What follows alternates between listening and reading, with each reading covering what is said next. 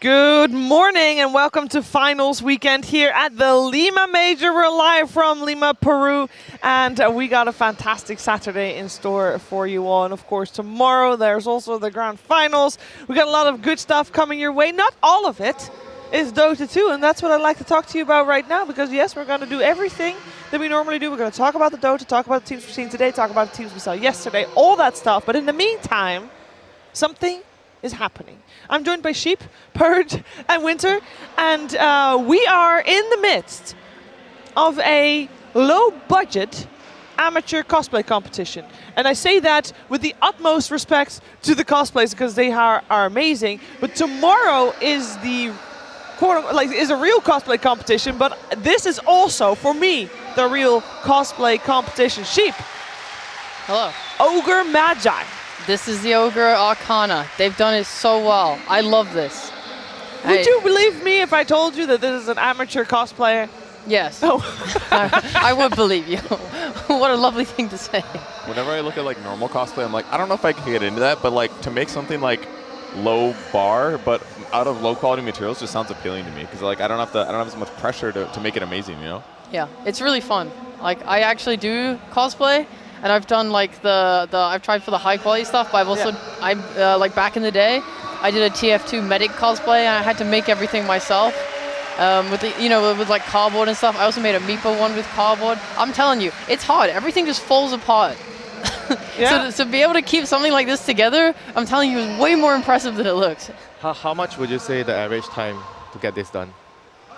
God, it's going to have to be like, I mean, maybe a month of work. I mean, this is pretty big, and it has shape, you know? Like, kind of the problem with low-budget stuff is keeping it all together, like keeping the shape, because it gets like a little bit of tear, or like it leans like slightly to the left, and everything just like falls apart. So I'm imagining, I mean, this one definitely took less time. This one seems more doable. Yeah. It's like paper mache or something, or like not the paper mache, but like the cape is like paper-y.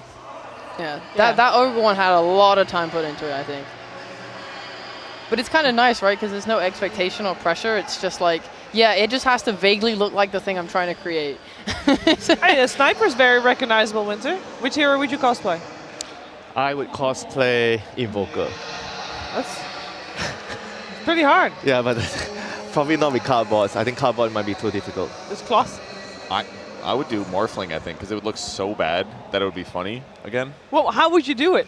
You'd have to make like interlocking sets of cardboard, kind of similar to medieval armor, Yeah. and ideally it wouldn't be completely fall apart upon any movement. But if it did, that would also really add to the charm. So I don't know, it just seems like a win-win. I know what we could do. Dude! What is this? What? That's a Black King bar. It's a beacon! Oh, shit! Holy shit! Incredible. That's so good. Okay, Oh. this is insane, actually. The material usage, just really high levels of craftsmanship. I believe those are garbage bags. Yes. There's a lot of tape really holding this together. I wonder he's breathing, because that seems just like a plastic container in front of his face. I think so. I think he ate a lot of peanut butter to make this costume. Those are lids from plastic containers, I believe. Yeah. There's 2 buckets for the eyes or something. Yeah. I don't think I've seen an item cosplay before. That's really good. And that's actually the second favorite part of cosplay competitions, where they have to lead these monstrosities off stage because they can't walk without assistance. This is a great bounty hunter. This is actually like respectable. Whoa. I wish it was shittier, personally. This one. Yeah. Wait, does he not wear It's a like shoe? decent. Bounty I- Hunter, no, he has like the feet, and Very You're- sus foot shot he there is from soft, the camera. like swift like cat feet, you know? You gotta be very soft-footed. Those weapons are very pleasantly wobbly. Struggled to get the right-handed weapon to stay firm, but that's what happens when it's made out of fucking cardboard. Not easy. Not easy. I will say there's also a prize on the line for this one. It's $1,000, so it is quite nice. And so far, there's no line of people behind. We don't know exactly how many cosplayers we get to see here. I hope it never ends. I Yeah, hope kind it of never same. These are my favorite. I love all the posts online of people doing shitty cosplays. It's so much better. Like, oh wow, you made a perfect replica of a hero. Who cares? I want to see someone make a BKB out of fucking trash bags. She got the Shuriken. Oh, this is good. I believe the that backpack. backpack is hand sewn by the creator. Quite sure. It is quite good. It's for me. It's nice when it's recognizable. Like it's good. I'm very happy. I am mostly impressed with the BKB so far. If I'm gonna choose a winner, it's gonna be the BKB. Yeah, Just really creative. You know, sometimes you go to a cosplay competition and there's 15 CMs. Yeah. And you're like, by the 10th CM, you're like, I'm over CM. Yeah. But I've never seen a BKB before. That's just really unique. Ooh. I think we all know what this hero is. Lovely Queen of Pain. This seems try-hard. Like, this seems like it could compete in the one tomorrow. It does. I do think that though the red armor bits do seem like they took effort. Proper effort. I know the wings are like proper feathered. I mean, she like went, I saw her actually yesterday. Yeah. She was standing over like 18 dead crows and she was plucking the feathers. That's a good way to save money. Yeah. That's true. That is true. Collect from the environment. Very small. I mean, I think she killed them herself. I mean, that's what Jenkins said anyway. Yeah. Probably. But Yeah. it didn't cost her any money. It didn't cost her money, true. And that's how these wings are so realistic. That was probably the biggest expense of the costume was the knife that she used to stab the birds. True. How did she get the bird to the ground? threw it. With her air rifle that she also really, a lot of cost went into this one. Oh, she just morphed into a tree. She did morph into a tree. This, I mean, this, you know what? It is cardboard, but it looks like wood. Or is it wood? Yeah, Are that's they another thing. actually This guy was just climbing trees. Dude, speaking of using the environment, literally just... Oh, that's cardboard. Oh, it is On cardboard? the inside. On the inside, yeah. I mean, that, maybe taped actual wood to the outside of the cardboard? I mean, it looks very realistically woody I on think the it's- outside. I think it's actually wood. That's incredible. Using natural resources, Goddamn. not only to hurt your environment, but make your cosplay look better. That's just really forward thinking. I do also think that this one would be good in tomorrow's Would be cosplay. good. She said would. She's so funny. Dude, speaking of trash bags, Is that like an SF? dude, it's a set? very clearly an SF. He just put that microphone inside that guy. This is Shadow good. Fiend? Yeah. He's Does got he the have long floppy. hands like Oh yeah, that? yeah. He's got long arms. Very good reach. Yeah. SF would be a good boxer, definitely.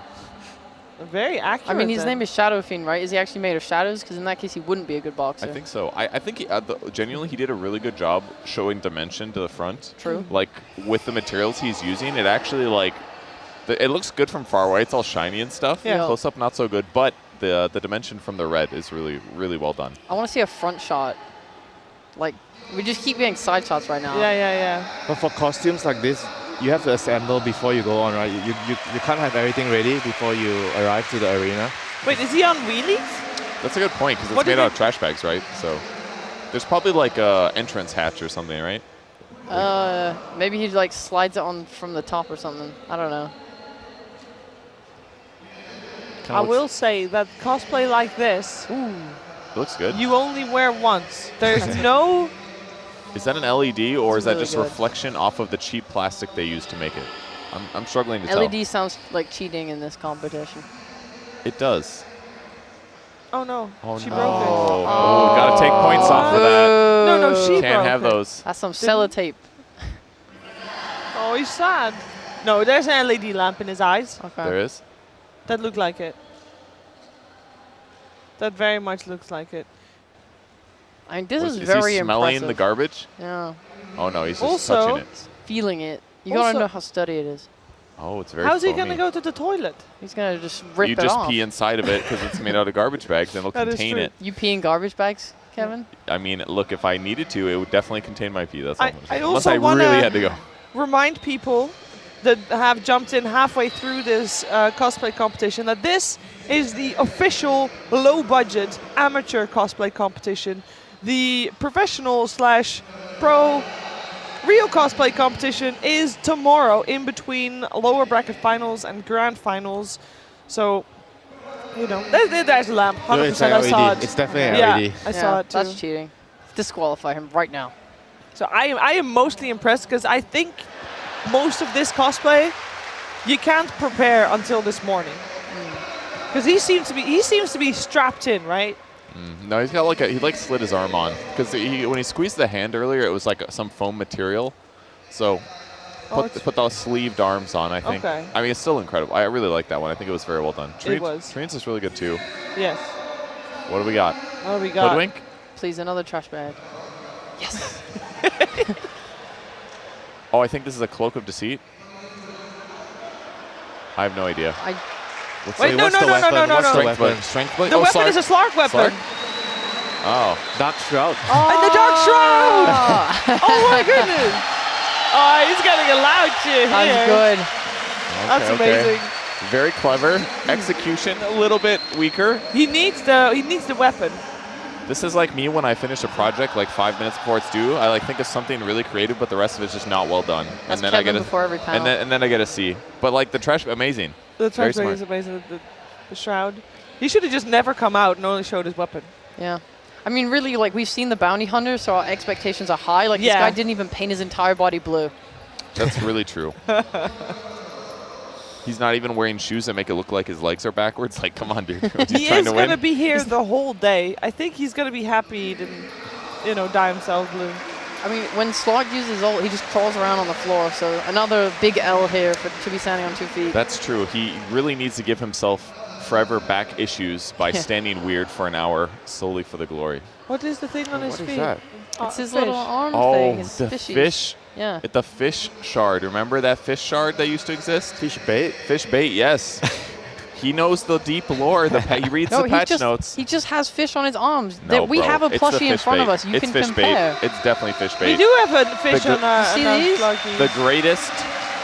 The greatest shard to ever exist, fish bait. That was really good. He's really getting into character He's now. We really- can see it. Put your Dark Shroud I love on. that animation that Slark does. Just the little shake. Oh dear. I see the next one. That is some high effort one though. I mean, if I can recognize it from this far away, I feel like that's Crystal a Maiden. javelin. Yep. What? That was a She crystal? looks great. Oh my god, it's Crystal Maiden with a paintbrush. Is that Grimstroke? That is definitely Grimstroke. What the hell? That is so All right. good. This person got their calendar wrong. They're supposed to be here tomorrow. Yeah. No. Oh, never Never mind. mind. Never we mind. did the zoom in. Oh, that is amazing. It looks so good from 20 feet away. You see the blue body paint. Yeah, it does Yeah. make a difference. All right, but if they I saved money, where did they get that blue paint? Is it toxic? Just rubbing nature's natural blueness onto you. How did they? From a distance, it's amazing. How did they paint a paintbrush? How do they what? How can you paint a paintbrush Paint. when the thing itself is a paintbrush? You just get another paintbrush. Oh. Big, okay. big brain. You have to get 2 big paintbrushes to paint one of the paintbrushes. Yeah. I mean, they really did well with the horns here on top. They They did. made it look seamless. Yes. It could have been like 2 toilet rolls just jammed on there. I true. also really like the But 2 it's not. things on his shoulder. The On their pauldrons shoulder. or something. The Hershey's Kisses. Also, I've been informed that a shock and horror, the paintbrush is actually a mob. A mop? God. I'm into that. Put some hairspray in there. Yeah, Get I- it nice and Just pokey. glue. You can do it with glue, right? Yeah. And then you paint it. You dip it into the paint. Another really nice feature of this cosplay is the shirt. Because the paint on the body, on the face, is done so well. They didn't actually have to paint their entire body. And there's a good T-shirt there. Really Yeah. keeps it seamless. They got the moves down. I mean, this is impressive. I will say. I think He it needs to looks spin the very brush. realistic He from needs to a spin the distance. brush. He does. I think it's a woman. That's why I It could decided be. using they for everyone. I realized I Lot was just safer. saying he about the shadow Because theme. no, well, that is just a good cosplay then, because Grimstroke is male, right? That's true. True. So Yes. we address them by their persona. Is that a Pokemon back there? Sure. Who's that Pokemon? It's Grimstroke again. It's Grimstroke Imagine again. having to follow up on Grimstroke right after there's a Grimstroke. That's the worst. Wait, Really. how is it? Oh wait, that was Oh, everybody. they Oh, might I be was done. really liking this. What's the best one? I don't know. Grimstroke, Tree, SF, they're all very good. Yes, I- but I think maybe one of these could be considered the winner then. I feel like They're gonna. I like that the tree puts effort into walking light. Yeah. Right, Tree is role playing out Yes. the animations really help. They genuinely do. here. They do. Yeah. The BKB is still the best.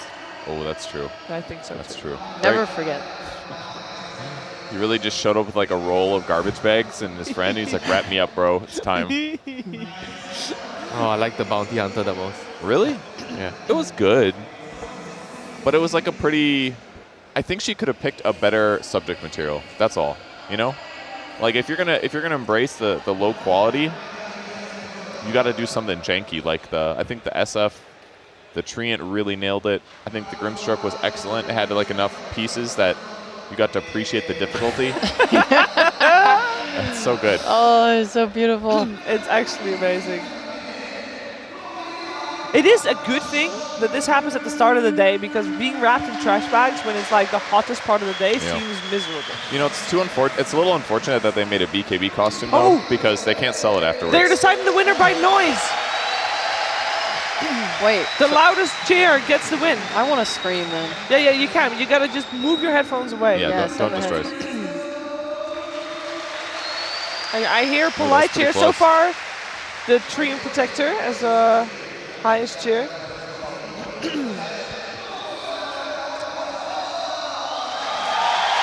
What? All right, they really like this? Slark. Okay. Maybe the interviews gave insight, or maybe I they think were won so over too. by their They- dazzling personality. Yeah, they did laugh a lot. Yeah. But so far, Slark wins, yeah. Maybe I forgot about the the ogre. lowest budget wins. The ogre was pretty sick. The ogre ogre's was the best very sick. constructed, maybe. Oh, she really still feel the bounty's gonna win there, Winter. All right. Terrible choice. GG. Come on, guys. Come on.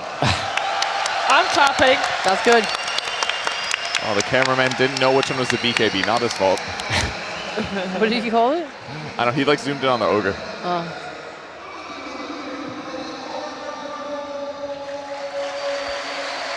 It's good, but not as good as the BKB. Yeah, but BKB or Slark, which one was it? I mean, Look, could have been Slark. I'm gonna say something Oh, yeah, outrageous. sniper still. The Slark does not deserve to win, in my opinion. Yeah. It's good, creative, interesting. I think there's better things on the field, but maybe it'll win. Well, they put effort into making the right moves. And they had Okay. to find that extra large garbage bag. I would have voted for the sniper if they had actually concealed a gun inside of that sniper and just got you, Pudge. Jeez. Oh my god. Took you out. Oh That my got grim God. real fast. I don't want Alright. anyone to conceal weapons themselves. Except for Team Liquid. Jab's gonna own everybody today. Oh, bro, I'm so ready for jabs. It was a little bit nervous. A little bit nervous. Okay, they're debating.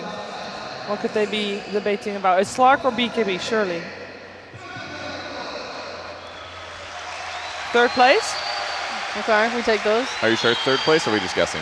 Wait, that was definitely cardboard. There was a logo on the inside of that arm. Yeah, it's cardboard. I do. Second place? Okay, this is good. Or maybe they're doing the top three again. Top three. Okay. This is the top top three. three, but not necessarily in order. They just asked the crowd to cheer again. Dude, SF got robbed, honestly. Yeah. That's exactly what I'm just looking at this kid. It's like, okay, so they put the cloak on his.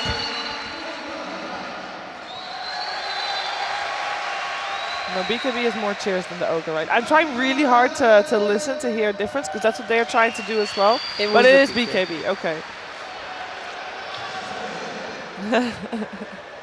I think it's incredibly original. I've never seen a BKB cosplay before. Definitely the right setting for it. Yes. Can't wait for Eye of Scardi next. Just an orb floating.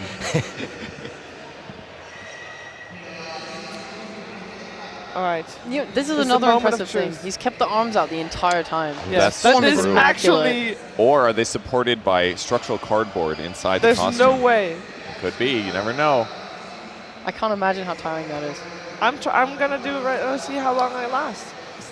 This dude is T-posing for his life. Yeah, his hands is definitely pushing the thing up.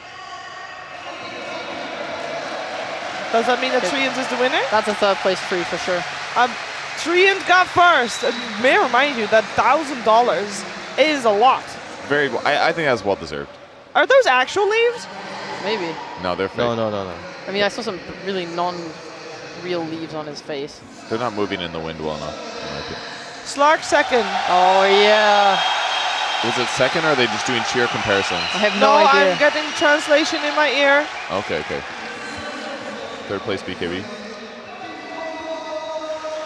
Woo! I'm into it. Woo! This is very tiring, by Bet. the way. I'm having my arms out the whole time.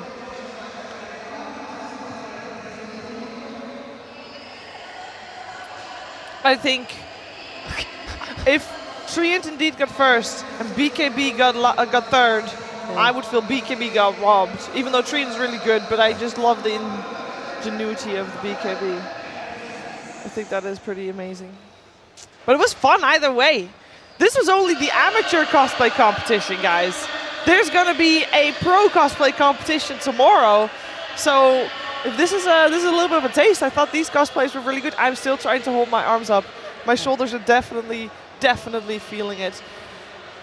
But that was a nice warm-up, let me tell you that. A nice warm-up to this Saturday. Yes, try it. Try it. I dare you. Try it. You know what? Try it for this upcoming video. I heard it's about 7 minutes long. So you got to hold your arms up for 7 minutes. If you don't feel the burn in your shoulders, you're doing it wrong. But of course, a lot's going to happen today, but a lot happened yesterday as well. And that is what we're going to relive together.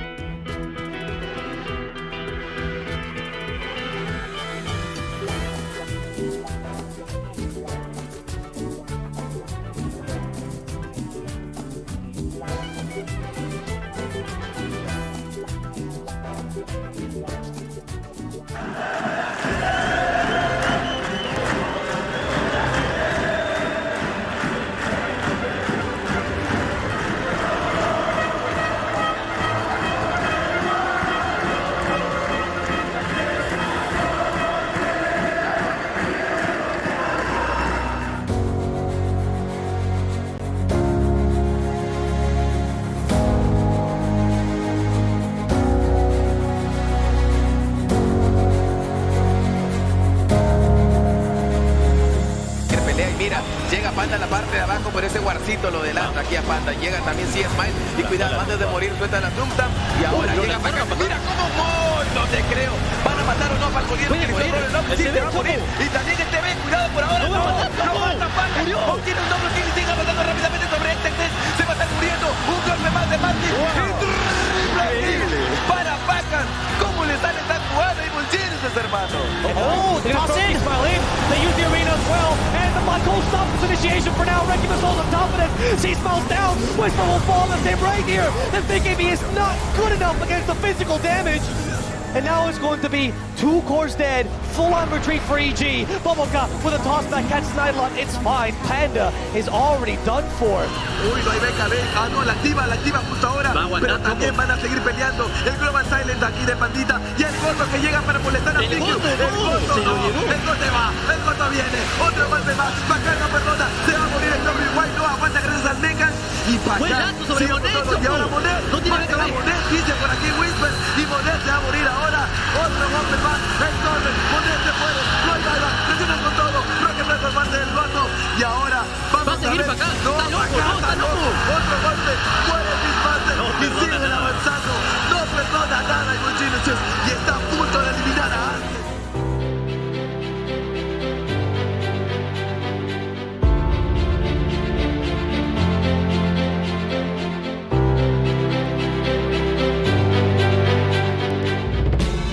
Minute till Roach just came over respawning, but they find him right away. Miss on the arrow, pops the BKB, tries to get away. Makoto goes in, does some good damage onto one, collapsed, but there it is, the Chrono down. Do they have enough damage? The Terabyte, he's starting to drop. The illusion out, it's gonna kill him off.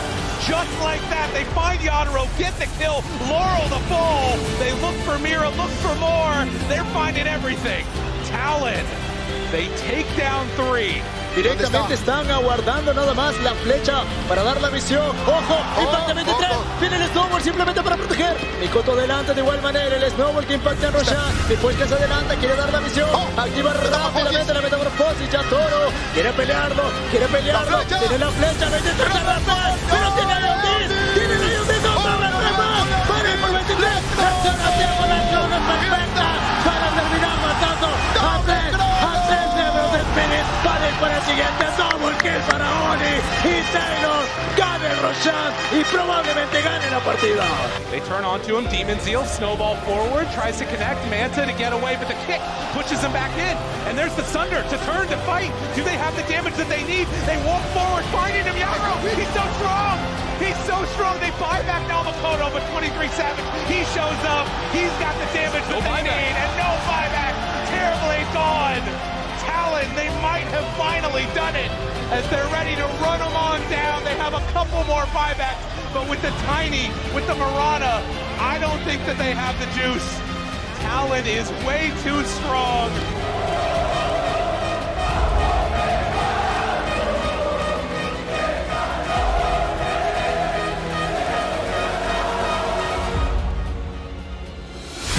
Sí, veamos otra iniciativa de Rebellion. Glitch que de Big lo pone a Panda. Mercedes de Bailar. Este responde con un hookshot, permitiendo el resto llegar. Silken bola, Tony Well. Panda aguanta, duras penas, pero sigue siendo una víctima mano del equipo de Rebellion. Disruptor combo, quiere Big está listo por atrás. Está también el voto, colocando los más energía en la presión. Es tras de Triple Protector a Watson. Se retira el resto de Rebellion. Es un 3 por 1 el intercambio. Panda. I don't think they're going to fight this bait. Arteezy can man up here with BKB. He's going to have to.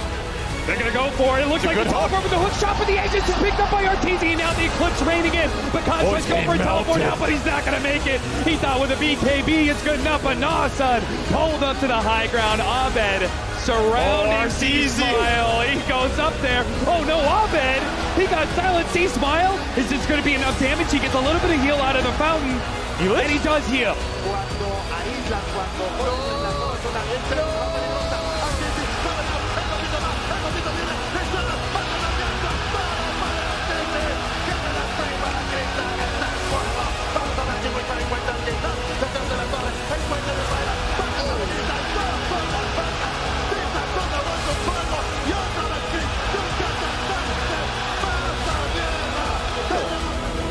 Oh, that jump in, that does a ton of damage. He's going for Arteezy. They're chipping away at him. They got the Gladiators as well. He pulls back down to low ground. He's getting a little bit more life steal, keeping his distance. They're committing everything. With the remnant connects to the smoke. He gets down. Abed, he finishes off the Void Spirit. Yes, Fight's gonna die back as well. Fakaz is running through. Where is the Rampage? Or is he gonna be denied? Stand up underneath the Nimbus. He wants it. Crit's gonna be slowed down. The Glimmer cape keeps him alive. Crit wants to be able to go back in. Yeah, another combo. Up in a second. Can he find him? Where's the lightning bolt? Where's the vision? He went the wrong direction. No Rampage for you. It caught him anyway. No Rampage is denied. Los Moonblade revoltan. 12 de barracas a favor del equipo de Rebellion. Holdea by Máximo Tienes.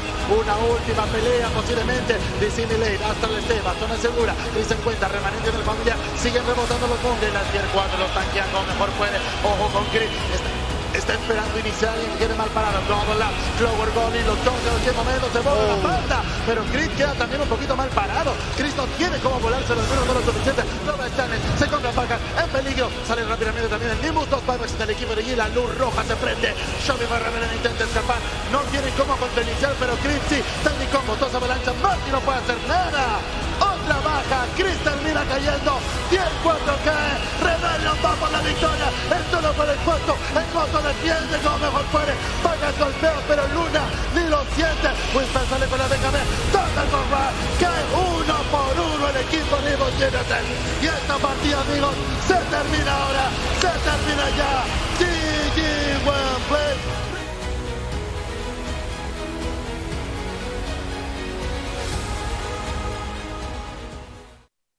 So many amazing moments in yesterday's games. We had all 3 series go the distance, and the Dota played was incredibly back and forth. Purge, we were treated to an absolute joy of Dota 2. Yeah, the whole day was genuinely amazing. Every series was good. There was so many times yesterday where I was like, okay, X team is out for sure. And they just always found a team fight back. Maybe not for sure, but like 95%, they're really far behind. So great games, tons of comebacks. And I hope we get just as good a game today. I hope so too. Let's take a look at where yesterday's games put us in the brackets, because there might be fights and games that were back and forth itself, all the series back and forth as well. All 3 series going the distance is pretty unusual. If you might remember the day before that, everything was a 2-0. But it did mean that we also had to say goodbye to a lot of teams. We said goodbye to Aster. We said goodbye to Team Spirit. And of course, at the end of the day, we said goodbye to crowd favorites, Evil Geniuses, who I believe Winter has taken, the fans have taken refuge probably in Talon. Oh yeah, they were supporting Talon yesterday. They are kind of like a similar half local team, I would say. SA and SEA, they have a lot of similarities in culture. But yeah, they're gonna need a lot of power from the crowd today. They're gonna need a lot of power indeed. That will be our opening match. We're gonna have Entity Talon followed by the upper bracket finals. It is Team Liquid and Gaming Gladiators. Team Liquid will, as said yesterday as well, be playing with a stand-in, as unfortunately Boxy had to go home due to a medical emergency. We wish him all the strength he needs. We're going to end the day with Shopify Rebellion taking on the winner of Entity versus Talon. Sheep, looking forward to that first series. I'm looking forward to all the series. All the series. And very quickly before we move on, I think the most interesting thing about yesterday's losses was that each series knocked out one region's final team.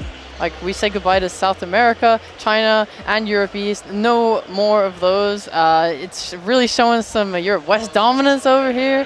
And yeah, now I'm looking forward to seeing this one because like Talon's definitely overperformed my expectations. I think they've been an absolute joy to watch. I've enjoyed seeing them try to innovate as well. Like, whilst I'm not a massive fan of their off-lane Naga, I think it's cool that they're trying it. And like they said in their interview yesterday with 23, they just know that if they take it late, they've got that confidence because every C game goes so long.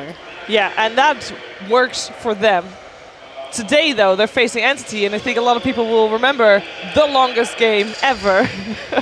With over 2-hour game on the main stage of the International, was a best of 1. Entity came out on top, and I believe that is the ultimate trial by fire they might need to be able to deal with the Southeast Asian onslaught in that late game as well. Our first match, as said, Entity taking on Talon. It will be a best of 3. Elimination is on the line. And to get the series on the way, we need some teams up on that main stage. Let's get started with it, and let's bring on Entity.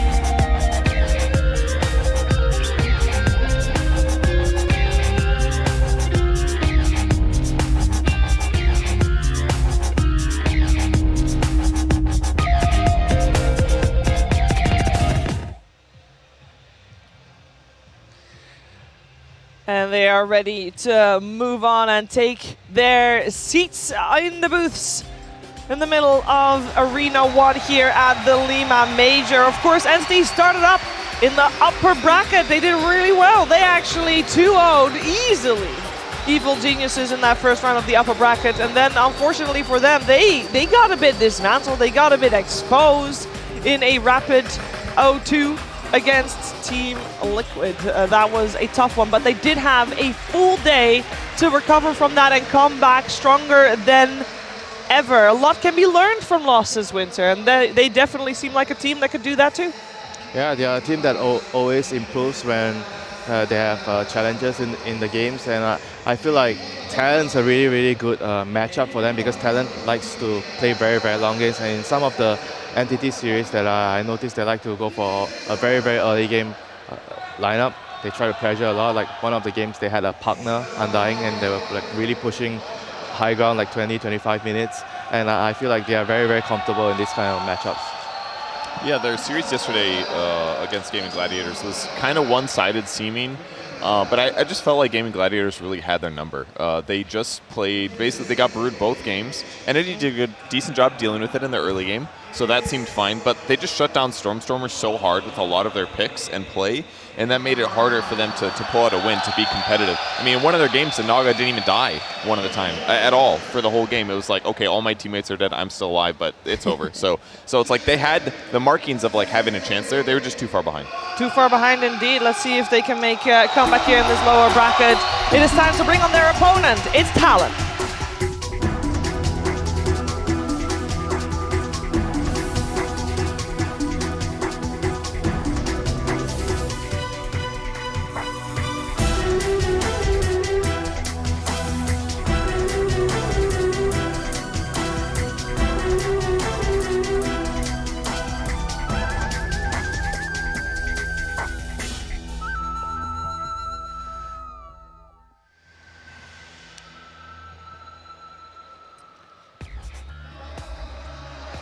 And here they come, the newly adopted crowd favorite here, Talon. Yesterday they won the hearts of everyone with their series against Team Spirit, and here they are. They want to continue their run in the lower bracket here, and unlike Entity, they did fall to the lower bracket because of Team Liquid.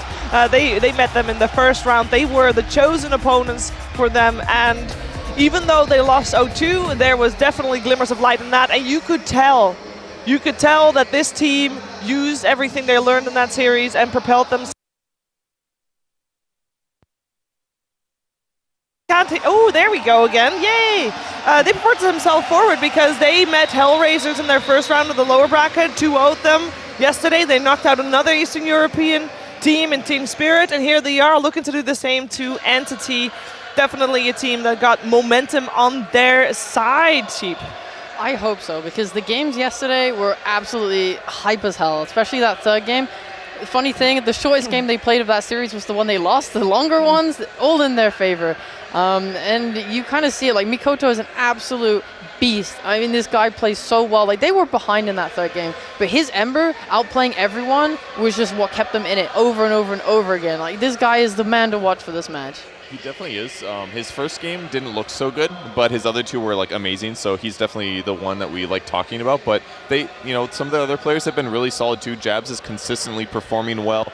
He's got a weird hero pool, which can be really helpful in the draft. So as long as everybody individually brings their solid stuff and Mikoto overperforms like usual, they can definitely win this series. I mean, Jabs and Toby, they both have very high priority in their teams. Oftentimes they have the overall last pick, save for their off lanes, and a lot of the drafts have been built around it.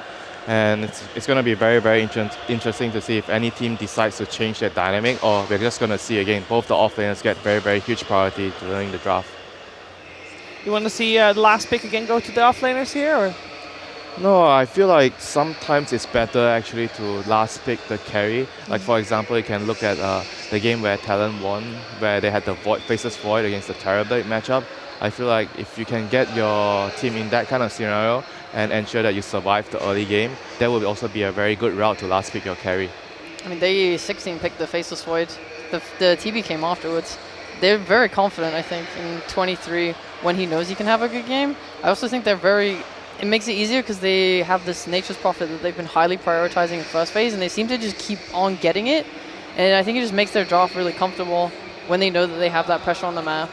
I mean, they always put it on Jabs though. Like I feel like it can be a disadvantage sometimes, where I feel like when you first pick this Nature's Prophet and you're not willing to flex the hero. I mean, I'm sure 23 plays the hero, but so far Jabs have been always on the hero. Like I think only one time we saw it on 23 Savage, but yeah, I mean, might not be a good thing to prioritize the hero so much. It might not be. We'll have to wait and see. Of course, we will get this draft underway fairly soon. We know that Talon loves to go late game, or rather, they happen to go late game and they're good at it as well. Does that mean that we're going to see that addressed a little bit in the draft, you think, Purge? Because obviously it's something that everybody knows about Talon, and we did see it yesterday on stage. It looked like they were rocky during that game, and then when late game hit, they turned into some different beasts altogether. Yeah, I think that should give any of their opponents for the rest of the tournament some worry, especially because some of their drafts are so late game focused. The Naga offlane's a great example of that, saying like, okay, well, we're going to go fine and late and buy carry items and traditional, and we're just going to have like 2 carries and teamfight resets and all these things.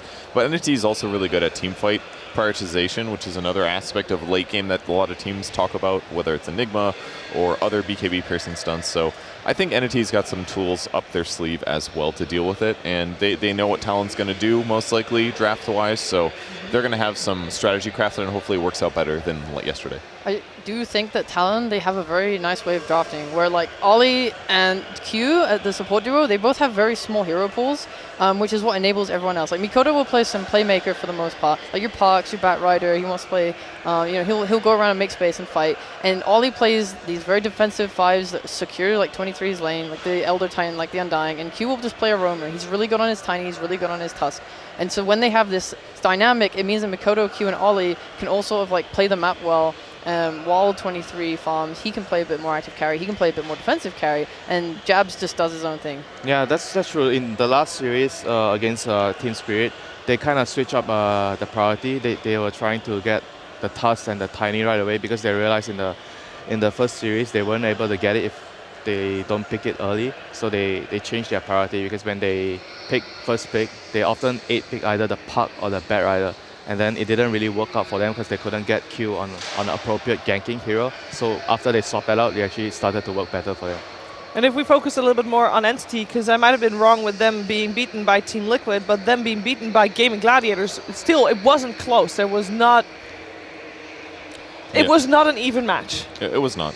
The first game, they just dealt with the Bat Rider really well. They used Quap immediately after the pick. They picked a Shadow Demon, which is excellent. You just Demonic Purge him. Bat Rider's all about moving to follow people, escape, re-engage kind of stuff. And then the second game, they played a Terrorblade lineup on the Gladiator side, again with the Brood, and they just like outplayed basically with the Pango. Quinn played really well that game. They kind of just smashed Entity everywhere and made the game look quick. It was 26 minutes. They seem to not care so much about Brood. Like the four games, their last 4 games, they didn't really like ban the hero.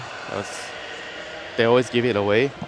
I'm not sure if Talon wants to pick it, or it might be good for them to pick it, because if they pick Brood, it means that Jab's hero is going to be picked early, and that might change how they want to draft and set up the strategy. Yeah, but Brood is Brood, 23 is very good on Lina. He was one of the first carries to be playing it from the safe lane. So if he gets it, I feel absolutely confident in his ability to execute. Well, 23 might be one of the first to play from the safe lane, but who was the first? Watson. And who was an Entity? Ooh, I mean, you're right. I mean, I think Lina needs to be banned then. That's what I'm hearing here. Yeah, I remember, I mean, the game that they had against Evil Geniuses in the upper bracket for Entity. Okay, Evil Geniuses didn't look like themselves, so, they definitely didn't put up as good of a fight as we wanted to, but they did give Watson his Lina, and I think we did get a little bit of a clinic on how to play that. We might see a trade, a Brood for Lina trade. I feel like that might actually happen because they are a team that highly values Lina, but they don't really value Brood as much. So we might see a trade there. It depends who gets the first pick and whether Talon wants to take the Brood trade over the Lina. I want to know if Talon would take the Natures or the Lina more. Because every game I'm looking at with draft-wise, if Natures is available, they take it, but Lina's usually banned. And if Natures is banned, they take the Lina. So I haven't seen what they like more. Are there any heroes that are must-ban, like other than the typical meta heroes? Are there any like must-bans? Like, for example, yesterday we saw that you might want to ban out the Bat Rider against Whisper. You might want to ban out Puck in the first phase against Mikoto. Some teams did that yesterday as well, recognizing how dangerous it was. Other ones, probably just the traditional. I mean, it's cool to see this phase of the tournament, in my opinion, where teams start saying, okay, here's the 5 best heroes.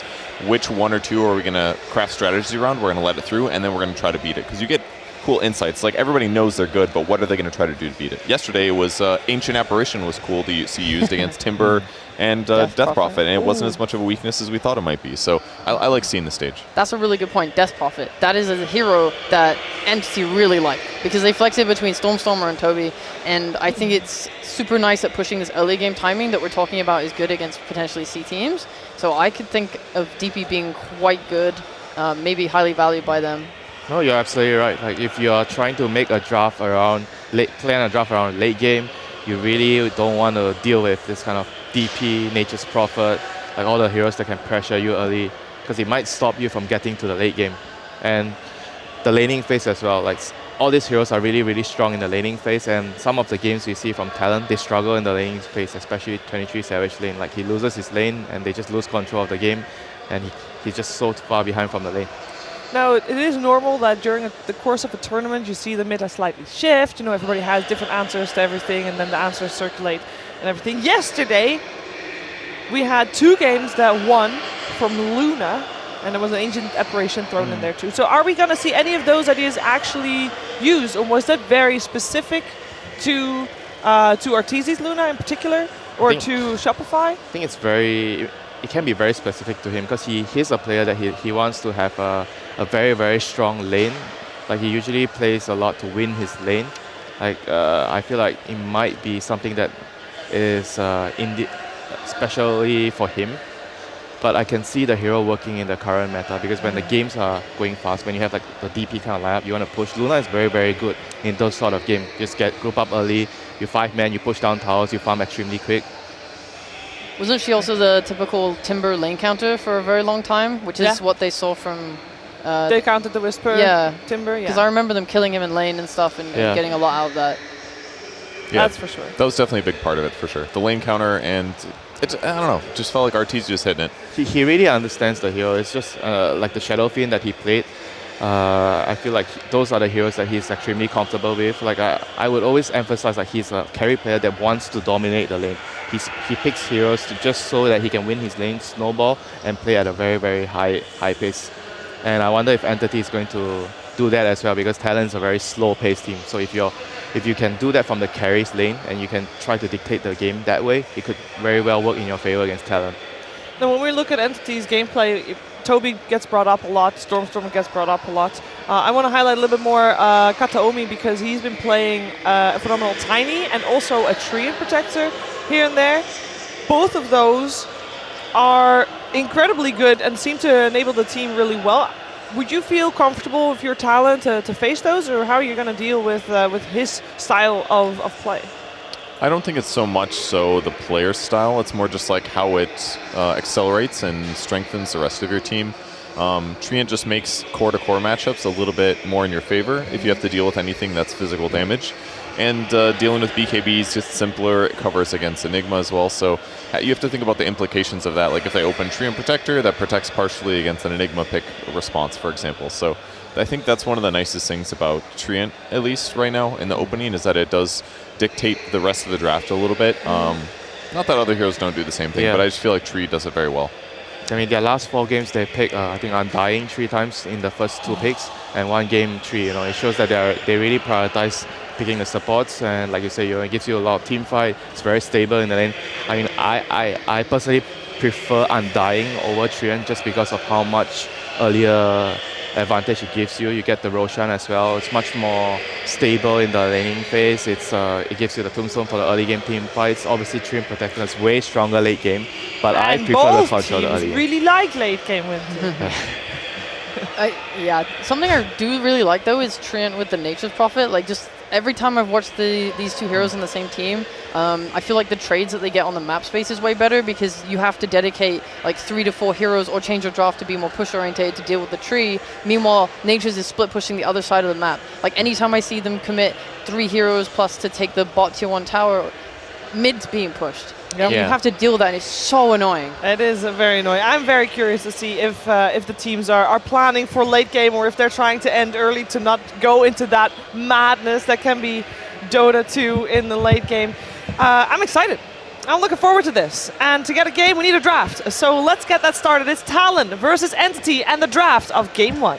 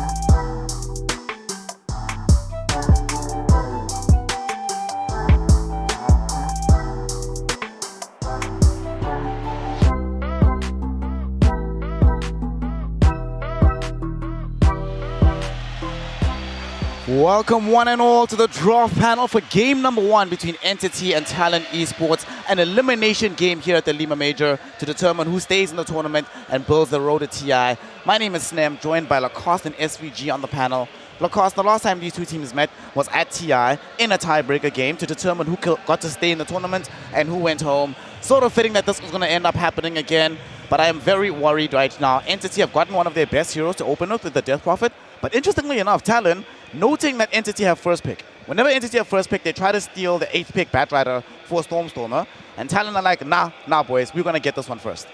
Yeah, I mean, you know how Entity is going to play. They are, I'd say, the most predictable team at this tournament so far, where you know the heroes that they're playing. They have the smallest hero pool of every team out here, and you know what's coming. I feel like Gaming Gladiators did a really good job managing to figure out like how to play against this team is shut down Stormstormer. If he's not having a game, he's not the one moving around the map. So you need a good matchup against Stormstormer on the mid lane, and I think that's a great success for Talon. Absolutely. Batrider can do it. Yeah. You can play as bad versus DP. The lane matchup is so-so, but I think the in-game and the skirmishing can be really good, especially if you can roam on the Death Prophet, if you have the damage and the burst. That's a Talon will play this hero in multiple lanes as well, so you're not even committed to this matchup, right? That's the nice part of this opener for Talon. I think they got a decent trade here. I think going from second pick, you have to be aware of these first picks. Like, you have to ban the Lina, the Brood, the Nature's Prophet, the Tree and Undying, right? You have to worry about this opener, and that's what's causing people a lot of problems. So anytime I feel like a team gets out of that first stage from second pick in a good spot, I think you're favored the rest of the draft, because the rest of the draft gets easier for you. Yeah. And so in this type of situation, again, Fishman does not get his Undying. He does not get the Tree, and they go for the Disruptor. I view those other two as stronger here, especially with the DP. Because I think this DP wants the buff. She wants the heroes that can ball up with her, force the Roshan, either give her the armor, the tombstone, the sustain, whatever it is. Disruptor's okay if the DP can play an aggressive game where she's running at you, forcing those skirmishes, and then dragging you back into Exo, something like this.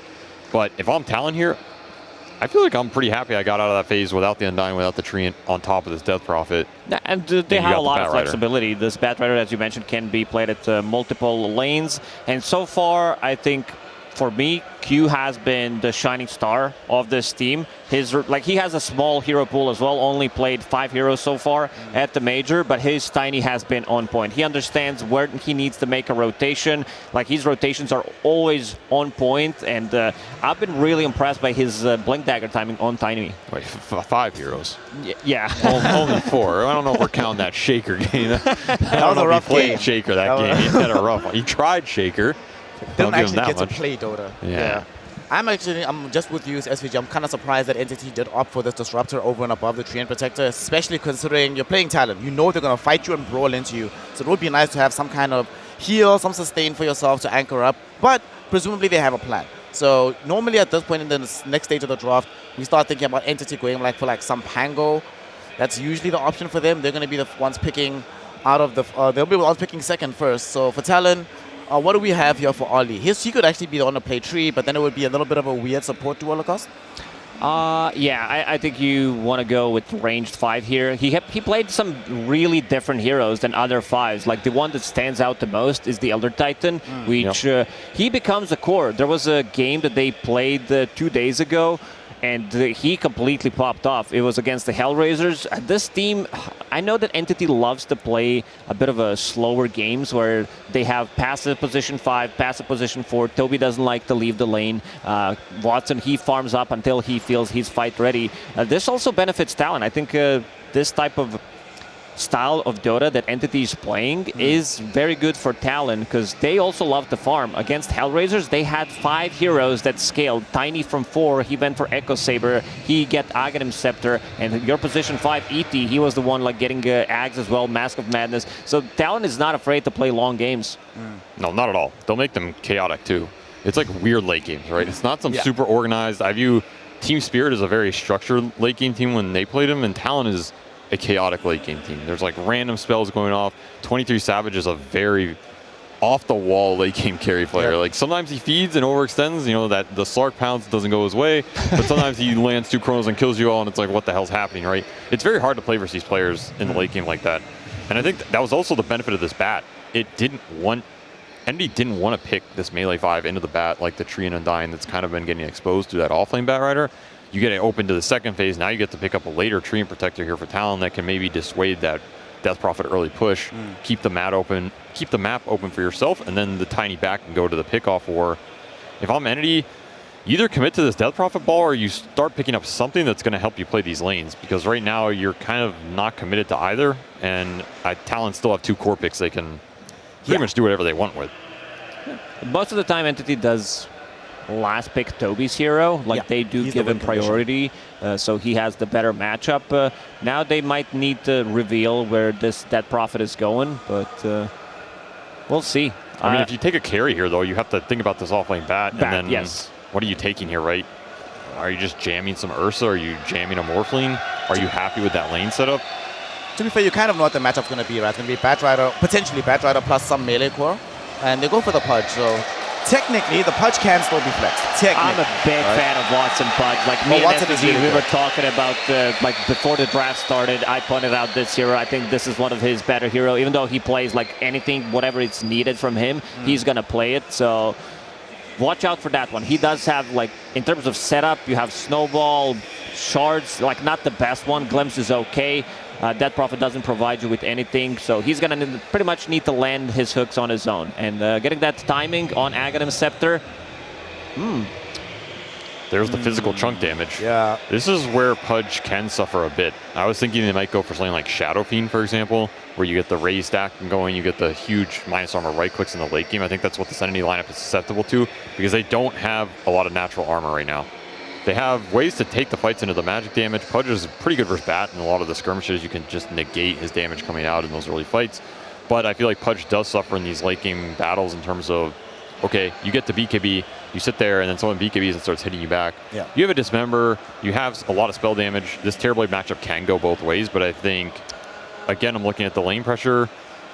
Is somebody going to take away this Terrorblade space early? If that doesn't happen, he can get very big in this game, and his job is to take Death Prophet out of the fight. Not necessarily the Pudge. Yeah, the Scotty timing. Scotty timing on TB is going to be crucial against both Pudge and Death Prophet, of course. And I don't think, like, I'm okay with Pudge into TB. He, like, once you get to his items, once you're, like, 5 slotted. But then again, you're playing into Batrider, into Treant Protector. There's multiple ways of them for stopping you through your BKB Dismember on this Terrorblade. And I'm a little worried about the damage on their side now on Entity. Terrorblade, once he hits his item timings, Tusk doesn't provide you with much. You don't care too much about Death Prophet because you have high armor, add living armor on top of that. So looking really good for Talon. Like, usually I'm not a big fan of Terrorblade as a hero at the moment because I feel like he's much slower than other carries. But it feels really good in this one. Yeah, the damage types are a little bit slow on the side of Entity, and it does concern me, SVG, because when I look at it, the way Talon tends to play, like you mentioned, they'll go into the late game, and they're very well set up right now to allow TB to get there in very good position. And they've got still a lot of ways to stop Entity from trying to burst its TB down. So what heroes remain right now for either Stormstormer or Toby? They're banning out some of Stormstormer's the counter matchup that he doesn't want to play against. So there's no Ember, there's no Pango. It seems to suggest to me that this Death Prophet will be going into the offlane. I don't think this DP is going to go mid, and I think they're looking at some other magic damage carry for this Terrorblade, which the 2 that come to mind that I know he plays are Zeus and Tinker. That's something you eliminate these gap close mids. Maybe you set up a good game for them. But I think this Bat is really annoying for all these heroes that they want. This Bat can always be a gap close hero. We can find those heroes in the fights. It becomes really obnoxious. I would not be surprised if they still just force the Zeus here, though. Get the Terrorblade out of the game. Sounds good. And then you have to address Zeus, and you probably still have to address the Pudge a little bit because, as Lacoste was saying, this Pudge Terrorblade matchup is not some end-all be-all, right? Yeah. The Pugna was another one. Pugna was another one, but then again, you're playing into Batrider, so you're not going to get, like, the value from saving from the Cripify. No. Oh, Stormstormer Invoker. We have not seen this hero a lot, but it is a hero that can destroy these action carries in the late game, and that's what you're playing it for, right? All right. This is a Stormstormer Invoker that likes to scale, likes to get the Midas online, going into the later game, Sunstrikes, Cataclysms, whatever it's going to be. I kind of like this pick. It also is a hybrid damage hero. Like Zeus, you're pretty much committed to pure magic, and I think those types of mids with Pudge are kind of sad, because at some point, it's really hard to do Roshan, it's really hard to do objectives. Exort Invoker here gives you the late game magic presence versus Terrorblade while also giving you a hero that can right click down objectives in that mid game with the Alacrity, with the Forge Spirits, this type of gameplay. Actually a very cool pick. You have to think about the lane matchups, but you know, you can't get everything, right? Yeah, you got. There's always trade-offs in Dota 2 right now. Yep. Lacoste, when you look at the Talon draft, what seems to be missing for you at this point in time? They have some ways to be able to gap close with the Batrider Tiny. They have some fight, of course. What do you still think they need at this point in time for the side of Talon? Do you want another body, perhaps? Not necessarily. Like all 3 heroes on side of Talon besides Terrorblade, they can soak up the damage for him, get stuff done. But Entity, like this last pick, Invoker, I'm really liking it. It's going to give them a bit more, like, even tower presence with the Forge Spirit, a bit more global presence. Ooh. Alrighty. This doesn't strike me as a... This is not a Talon Razor, we're gonna got you. This is not Razor into Troll, Razor into Lifestealer type of a pick. Pudge doesn't care about getting static link, neither does Invoker, neither does DP, so I don't like this Razor last pick. Hold on. There is one really good thing about this Razor, right? Eye of the Storm, if he just survives the fight long enough, right, he doesn't necessarily have to be dishing out the damage. It does make the life easier for the Terrorblade. I mean, is this going to be like some weird Bloodstone Razor, that type of build? Just frontline? Like just go and cast spells, get some minus armor going, be a frontline for Terrorblade, build auras, some Aura Razor. The thing is, it's jab, so... It is jab. He's a carry player. What items he's going to buy and what he's going to do. You know, take your pick, throw a blind dart, I don't know. But I feel like this Razor is designed to do more of the frontline in the team fighting than just the physical scale Razor that we were used to seeing in terms I think so of, as well. I'm going to go right-click Pudge down. I don't think that's what their lineup necessarily needed, so... I like their lineup until they picked Razor. I'm going to go with Entity this time around. Stormstormer on Invoker. He's been carrying so many games throughout the DPC. I think the only hero he needs to be afraid of on Invoker is pretty much Batrider. That's the only hero that can catch him, and I've seen him so many times. Like, this guy has a 6. He has some spider senses tingling. Every single time that he's about to be ganked, he senses it. Well, we're going to be seeing whether or not he'll have the Spidey senses tingling for this particular game, or if it's going to be the side of Talon that utilizes Batrider to victory. And to find out, we bring a major debut for the amazing Arvo and the scintillating Seek and Strike. Take it away for game number 1, gentlemen. Indeed, Snare. I went to the production truck. I got him back. It's Seek and Strike Donut. I've been freed. They let me out for a little bit, and then they immediately put me to work.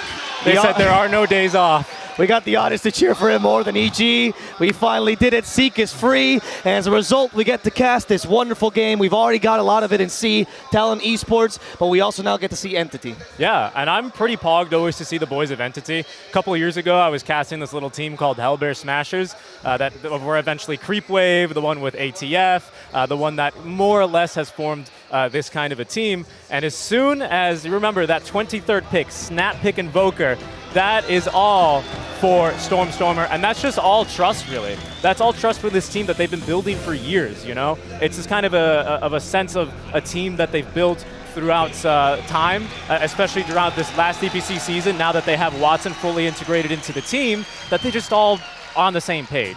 And let me tell you some stories about this Exord Invoker for Stormstormer. I mean, you go to his stream, twitch.tv/Stormstormer, check it out, very PMA stream, highly recommend. Yeah, I agree. He sounds like a StarCraft player.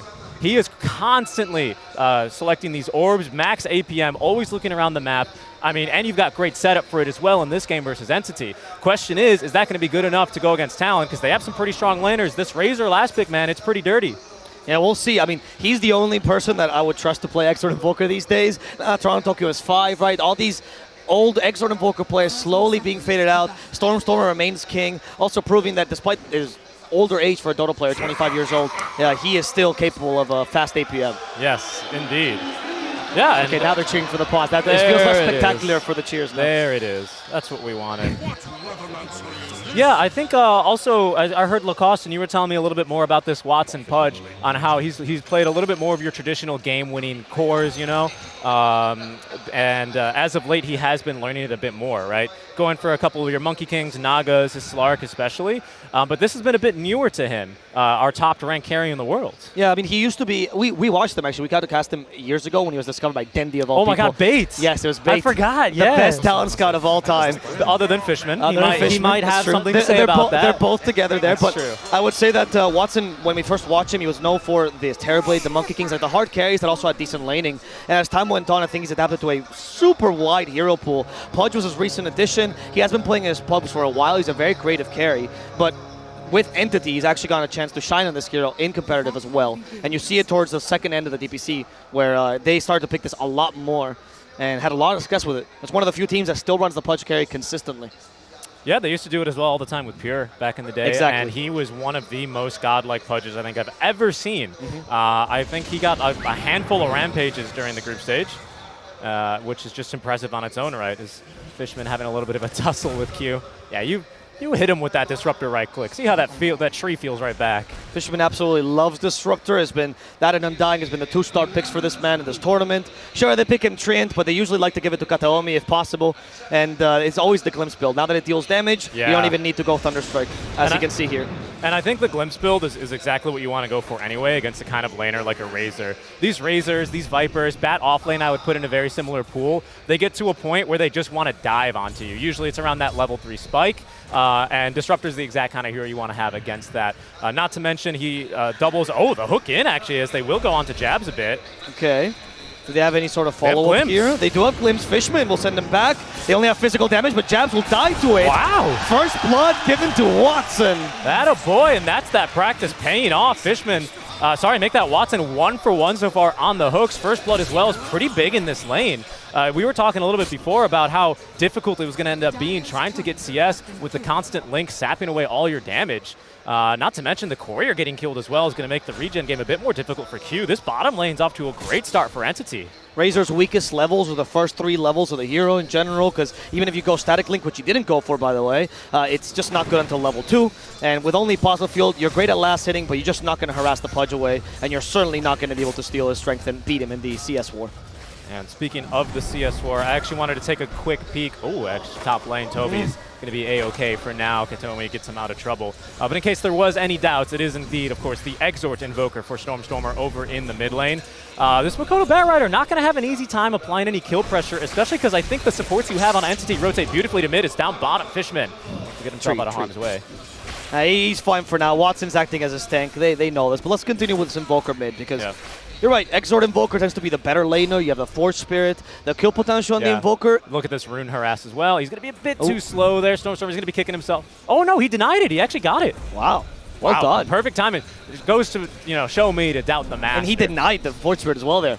Impressive. That was really well done. No, you get nothing. You just get time wasted, Makoto. How about that? Down bottom, Fishman again in trouble, receives a helping hand out from Watson. Was that? Yeah, I think that was intentional to actually save his teammate. Well, this bottom lane, we'll see how it goes once Razor hits that level 3. I think he's still level 2 right now. That should be the turning point for this lane. We'll see if they play more aggressively. It is true that Tiny, not the greatest laner, but does have a lot of kill potential. Yeah. And Disruptor's definitely the kill in this lane. It's not the punch. And as good as an Invoker has it in this lane, I do think, nice job there, making sure he was trying to stack. I think one toss back onto this Invoker and you have a kill. You know, that's true. Really all it takes, especially against a hero like that Batrider over. Because he only has Cold Snap, right? Yeah, right. No Tornado, no EMP. And that's actually important because the only way you have of actually triggering that Cold Snap, unless it scrapes, is that Force Spirit. So if the Force Spirit dies, you're in a much more vulnerable position, and any rotations from Q can be really successful. So it's a point to keep in mind in this mid lane. Yeah. Q as well. There it is. Now he's got all his regen delivered. But he was actually completely out of mana, so didn't have the mana to contest this pull, which is going to reset that equilibrium down bottom. So Fishman winning out big, and that's the kind of impact that you can have by killing a simple courier in the mid lane. You know, Tiny Mango Enjoyer wants to get all that regen to be able to contest the pulls, maintain lane equilibrium. Very important for a Razor lane, especially when you have that favorable melee matchup to be able to do that. Fishman resetting the balance here, continuing that momentum from the first blood. He's having an amazing game. Q is so annoyed right now. I'm done with this glimpse lane. I think Talon overall are really annoyed as well. Stormstormer, he already knows that there's a Tiny rotating to the lane. He's got plenty of wards in the jungle, spotting for rotations there around the runes. And he's playing this one just fine as well. 19-7 is falling a little bit behind on the CS, but nothing too criminal. Well, the mid lane control is important to know, right? You have the rune control now for the Batrider completely because of that Q rotation. And if it's not stabilized at the 6-minute rune, this could be a nice little lane for Mikoto to get early travels and start ganking all over the map, which is what you pick Batrider for anyway. All right. Let's talk about top lane a bit, shall we? We've really been focusing bottom and mid quite a bit because I think there are some really important heroes in the mid lane, or in the mid game, that are going to be seen here, and lots of action as we can see Q. Yeah, well, I don't know if the race is going to help too much. Did they have a hook or anything? They have a glimpse instead. That's going to be enough to kill off Q. Sunstrike was not even needed, but Jabs is coming into this. He's realizing Pudge a bit too tanky. Went on the wrong target here. Rather go on Fishman. Fishman has creeps helping him, and a beautiful hook gets Jabs from behind. He's Fishman down. with the double kill as well. He says, I don't need that Sunstrike. Get out of here, Stormstormer. These are my kills. Wow. All the hooks were from Watson, but Fishman is the one who ends them. What a nice combination of a lane, so much kill potential. Right. Really difficult to go against. And the synergy, right? Like Fish and Hook, they just go together, don't they? That's true, actually. Yes. Great But he's glimpse. not the one being hooked. Tried to get him back to the fountain, didn't quite catch him that time, but again, continuing to annoy him. But back top lane, right? Because hold, maybe not actually. Yeah, it's Watson the target. They send a Razor over him. They're done with this Watson. He does have a hook, though. Trying to go under tower. Flesh Sheep, though, about to run out, and they will get the kill they were yearning for. Yeah. There you go. A little bit of something to try and slow the roll. Pudge, one of these carries where you get that early ag Scepter up, and the damage is immense. Trying to get through him there. The farm as well. Yeah. Trying to get through him that quickly, especially when he has this Hooded Defiance, which he is, sorry, it's actually a Vanguard he's building, pardon me. He'll be able to get that up online relatively quickly, and he just simply will not care about this early TB. TB can't fight into him. He's got the Dismember, the Static Storm. It's a hard game to be a Terrorblade here early on. Yeah, you'll have to fight Impact by probably ghost pushing as opposed to joining these early fights. Just trying to keep the lane equilibrium in his favor. Right. Not much else you can do as TB in this kind of matchup. And Entity, you know, their wave clear is so-so. I think especially... Until Ag's on Pudge. Yeah, until Ag's on Pudge, then it's pretty good. Toby, you know, 2 points right now in the Crypt Storm. I do really like DP into the TB hero. Normally you don't go for that -2 second Crypt Storm talent that she has at 15 because the damage on Spirit Siphon is just way too good. But I've seen that as an option in order to just be able to nuke through all of his illusions instantly. It would be probably their best way, outside of Pudge rotting, it would be their best way to just clear waves and make sure that they can continue getting into a state of the game where they're comfortable in. That is a good point because also DP, the weakness she tends to have against the Terrorblade is because he's a Scotty buyer and she has to get close. Check out this double stack, by the way. That's cool. That's a cool illusion stacking tactic. But anyway, because she has to get close, the TB just kills her before she gets close enough, and the Scotty prevents her from healing. Right. So it's usually not a good build to go for, and you do have to max on the Crypt Storm instead. 23 off to a really good start, though, leading for CS as he is bullied away by those Spirit Siphons. Very scary here. Level 5 now, so Toby's got that big power spike with that 3rd point in the Spirit Siphon. Yeah, more charges and, of course, way more damage. Yeah, because you don't want to deal with the TB early. Your goal is to actually deal with the rest of the heroes, and that's where the Spirit Siphon comes into play, particularly Pat Ryder. As bottom lane, Fishman, he'll be in trouble. He activates the kinetic field. He'll try to stop him with a glimpse as well. Fishman avoids last attack, but the toss gets him with a creep. Yeah, and it's going to be Q that dies as a result. Jabs now versus Watson. They do have a Dismember. He's going to use it to heal back up. The reinforcements are here. And with a tag team, Jabs will fall. Entity. They're doing well. Mid lane, though. Mikoto wants to stabilize this, but because of the ice wall, he can't get close to him. Great ice wall. No tornado, but phenomenal placement there. And actually, Fishman, he's coming in. He gets vision with the glimpse. What are they going to do with this? Thunderstrike? Okay, they still have vision over him, but no more glimpse. There's a Sunstrike ready. Stormstormer, though, is ignoring him, and because of the last one, Mikoto might just get the kill on the support. He's burning up. Fishman back into the Firefly. He goes. It misses. Q's nearby as well. Mikoto gets away with his life here. Nice skirmishing there. You know, you go on us bottom lane. They see the TP. They know that there's going to be no Tusk to interrupt Mikoto on his dive into the mid lane. Stormstormer will keep himself alive, and Fishman may have to slow his roll there a little bit. Does need to be a bit more patient. Seemed like since that bottom lane, he was really feeling himself. It's the classic position 5 thing. You know, I'm godlike. No one can stop me. We are killing him because you're the boss in the early game. But that's very farmed Bat Rider, and he pays the price there. It's also not that early anymore, right? Once Bat Rider hits his 7, you're a little bit more squishy. Finally, we can look at the top lane because Toby's getting some action going on here with that Exorcism. Looking for some tower damage, but of course the Treant Protector able to protect the tower fairly well. 23 Dragon Waves behind, and it seems like they're not going to be able to get too much here. This is the biggest frustration and what I think is going to be Toby's biggest roadblock into really getting online this game. Opening up this part of the map, giving the boot to 23 Savage, forces 23 into the jungle, and you can see they're looking to do that now, but in the jungle he's a much easier kill, especially for the likes of a Pudge with the Sunstrike, with a Tusk. It's a scary time to be 23. The longer he gets to be in lane, the happier he's going to be. They got a nice hook with a Sunstrike now. That will kill Jabs. And Watson pretty satisfied with his early game and how it's going. He got the Vanguard fully now. I don't know if he swapped into the Hood, actually. Oh, yeah, it seems like he did. I did see Vanguard in the it is Hood now. Yeah, so that'll be on its way. Lovely and stuff straight for into him. Axe. That's what I thought. I thought he was going to go Hood first, and then I saw the Vanguard queued up, and I thought, okay, he's really scared. Nice block there by Katome. I thought he was really scared of the Razor, which fair enough. And then I think now, after you eat him 3 or 4 times, he's not that scary. The Vanguard is also the more common build because it allows you to tank towers and creeps in general, and it's a good, solid build that works with most games. But I agree with you that the threat right now is the Batrider. Right. So Vanguard won't help against them. Yeah, Batrider, especially now with BOTs, right? We can expect him to be a lot more active around the map. That is going to hurt Entity a little bit, take a little bit of wind out from their sails, because they're the ones with a little bit more of the original global lineup with this Sunstrike, with supports that actively set up for these kinds of kills. Now with a Batrider that can very quickly join in the mix, it's going to be a little bit more difficult there. As we see the Invoker Midas, that's what Lewis wants to go for. Nice glimpse back by Fishman. Be gone. Okay, Mikoto, though, luckily has boots of travel, so he can still walk there relatively fast. More time for Watson to farm, though. Yeah. That's but they're not going to leave him here. Is he going to hook the catapult? Q's protecting it. Q knows he does not want the catapult to be hooked right now. No, he doesn't. 3 heroes top lane, though, for Entity. So once again, they make another push for this tower. Stormstormer joining in. And it seems like that Living Armor is not going to be nearly enough here, especially with the wagon. And 2 cores beating it down. It will finally drop. And Toby's finally liberated from this top lane. Usually stays here until the tier 1 falls. Now he can actually go do things along the map. He's got that true off-lane mentality. You know, he really likes the Zoo heroes. His #1 enemy every game, that tier 1 tower. Ollie is going to be the next target. He's the closest thing to the tier 1 tower that Toby knows, which is why he's going to kill him next. But Ollie, in the trees he goes. Mikoto's helping out. Kadomi is burning up. And next to the Avalanche Toss, they actually collect them together. There's an Exo. Mikoto's a little bit scary here. Fishman, though, does use the glimpse in time. They couldn't use the lasso. They have a tree, though, for a little bit more slow. Will they throw it? They don't even need to. Here. They got rid of Fishman as the Exo gets used by Toby. Ollie once again disengages. Mikoto keeping his distance. It's all about keeping the DP alive, or sorry, DP entertained. To a pig! And Mikoto gets the kill on the top lane as well. Bottom lane, because of the travel boots, he can actually go and join him. They're going for Watson next. What does he have? He does have the lasso still available. The range almost there. Lasso gets him in time. He has the Firefly, dragging him away, but immediately the TP. He's going to be able to make it back home. Got the Omi, sacrificing himself for his carry. It's going to be worth for him.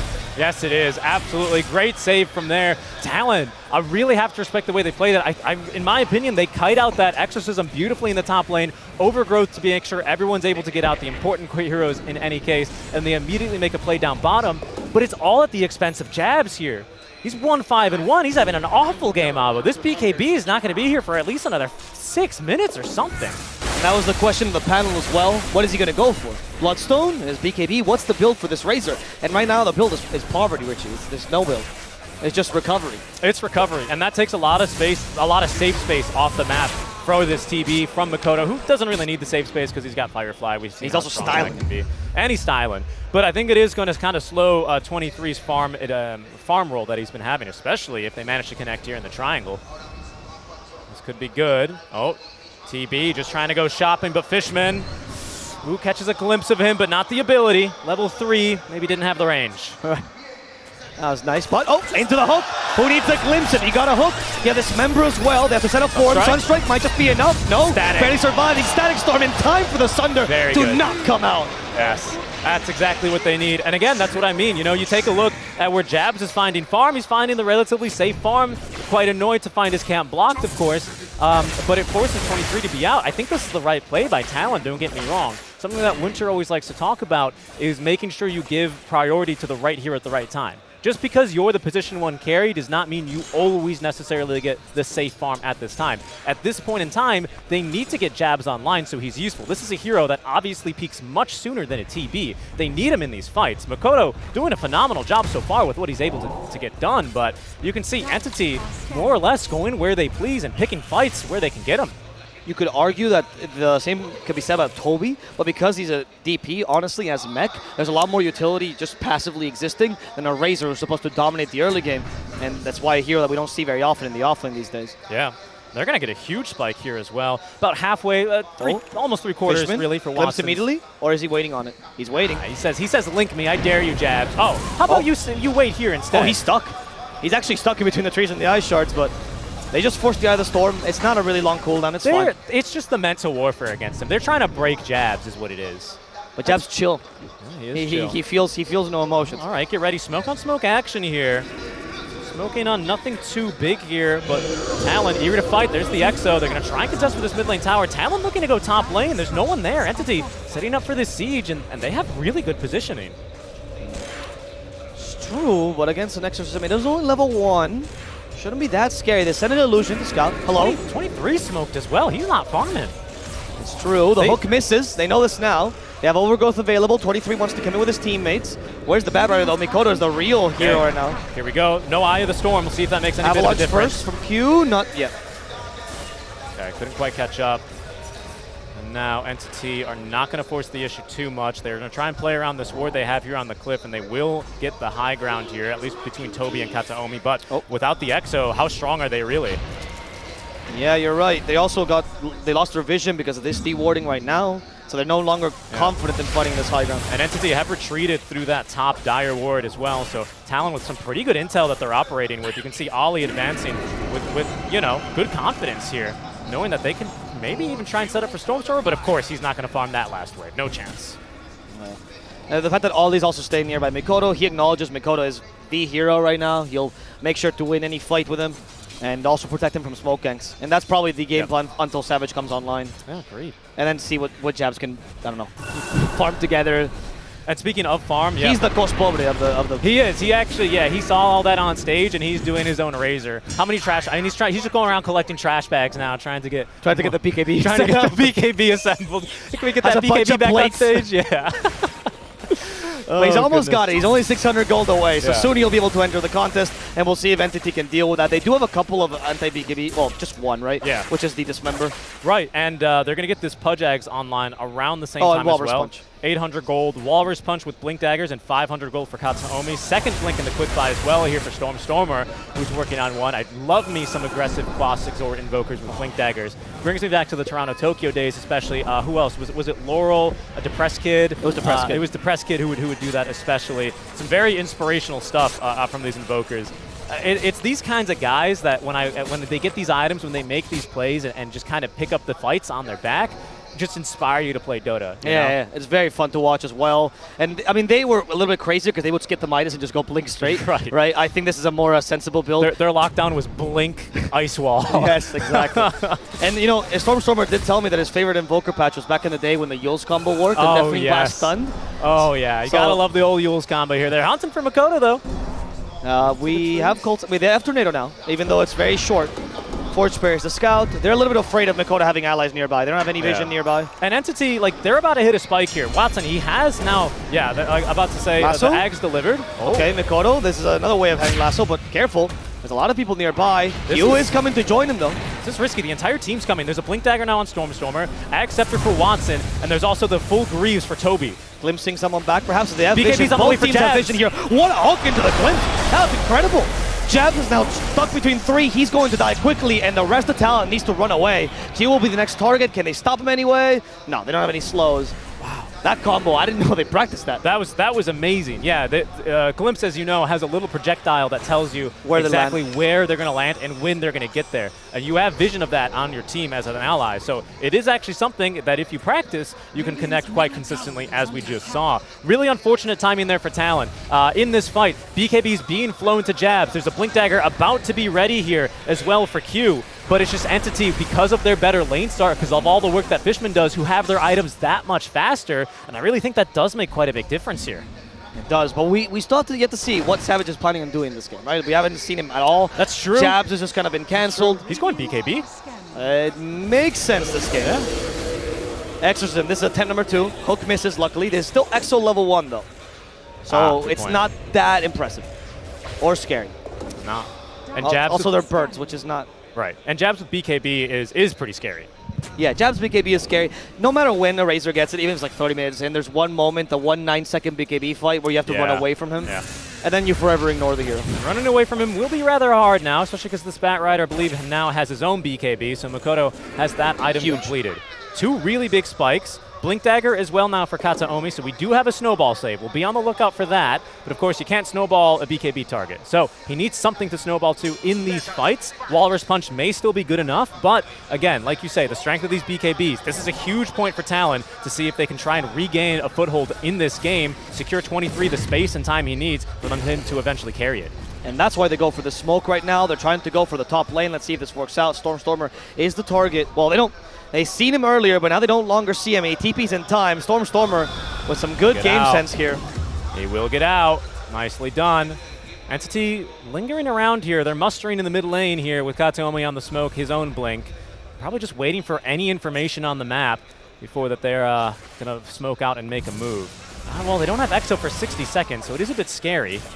I presume they just want to, you know, get ready to fight, maybe go into the triangle here on a bit of an excursion, secure runes. They're kind of just chilling as well here. Watson eager to get this BKB of his own online as well. Oh, they actually go for a play here. A toss back is going to be against DP. Toby has a lot of... Oh, the hook!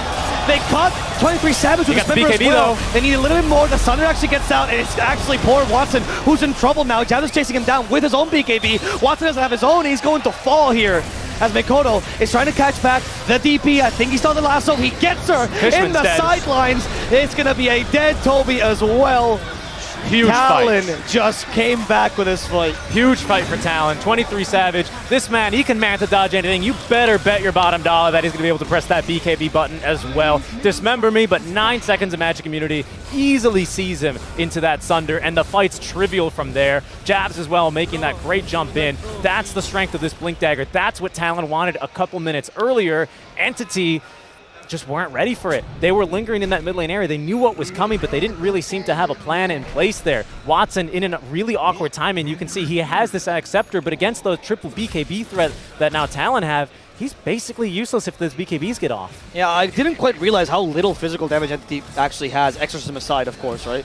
And as long as Toby gets control at the very beginning of the fight, they just can't bring down a target, Dismember or not. Yep. Doesn't matter if you can pierce the BKB. Crucially, though, they didn't have Exo in that fight, but they have it now. Toby moving in to take Roche here. And Level Talon 2 now as well. with not a lot to fight against it here either. I think this is going to be going the way towards Entity. So a nice reaction here at the very least towards losing that fight. They lose their tier 1 mid tower, but still pick up the next best thing, which is going to be an Aegis here. Who do you give this? Toby, Watson? Yeah, you gave it to Watson.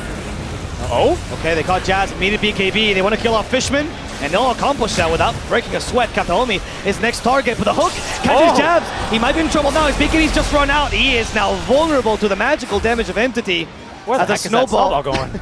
It was going to the corpse of Jabs, but the corpse underground, and Kataomi is now joining him there too. 2-for-1 trade. I still think if I'm Entity, I'm happy with that, Avo. I see another BKB duration burned off of Jabs, and I still kill him, and I only lose my 2 supports. Every day I'm taking that trade until it's 6 seconds. Yeah, that's a good point. I mean, Jabs is really not going to scale this way, so I guess it depends on how much you're scared of 23 Savage making a play, or Mikoto, which is what Talon wants to do right now. Stormstormer the target. They don't have Blink Dagger on Mikoto. All I'm saying is that, oh, hold on, we might actually fight here. They do have a toss back. Overgrowth could kick this off. Or perhaps just never. What? Where did he blink? Oh no, they got scared. They got spooked. They saw the shadow. 2 more weeks of farming for 23 Savage. Oh no. This day is going to repeat itself all over again. Talon, they go back, and they continue to farm apparently. I mean, hey, look, 23 Savage is farming up for the right item, right? Joke as we may, this Scotty is going to be a huge turning point in this matchup. I hope he actually goes for the complete Scotty and does not go for Manta style. Okay, Avatos in place. Is that enough damage? A flame break? Oh, avoided! And now the hook gets poor Q. Mikoto wants to join the fray apparently. He gets dismembered immediately. His BKB duration is going lower and lower. Now finally trying to use the last one with the last round to the BKB. Gets tossed up to the high guard as Jabs joins in. He's the real Vanguard. Overgrowth onto 3. They're fighting Static Storm, but they don't care for now. And they managed to kill everyone in that Overgrowth entity. They want to continue this. 23 Savage does still have the meta on. Watson going for Jabs next. Now he's vulnerable. Now they can kill him. But Jabs is tanking a fair amount. The real target is still 23 Savage. The Sunder saves him. 23 Savage still gets dismembered, but they lack the damage. Sunstrike is going to be divided among 2. 23 dies in exchange for a whole team wipe +2. That was incredible. Entity, they need to respect these BKBs. That first fight, they have to get these initiations right, or this is what happens. That triple BKB threat every time. They just don't have the damage, Avo. And then the miscalculation, they're thinking that we can buy back, get back in this fight. We can still take it, boys. You know, we were talking about how Fishman learned the word of back this, but so far, I think the only word is go. They've been in full go mode, and they just need to kind of reassess where this game lies. Huge fight from Jabs. 23 Savage farming in the perfect place. Overgrowth, this Overgrowth as well. I mean, and I think MVP of this place is 23 by far, though. I don't know. I think Ollie, dude. This Sunder, to be able to maintain this fight even longer, saving his BKB for this exact moment to make sure he doesn't get nuked. Okay, good point. That is a... Oh, we even have the slow-mo, huh? I see Clem's back on the replays. I mean, just a thing of beauty. Sunstrike there between the two. He does still eventually fall, but still very well worth it for Talon. Yes. They don't get any huge objectives out from it, so it's not the end of the world here for Entity, but it certainly is a kick in the pants, a reality check for them to really, really measure these fights.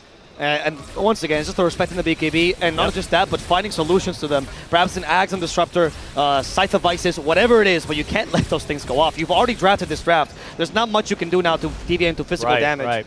And I think one of the biggest issues that actually Entity are having in these fights is that Entity, besides this Blink Dagger that they have on the Tusk, are not a very mobile team. Sure, like they commit and then you go, okay, we're here. They commit and then they're kind of in there for the fight. Sure. You add on top of this the AoE slows, controls, and the repositioning that Talon have between a tiny Blink, the Bat Rider, and of course the Overgrowth. And it gets really awkward for them if they don't get the right initiation basically straight away. They are just held in place, and 23 Savage is free to unleash on them with that bonus damage. These fights are really difficult for them. That's why I think this 4-staff actually that Fishman's building up, even if it's not an Axe Scepter, is definitely the right choice. They need some repositioning very desperately on this. The hook's not always good enough because Watson needs to be in the fray getting some hero damage in. Yep. He can afford to do that now a bit better because he has BKB about to be delivered, but still, until he has repositioning, he also may struggle to get on top of the heroes that he needs to be on top of. We do also have Pipe for the DP. This will be their makeshift BKB as well to help against the Bat Rider in general. And the Scythe of Vice is now being built by the Invoker. Yeah. He recognizes they need to get rid of at least one hero. This is still Talon ready to throw another Haymaker. Scotty's done for 23 Savage. This is going to be huge. A Blink Dagger as well from Makoto with the Gem of True Sight to get easily around these fights, and Q with the Yules. That's going to be huge, actually. He loves building that, what's it called? Stormstormer. Wind Waker. Yeah, Wind Waker, thank you. BKB. Okay, Stormstormer safe for now. Makoto, though. Let's come in. He's hoping for a lasso. That's a good ice wall. And Makoto is not going to force BKB for this. The hook almost gets him. Blink is ready in 3 seconds here for the Bat Rider. Flame Break. Is Watson really the best target to begin with? Makoto realizes that's not it. Toss. What a nice avalanche, catching 3. Now Kataomi fights back to make sure Stormstormer will get back. And because of the hook, Stormstormer is safe. Kataomi can't say the same. Now the lasso catches Stormstormer. 2 kills. Flame Break trying to push him back, doesn't succeed. They're going to let them go for now. Maybe take a tower instead. Scary moment there for Entity. Now they're the ones that are just getting completely ran at, and Talon in position with a creep wave to get an objective out from this. They have still about a third duration remaining on this Metamorphosis, so you can kiss goodbye to this bottom tier 2 tower. That's their outpost gone. That's Talon being able to secure the map and set up for second Roche. That's the game plan for them now. Entity, their team fight has been lackluster. It's all about initiations with this Pudge and this Disruptor combo. As soon as BKBs come out, there's just not enough physical damage here. And the vision from the Treant has proven to be stronger than the vision that a Disruptor usually provides. That's right. And that's something that's allowing Talon to get the perfect team fights. Again, I cannot understate Ollie's impact enough this game. He's constantly behind the enemy. The Overgrowth is super scary. They're not even considering because they can't. Yeah, and I want to give a special shout out as well to Ollie because not only that, he has Shard, which allows him to get this movement. Further than that, he's further enabled his own play, which also helps his own team because he's bought the gem. The gem that Makoto's owning is his. So he basically has pretty much nothing in terms of items in his active inventory, but what he has purchased has really enabled his team to go that extra mile to get those extra kills. Without that gem, Stormstormer makes it out alive, but now all of a sudden, all your carry's doing is just, taking their grave from here to there. Yeah, exactly. With all that, between the repositioning, between the vision they have, it's a very oppressive map to play for Entity. They don't feel like they have any place to go, honestly, and that's why we see them all now jumbled up, hoping for a team fight where they actually have an advantage. Yeah. I think the best play here for Entity is just look for some pickoffs here. I mean, they don't know they're down 11K, but they can probably certainly start to feel it. They sense something. Yeah, Toby as well with Pipe of Insight. That Blink. I saw Blink inside. It's a Walrus Punch. And it's going to be Kataomi just going in like crazy. They want to get rid of Ollie. They have a Sentry here. They do. Missing back Ollie. This is going to be worth it for them. It's not bad, but the Roche isn't up for at least another 40 seconds, and they committed Exo for that Abo. I mean, Toby, he's going to move over to this side of the map in any case. This will at least get Entity back into their own jungle. They'll get some D wards. They'll recapture the outpost. All good stuff to make sure that the gold continues flowing in. But while they've been doing that, 23 Savage has been farming your side of the map and his own. Okay. Already halfway towards, about halfway towards that Chrysalis. He's just going for damage.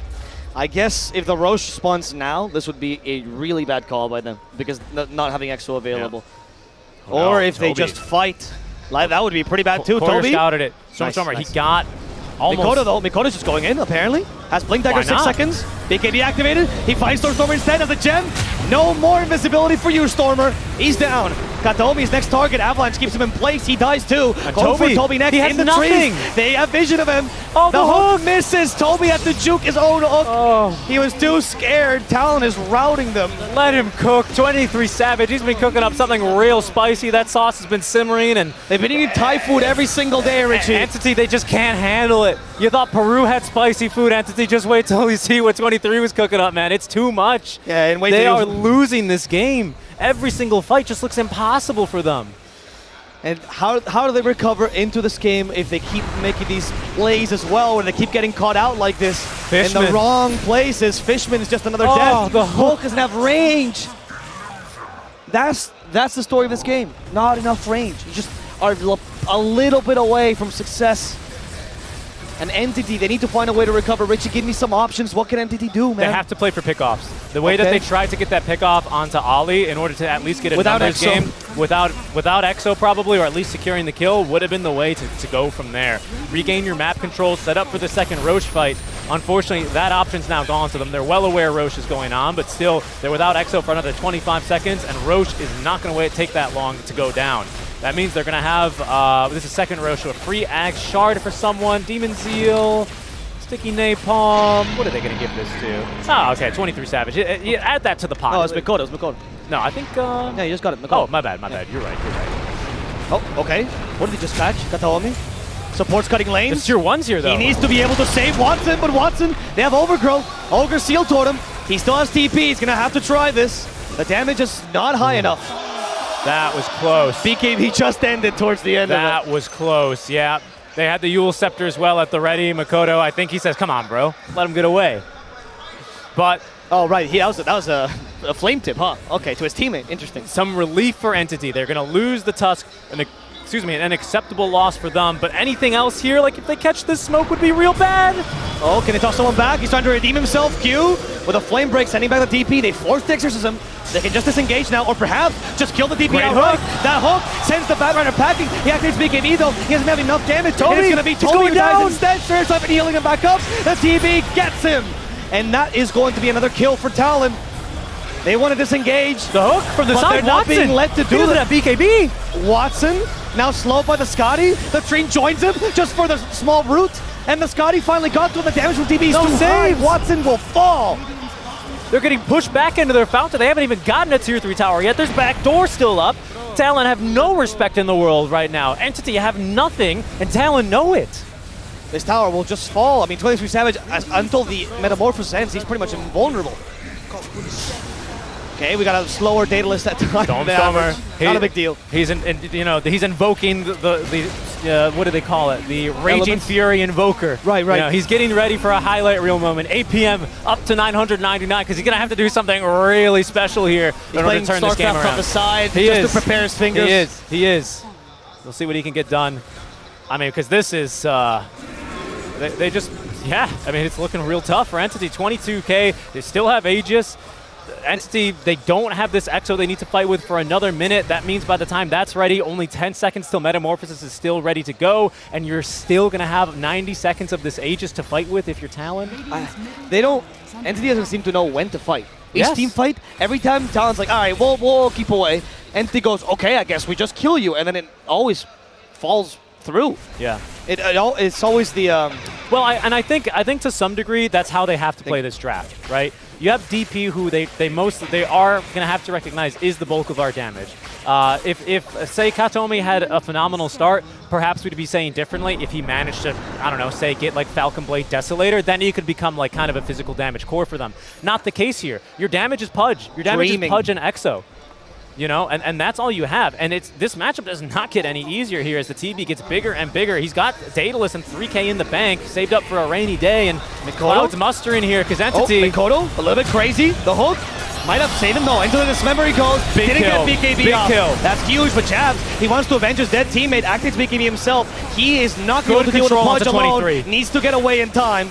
Does have a double damage, but it's not scary enough to kill Watson. That's phenomenal by Entity. That's exactly what they need to do. They need to just kill time here. They're going for more Glimpse. Who is it? It's 23 Savage. He Manta style dodges the Glimpse. And now with the Avalanche, Toby in trouble. Snowball save. It was under a creep. It's too close. Toby, he didn't get away in time. Doesn't have buyback. They continue for Kataomi here. Just another support kill. No BKB on jabs, though. They got respected. Hook for Savage, but that's the help. Savage wanted to go in. It's too big. Savage wants Watson. Watson, he's going to die. Fishman joins him. Stormstormer can barely survive. Free Sunder. GG. Talon will take game number 1 against Entity. Jabs is enjoying himself after that terrible laning phase. Yeah, seriously, what a redemption there for Jabs. The patience, 23 Savage, just keeping his head down there in game number 1, or sorry, in the early phase, making sure that he's all good to go there, and he's just in the right place at the right time when Entity are proposing these mismeasured fights, honestly. I think, again, they did feel like they had to apply this early pressure, that this Pudge was going to start falling off, but after such a strong laning start from Entity, was expecting them to have a bit of a more of a stronger go. And from the looks on their faces, so were they.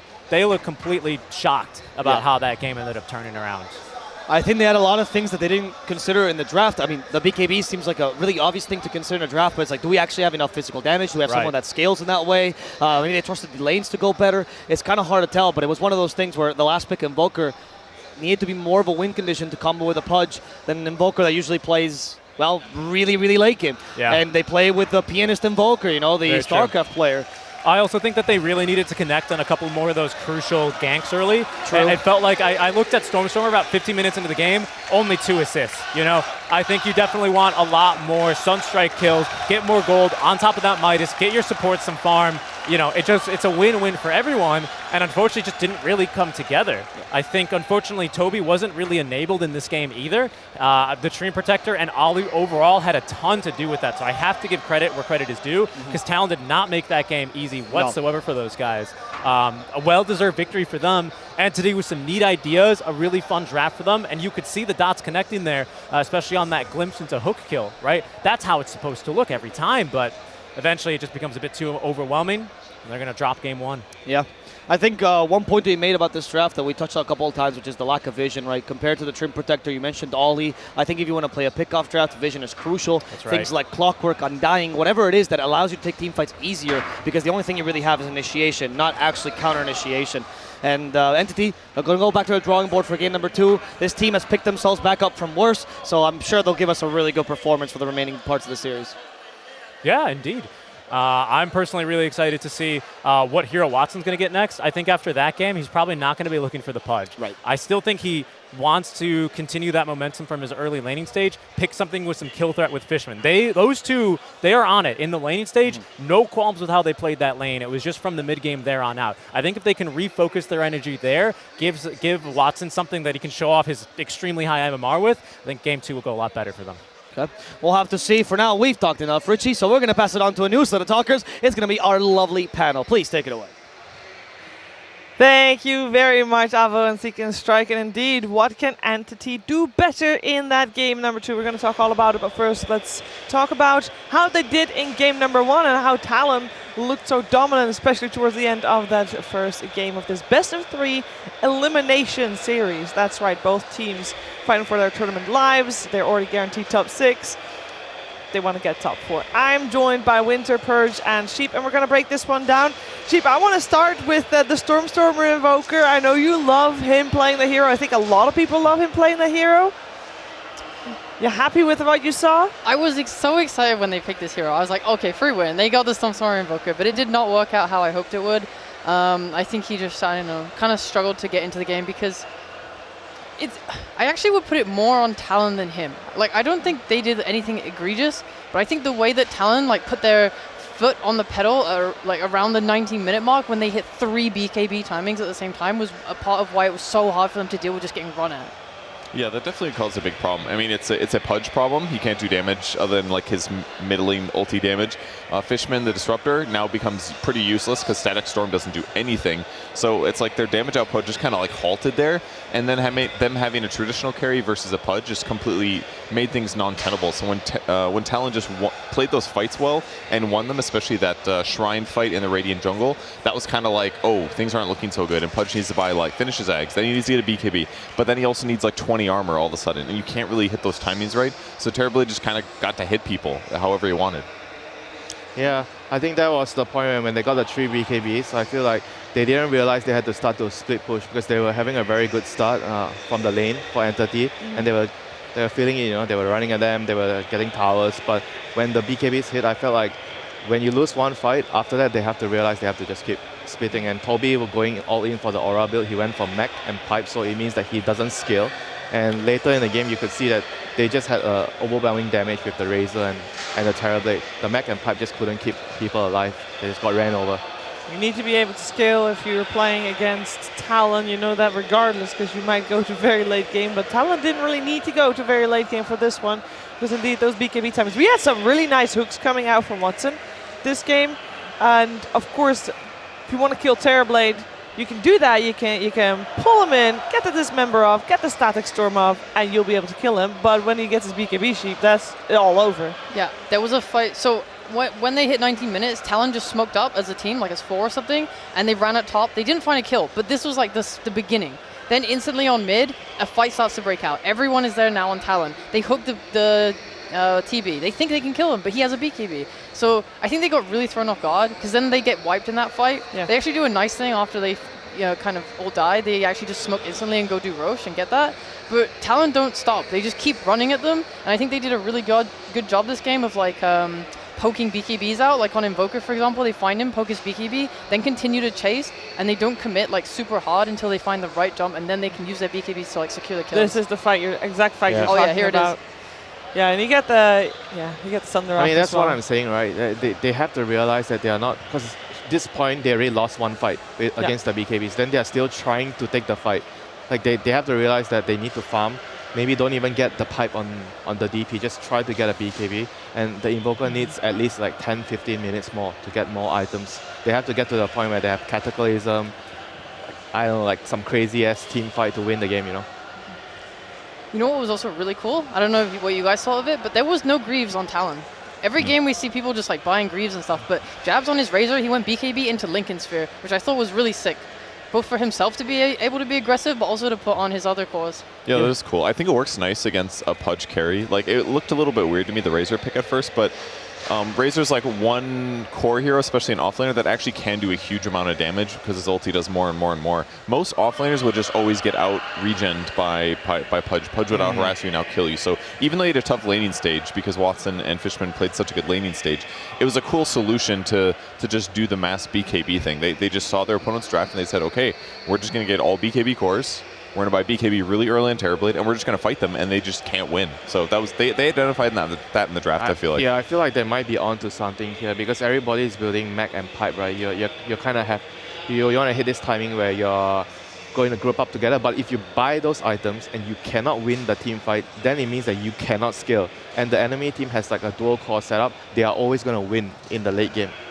So I feel like Entity definitely, they have to try to figure out what's wrong, switch things up, maybe go for more like a more greedier scaling lineup and try to deal with this. Yeah, if I'm looking at this lineup, who do you want to be on your team? I would choose Talon's lineup every time, purely because it allows, it's easier to execute. Yeah, I mean, if they had a traditional carry instead of a Pudge, then I think it could have been fine. They just eventually get BKB on their carry. They can do physical damage. Most carries do physical damage, right? So even if they're BKB, you don't care. You could still potentially kill them or get them to quarter HP, then kill them.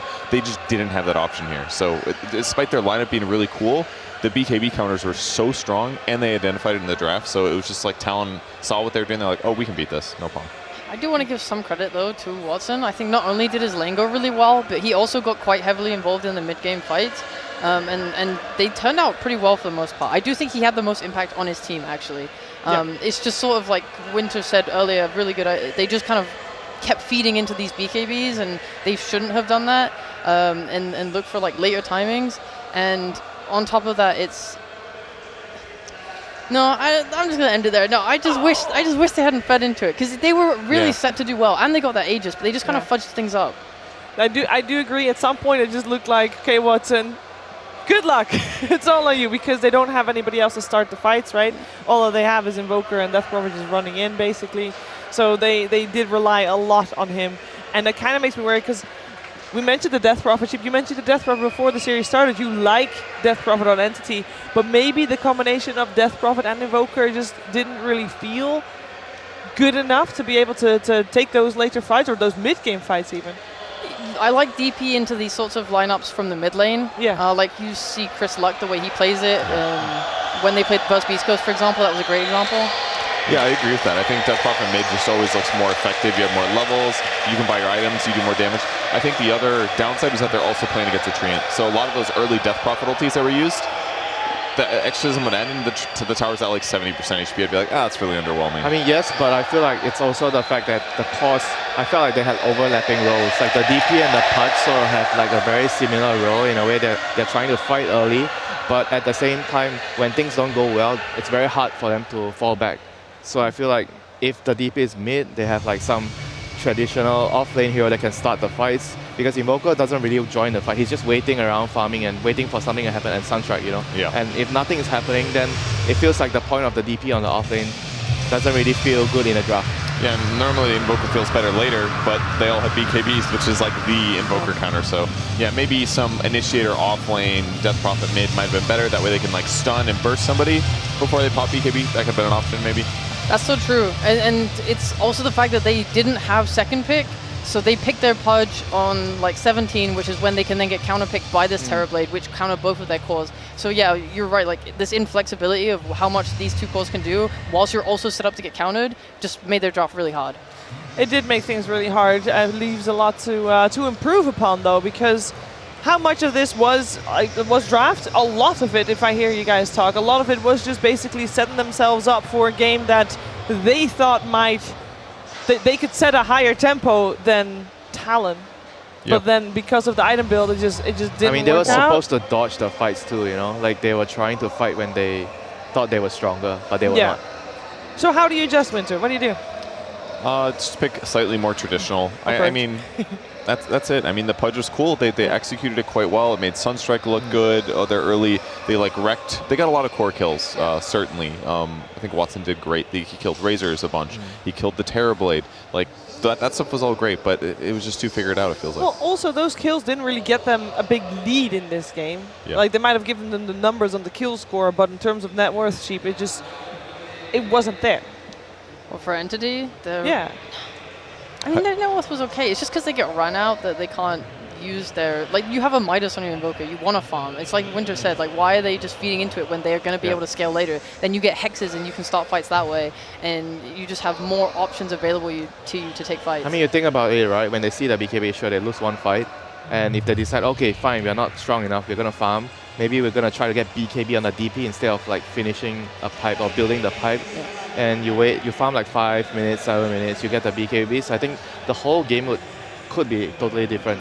But because they fed like those two fights in a row, then the game just got too difficult for them. Is there anything we'd like to see change from Talon, or do we just feel like Talon played the perfect game? They definitely played a close to perfect game. I felt like the Razor's lane was kind of a bit suspect. I mean, he was the overall last pick and he didn't get a good lane. I always like to say when you get the 24th pick and you had a shitty lane, something is wrong.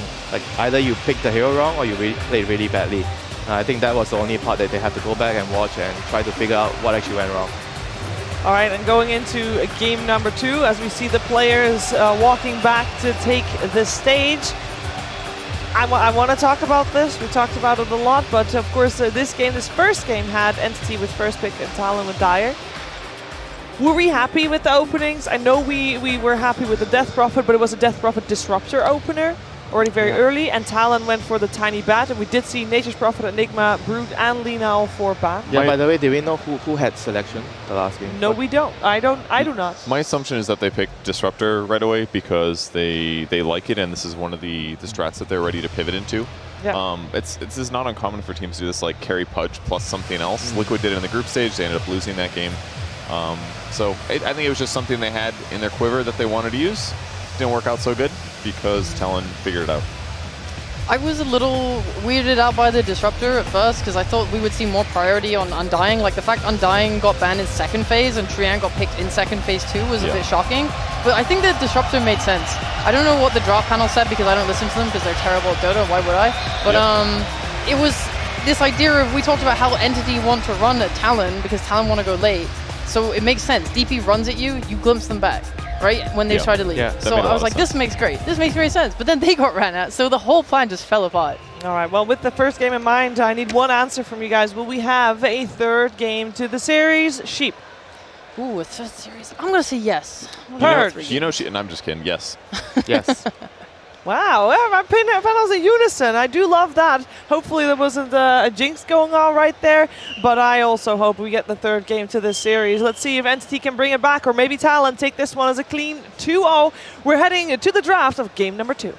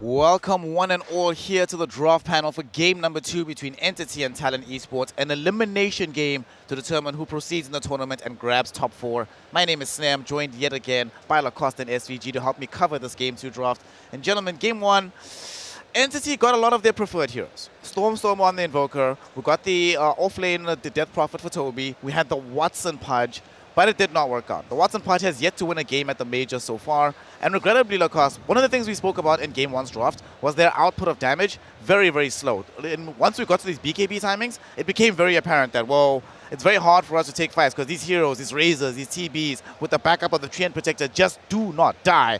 What adjustments do you want to see in the draft to allow them to win Game 2? I don't think Entity is going to go for like anything super different because they've been picking the same stuff for a very long time throughout the DPC. It's always the same heroes that they play. I got to say I didn't like this Razor pick, but if you don't like something, if you don't understand it, it doesn't mean it's necessarily bad. Well, I don't like you not liking it. How does that make you feel?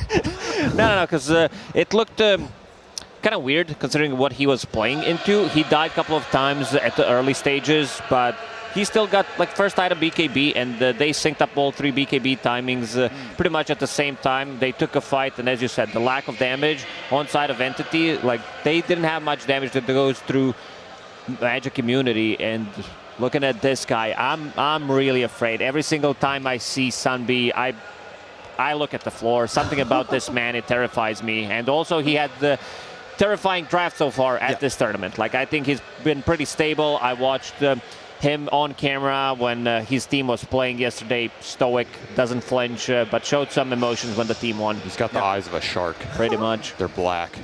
All right, they roll over. Let's see if you got that one, huh? Let's see if he's got these shark eyes. If he smells blood in the water for game number 2, as we have a draft underway right now. Talon Esports versus Entity. Nature's Prophet Batrider removed by Entity. That's the intriguing one, because normally they'd be the ones who try and advocate for getting themselves Batrider. However, SVG, they are first pick. They're clearly trying to angle for the Lina in the event that Talon lets it through, or the Toby Enigma if they're allowed to play that in this game. Also, this Batrider is going to open up the Treant and the Undying, which I still think are way stronger heroes for how Entity want to play than the Disruptor. I know they like this Disruptor. I know it can do decent things for them if they get ahead. But at this point in the tournament, I don't think you go in these games or series banking on the fact you're going to win lane super hard and be ahead. Like if they're going to be slugfest, you're going to have to grind out the 5v5 fight if you're Entity because it's how you play. You're going to ball around Stormer. As you said, Enigma gets opened up. They're going to take it. But This hero has not been winning on the main stage. No, it has not. He has had a very different tournament once we got in the arena compared to the group stage. And I think some of the reasons people are figuring out a lot more carries they like to play versus him. The drought came into effect. You also have a lot more teams prioritizing just making Black Hole a spell that can't go off in these later game fights. You have these Treants, you have Global Silence, you have a really annoying support duos where maybe you take one of the supports out, but the other one also has a Black Hole cancel, so the fight becomes really hard. So I think this hero is getting figured out a little bit the deeper this tournament goes, which makes me wary of these first pick Enigmas if you don't have the Enigma game plan in terms of what are you using this hero for and what are you doing with it. It's like the same with Brood, right? You have to be a Brood team. You have to understand how the game is going to flow, what objectives you want to take at which points in time to make the auras and the hero at peak value. Enigma is in that same boat for me. That's what I want to see from any of these. I've seen many times in this tournament where Enigma gets shut down in the laning stage and it just doesn't, if the hero doesn't hit the timings. And we also seen like the aura builders that like where you talked about it, like the Creeves pretty much standard, but I also want to see Enigma go for Blink BKB if there are no BKB piercing abilities. Now they're discussing, you know, whether we want to get some BKB piercing ability. Treant, of course, is still available, and I think that Talon is in their heads. They snatched the Tiny Q. I already mentioned during the previous game that he's one of the better Tinies in this tournament, and also they did not allow Entity to go with Enigma Tiny, which has been their bread and butter. You're going to get Undying here, aren't you? Undying, most likely, with yes. double melee support. Yeah, it feels really, really good. Yeah, I mean, then you can play the Tiny on Core, and I think Core Tiny can be good versus Enigma, because you can get the Ags, you can just kill him with Ags Daedalus in the late game if you want to go the mid-Tiny route. How long would it take for Undying's two supports to kill Tombstone? Oh, forever in this game. It's like 40 seconds. I'll see you game 3. Both these supports hit very slowly. Neither of them have like a quick way to deal with it. We're probably not going to have a Snapfire because unlike other teams at this tournament, if it was like some Liquid, I could imagine them being like, well, let's put Zion Snapfire, but CEO Jabs is not playing Snapfire. He's going to play some carry hero from the off lane. He did play one game. They did win it. So it's potentially there, but my man, he wants to scale. And he can scale with Snapfire as well with that level 20, 25 talent. Yeah, I mean, we didn't mention it last game, but that Terrorblade, that was a flex pick. That could have been a Jabs Terrorblade. Easily. You never know. You never know. It's Kyle play anything. He was probably asking for it. No one played Naga Siren as the offlane in this tournament. They played it 2 or 3 times and looked good in some of their games. Like if the game manages to slow down, but there was also a game where they got ran over.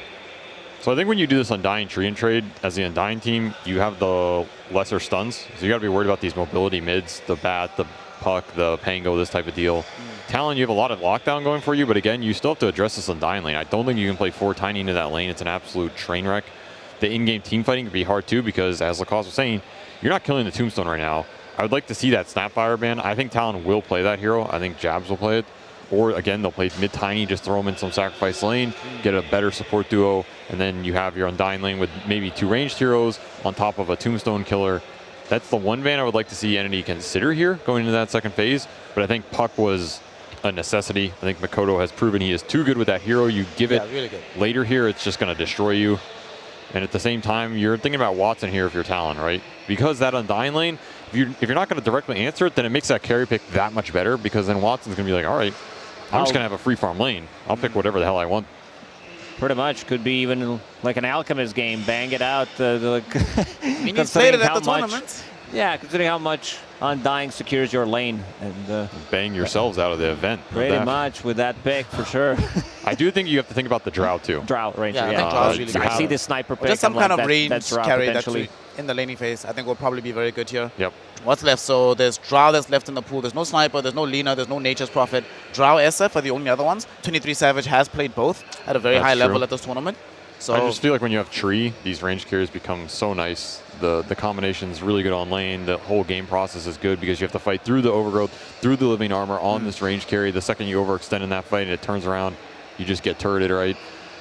I would really like to see Drow. Oh, they're going to ban it. So they were afraid of it getting stolen here on the 16-17 and then not being able to get it 18. And what gets left? It's Snapfire, right? Okay. So they needed something. Like we mentioned that they can't really kill the Tombstone.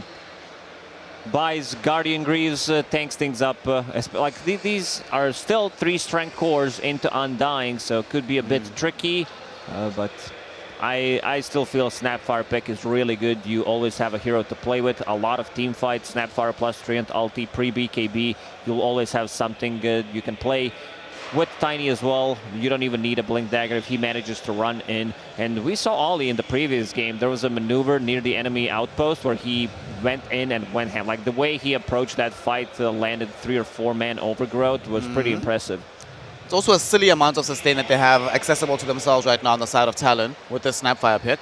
I like the response from Entity here, SVG, going for this Terrorblade. One thing I love about this is that there was space for a Terrorblade on the side of Talon Esports, so them going for it now, after the Drow Ranger's already been banned out and the Naga Siren's been taken away, some of the best counters against the hero no longer available in the game, so Watson definitely can carry Zeus this. Are you afraid of Zeus here? Zeus Ember, yeah, it looks really good. I think that Zeus pick was just too easy. They don't have anything. Like you banned all the gap closers too. You banned the Bat, the Pango, the Puck, right? And now you get 2 more bans if you're Talon on top of that. And now your mid pick is constricted. Now if you're going into your mid pick, last pick for Entity, you have to pixel lane to deal with the Zeus because you have no gap close. You have no way to deal with him. That's a rough position to be in because now Stormstormer, a lot of his heroes are out. Those same heroes that are the gap closers are also his hero pool. Bat, Pango, Puck, this is his deal, so... Yeah, I don't see a hero that he played at this tournament other than Ember Spirit. Ember is only on that's left, so probably going to get banned out by Talon. It's the one that can close the gap. You talked about the control that they have with Treant, with Tiny. So much burst from Talon, so much magical damage. That is the one thing, right? And they only have the one hero that's going to like rush BKB or can buy it earlier than anybody else. And at that point, you just ignore the TB, right? Just kill everybody else around them. It's like, good luck, have fun carrying the rest of this fight. It is a good pipe game. On Enigma, yeah, I talked about the BKB, but this time around it might need to be Greaves pipe into Blink. Pipe is necessity. Yeah, there's way too much damage. And it is an item that any really like to play around. Like Toby buys it almost every single game, and it just lets them group up really early. So if you give them a good pipe game, you know, that's something to go for here. Like you get the Tombstone down, you have pipe, you just go in the pit or something. If kisses are on cooldown, there isn't really a long-range initiation here. They also don't have good heroes against Morphling, I would say, so might need to ban this one. The other one that comes to my mind, I mean, Drow Ranger's banned out, so never mind that.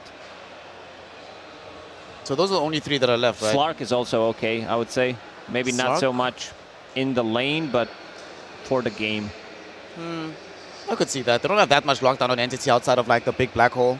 Tusk is whatever against Slark. You don't really care that much as the And Fishman. you have a BKB piercing ability. There's so many abilities that can stop the black hole from going off.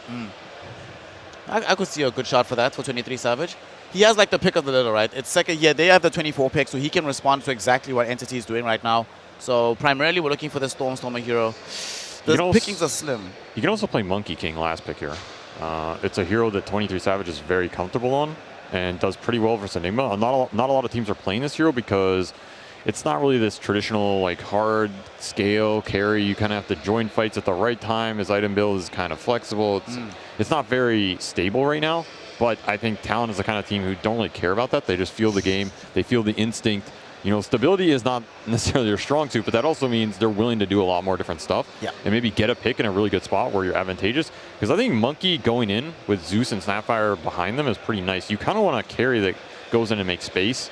They can also do well versus Enigma, and there's not a huge amount of those, right? So Slark was never going to get through here in that last pick.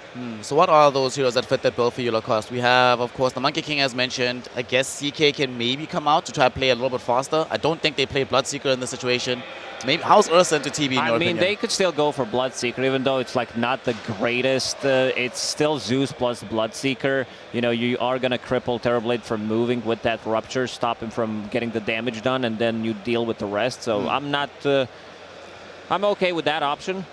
They need something for Stormstormer.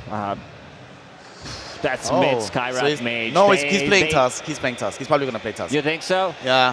I think, like, given what we need from this game, right, the Tusk versus Zeus matchup doesn't feel too terrible. You need a hero that plays a lot faster. If you play Skyrath Mage, yes, you get a ton of levels out of it, but does it help you win the game? I'm not sure. I could see Stormstormer playing this Skyrath Mage. I'm just thinking, like, why do you pick Skyrath here, right? Unless you have some idea for this mid matchup you really want to abuse. Because if you're just playing support Sky here, it's not, especially with Enigma. Like, what is this lane what is it supposed doing to in the game? You know, that's why normally I would agree with you. Like mid-Tusk looks way more better. It's a better mid-hero. It's more solid. You get the kickback on Zeus. You can gap close him. I'm all for that matchup. I don't think Tusk is terrible versus Zeus in those aspects. But I just don't know what support Skywrath is doing in this game, which makes me think it's some like cheese mid-pick. You want to go like max bolt silence and just destroy this guy and he's not going to have a game. The problem is they don't have setup stuns for him. Yeah, which is another thing. It's really hard to play support Skywrath if you don't have the stuns to enable his ult for him to get to like the Atos or something. So you just play mid, get farm, get Atos, Ags or something, and Talon, range carry. That's what we're expecting out of them. Yeah, this also works. I want to see who's playing what on Entity. It's going to be Kataomi and Stormstormer on Tusk. Okay. All right. So we are going to indeed be having a situation where the Skywrath Mage has a very difficult game, right? On the bright side, I suppose if you're ever nearby a Snap Fire, you can maybe cancel out Morty's Kisses. I guess if Stormstormer can actually get heroes inside of a young Ice Shard, maybe then you can guarantee the Mystic Flare, but I don't know. To be honest, I've been very cold on this hero. Lacoste convinced me. Before we came into the series, I asked you who you think would win. Oh, did I? And you said Entity. Convinced me. Looking at this draw from Entity, how do they win game number 2 and take us to a third and deciding game? That's a good one. I think Tusk will need to pop off completely. Like in terms of rotation, he needs to play with Skywrath Mage. It's a lot of burst damage. Like I was wondering where the setup is going to come from. So it's going to be mid-Tusk, Snowball, Punch, more than enough time. But I'm not too sure about this Skywrath Mage plus Enigma offlane duo. I prefer Enigma to be paired up with like melee position 4 to be able to put the pressure on the enemy carry. But I'm still looking at Talon's Raft and I'm liking it a lot. Yeah, I think we all like Talon's draft here because they are looking really, really clean right now in terms of their strategy at this point in time. The question is, do they have the execution to be able to justify what they've done with their draft? And to find out, we send it over to our incredible duo, also making their debut here at the Major. We have the audacious Arvo and the incredibly serene Seek and Strike. Take it away, boys, for game number 2. I would never describe you as incredibly serene. Serene? Serene, that's what he said. Serene? I think I'm pretty serene. I don't think so at all. Why don't you think? I play the violin. That's pretty serene. I guess that's serene. Well, we have a serene. Actually, we have an action-packed game here in front of us. Not serene whatsoever. Let's do a little recap because I think it'll understand the Entity draft better in the second game. The first draft is a really quick realization by Entity. It was very one-dimensional. Right. You know, people wondered why BKB is so strong. Because only magical damage. And only magical damage, BKB go poof. Yeah, pretty much. I mean, you saw Watson BKB through the physical damage that 23 Savage eventually had. Work. Especially when Daedalus was online. I think even if he had gone Vanguard over Hooded Defiance or not, he still would have been getting punched like a punching bag there and dead in 10 hits every single time.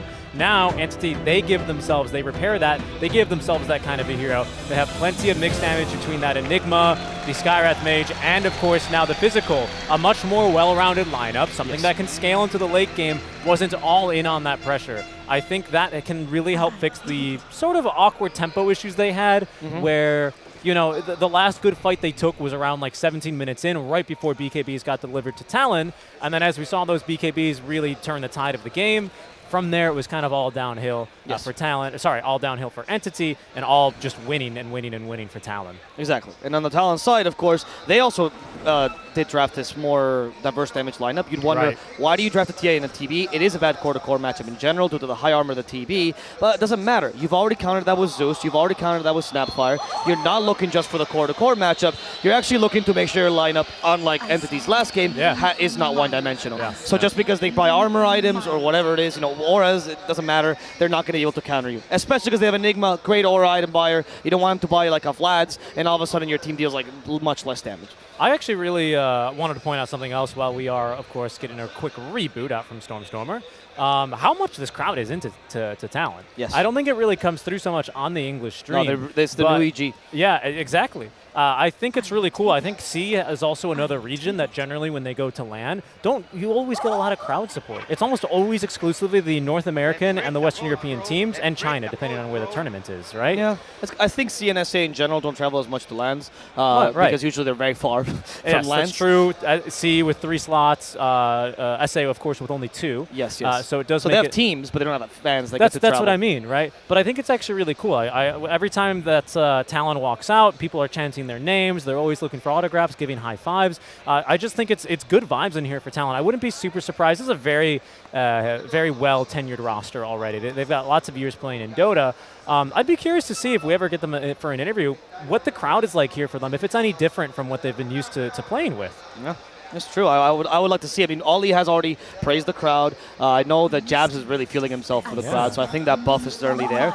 And to be honest, the reason people tend to always go behind SA and C is because you have fun Dota from these teams. Like, true. C has had a period where we had a little bit of 4 Protect 1 for a while, but now we're back to the Talon is the embodiment of the T1 fighting style of, or even before that, the TNC, right? Which is the tri-core with a lot of team fight, with good execution of resources. That's always been the C motto as well. This has been the region that specialized in understanding of resources above most other regions. Like, I will lose 1 or 2 cores, it doesn't even matter, as long as my ultimates are up, right? They will take fights 3v5 as long as they understand the enemy team is lacking, say, a black hole, an overgrowth, whatever it is. And most teams 2-3 years ago were not as keen on doing this. They counted bodies more so than abilities.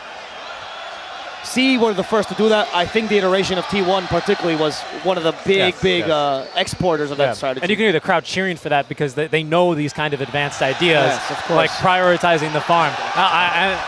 And that's what I was saying. He should have just done it. If I did it with Jenkins.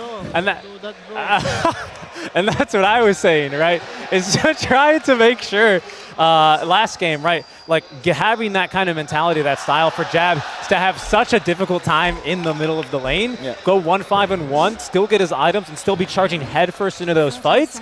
Like, it's that recognition, it's that game sense, it's knowing what entity are lacking against you, in order to be able to, you know, really flex your hero and be able to honestly kind of carry that game back from what was looking pretty bad. And the lane stage didn't go as they expected, but like you said, the timing for the BKBs was so important. It didn't really matter. Exactly. It didn't really matter, and we harped on Entity because we were hoping for something beyond the one-dimensional draft they had, but it was just an easy counter. Didn't pan out for them.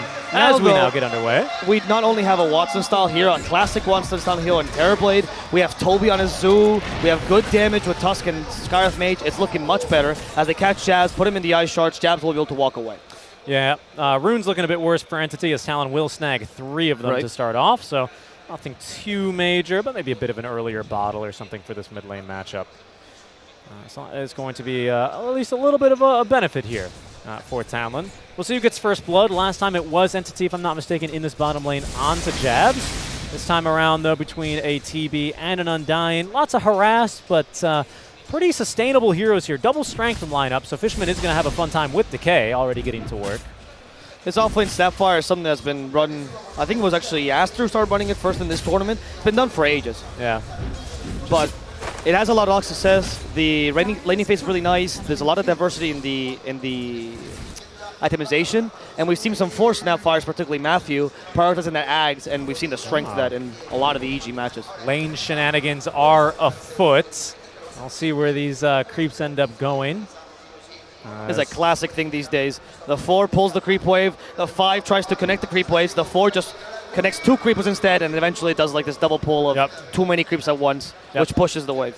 Lots of creep shenanigans in the early game. You can see they've also kind of stacked the wave up top against Toby. They've stacked the wave mid as Makoto pushed the wave really hard early, and of course with the wave stacked here, things are getting really awkward, a little bit uncomfortable here for Entity, already not on super even footing with the equilibrium. Luckily, as a melee hero, you have a little bit more advantage against these shenanigans because obviously you can tank the creeps nicely. Terrorblade has good armor. It's not as big a deal as a lot of the ranged heroes are suffering from these things these days. So I think Watson should be fine for the most part. For sure. Lane, a little bit of action there, but the creeps, of course, still contesting. Q does need to be a bit careful, missing 8 strength, and there's plenty of mangoes here just to make sure if he wanted to go for more, but Q is going to be able to get that creep wave out of there, especially with the help of Jabs. 23 tanking under tower, plenty of armor though, as you say, and he'll be A-okay, healing that off. Overtime. Lane Tusk, Stormstormer, we were talking earlier about if Stormstormer would end up taking the Tusk. You did say it was a flex that you kind of preferred for this team. That actually worked out pretty well. What did you mean by that? What can we expect to see out from this Stormstormer Tusk? I mean, I'm actually a bigger fan of mid Tusk from C, particularly. I think Geek Slate and Talon have both showed some really impressive Tusk mids performances. Ooh, as Q almost that was died close. there. Well calculated there by Q. But I think Entity is the best team at playing Tusk 4, which is why this team particularly has a really nice flex in Kataomi versus Stormstormer. We'll see how impactful this Stormstormer Tusk is, however. I am a big fan of Kataomi Tusk, more so than Stormstormers. I think one of the issues they have is the scaling of where do you go. What C started doing is always building Blink Ags, and Europe is still stuck in the Desolator era, which, while nice, I don't see as impactful as the Blink Ags. Yeah, I really like the Blink Axe build that we saw all CDPC. I think being able to relocate any of these cores, especially kicking a TA away or into a fight or into your team, whatever, just gives you a lot more flexibility. Protection against Black Hole, which we haven't really noted quite yet, but it's going to be a powerful tool in the arsenal. Ollie's going to need to be on the ball here to make sure that he has that overgrowth, which will cancel a BKB Black Hole. Only problem that they may have is if this goes late enough, Toby will pick up that refresher, and then you're a little bit more out of luck on that second Black Hole. That's true. Then you have to. That's why the trees these days, when they're up against Enigma, they just rush refresher, like Blink Refresher, and that's the best build you could possibly do, just to cancel Black Hole twice. Early on though is Q. Good that's toss. A nice toss. Scatterblast as well. Fishman, quite tanky though. Yeah, he is. He's fine. He's good. So the other issue you have as Enigma is that until you get BKB, this game is going to be really hard to commit a Black Hole, because Zeus can always just lightning bolt you and it's done. It's too much range. Yeah, it's very difficult to avoid that. So you have to either play around Zeus's vision, so know where he is and fight, or not Black Hole. I feel like I've even seen a handful of Zeus Axe as well. The Nimbus down bottom though, going in. He has a decay before he actually got hit there, which is what saves them. And then they still have a Soul Rip available to heal him back up. So he did get 2 heroes on that decay, which is the important part. That's the important part. Watson as well is a little scary here with level 2 Metamorphosis, so not really super eager to fight into this on Talon. They're going to go ahead and take a chill pill, regen up, and get ready for the next little skirmish in this lane. Lots of kill potential there between the Tiny and the Snap, as we're seeing. Told there's a Malefice on him. We'll see what Toby, how he decides to also confront this Enigma matchup. Lately, the Black Hole has been a little more important than Auras, because Eidolon's got nerfed a lot. But it feels like this game, you kind of have to go a little bit Auras in the beginning if you want to play well. Did you catch that Pog CS from Stormstormer, by the way? Ice Sharded. He was trying to catch the Zeus under tower, I think, but he leaped away, as we all know Zeus does. And so Stormstormer was well out of melee range for the tower, but got them both with 1 Ice Shard. It was pretty cool. Oh, nice. Yeah, very Pog. Top lane, 23 as well, CSing very nicely, of course, the Eidolon micro from Toby's. It's been impressive, but I wouldn't be too surprised if 23's already picked up a handful of those. A little bit of extra gold in his pocket, and of course does make up for the deny that Enigma usually starts to become very pestering with. It's a tough one for Enigma against anything with any sort of cleave, right? TA, Kunkka are the 2 favorites dealing against this hero as a carry. Sometimes the Gyrocopter you see. That's true, actually. That's a good one. We've seen him a handful of times here, so I'll bring him up. I think some teams actually run the Bloodseeker. Another good one. I don't know if it was Entity or Beast Coast, but one of the 2 really like the Bloodseeker, and they run against Enigma. Can always count on you to mention any team that plays Bloodseeker. Yes, there it is. But the hero doesn't seem to matter as much. I think the best example of this is particularly the EG matchup where they played against Aster. Even if you don't do well in the early as Enigma and you cancel his lane, he'll eventually have a good game unless you can cancel his Black Hole, which is why the train is so pivotal to this draft. Trying to cancel Makoto's momentum here. Talon, yeah, he'll just leap away, but they are burning through his raindrop charges here at a pretty good rate. I believe that was his last one.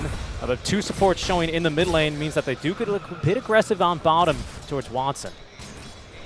They have decent kill potential, but against the Terrorblade, it's a little bit difficult because the magic damage is still not high enough. Level 3 Scatterblast will really change this. That's why Q's trying to play, trying to catch up Watson, trying to toss him back, hopefully underneath the tower, but it's not easy. You can actually cookie onto the toss as well, if you calculate that properly. Talon have been really good, by the way, all series. I have to really commend them at identifying where heroes are on the map and fighting around them. We'll see if Stormstormer will surprise them. Yeah, we'll see. Q gets saved by the cookie. Ice Shard's not as effective.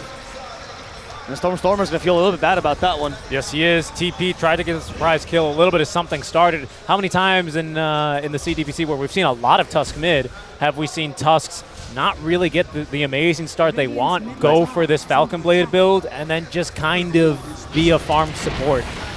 It's a concern that I have here for Stormstormer, but of course we're still early on, plenty of time to change that. Nope, they're actually going to wait here. Koki instead with a Tiny. And that should be able to kill Fishman with a Scatterblast damage. Thunder God's Wrath, a little bit extra. That's all they need. And Q will survive thanks to living armor. And now Watson is on the retreat. He does not want to face a Snapfire alone in their tower. Really good stuff there from Talon. The global abilities really coming into play there. That's only a level 1 living armor, but you take that Tiny from 0 to 6 armor. Huge difference here, especially against this Terrorblade, right, with all that physical damage he's got. So that keeps him alive. Thunder God's Wrath to turn that around, and Entity will be... they'll be first blooded here, basically, on the hands of Makoto. Probably one of the best heroes to receive it here. Zeus doesn't even have to leave the mid lane. Stormstormer didn't get anything either. Makoto still has to jump here, so in fact, he's playing aggressively against Stormstormer. Yeah, Mana Boots in 3, but maybe once this Power Rune, Ollie is going to have to, well, try to secure it, but it'll be denied. Entity still hasn't reached the moment where they actually need to rotate with the Scarlet Mage Mystic Flare. That's the big peak they'll have in the early ganking potential. But right now, it is decently Talon favored in these lanes, and they have nice farming cores at the 15-minute mark. Yes, they really have quite nice farming cores. And once again, this by the time that the safe laner, in this case 23 Savage's TA, usually goes to jungle to leave, well, you still have the Ollie Stream Protector here to defend the tower, so Toby, once again, still has that major roadblock, which is going to allow him to progress, start taking over the map, and start doing all of those things with the ultimate goal of reducing Talon's total space of the map to farm. This, in turn, of course, means that Watson has to take more dangerous farm, and we've seen already how potent this Jabs Q duo is down here. So, the longer I think Watson has to stay down here, the scarier it is for Entity, and the more chances that Talon have to really get in control of this game, or even more control. That's where the Toby Eidolons come in, at least taking that tier 1, opening up the map as much as possible. Exactly. The jungle is an okay place for Watson to be. Luckily, he's an illusion hero. He's going to be fine. They don't have as much ganking potential just yet. Fishman will create some space by just going up to the high ground. And maybe this was a warning mission, or Aegis was running away. Yeah. Needless to say, he'll die regardless. Makoto wasn't really forced to rotate because he's looking to stack or to take some jungle creeps anyway. Yeah, exactly. I think the good news here for Entity is that the tower push until TA really gets online is pretty bad for Talon. So even though bottom lane, you can see Entity have already abandoned, it will take some time for this tower to fall. That's extra space and time save for Entity to look for a kill top. Yeah, a Trim Protector here is actually valuable despite it being a 5 because he keeps the tower alive. Do they have the silence? They do. Great. And that's going to amplify the damage enough to finish off Oli and hopefully open up the chance of actually pushing this top tower. Yeah, really good. I think we'll probably see Makoto throw some right clicks onto this tower to take it down faster. 100 damage here, by the way, on this Zeus. So they will be able to take this thing down. Entity ought to be able to do the same. Expect a living armor level 2 as soon as this tree respawns. Zeus ulti for the vision, as well as for a kill attempt on that mid lane, but no luck there. Okay. I mean, it's tower for tower. Not that bad, all things considered. Do you think Talon can try and defend top? They all have TPs. I mean, they're living armoring it. They're up against Enigma, though. Black Hole. Yeah. It's dangerous. Yeah. You already got a decent trade. It's not like this tier 1 represents that much for you anyway. It's really the mid that you want to keep alive. So good point. Good point. Also, the Catapult's still alive. Right. Yeah, good point.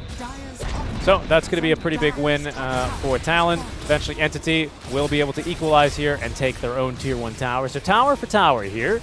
Both teams are very eager to get their first couple of items on the line before they really start looking for big skirmishes and fights. Makoto has the Kaya on the way, so that's going to allow him to farm faster with more mana regeneration.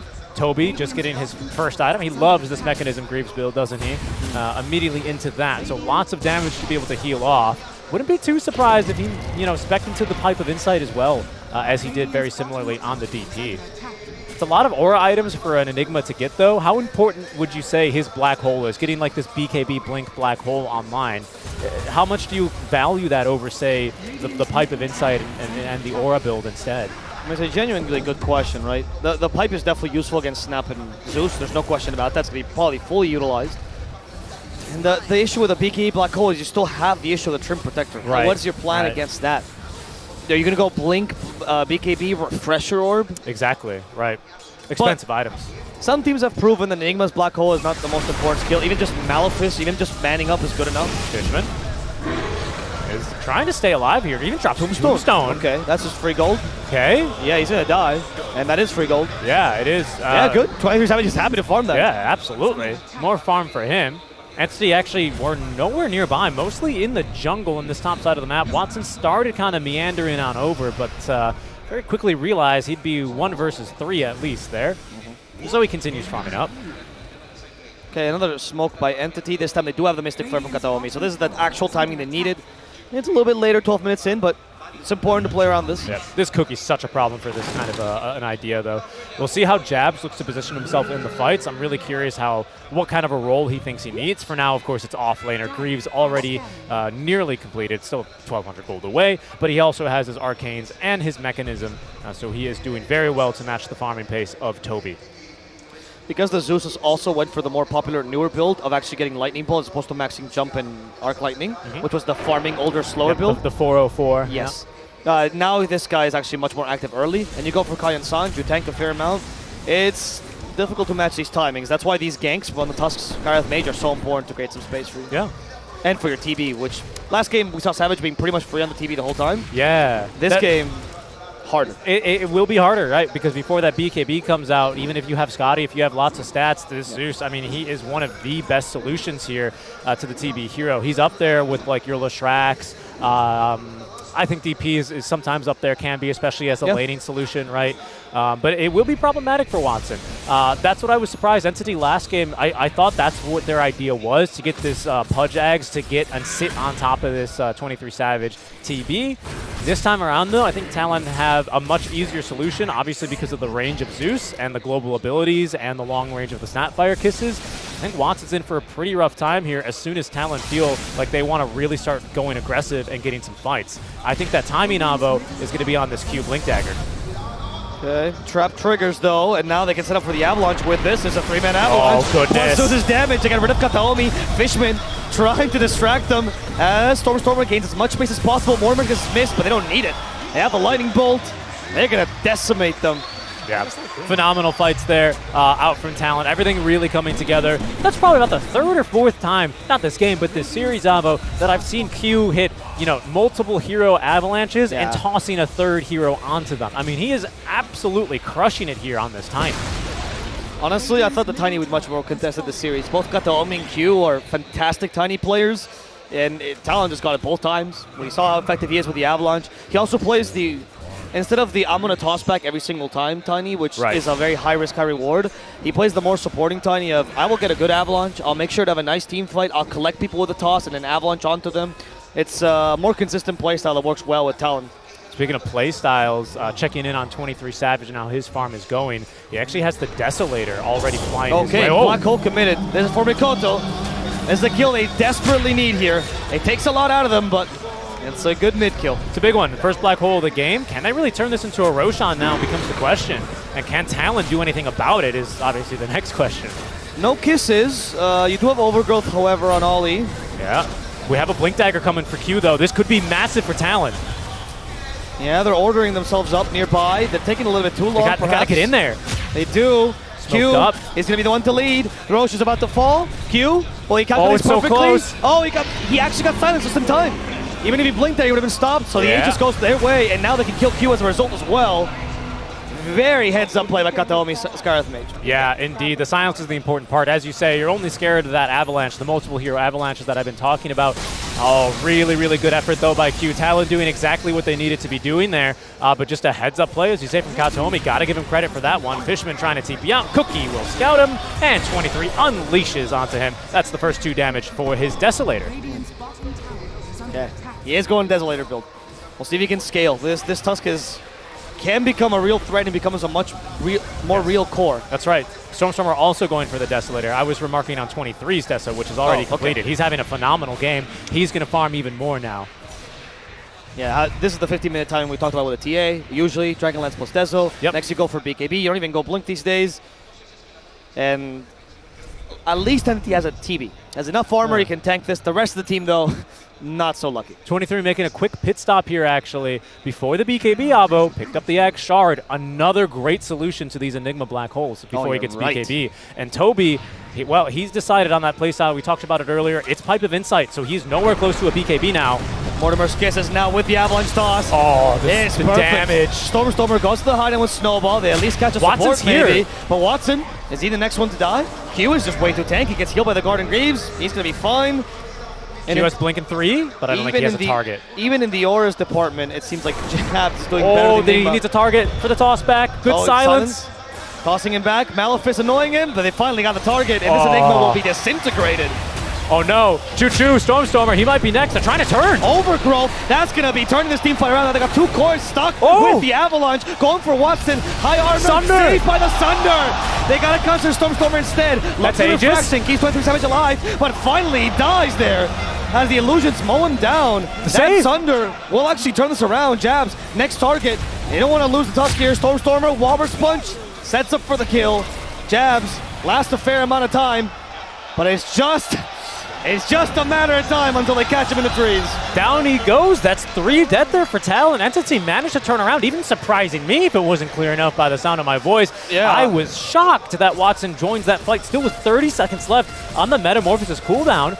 But credit to Talon, that's definitely a space where they could easily reinforce, where they could easily close the gaps and close off Talon when they tried to get back out. Credit to Talon, though. They're not stopping. They're not letting up. Black Hole's going to be on cooldown for this next engagement, though. So Entity, especially since they didn't use meta, have plenty of tools in their belt to fight with, but not if they get this engaged right. Q has Blink. This time they have Zeus, so they actually have the magical damage they need, and there's not even a chance. Beautiful. And it's so easy with Zeus, isn't it?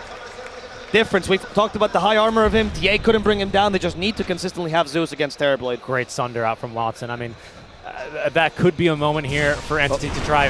No, there is no moments. There's no chill. Q will actually live through the whole Mystic Flare. Now the Avalanche hitting him. Living armor helping him. Is he actually? No.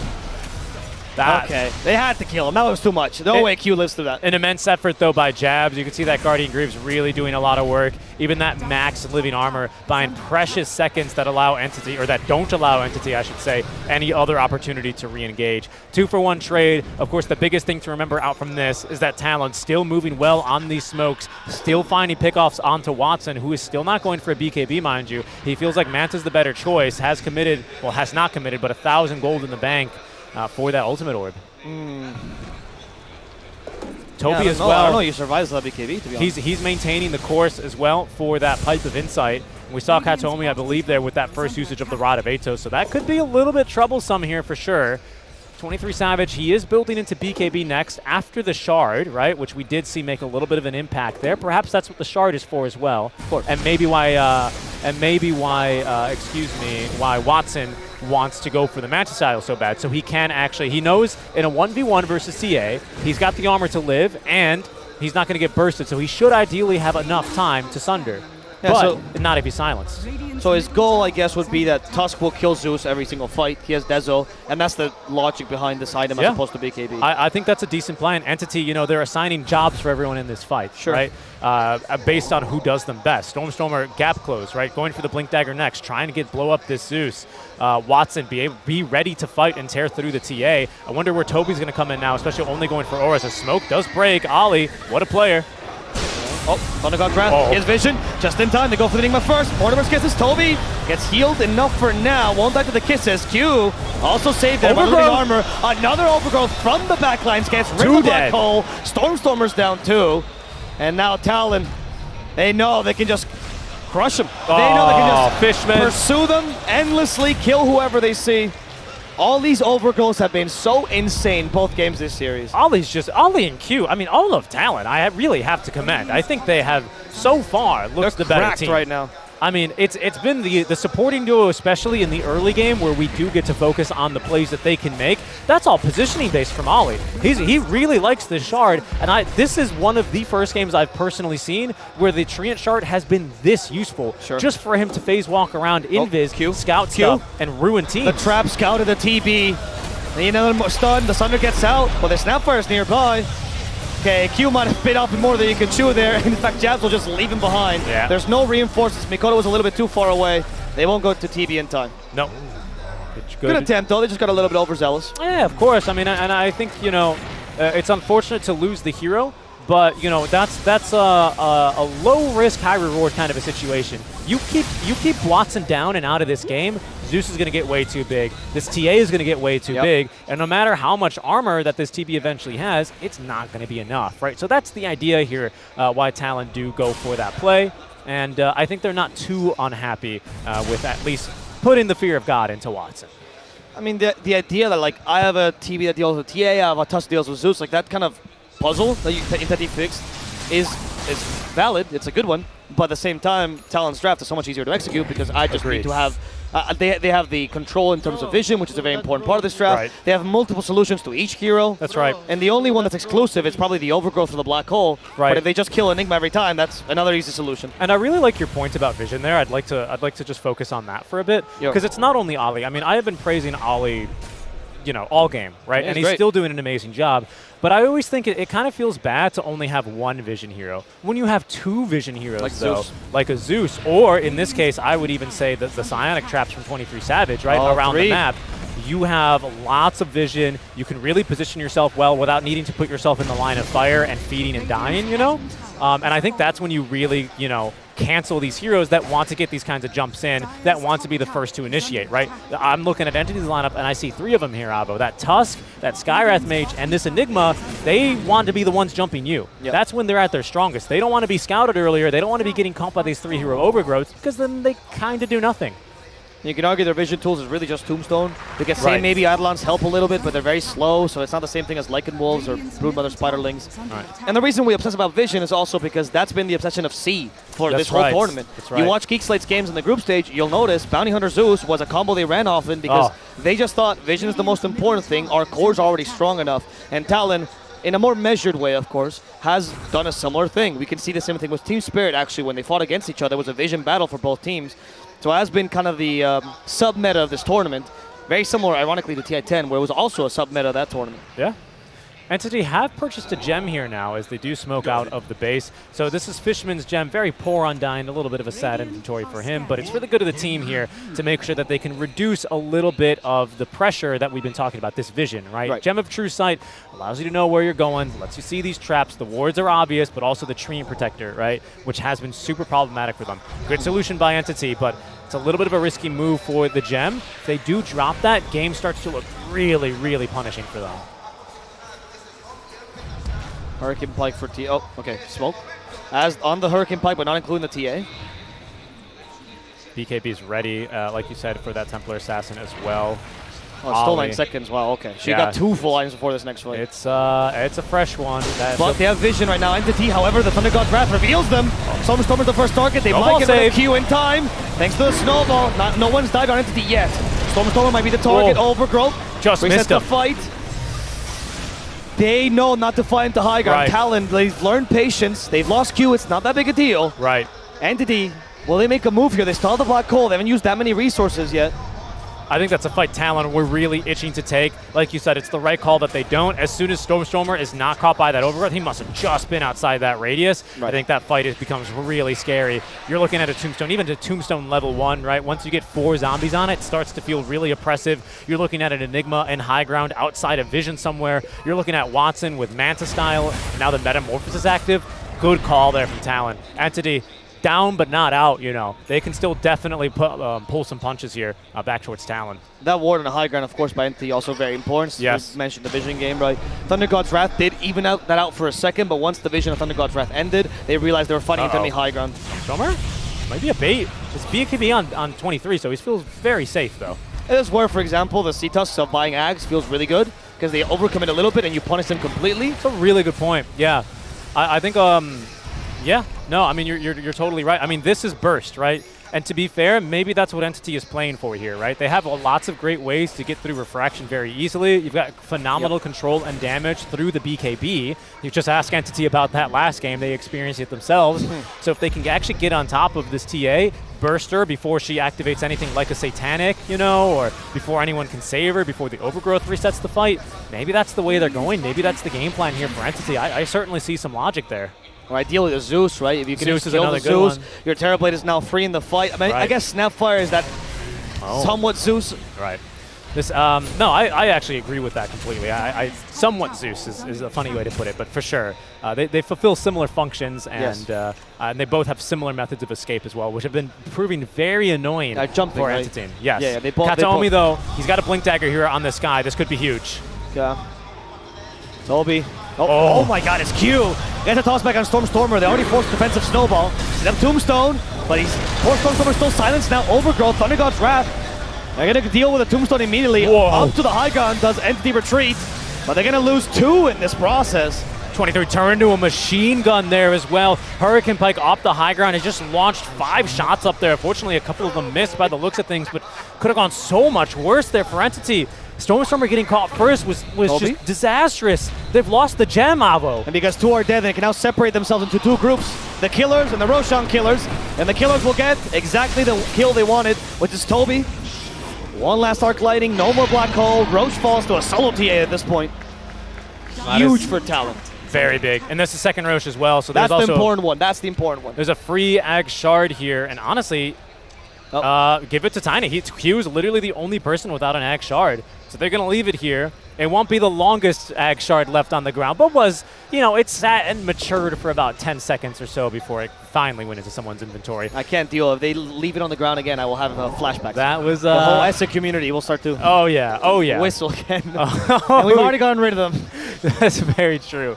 Very true. But, just to... Whoa. Q again? Last time he's alone.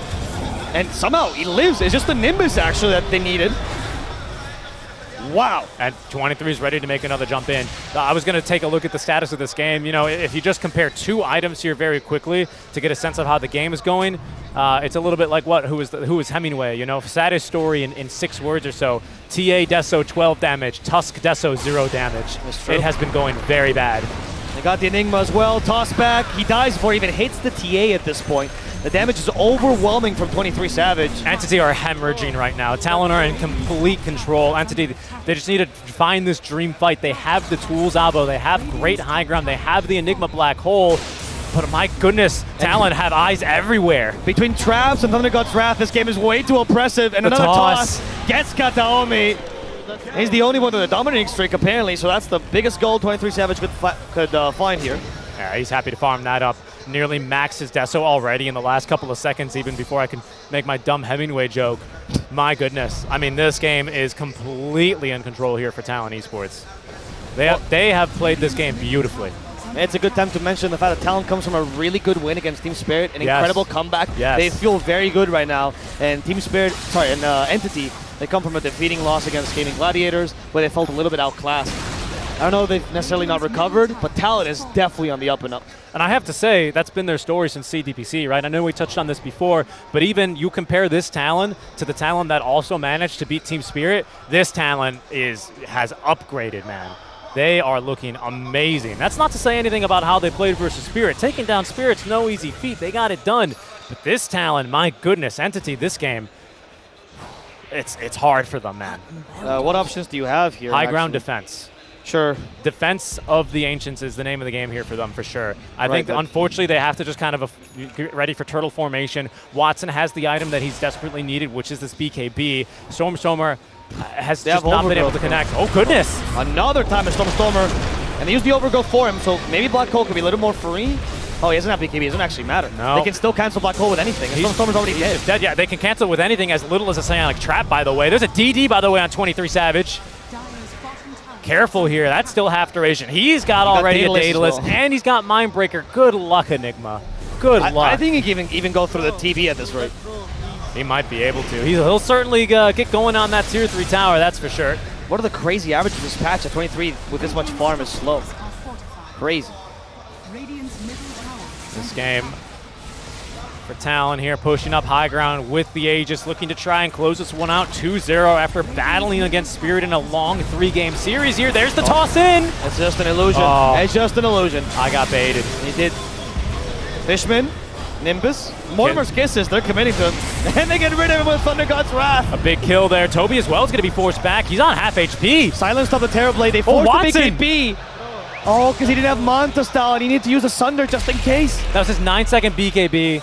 Still managed to find a Sunder, but now the tools that we were talking about here for Entity to get back into this game, they're all getting dropped one by one. He feels just bad like about these that. barracks. 23 Savage mid lane is his, and bottom soon as well. He's scouting that one out. That looks cozy. I'll take those too. I mean, you need a miracle Black Hole here. And I don't think Talon's going to allow you to do that. Again, no, it's just no BKB. No BKBs. Doesn't actually feel like a real Enigma's play. The easiest way to do it right now is just have jabs outside of the black hole. He blinks, cookies someone who's inside the black hole, and it's going to stun Enigma. I mean, that's in place. Avalanche. Or just have a trap, TA dude. Psionic Trap. It's just so Lightning easy. Bolt. Nimbus. I don't think it's even worth mentioning because I don't think he's ever going to get it out. I mean, it's so hard. It's been such a difficult game here now for Entity. Talon, they are going to get out cleanly here. 2 lanes of racks are theirs. Entity kind of left with trying to put together the puzzle pieces, and that's kind of what this series has felt like for them, hasn't it? I feel like they have these ideas, they have pieces that they try and put together, and Talon has just not given them the opportunity to execute on it. Oh, goodness, in they go. Okay, the tossback at least is not the Enigma, it's just Stormer instead. He tries to snowball the safety, also killing the Tiny, and he gets Q. In exchange, they missed the cookie, doesn't really matter. Yep. And they have a Lightning Bolt. It's something though, Entity, at least it'll get them outside of the base. They won't get Megas here at 33 minutes. And maybe they even get Ollie. Yes. 2 supports dead, but Mortimer's kisses. They rain down on Fishman. Fishman trying to get closer, sets up the Tombstone. He'll die regardless, and the Tombstone's just free farm for the Snapfire. Yes, she'll eat that right on up. She calls that a gobble up for 250 gold. Thank you very much. Has BKB, by the way, on jabs. So he is not scared of really almost anything. I will just say those kills, the only reason why we say they're okay is because Entity's losing by so much. Anything matters right now. Right. As long as Tusk can sacrifice himself and you play around the Terrorblade, it's fine. Right. If I was casting, I mean, it's not fine, but it's the best thing you can do. If I was casting with Winter, I'd go to the his very favorite chess analogy, where in chess you only want to trade when you're ahead, but in Dota it's the opposite. Any trades that you get to reduce, how many tools, to reduce, honestly, the way to look at it is to reduce the net worth difference that you're facing, the active net worth difference that you're facing. It's going to go a long way for you. Those few kills as well, buy enough time and space for Watson to get his second item. He's bought out now, but has the full eye of Scotty. Could that be a game changer versus TA? We'll see. Toby, he's stuck between a rock and a hard place, quite literally right now. Oh no. Toby, I don't know how he's planning on going Now home. he's going to be stuck between a rock and a rock. Oh, Q. no.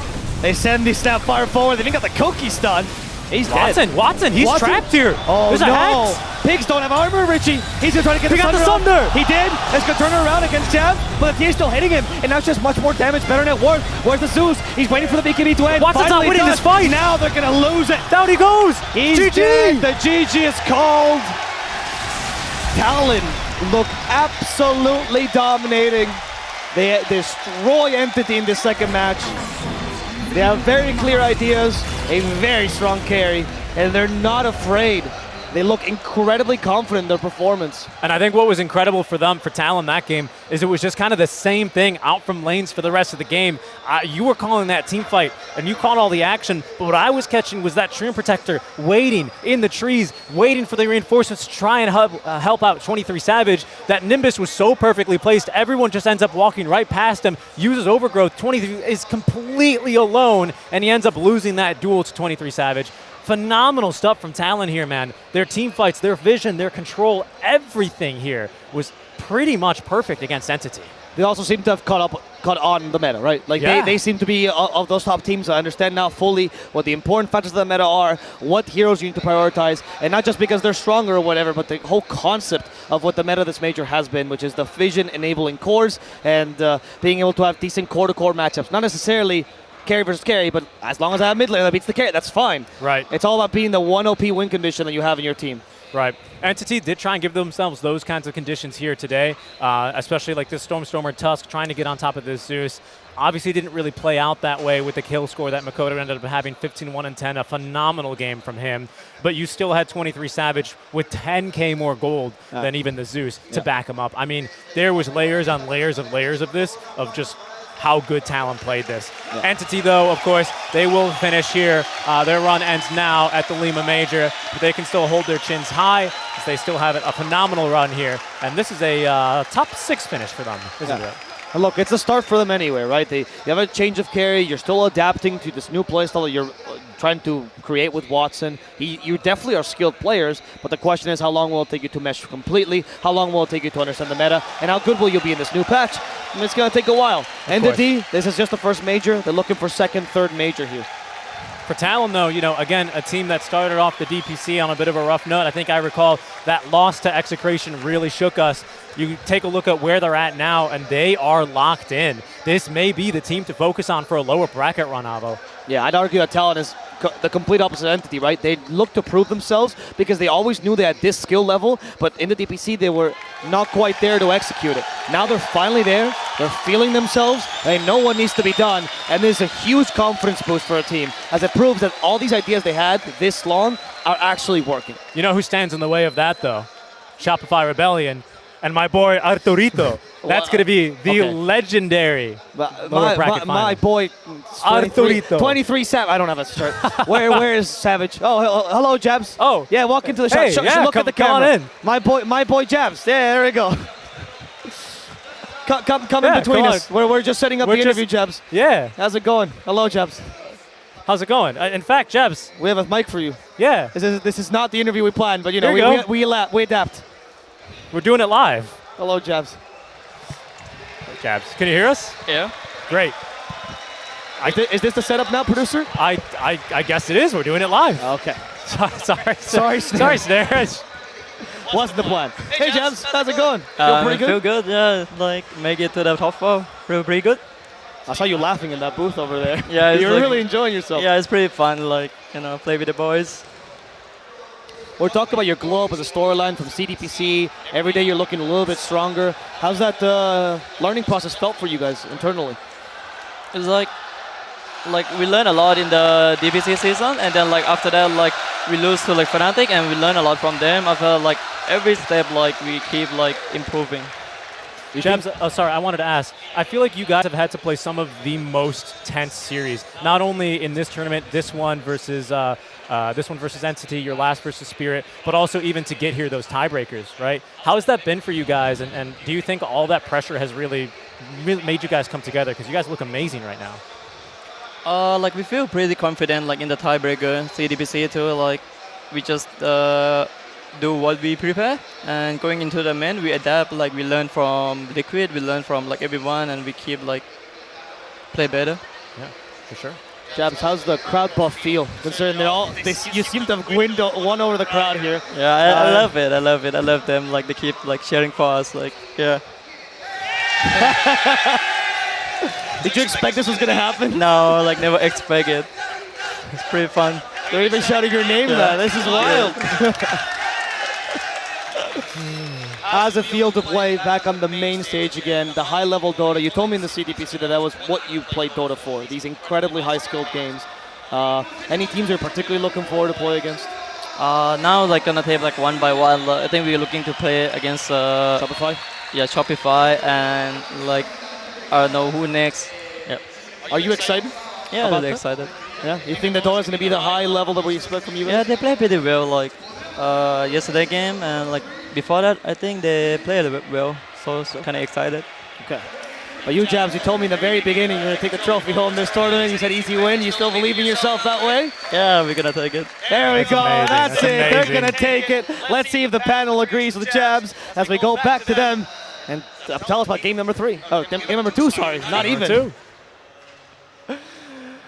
There will not be a third game because Talon smashed Entity to bits here in this first lower bracket match of the day. Fantastic performance, and of course Jabs all smiles there. He is going to have to prepare for another series later today because their match with Shopify is actually the 3rd series today, so he's not done yet. But let's first break down the 2nd game here. Together with my panel, I'm joined by Sheep, Purge, and Winter. This game got out of control. It started very even, and at some point we were like, okay, Talon is gonna win this because this Zeus and this Templar Assassin, what you gonna do?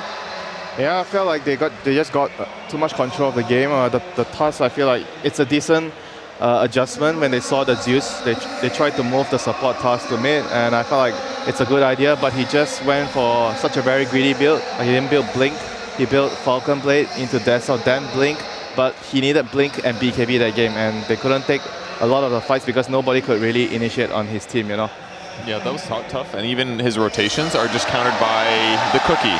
So he catches some guy out of position, they run to the end of the shards, and they're like, boop, just jump on over, you know, free tumbler toy. That also undermined a lot of his kills, and that set him behind. But ultimately, I think what really crushed for them was Q had like a ridiculously good tiny game. Like that rune fight where there's 3 heroes, he just waits for them all to fit together, and then he does the avalanche toss on all 3, plus the Zeus ulti. That happened so many times this game. He played fantastic. He did play really well. And I just want to harp on what you guys already said. Like, the early game, I think they fudged up a lot of details. Like in the bottom lane, for example, I think the Terrorblade Undying was meant to destroy the Snapfire, but instead they don't block the hard camp, and she gets to just pull the hard camp and keep the wave in front of her tower the whole time and get way more than she should have. And then, like, I thought the Skywrath pick was intended to come mid a lot more to gank the Zeus with the Tusk kill threat, but they never end up really bringing him there, and they don't take advantage of him. I don't think I saw impact from the Skywrath pick until, like, over 15 minutes into the game. So a bit too passive for you. No, you're right. They definitely didn't make any kills. Like, I don't even remember, like, one time the Tusk and the Skywrath combined together to kill the Zeus. I felt like they were actually meant to do that. The Terrorblade is going to kill the rest of the heroes, and because he's weak against the Zeus, so he needed the Tusk and the Skywrath to deal with that, but that didn't happen in the whole game. Again, it's a counter of the cookie. It's a free force stat that you have at the start of the game. If Tusk is there, that guy doesn't stay still, even if you get the Atos that Kataomi eventually bought. So it was a little bit harder for them to connect. They didn't necessarily win enough fights, and then they just got really far behind, and TB looked like the same monster in game 1. Yeah, I mean, I just like how Talon has this kind of vision of not every game we have to build mech and pipe. Some games we try to outscale our opponents. This game, on the other hand, they have a mech on the Snapfire, and it also really worked out for them because they were taking so many early skirmish with the Tiny initiating. It helped a lot. So I feel like they are thinking a lot every series. They're adapting, they're changing. And that's a very, very good sign for our team. It's an incredibly good sign. The overall last pick was the Templar Assassin for 23 Savage. I felt that was also... How would Entity be able to deal with that purge? What would their plan be? I mean, they had plenty of sources of damage. The problem was that he had a good lane, and in some ways he's Gyro-esque against the Eidolons, actually, because if they do get clumped up, you start doing the cleave damage, you're offsetting that, and you can go to the jungle really easily too if Enigma is kind of annoying you. But he also had so many targets that were easy to kill. The only person that was a little bit of a struggle was going to be the Terrorblade, who has really high armor. But everybody else he's really happy to hit. Like TA against Undying feels good too. That's a high HP, low armor hero. To hit him a couple times, give him the Melt Strike, you just kill everybody else on the team. So if he's ahead, it just felt like it was a really solid pick for Talon. One thing they did do really well against the TA on the side of Entity was take the Roche first before she could. I think that was really important.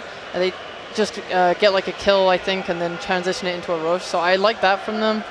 This survive was insane. This happened a lot, actually. Like at least 2 times where he should have died. I want to talk about this fight. Did you see that ward in the top left? Yeah. That ward was so OP. I don't know why Entity come up here and try to find and kill Treant, and then just like sit around on this vision, because then they just follow it up with a Zeus ult. They see everything. Now they're sending kisses. Like, I think the vision game was very important, and Talon outplayed Entity on 100 fronts in terms of it. Before that, they tried to kill the Treant. He was in a very good position. They tried the dust. Before that fight happened, they were looking for him. The dust missed, and then they moved forward, and he was able to kind of swing around behind and get a really good overgrowth as well after that. That was a really bad misplay, I think, from Entity. Yeah, and then from here on out, it's basically just Q show, like tossing people back repeatedly, doing AWA tosses to burst people down. I mean, the Tusk is supposed to be doing this for his team. I just feel like because of his build, they couldn't. Like, he built Falcon and Deso first. I'm not sure why he felt like he needed the Deso to kill, because I think that with the Skywrath with him, they should be able to kill anybody they catch. So he needs to get a Blink ASAP for them to play. Otherwise, what is the purpose of the Sky and the Undying in this game? They have nothing to do in the game. I completely agree. I usually really like the Deso build on Tusk, but this game, like you said, the Sky, it just felt like Sky wasn't used at all. And I know they like to run this hero, so I'm surprised that they felt so lost around it. I mean, I would say like Sky plus Undying, they are both very, I would call them heavy support duo, which means that they both can't do anything on their own or with together. They need one of the cores to always be with them. That's why I feel like the Tusk has a lot of responsibility on his shoulders to do that, and him not getting a blink early just made it even worse for the team. Yeah. I feel like over the last few days we've also seen Talon continue to improve in their games. Of course, yesterday their series against Team Spirit, especially that third game, was, as we mentioned, I think we called it character building that time around. Entity, they've played good, but they've not steadily improved throughout the tournament purge. Is that fair to say?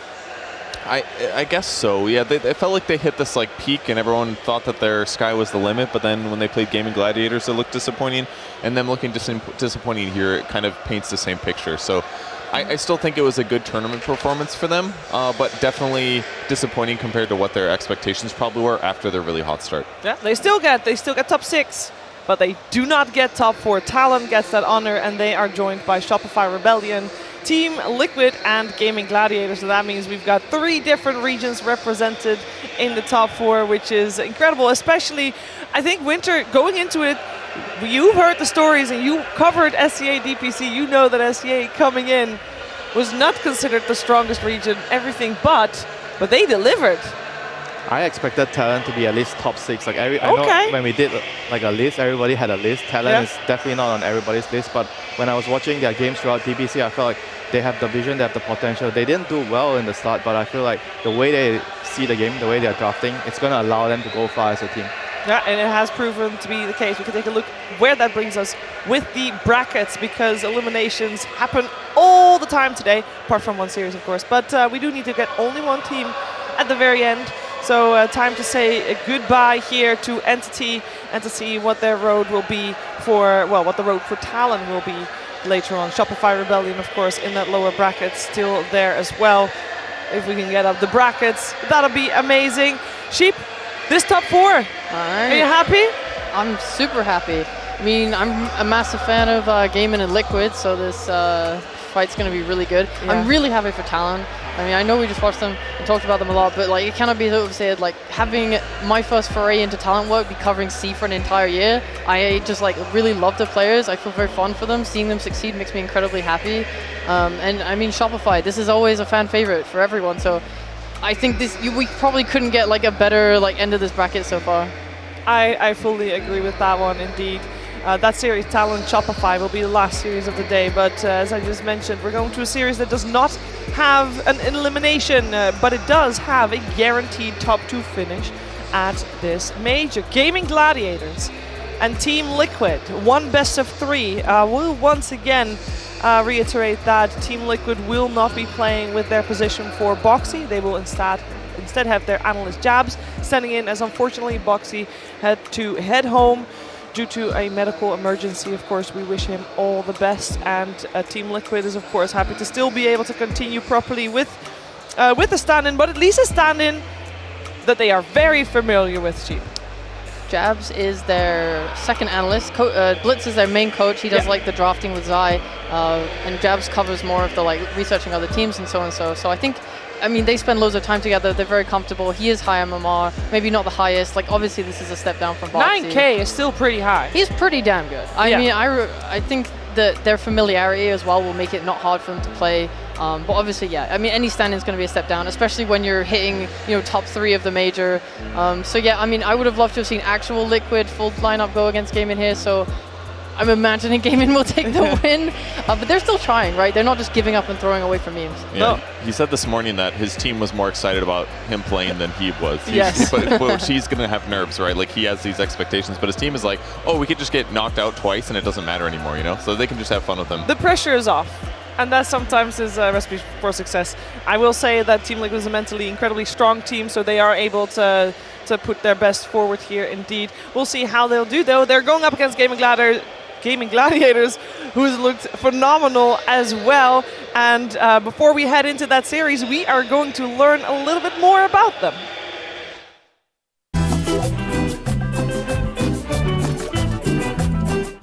How's the breaking point for you guys where you realize that like you actually make an active decision to become a pro player, besides the not going to college?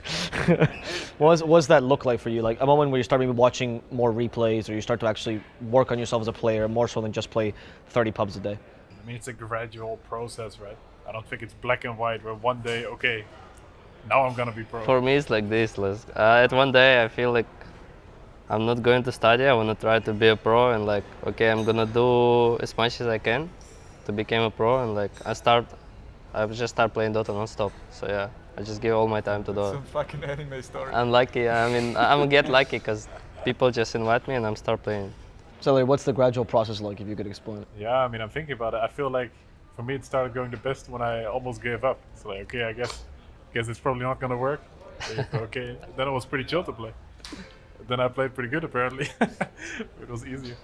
For me, it's also like a grind. Like, first you play on some lesser known team, and then you play some smaller tournaments, and then you like gradually you start winning smaller tournaments, and you go to a little bit bigger tournaments, and then suddenly you are like on the best tournaments, and then you're like pro. Yeah, I don't know, it's weird. I kind of didn't really even expect to, like I kind of thought I would just make it as like a talent or like streaming or like doing like, you know, just random stuff like that. Like I kind of thought that's how I was going to make it in the scene. And then like, I don't know, Team Freedom happened and we like beat some teams we probably shouldn't have beat and we like almost qualified at TI. And then I got invited to Optic. I was like, okay, I guess I am playing. All right, cool, it worked. It was kind of, I don't know, it was weird. I didn't necessarily expect it, was sort of spontaneous. I think I played like way too many games throughout my life where it's like it's too much to just be a hobby kinda. So like I kind of wanted to get rid of this part of me a bit where like I try to play less and pursue other normal things in life, like the boring stuff we don't want to have. But like it was mainly during COVID where like I don't know, you're fucking locked off and you're staying home, where like I just played fucking all day and I don't know, like invested kind of all my time into it and just realized that I can fucking make it. So that's what like I tried the hardest to go pro. If you don't mind, just on Tofu right now, I know there's a little story about the hashtag Tofu big fan people that always spam it on stream. Would you kindly explain that to the camera, how that came to be? That's a while back already. I'm not sure about the exact origin, how it came up, but it's like basically like from some real life friends where like back in the days we were playing a lot of Counter-Strike together, and like I still hang out with most of them and they're like kind of supporting me even though they never played Dota. Like they know League of Legends, so we played Counter-Strike, but like when I started talking more about, hey, I'm actually becoming pro, I'm doing this full time now, they like really supportive. And then they're watching streams even though they have no fucking idea what's going on. So they're just like typing Tofu big fat. But it's nice support, I appreciate that. And then people started catching on, now everyone types in when you play, yeah. Welcome back, everybody, to a Western European showdown. You just heard from Gladiators, and now we'll also take you through their opponents, Team Liquid. My name's Tsunami, and I will be taking you through this series with the help of Fear, Effie, and apparently a very bandwagon-y Sheepstick. What jersey were you wearing yesterday? Gaming. And what jersey were you wearing at your signing session? Gaming. No, you weren't. I'm lying. I don't think yes, it's true. I wore an Entity one yesterday. Do you have I wore a jersey from Beast every Coast team? one. I just go around asking. I'm like, yo, can I have a free jersey? I mean, right now I'm wearing Reshi D on my back. He's not even an active player. He's walking around shilling for gaming right now around the arena. Yes, He's in his gladiator getup. He's shirtless. That's why I took his shirt literally off of his back. I say. Yeah. What a gentleman, Dan. What a great guy, honestly. What a great org. Well, I can't wait to support them. Does that mean that I know who you're already biased for? Or is this to cancel out your bias for Team Liquid? I mean, I'm heavily biased towards Team Liquid. Okay. But not with jabs. This is a gaming show. That is true, yes. I believe that earlier in the show we mentioned it, but unfortunately, if you have not seen the news, Boxy will not be actively playing, unfortunately. I can read off how Blitz specifically phrased it. Boxy will be flying home immediately due to a medical emergency, and Jabs, their analyst, will be standing in. I hope the community understands that Boxy's health is most important to us, and not to speculate, and simply to send him love and support. We thank Val for the understanding and Jabs for stepping in. It isn't an easy situation for him to stand in last minute, so I hope people send him positivity as well. We will still try our absolute best to win this tournament for Boxy. Thanks, but no further comments. And one last shout out to Gaming Gladiators co-founder / co-owner, who was helping out with Boxy and actually staying with him in the hospital. So times were tense, but there's a lot of love between these two teams. The day before their match, curious, suspicious, if I had to say. I see. No speculation. Sheep respect Fear's requirements. But Effie, it's a heartbreaking situation. Yeah, I mean, I can't imagine how they feel. They were probably just, because it kind of happened so suddenly for them, where from what I heard, it happened a little bit overnight. So I think the world just kind of got flipped upside down, so that must be hard to deal with. It's definitely a huge loss to the team. I think Boxy is a pivotal aspect of why Liquid have been performing so well, and I think this loss is going to be very significant in their gameplay. But I hope all the best for them, honestly. I feel like even if they don't get the results that they wanted out of this major, the most important thing is Boxy's health. So they should be happy with a top 3 finish. Absolutely. Yeah, because no matter what, they've still secured top 3, which is an amazing result. Obviously, expectations were through the roof for this team, and Jabs is a support player, though, Fear. Okay. And so, like, if you had to consider of roles to be stood in for, how critical do you consider the support role for this team in particular? I mean, it's top 3 at a major, so it is definitely really big for sure. Like, you can't just fill in a support role and be like, yeah, it's just support, please carry me, Nisha. I mean, maybe he will, but we'll see. It's going to be a harder task for, like, the core players to deal with that. What I'm most curious about is what they're going to do with the team dynamics. Because, like, I wonder if Zai is going to adapt to Jabs' hero pool, or if it's going to be the other way around and Jabs is just like, I'm just a stand-in, I'm just going to make Zai work. I think it probably will work better if Zai adapts, but either way, unless Jabs plays the exact same heroes that Boxy does, there's going to be a difference in their drafting style, which could impact the team the most. On that note, I actually thought about this, and I think that the best thing that Liquid should do or could do here, and I think they probably are looking at it as well, is just like you shift Insania to position 4 and you just let Jabs play the 5, right? And you give him, because I was looking at his Dota buff and he does play these like treants and things like that very often, which Liquid have been centering their drafts around. And I feel that this Insania Rubik has been excellent since the start of his career. Every time Liquid have picked it for him, they've put him on the lane with Zai. So I don't think it would be a big loss for that lane in particular if you just rotate, right? And then having him on position 5, which I wouldn't say is a less impactful role, but it's like less dependent on player comfort with each other. Just put him on Undying, he'll be fine. Yeah, that's easy. That would probably it's be the best autopilot. thing, right? So pick the Undying. Pick the Undying. I know how to press Q. I could be standing in for these teams also. It's just that simple. I saw that dude out there with the sign also. Let me play for EG. I'll be a ward. Stand-ins are easy. Let's welcome Team Liquid to the arena.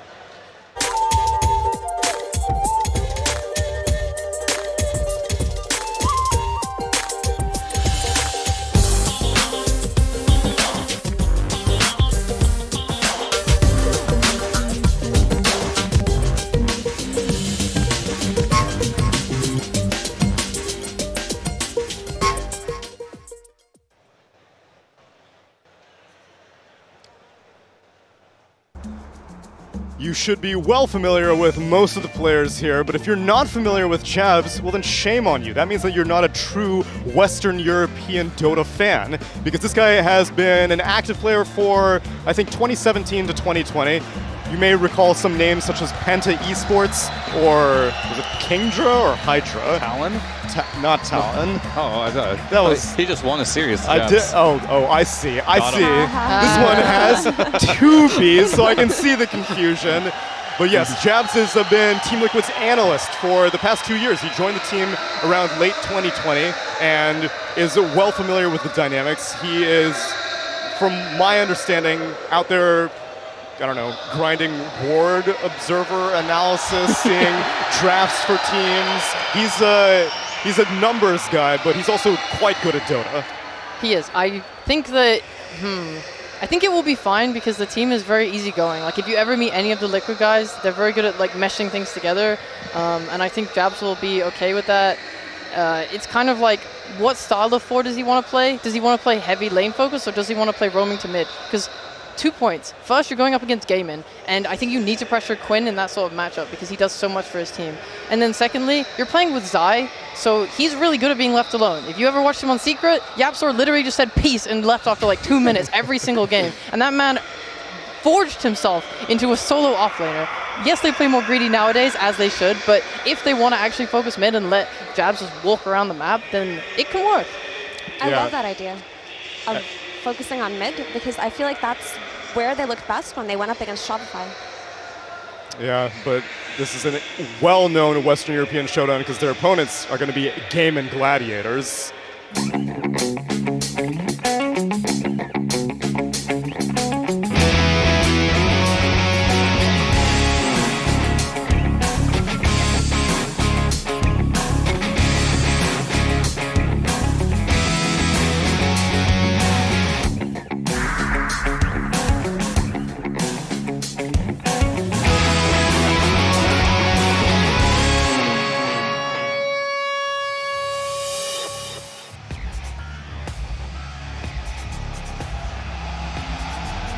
It has been a hot minute since Quinn Callahan has been able to find this level of success, and it seems that exporting himself to the Western European region, especially with such powerful players that were already there on Game and Gladiators, has been a recipe for success. Top 3 is already a very, very impressive result for them, but what an honor it would be to be able to claim the trophy for a Valve event here in Lima for this roster. Especially with a new coach as well. They brought CY in, and it has been a honeymoon period, being able to get second place in their Western European DPC, and now it's who's the favorite in this matchup now, Fear? Who's the favorite? Yeah. I mean, I think with the substitution thing, you're probably gonna have to put gaming on the top on this one. I think this is a team that has, surpassed all expectations. I thought they would be good, but I didn't think they would be this good. And Quinn, he's really showed up on this LAN, where on previous teams he hadn't had the most success on LAN here. He has a great hero pool, but I think if you are playing this gaming Gladiators, you kind of want to focus on Duraccio. He's played 6 games of the Lina, and his next most played hero only has 2 games. So their teams keep giving him Lina, and he keeps winning with it. But how do you deal with the banning stage? You have to deal with Brood and what their ace plays at as well. So it's a very difficult team to draft against because all their players have an incredibly vast hero pool. Yeah, and on the topic of that Broodmother, so when Liquid and Gladiators went against each other in the Europe DPC last tour, it was a 2-1 score in the favor of Liquid. But those 2 wins for Liquid, they beat GG with their Broodmother. And recently, GG have shown an excellent performance with their own Broodmother, especially versus Entity. So I feel like this Broodmother cannot be let through at any cost for either of these teams, right? I don't think this is the series where you try to beat it, honestly. I completely agree. And I also think we've seen the evolution of Game-In attempted to play that Pudge as their answer to Brood every time, and then especially in that Liquid series, they realized, okay, this doesn't actually work. It's quite hard for us. Liquid then take the exact same idea and then try and run it this tournament. Didn't work again. I think people have dropped this idea of Pudge CM versus the Brood, and people are just banning it. It's just too stupid to let through. Yeah. I mean, I definitely agree with not letting the Brood through, but you've got to let something through. Something Gaming Gladiators we might see pop through in this series is they played IO Lesh a lot, but a lot of teams are banning the Lesh against them, so if they want to fit in the Brood ban, the Lina ban, something's going to get through that they're really good at, and that's probably they got so far in this tournament. They have a very wide array of strategies to choose from. And something a lot of teams have been doing versus Lesh is just picking DP, because both of these heroes fit in the same archetype where they lane well against each other, they both take towers, and they both kind of help their team with their first rotation more than anything else. So I wonder if we're going to see a lot of those heroes be prioritized, or if they're just going to have this Lesh in the back of their minds and take it out. But I honestly feel like there's so many heroes to focus on that you might end up letting this Lesh through, for GG in particular, because like Fear mentioned earlier, and like Sheep mentioned, this Brood cannot be let through, this Lina cannot be let through. Yeah. I'm curious how the 2 teams will react to having a loss, because so far both their matches on the main stage have been 2-0s. Liquid 2-0'd Talon, and then 2-0'd Shopify Rebellion. Gaming Gladiators, they 2-0'd Aster, and then they 2-0'd Entity. So reacting to a Game 1 loss, an inevitable Game 1 loss regardless of which team, and perhaps reevaluating picks and bans is going to be an interesting dynamic. Yeah. Something to be said and kind of asked, I don't know if you have experience with this as a pro player, but if you have a stand-in, and especially one like Jabs, who's not got a massive hero pool, I'm assuming he's coming into this with a very limited hero pool. Yeah. Do you try and figure out what that is by looking at his Dota buff and stuff, and then banning that out, or do you ban the more experienced players? I mean, you can do both. I think that's a very an effective but mean strategy. Bully the newbie. He needs a hazing period. I've never actually been in that situation where I had to play versus stand-in and we'd focus on. I think for the most part, you don't really worry too much about the stand-in, and you kind of just focus on the strengths of the other team. So making sure Nisha doesn't get the heroes that he wants. Don't let him have their NP. Don't have Liquid have the Treant Protector. I still think Liquid also has a couple heroes that you just can't let through. That's fair. I mean, Jabs I actually genuinely do believe that there's a chance Liquid could win at least one game, because if Nisha is able to win mid really hard against Quinn and neuter his game, and if Jabs can help do that, or even Insania can help do that, then you have to look at the dual cores. Mickey is also absolutely insane. Zai's really insane. This crowd is going insane over the crowd is also insane. For what it's worth, Liquid Spirits are very high given the circumstances. Jabs is immensely nervous, unsurprisingly. He was not able to sleep last night. But the rest of the players are like, this is the hand we were dealt. Obviously, Box's health is number one, and getting top 3 is still an amazing result. And so we're going to have fun, because how often do you get to play with your analysts? They have known this guy for 2 years on his team. And actually, they have history that goes even further beyond that, because if I may shill briefly, if you go on youtube.com and search for Team Liquid time-lapse, you'll find a very handsome and charismatic host who got a chance to talk to Mickey, Insania, and Jabs back when they used to compete against each other. And it was, I think Jabs was on Penta, Insania and Mickey were just starting their Dota career, and they were on a roster by the name of Cool Beans with Loda. And they played against Jabs. It was a 100-minute game. It was the Western European TI7 qualifiers. It was the only game that Insania and Mickey won, and I think it may have destroyed Jabs' competitive spirit after that. But they reunited as analysts and players, and I guess they're coming into this with a very devil-may-care kind of attitude. Yeah, I would think so. I mean, I feel like after that happened, they kind of just went, oh, well, right, but we'll do our best. This is actually going to be Jabs' main stage debut. That's true. So I wonder if he's going to be nervous, because even though you're an analyst for a team for so long, you don't actually know what it's like to play in the booth with the sound of the audience, right? There you go. He is so nervous. You can tell. Effie, I'm telling you now, this man is a wreck. I feel bad. But can I just double back a little bit to something that she brought up, because I really love that she mentioned this mid matchup being so important, because in the last series that Liquid played versus Shopify, we saw how different it looked in game 1 when Liquid were actually rotating to Abed's lane and shutting him down and putting extra pressure on him. And when Abed gets a free lane in game 2, he went absolutely rampant, right? And he destroyed Nisha 1v1. And it's actually, surprisingly enough, it's the second time we saw Nisha lose mid this tournament, because Talon's Mikoto also managed to beat him with his Ember versus his Batrider. So we know that Nisha isn't an infallible player. Like, some of the best players in the world, they can go toe-to-toe with him, and if they're like left with good matchups and they're left to reign free, they can exploit that. So I would absolutely love to see Liquid focus on shutting down Quinn in this series. I can see it going another way, where like Jabs is uncomfortable with the rotations and like the flow of things, to the point where they just pick a more lane-heavy force as well. Okay. I don't know what his preference will be, so I would be happy with either approach. I like what you say. I could see it going a different way. We'll see after game 1, I guess. Yeah, and it's fitting that the 2 other players that were able to beat Nisha mid are still in the tournament. Now it's Quinn's turn to maybe teach Nisha a thing or two. How likely you think that's going to happen?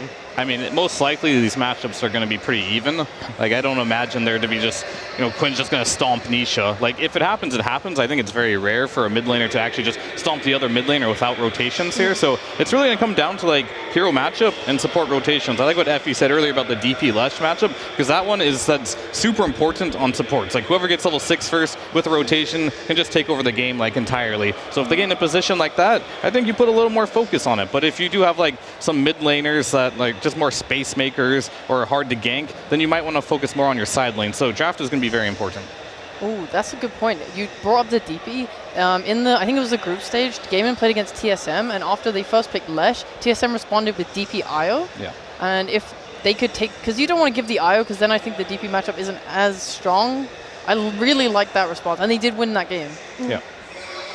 Yeah, and then I suppose if Quinn does get his hands on the Disco Pony, then, like, because the final matchup, or rather the final picks in the Abed Nisha game was Abed got his hands on Primal Beast, and I think Liquid looked at the entirety of the game and was like, oh, we can be very greedy on our mid. Let's do Morphling mid. Yeah. So they knew what they were giving Nisha mid, and yet he still lost mid. That did not work out. Yeah. That game was like, they looked not at their best on Liquid. Shopify Rebellion, I'm going to say they should have won that game. I talked to Liquid as well afterwards. They didn't feel like they should have won that game. They just kind of held in with their superior teamwork and team coordination and took it. So I'm not sure that's something they're going to repeat. But speaking of that game in particular, maybe they felt bad about how the first 20 minutes had gone, but I think afterwards they played so well. Like, everything that they could have done right. That's good. It's a good picture. But everything that they could have done right to find their way back into the game, they did for themselves. And honestly, a lot of that was on the back of Boxy as well. There was this really epic play where Boxy like blink dodged the pulverize that was coming, but he didn't blink far away, right? It was just a small enough blink to avalanche and force Abed's BKB there, and I felt like that turned the tides of the entire fight for them. So just to double back to Boxy, I just feel like he's been so instrumental in a lot of Liquid's outplays. Well, now it's time for Jabs to fill those shoes, and that's going to be quite a feat. But if anyone can do it, you can do it on Team Liquid. Let's see the first draft for Game and Gladiators versus Team Liquid.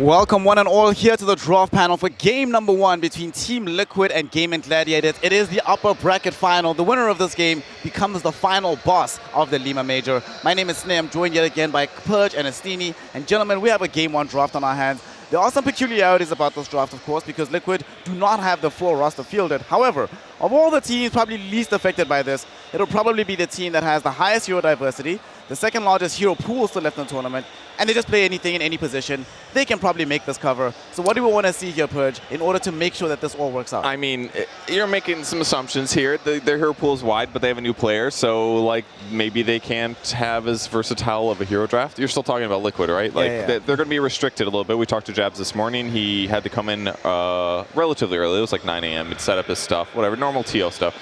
And he said he's about 9,000 MMR right now, so he's still very, very high and talented. He's been on the team for a long time, but he said his team is more excited for him to play than he is because I think their pressure is just completely gone. They don't worry. They're not as worried now like what happens at the end of the tournament. So they're going to have to draft stuff that fits his comfort style. I think that's important when his MMR is going to be moderately less than other people's. And if he can get in his comfort place, then all the other stuff should click, right? Surely. Yeah. I think they'll have some trouble at the lanes. It's really hard to lane with someone for the first time against a professional team. That might be an issue. But overall, Liquid can keep with their style. I'm curious to see which heroes they let through. You either play against Brute, Lina, or Lash. When you play against GG, usually some teams, when they pick Lash, you steal the IO. Or if they pick the IO, you steal the Lash. Or you have a preset strategy against it. So, yeah, IO Lash. Yep, they went straight for the IO Lash. They allowed it through, right? They realized that Game and Gladiators were most likely going to do this. They had access to first pick on Game and Gladiators, so they went for Lash. That gives Liquid the option of playing IO immediately or just play like a support duo that they've been playing time and time again. And I suppose under these conditions, you have a new player on the team. IO is a very finicky hero, right? You don't want to give somebody IO and they haven't played it, especially not their first debut at a lane stage. Just give them Rubik, nice and simple. No matter what, he can play this hero. It takes a lot of coordination to play IO drafts. You're coordinated with your carry the whole time. You're also setting up ganks across the map with one of your cores or supports that your IO now needs to relocate in the right position at the right time. Way too hard to do, and Team Liquid's going to do a atypical double support opening. Very few teams are doing this right now, but considering the circumstances, I think it makes sense. Give him a hero that he knows he can play, that he's comfortable on. And if he can if he can play either of these, I think it'll be all right. Yeah. I love this opening because if you can get away with picking 2 supports and not being cheese, you're super fine.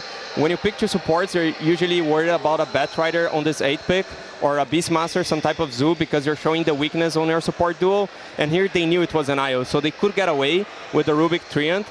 Rubik doesn't do anything against IO. It's not like an IO answer at all, but he's really great against the Lash. You get the stun with the shard, it's just so great, and you kind of know what GG will play here. So they're a second pick, they get all the answers, and they already know exactly the strategy they are playing against. It's going to be this IO with the Lash Connect. They are running at you all the time. They can go some sort of Enigma hero to stop Lash. They can go some burst, so Snapfire, Zeus, damage from outrange, Kodo, together with the Zeus. So there are many options here, and the more heroes they can see before they pick their cards, the better it is. Yeah, the scary part though is that most teams are breaking up Gladiators combo when they go for either of these heroes. We even saw teams taking IO for themselves so that they couldn't get the pairing. Didn't work out very well, so a little spooky in my mind that Gaming Gladiators gets their comfort draft. They get their opening here. It's going to be intriguing to see what they pair it with as well for the 5 position, because presumably I would like to see a stun, but I would also like to see some lane security, no matter what, for the safe lane for Diraicho. So maybe someone dying here. Gaming Gladiators, in the 5 position, they are one of the teams that has played the fewest overall heroes from that particular position. So it's been like Tree, Undying, there was Clockwork, and there's 2 other heroes. Either Enchantress, way, I think. think Enchantress was the other ones, yes. I So don't- anything that heals, I think I would like to see here. Double down on the sustain. I don't think you can get away with like Undying or Enchantress. You need stuns. Yeah, when you have an IO pairing, that makes sense. Yeah, you're going to be a little limited there. Someone needs to set up for Leshrac ideally. He can do it himself a little bit, but it's kind of finicky. Chain stunning wouldn't be a possibility otherwise. So yeah, some stun would be nice. I like some Tusk, Tiny type of hero. If you want to double down the save and on the healing, you can go Legion. Then you have an offlaner that also sets for the reload kill. So then Legion would make sense. But I think if you're Undying here, you're going to really lack stuns, and they will pick a Spirit type of hero. Now they show the Pangolier mid, but they can still pick a hero that's very elusive and you cannot catch him. I do like the Pango though. I mean, Gladiators have been using a lot on Quinn to great success right now, so a little bit of a block pick, but also you know that IO and Leshrac are going to be paired together. You're getting double the value from your roll pass-throughs by hitting them both. You can line up your swashbuckle defusal attacks too, so I think it's a good place for Team Liquid to go. Starts them off with a pretty flexible draft. Maybe their lanes are a little bit more decided because I think it's more likely Nisha mid, but I like it so far. Doesn't reveal much. They played once IO Witch Doctor. They did, yeah. That would be go cool for that in the because offlane. Witch Doctor is unpicked so far. I would love to see Witch Doctor. That would be fun. I make zero clue if it makes sense, because they are the ones that know about the Witch Doctor offlane. I'll not pretend I know much about the hero, but it seemed really good when they played the Witch Doctor on the offlane. It did seem really, really strong. And it felt difficult for the team they were playing against to actually kill them. And right now I'm looking at this Liquid draft. The damage output is not necessarily massive amounts of bursts. You know, there's a lot of control from these 3 heroes initially, a lot of movement, but out and out burst is going to be very easy to keep this Lesh alive in the event that they go for like this double down heal. They have some flexibility with this Pango. It could be played in the offlane, most likely for Nisha, but this is Team Liquid. You just never know for sure until the very end of the draft. Something I'm also finding intriguing is how long Gaming Gladiators are taking for this particular pick your purge. They really are thinking about it. They know they need stun, but they would like some sustain as well. Yeah, that cosplay was not lore accurate. Stout shields are not in the game anymore, so someone should definitely take his shield away from him. Didn't like that. All right, so we get the other hero for the 5 position. We get some Clockwork, and we get the offlane Dogs here. So that's going to build the sustain. Doesn't come with it naturally like the Witch Doctor, but at least you're going to have it eventually. You have an aura builder in the team already. I like it, yeah. They can combo and cover each other in a lot of ways. Like Iron Shell and Leshrac is not often thought about, but it's very effective too. Surging the Leshrac is great. There's the disable that Estina was looking for with the Clockwork to set things up. Either initiating or else. And then I feel like Darkseer protects him against some of the strong agility carries right now that might match up well against Leshrac in the ultra late game. So I like the Gladiators draft in this draft position. It's a little spooky because you don't know what they're going to do yet, but I think it covers some bases. That was what I was thinking when they showed the Darkseer. Like, because against Lash you want the healing reduction, so you want Scotty Builder or Draw Ranger, which is banned. So Darkseer, he's going to like block those picks. You cannot pick TB here, you cannot pick Luna here. And does it makes really strong, but then you go Morphling, it's a bit on this lack of catch in the IO draft. You can just waveform away. Feels good for the Morphling. I really like the Morphling here, but he definitely can be bursted with Lash. Lash IO, they do so much damage. A lot of magic damage, yeah. Unless you buy Ags, then you take his spell amp away. But it's so late in the game, I don't think you can survive. Because they're not like bursting enough, they're not poking enough from far away. On the Liquid side, right? Yeah, I don't. They need some. If they want to make it work, they would need some sort of silence so they can burst during the silence. They can all jump during the silence. I don't know which hero could offer this. Like they can do an off lane. That's possible. They played it in the main event. What I find interesting about this Morphling pick for me is the fact that it's still a versatile pick. We've seen both Nisha play it and Mike, so they are not revealing as much as they should be. And because they know they have the 24 pick, they can literally decide at the very end of the draft who's doing what, who's going where. What does the lane configuration look like? Yeah, and last time they played Morphling, maybe not last, but one of the recent times, they went for, I think it was Drow Morph, and the Nisha had a lot of trouble that game. He was on like Treads, Hurricane Pike for a long time. They love this like double ranged carry type thing that they can get away with somehow, despite it being a bit greedy. But almost all the best heroes are banned, so it's probably going to be Mike is my assumption. That's what Gaming Gladiators believes as well.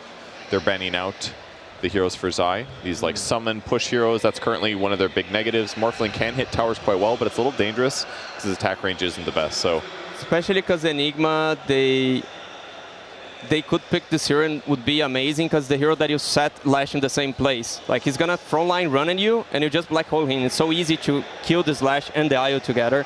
Maybe some Kanka sort of hero if they want to play the Pangolier to 3. But it's GG time to pick, right? They need a carry that pairs with the IO. Let's see, what plays quickly? I would like to see something that plays quickly and can play in front of this Leshrac. Pudge? Pudge, nah, maybe like Ursa, CK? Did you say Purge or Pudge? Oh, he said Pudge. Okay. But CK, I think CK is the best option here. Yeah. We know that CK IO is very good. It plays in front of the Leshrac. There's a lot of burst damage early on as well, which they had already in the Magic department. Now they have physical burst as well, so that feels really good. And he can smash the supports as well if he gets on top of them in most cases. So I think it makes a lot of sense. It looks really solid, but Team Liquid does get the ability to pivot here if they want to. But all the best ranged carries are gone, so I just assume they're going to do Morphling carry and pick some like mid hero that gets some anti-healing. I mean, they could just play for Scotty on Morphling as well. Some Timber with pure damage. What about some like Vessel Buyer? Is that too crazy? I mean, Vessel's definitely really good this game. They could do some like, I'm not saying it's good, some Void Spirit, some Invoker, something like that maybe. Because I feel they would play Pangolier on the mid lane and they would play Morphling carry and they would last pick an off laner. That's what I was saying. So like this Timber can offer this burst, Doom you can silence the target and burst him. Astini, how do you feel about something that buys more auras? Because I'm looking at this draft, right? I'm looking at GG's side. Nobody buys Spirit Vessel. Nobody really wants to buy early Shivas. Nobody wants to buy a Asgardia, right? So having something that heals a bit more in tandem with the Treant Protector, keep this Morphling alive. How would you feel about that? I don't like Aura bot against Darkseer. He's gonna steal your auras. That's why I feel like the Doom, the Timber hero can be way better. Some Brewmaster that we never seen also in the tournament. You can fly the Lash, kill the rest of the team. The problem with Timber though, like I agree that it has a lot of good things going for it, but that they'd really lack Disable then. It's basically like just Pango initiating or Rubik or Tree. Yeah. Feels a little unreliable. I'd almost prefer, like they're missing more of like a traditional stunner that also somehow has anti-healing. How do you feel about Tidehunter in a situation like this? I mean, it's okay. It can definitely like interrupt like CK's initiation and help them disengage from like a vacuum wall, but past that, I don't think it's good against Leshrac really. Let's see, they go for the Zeus. Okay, so they're actually going to be putting the Pango into the off lane for Zai then, and then the Zeus will go mid. I think that's fine. Like, anti-illusion, some burst damage feels okay? Yeah, I mean, he's got tons and tons of damage. That gives him decent solutions against like CK and the IO pairing. Just magic burst him, and Nisha's good at the hero, so I think it's fine. The off lane might be a little tough, but... Okay. But I like it. It's a way also to keep your tier 1 mid surviving as long as possible. You have the Treant armor on the tower, but Lash would destroy it. But with Zeus, you can just like kill the wave every time. You can defend the tower as well. I just don't know if this Morphling can outscale the CK. It's a CK IO in the late game. I feel a bit better for GG here. You feel better for the GG draft. Purge, how do you feel about this? Looking at these two drafts before us, which team would you rather be a part of, and who's more likely to take game number 1? Yeah, the GG draft definitely looks really solid, but I feel I've just seen so many games lately where Zeus blows it up in the mid game. If he gets a ton of kills, gets ahead of net worth, I could see that making the heal strat a little bit harder to deal with. But yeah, GG looks better for sure. GG definitely has one of their comfort drafts in their hands right now. They open up with their IO Leshrac, which they've used to amazing effect time and time again. We will find out if this particular time they have solved the equation that is Team Liquid and find themselves with a Game 1 victory. And to find out, we go over to our wonderful casting duo, the Scientist SVG and the Calculating Cap. Take it away, gentlemen. Thank you, Snare. That's right. Welcome to the upper bracket finals here of the Lima Major with Team Liquid and Gladiators. A matchup that was highly anticipated for sure, but came with a little bit of a twist. With Jabs having to stand in for Boxy, it just gives things an interesting turn for sure, but it makes the draft all the more important, I think, Avery. Got to give him his comfort. Got to give him what he's confident with. Yep. Honestly, draft's one thing, mentality's another.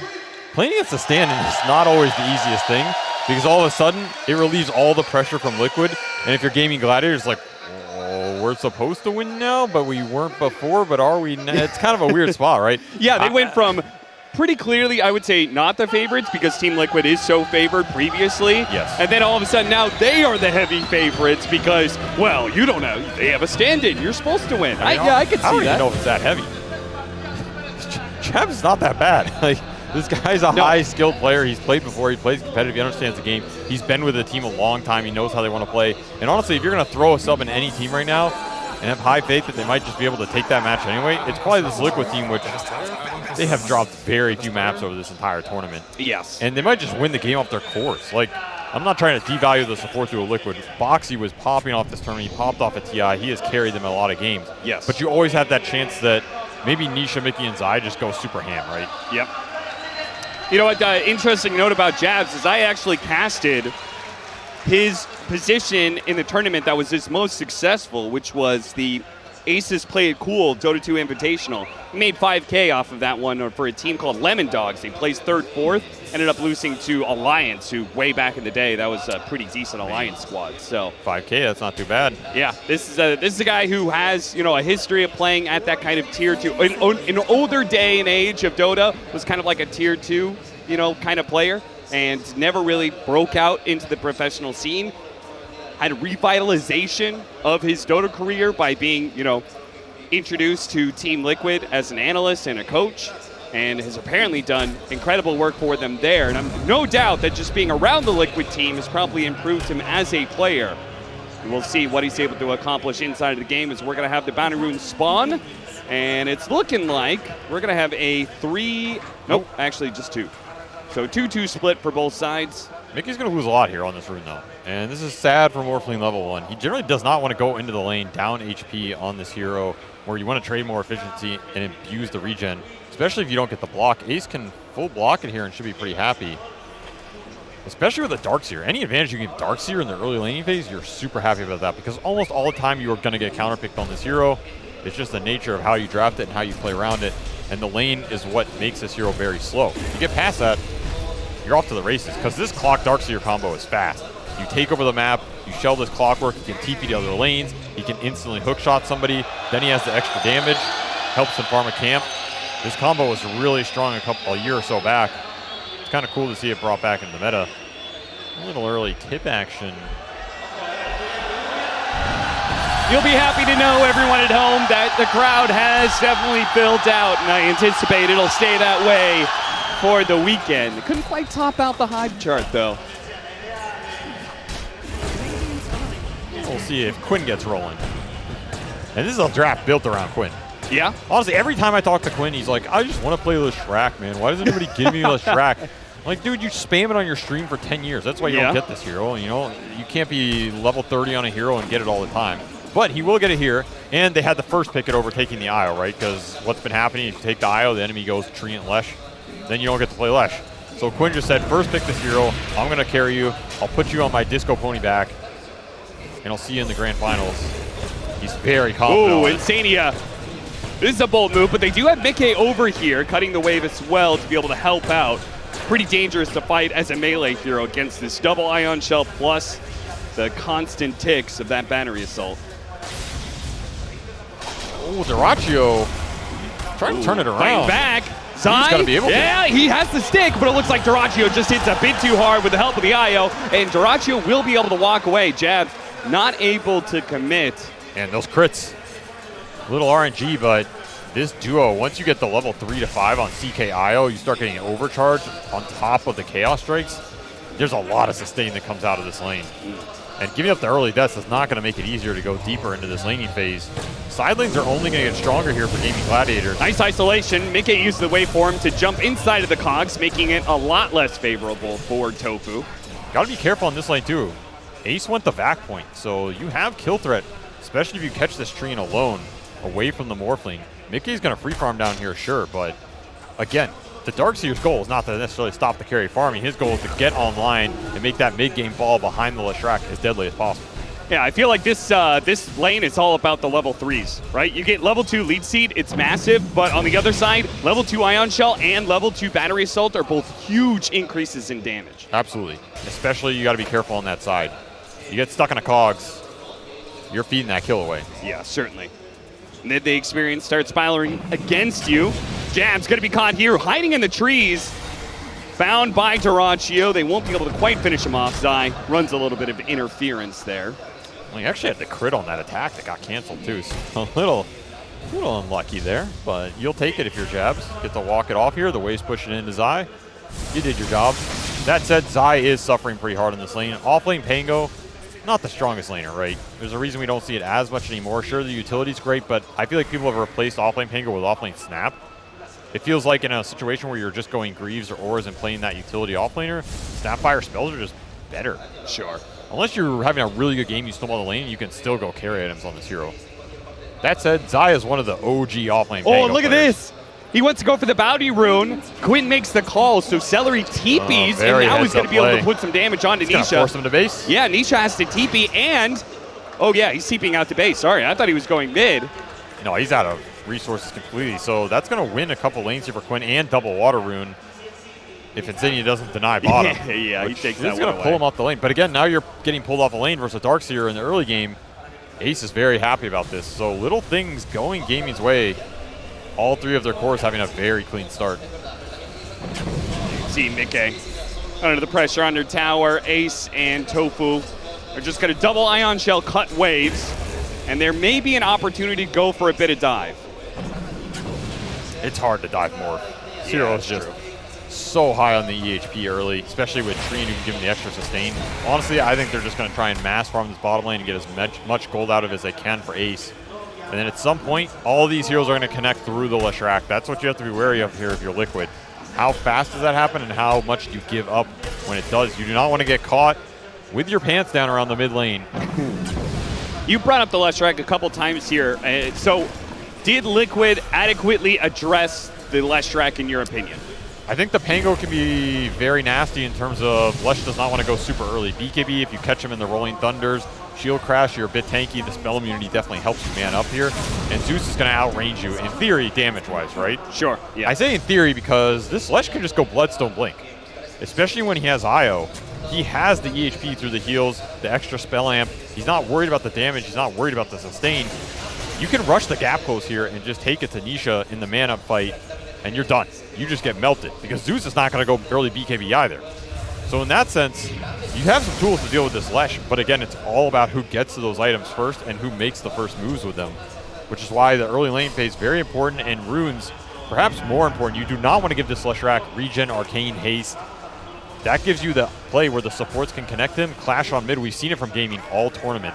This is Quinn's MO. He wants the tri-lane mid around the 6 and 8 minute runes, and Liquid trying to bring their whole squad as well, so they know this play is coming.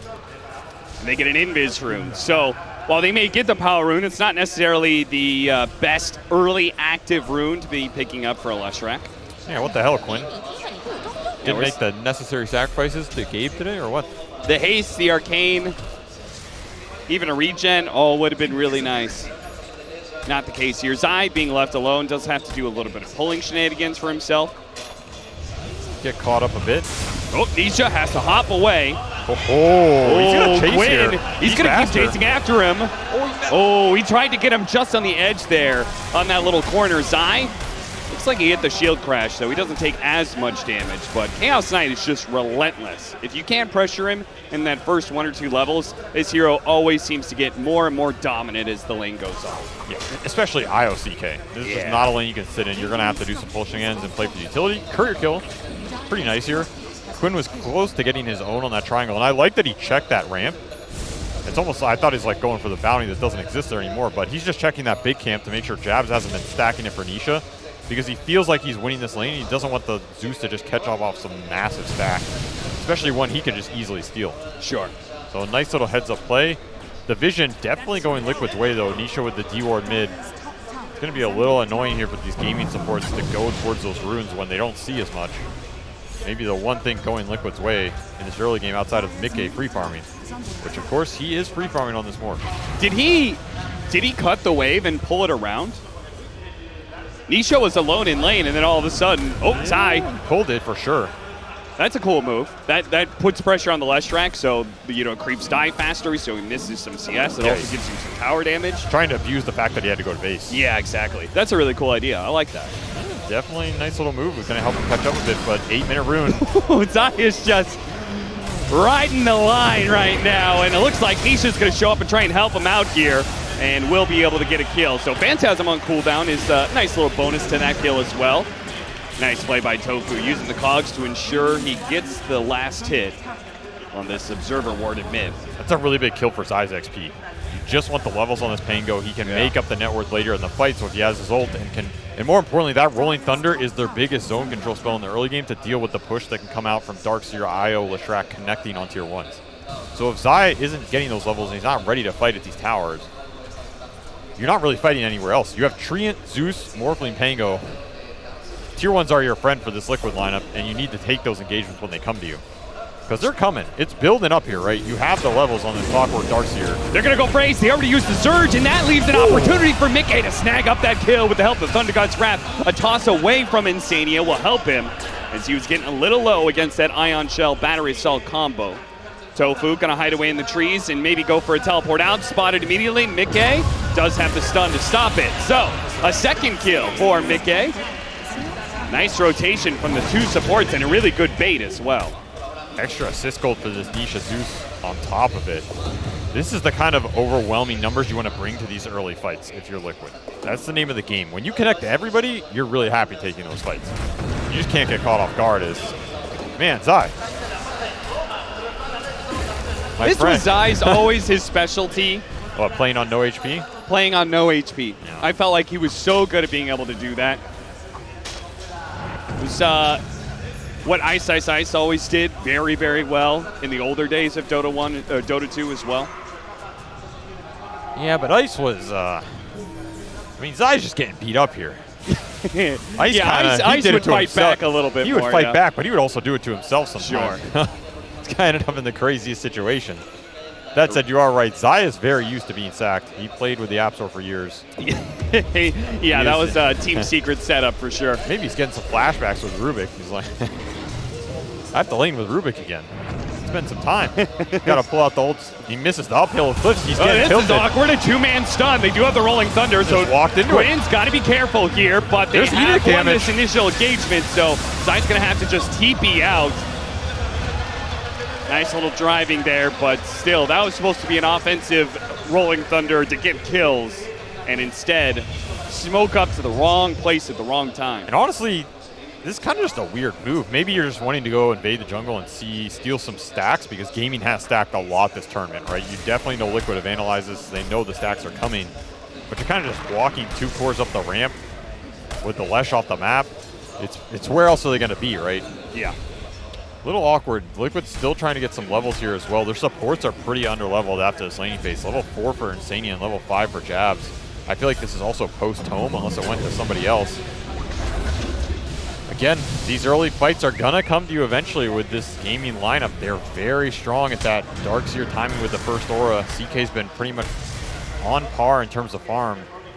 And of course, the big pony, that Bloodstone with the IO to buff up the amp and the heal is going to be deadly in this game. So those support levels are really important for Liquid here, and I'm worried they're just not finding them. It does feel like they are powering up, and there's just going to be this overwhelming timing from Game and Gladiators, especially around the Bloodstone that you're talking about, but it looks like maybe they're going to make a move now. Ace is going to try and bait in Insania. Maybe Mickey too. Quinn's going to pop out if they approach forward. Ace is trying to bait this in. He's doing a decent job. He used the surge entirely, so they're going to chase after him. Quinn's going to show himself, but maybe Ace, he baited a little bit too much. Oh, and they tried to go for the relocate out. That leaves Quinn alone. I don't think they feel good about chasing him underneath a tier 1 tower. No, way too tanky here. You don't have the damage. In fact, Quinn's going to try and turn it around. You can tether him, take the fight. Go back in. Celery gets a little bit low, but he's keeping his distance, and Zai is going to be run down by Quinn as a result. Jab's also in some trouble with the battery cell plinking away at him. Zai finally dies. Jab's able to get back to the tower. Dyrachio gets here, and he immediately dies. Oh, huge mistake, and now the telekinesis talk back gets another one. Tips to Jab to motivate the man. What a splitter. They're stuck inside of Jabs' cogs. He stole cogs, used it, and got both of the supports killed. Oh, no. Tipping the man too early. Yep. At least the mentality's good, but that's not exactly what you want to see at this part of the game. Doing the work for him. Quinn says, I don't care if those are your cogs or mine. I'm going to use them. And now this Leshrac is snowballing. Right now you've given Quinn the fight. I thought that was going to be the fight for Nisha. He got a lot out of that. He just had free bolts from the side. But if you're looking at this net worth snowballing, it's coming down to Mickey versus Quinn and who's going to get the Scotty or who's going to get to the Blink BKB first. So Bloodstone Leshrac, very common. Earlier we saw a Bloodstone Storm Spirit. What do you think about Bloodstone Zeus? I have to think about that one. I just see Avery and he's just like, it's loading, loading, loading. Did the patch already come out and is the old Bloodstone with the charges? In all seriousness, we've been seeing this item a bit more. It makes heroes extremely tanky. It lets you just man up in the fight. Your alternative is going BKB on Zeus in a game like this, but it doesn't scale as well. And I think on some of these mids that want to scale into the late game feel very good, get tankier. If you imagine a world where you get to Bloodstone, Ags, Octarine, you're going to have like 3 or 4 HP on the Zeus, and you can just stand your ground and man fight, especially if gaming don't have BKBs of your own. You're healing a lot. What about like Aether Lens, Blink Dagger? I feel like being tanky is not the choice, because if you get caught in the first place, you're probably just dead, especially with this Chaos Knight. I feel like keeping your distance is the more typical idea of how to play Zeus against this lineup. He does have some save mechanisms, all right? You're going to have Living Armor. Living Armor is way more effective on high HP heroes. So you get all these VIP booster, point booster on the Zeus, suddenly he has high HP. That armor counts for a lot. You have the Shard on Rubik who can bail him out of situations. There's limited lockdown on this gaming lineup. You have a Split Earth, but the Split Earth is not going to necessarily land on the Zeus. It has to be a Chaos Bolt or a Hook Shot. If you throw him out of one of those stuns with the Rubik Shard, then he has Leap still off cooldown. Yeah. I'm not sure what's killing him at that point, right? I mean, he pops Bloodstone and Thunder God's Wrath, and it's probably like half of his health going back up, so. Bloodstone versus Bloodstone, it might pay off. If you can bait the fight, you live, get your mana back up as well. It's a lot of extra damage that can come out in an extended scenario, and you kind of have to be willing to play these fights extended because I don't think you're bursting this gaming lineup. There's going to be way too much sustain. Mecha's already online for Io, and you're going to have a fast pipe already done for Ace. So you're not bursting anybody in this lineup. You have to be able to take those extended engagements. Oh, the wall, little okay. Doubly so, missed the wall and missed the vacuum. Yeah, but Quinn did not miss his runes. Arcane already online, #1. Put it on the ticker for this man. I think we're going to see a lot more of this game because the rune control is going to be there for gaming with the lane shove they have. They're going to try and burst Mickey. They want to go hook shot into the stun. Can they chain Can they get it in time? No, he gets the waveform off, and that means a relocate is going to be wasted as well. Good attempt, but a little too slow. I mean, I think part of it was just Mickey backed out at a wrong time for gaming Gladiators. Yeah, maybe sniffed it coming a bit. I'm worried for this Pango's network, though. Me too. We were saying the levels are good, but he doesn't even really have the levels. Level 8 with just a mech, and he's falling behind because he's scared to show on these lanes. And he should be, because Quinn is lurking around the corner. See if he gets hit by the sun. He does, and perfect timing by Quinn. Read him like a book. He really did, and now that Greaves is going to be slowed down even further. So the just straight up team fight advantage is huge for gaming Gladiators. With that pipe pickup from the Darkseer versus just a mech.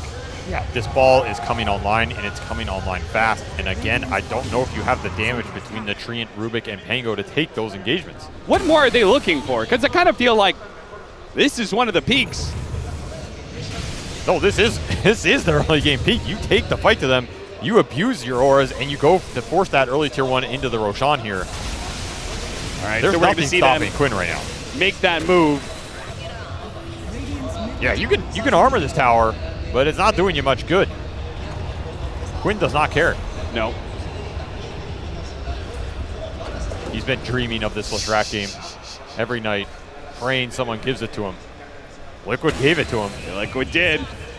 He's going to cut another wave, and then he's got another round of Diabolic Edict, and that will be the tower dead unless Liquid chooses to fight, but they're not set up for it. So they're going to give this one up. Duracio's still setting up top. He just doesn't want to give any space to Mickey. He doesn't have to join these pushes, so why not just maintain the map control, limit where the Morphling can farm? It's true. They don't really have the kill threat. No. Duracio could just kind of chill out. The only time he's really died is when he's been overly aggressive.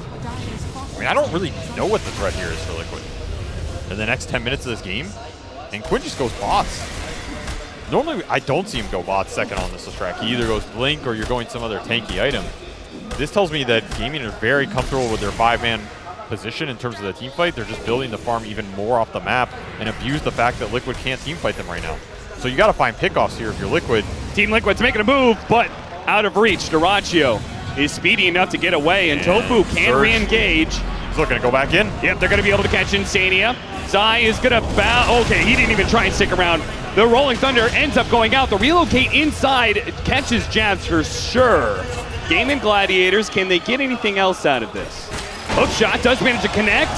Push back with the cogs, the stun already there, and Zai, shield crash if you can, but it's not good enough. They do get a kill in return. Tofu falls.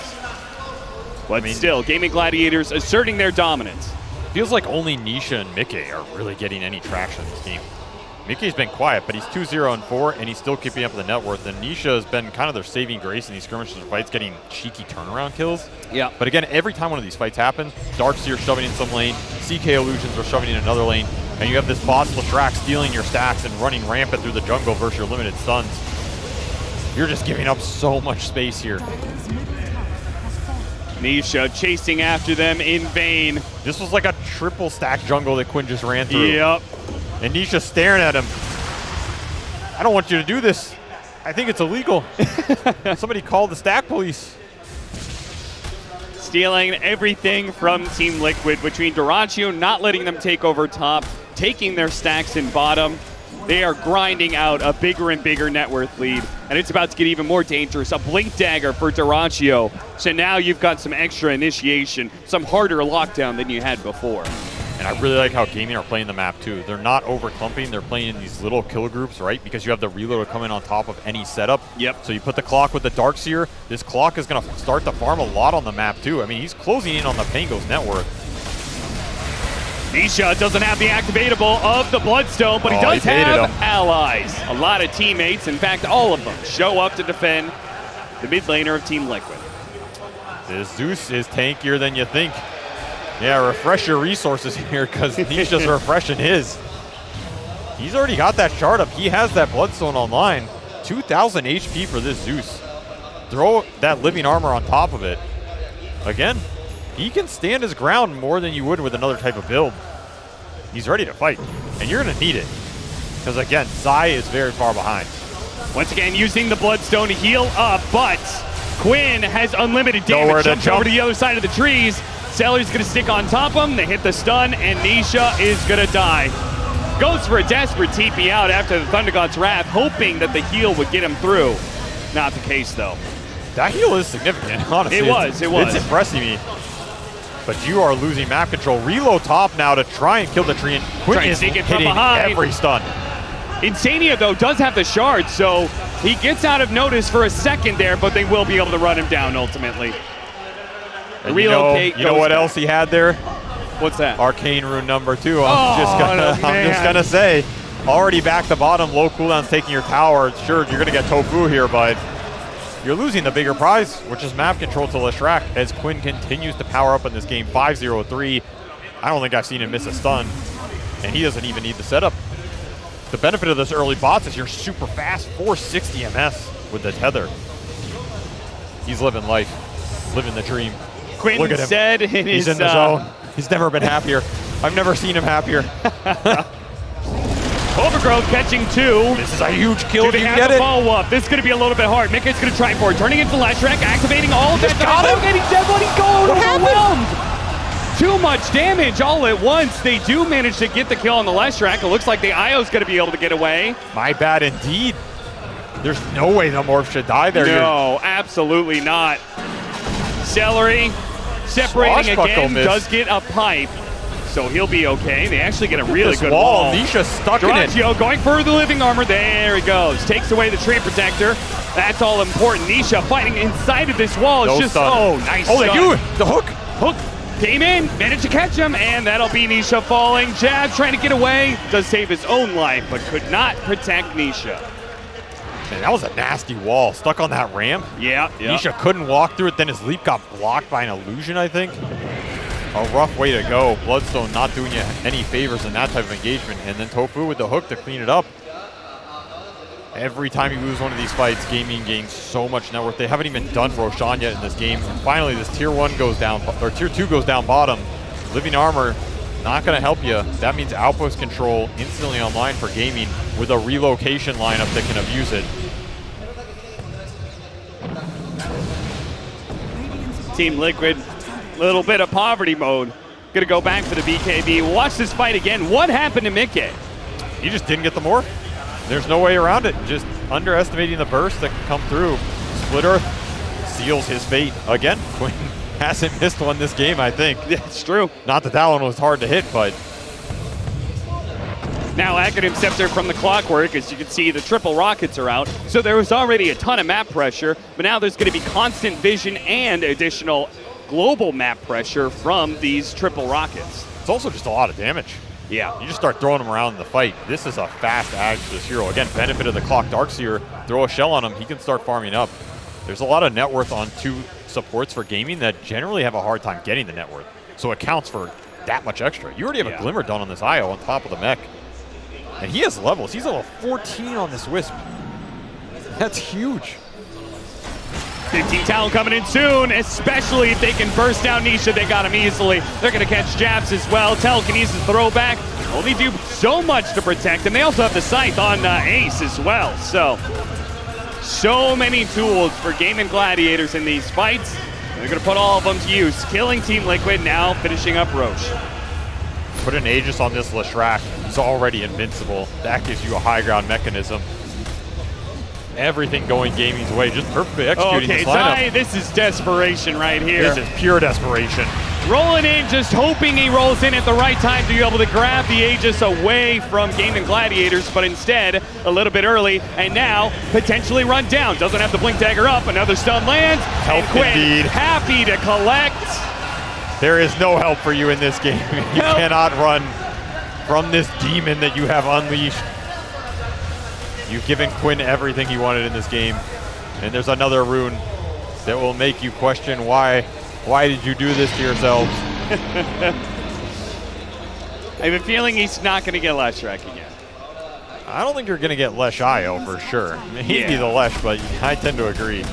It's looked absolutely terrifying. And this Zeus is just not having the same impact back, right? When you lose this much map control early, your lanes are getting shoved in. It's just too much for Nisha to deal with. Insania on a little walkabout here. Checking out the sights. Seeing what there is to see, and it's not much. Their world on Team Liquid is very small, very limited. You just need more items on this Morphling. You have to get to that Scotty at some point. More damage. Scotty's not even on the radar for Mickey. He just went BKB and he's thinking about Daedalus, so he just wants to man up and kill someone in that duration. Again, though, there's so much HP you have to fight through. I mean, they kind of need to be able to burst the IO right away, right? To limit the effectiveness of this Leshrac. I wish you the best. This IO is not easy to burst. It's not even easy to find. You got to get a really good angle. Smoke dodging these rocket flares.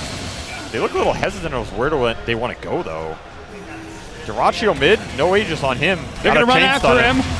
See if they can get the chain stuns here. The telekinesis, and they do get him dead. But the rest of Game and Gladiators right behind him. Get an overgrowth. A really good wall goes down as well. Cox is going to be able to grab both the supports while Celery dances away from Mickey. Getting the distance. Zion chases after him. 2 minutes to finish up that IO. All right, now Mickey's going ham. back in. Mickey turning into the chaos. Zion gets him up, but he does need to wait for him away here. Nisha caught by another stun. Quinn not going to miss once in this game, it seems, as he gets the triple kill out of that team fight. And Shiva's just making that fight after the BKB is out is impossible for Mickey.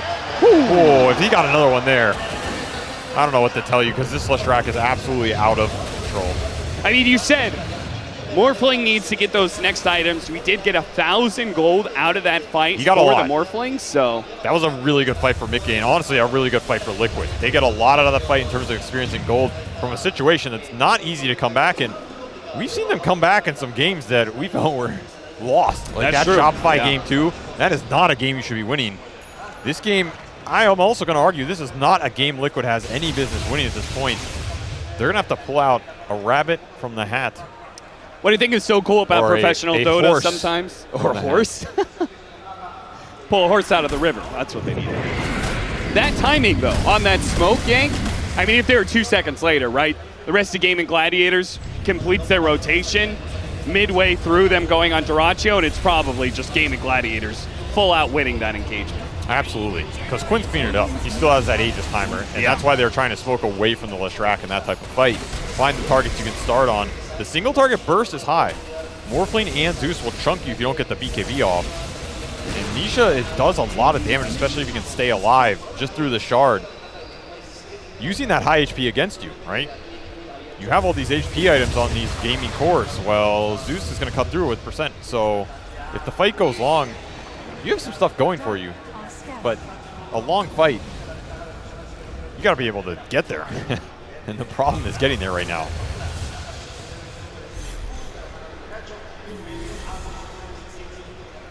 Once that Aegis expires, they'll have another item slot, and he can fit in that Blink Dagger. So now Duraccio, if he blinks in, gets the initiation, or Clockwork hits a hook shot, it's just going to be Chain Stun City, and that makes the game super hard for Morphling. And he's just going to start hitting your base. Why not? Slash is already level 22, so he already has his pulse Found him. damage. They had a sentry out. The Rockets spotted Insania. I mean, he is a gem too. Oh no! So you're losing all your map right now. Yeah, this game is in cleanup mode for gaming. Unless you throw a catastrophic high ground here, you're looking at a 1-up versus the tournament favorites. Gaming Gladiators are doing it very clean too. It feels like there's not much rush to what they're doing. No, very methodical. Yeah. Very calm.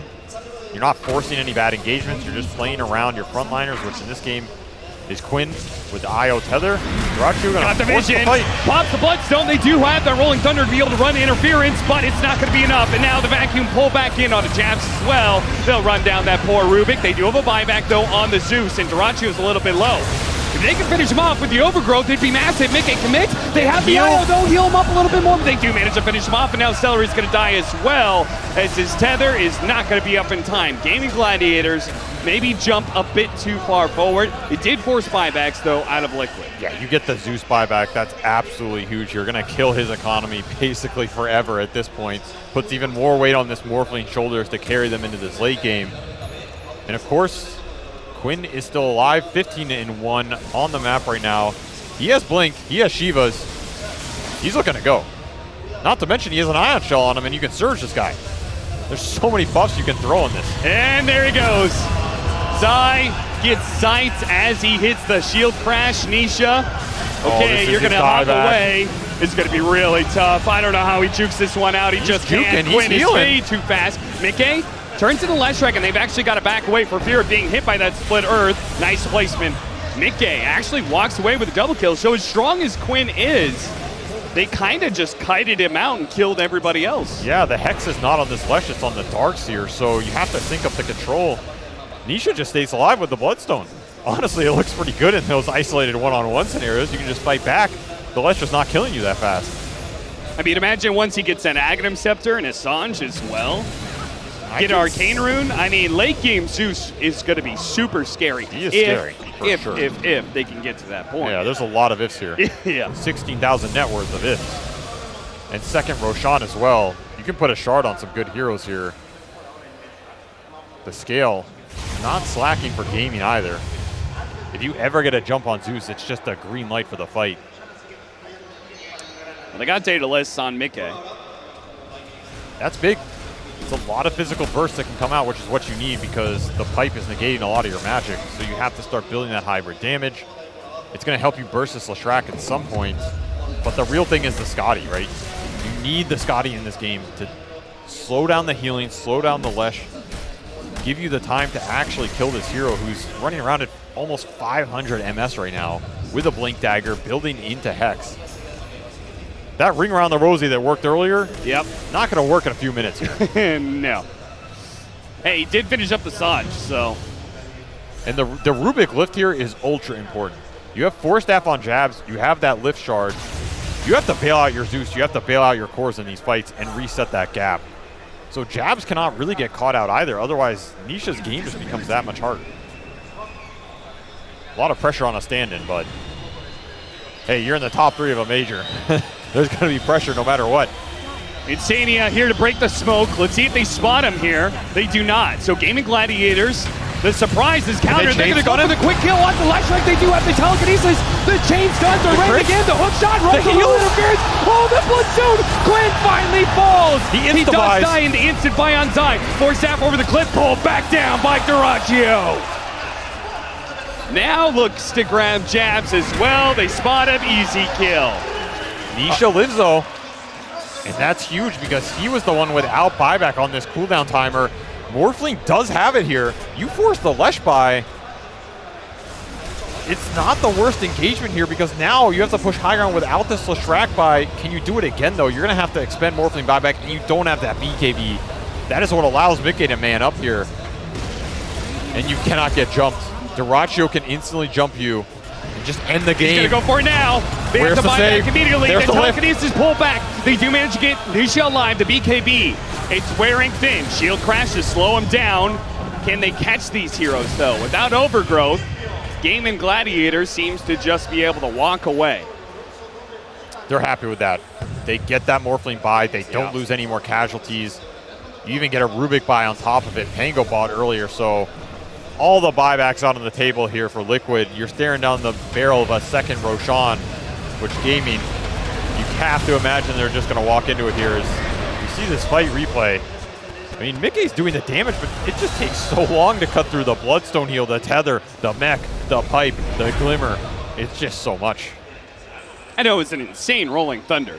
Like, the initiation was there, but then the follow-up, when he hits the supports in the back line, stalls up the Chaos Knight. Yeah, it's a dream. It's a clumped ramp area where you catch the damage first. Smoke on smoke, Nisha on the low ground. That is the worst. They're going to go for him. Gotta All in on bail the him out. Zeus. They're going to pull him back It's in, not but they there. don't have the saves anymore. The Rolling Thunder is doing work, and Mickey is going to commit now. He jumps into it, starts doing some damage with his BKB, but the Leshrac is able to walk away. Celery's keeping his distance. He's now, Mickey's controlled up. Pops Manta, tries to run after him, but he's denied. Too much sustain and too much sustained damage for this Gaming lineup. Sure, you can get 1 or 2 kills, but once that BKB timer is up, the clock hits midnight, and it sends you back to the fountain. That was Liquid pretty much all inning. They don't have buybacks, so feels like this game is pretty much over. Yeah, screw Roshan. I'm just going to take your base. Quinn knows there's no buys here. Tips coming to him, 18-2. You have to give it to him this game. He hit so many stuns without the setup, played this game immaculately, got the runes. I mean, I'm not sure that's a skill thing, but they had the full map control to give it to him. Why not? Strength Blink online for this Leshrac. 3,400 HP. I don't think you're killing this man, even if you had all 5 heroes up. And it's just going to be Megas into throne here. Yeah, they've got plenty of time to work with. There'll be some sort of partial defense by Team Liquid. But Gaming Gladiators, if they want to, definitely can go for the finishing blow. They executed this lineup so well. Oh, yeah. I mean, seriously, they understood once they got a little bit of lead, they just kept building and building. They're actually going to back away, go back for Roshan. Just really respecting Liquid. No, they're not going for Roche, Cap. They're going for Arcane Rune, number 3 or 4. Sure. Quinn will never turn down a rune. He just loves them too much. It fills up his bottle, gives him a nice, warm, fuzzy feeling. Fills up that hole inside of his heart. That's right, that hole that was left by playing in NA for so many years. And you know what? A grand finals at a major might fill up that a little bit more. Oh, yeah. And he just seems so comfortable on this team at this tournament, more than I've ever seen him before. Oh, yeah, I mean, he commented after that last win, he said it was so easy. It was so easy all of a sudden after working so hard and struggling and struggling and struggling. You just, hey, I'm in the upper bracket finals. It wasn't that much struggle. We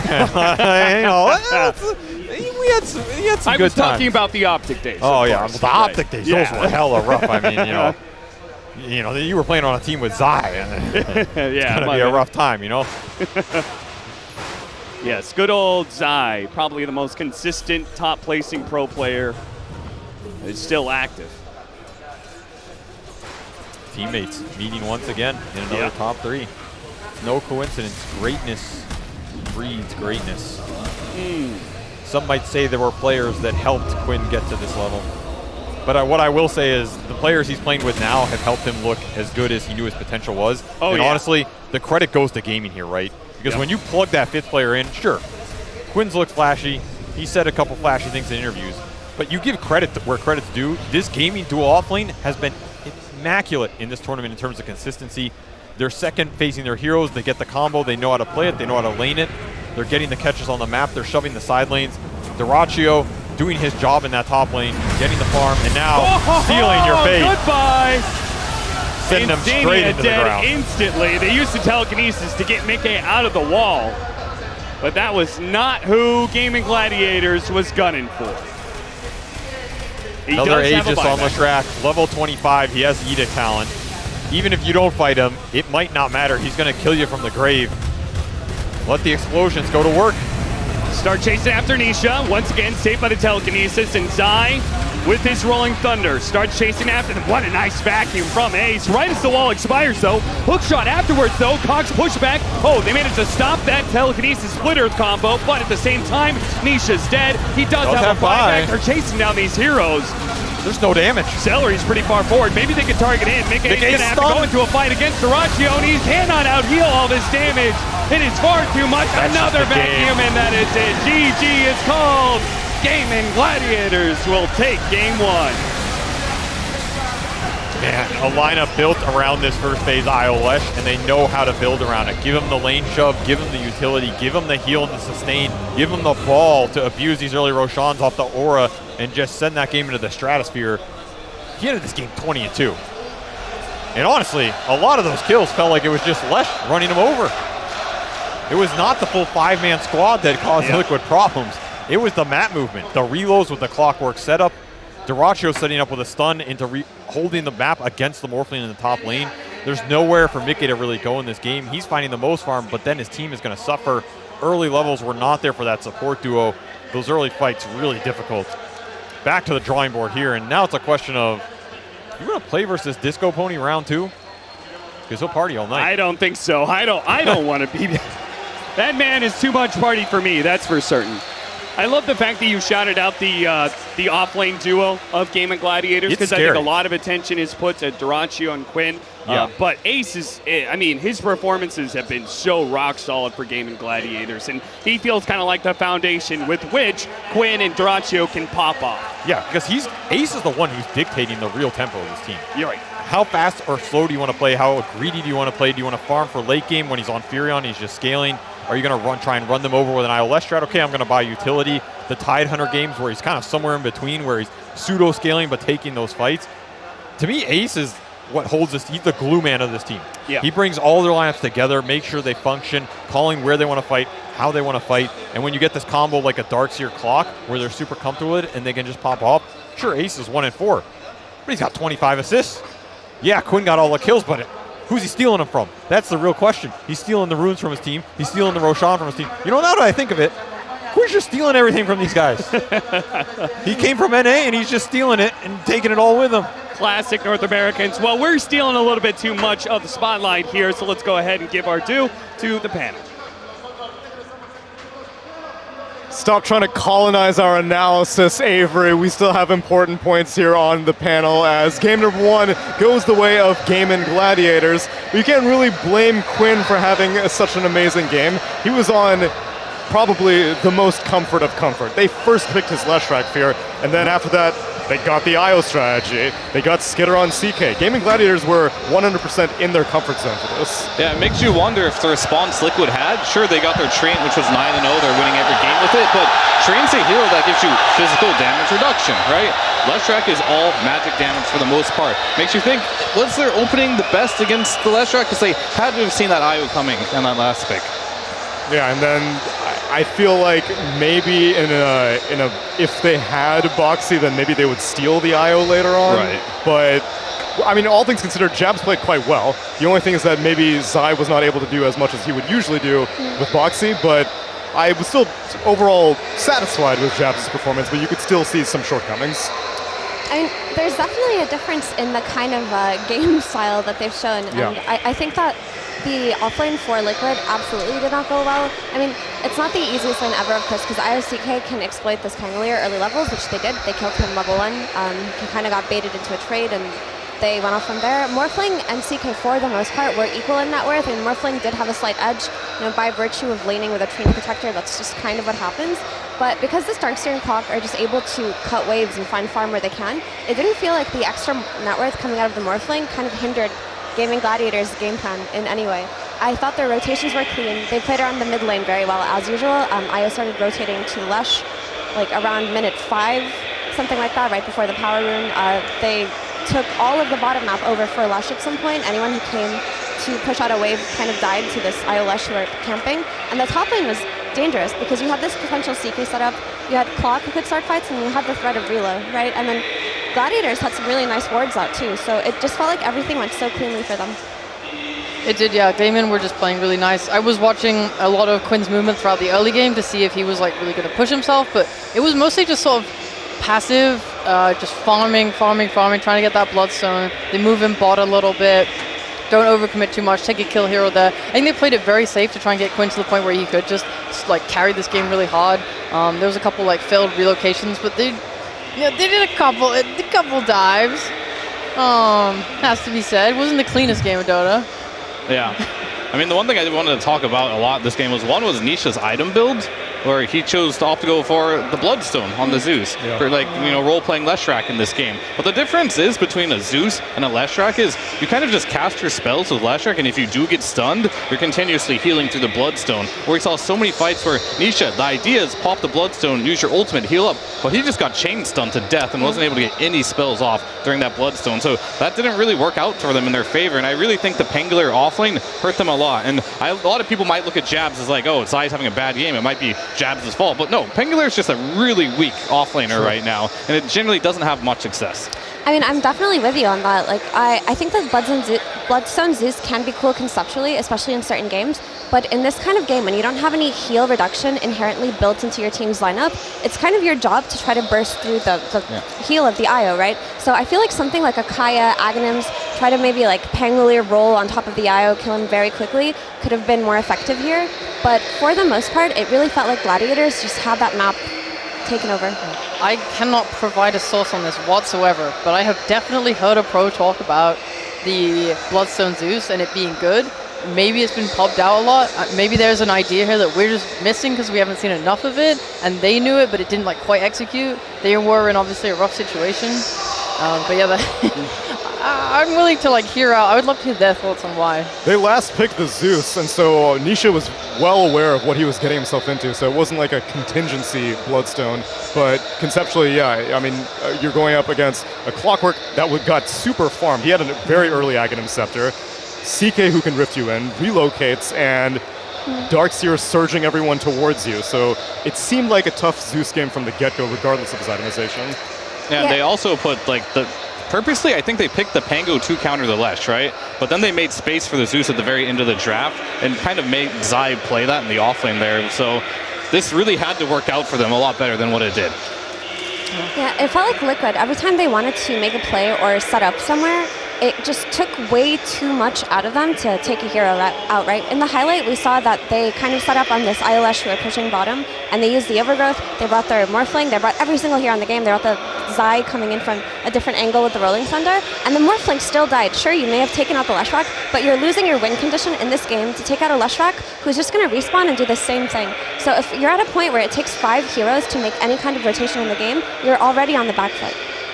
So what are you willing to let go through then, Sheep? Because we see Duraccio Lina be a force to be reckoned with, and that's what Team Liquid targeted. They banned out the Broodmother and the Lina. Let the Leshrac go through. Do you flip the script this time, or do you just maybe throw all of it out the window? Because obviously, Gaimin, they know Liquid, and they're not playing at their full potential because of a stand-in, so maybe you just throw them off balance. Pick weird things.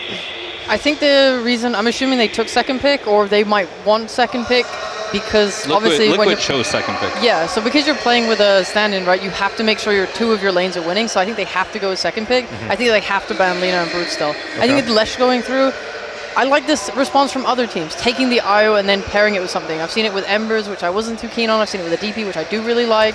I knew DP was banned, but I don't know. I don't think you can give them IO and Lesh because it makes the Lesh too powerful and hard to shut down. Like, I think that's one of the reasons maybe why Jabs was like sticking more to top lane and not moving. But what if? What if they take the Rebellion approach and take AA? True. There are answers out there. Or I think you could make a safe lane pivot where you try to draft something like a Terrorblade with the Treant that Liquid like, and that's just an early Scotty builder. Like, he will reach his Scotty timing before a Morphling, and then you can try to play on that meta timing, on that heal reduction, and potentially have another hero to set up from, not just from the off lane, but the mid lane, right? 2 stuns and then Terrorblade. That's a way to deal with Iolash. But are you happy with like their support answer to the Leshrac, like the Tree Rubik? That's where I really think things got kind of hard for them, because I don't think either of those heroes really dealt with the Leshrac, and they definitely didn't deal with the IO coming up next. So if they want to answer the same Leshrac problem, maybe picking AA there or something a bit earlier that can deal with the IO Lesh because they know it's coming. Maybe the problem is that Jabs is limited in his hero pool on 4, and you don't want to give Insania something like an AA. Like, whilst that game didn't go amazing for them, he hit some pretty nice tree ults. Like, the impact of a tree is much higher potentially than an AA in terms of team fighting. I don't know. I think it's a hard thing to balance. I think the trained first pick is very valuable when you're target banning like a lot of specific heroes that you don't want to play against other teams, because it kind of denies the Enigma, right? A lot of teams do look for this Enigma in their first phase, and if you just have that first pick Treant, you have your solution to it in the Overgrowth, right? You have that BKB piercing disable, and you have counterplay. You can like heal up the towers that he tries to take later. That's why so many teams like to have it, just so it discourages the other team. So if you're giving up the Treant Protector, you have to also consider the potential to get Enigma. So I'm not sure if that's actually a possibility for them right now. And then what if they first pick the Enigma? Then is it the same thing? You have to worry about the enemy team now picking up a Rubik or a Treant Protector? That's why Treant first pick is just so good, I think. Yeah, and then I guess other teams are favoriting Undying in other situations as a first pick, but then you open yourself to the Enigma still, so there are just too many high priority bans, unless you go way back to the thing that you heavily discouraged, which was maybe letting Broodmother through. You still say no Broodmother, even after seeing this game 1? I think they might be considering, like, maybe they can do like a Brood for a Lina swap, potentially, if they don't want to deal with the Iolash. Because it's like a game 2, you don't want to get eliminated, right? You might just opt for something else, but I don't feel like within Liquid's draft, the Iolash was addressed anyway, in like any shape or form. It depended way too heavily on a Morphling Snowball. Yeah, I mean, it's a first pick Lesh. Like, I feel like this should be exploitable in some possible way. Yeah. Even if they first pick Lesh, you know the IO's coming, maybe you don't want to play AA. Maybe you just take the tree plus the Enigma there. Pick something that really applies some pressure to him, doesn't allow this Lesh to run, and pick the AoE team fight. You really need something. I would want to see an AA. I think this hero is actually incredibly underrated right now. Sure, it doesn't have a great lane, but if you do want to pick massive heals, it definitely has a spot in the game, and they just need a different response to it. And I don't think they get to choose what side they are, right? Because Liquid chose second pick, now Gaming Gladiators gets to choose, and we don't know what they're going to pick. I like the idea of Enigma for Liquid, if they want to try to, like, if they have second pick here. Maybe something like a tree plus an Enigma would be perfect, because that way Zai kind of has a lane that self-sustains, and like you're denying a creep on every wave, so it pushes back to you, which allows Jobs to then try to rotate to the mid lane and play more on shutting down Quinn. I actually would very much like to see that, so that takes away one of their concerns too. But I don't know if they have first pick or second pick, if we have information on that. Honestly, you guys just have to believe in the script. They're going to lose on Liquid. They're going to go to lowers. This is Jab's training arc. He's going to have to play another series and win that back to the grand finals. He's 4 games in at this point, potentially 5. Super warmed up. Go for the win. And he's going to hold up the trophy. Yeah! I know, I'm excited. Damn, Sheep. Yeah, because the other thing is that because Jabs is playing, he's not really able to analyze, which is what he usually does. And so part of the training arc is he's able to do both synthesize all the information, live watch the replay while he's playing it, see all player perspectives. But he will have another series after this, no matter what happens in this game. It'll be the winner of Shopify Rebellion versus Talon facing off against the loser of this series. It's not guaranteed to be Liquid, as Gaming Gladiators return to the arena. And the Ancient Apparition game that you're citing, Fear, it wasn't even against an IO strategy. It was against the Timbersaw and the Death Prophet strategy. So you're saying, I mean, regardless, heal strats are prevalent. AA is just underrated. Yeah, I mean, same thing. Like, I don't think AA is good enough to pick to just counter, like, a Leshrac with a Bloodstone. But once you add, like, an IO heal on top of it, I think you definitely have value. So, as we saw in the Rebellion versus EG series, if you see two heroes that rely heavily on regen or healing, I think AA is a perfectly acceptable hero in the meta right now. But here's where I asked you a question. So, in the last game, okay, thanks for nothing. Effie, Tell me I asked your you a question, and I'll ask it. Okay, Tsunami, here's my question for What's your you question? to pass to someone else. In the last game, they first two picked their supports. And I'm guessing they do that because they have the thing they really want, which is the tree. And then they have to put Jabs on his hero because taking it to the second phase is a little weird for a stand-in, right? So you don't get to see the IO at that point. They could maybe change it up and pick something else if you pick the AA. Or maybe even flex the Leshrac off lane. So how do you tackle that potential change? Effie, what she said. Honestly, if I'm Liquid, I wouldn't be worried. I'm sorry, if I'm Gladiators, I wouldn't be worried about an AA because I feel like, yeah, AA works really well versus IO and like heal reduction and all of that, but he's also very exploitable, right? They can just take advantage of him in the side lanes, pick something that kills him, and just kind of run him down before he can have impact. That's always my concern with Ancient Apparition, to be honest. And I feel like AA is a hero that gets enabled by heavy rotation type mids, right? So if he's playing with a Storm, who can jump from a distance, you can like shoot out the blast from the other side of the map, and then you can have impact. But for the most part, if you're like missing your first two ice blasts and you're not getting a value out of them, the hero feels kind of useless. Like I feel like it feeds. That's just my read on it. But what if he lands them? That changes everything. And a word on the street that I have just been reported is that GG did choose first pick. Liquid chose Dire. So they see quite a bit of power in that first pick. Yeah, so it's going to potentially be a repeat game, right? We're going to see what difference they'll have. I mean, there's a lot of theory crafting here. We're sitting here theory crafting it, but at the end of the day, they're doing the same thing, right? They're going to have to either let a new hero through or do the same exact like opening or let them have the same opening and try to respond to it differently. So I'm just excited to see what their response is going to be. Okay, well then I will show it to you because it's time now for game number 2 of Team Liquid versus Gaming Gladiators coming up.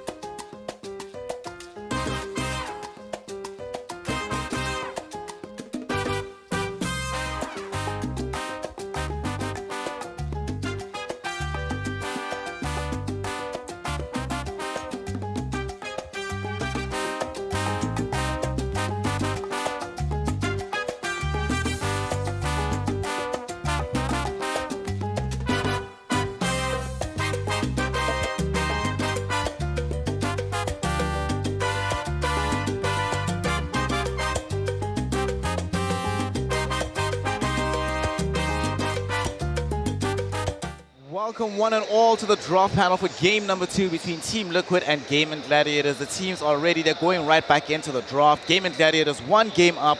Team Liquid needs some adjustments. And Estini, you and I were talking about the kind of adjustments they need to make off camera. It looks like they've made the first crucial one. Banning Leshrac against GG. Do not allow Quinn to play that hero.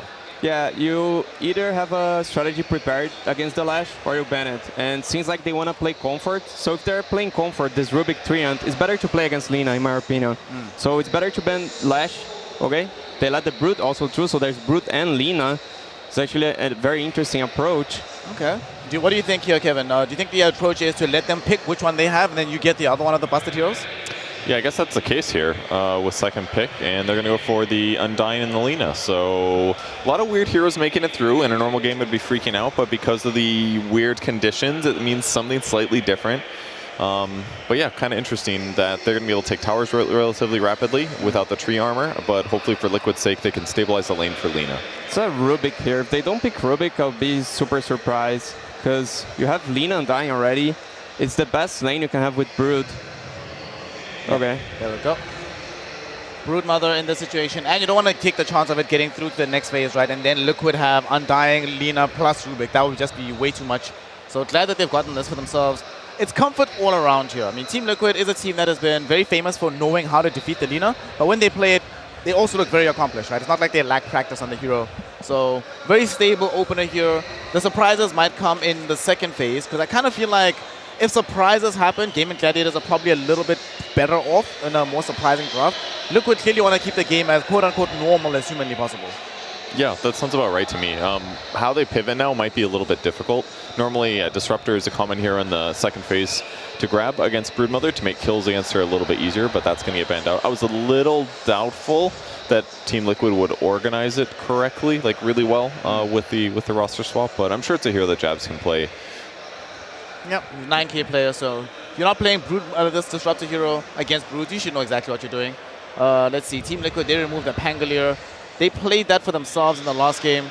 I don't know, I do kind of want to see Zai on a different hero. I feel like having more sustain, it was very apparent in that previous game that there were many fights that they were taking Estini that they just ran out of juice way too soon. And I would feel a lot more comfortable if he's playing like either a team fight controller or something that allows them to elongate the fight and let this Lina do more damage. Yeah, they really lacked lockdown against the last strategy. Now it's a totally different strategy. They're playing against Broodmother. Now it could make some sense to be the Pangolier because have this wave clear. But Pangolier 3 is a really bad hero.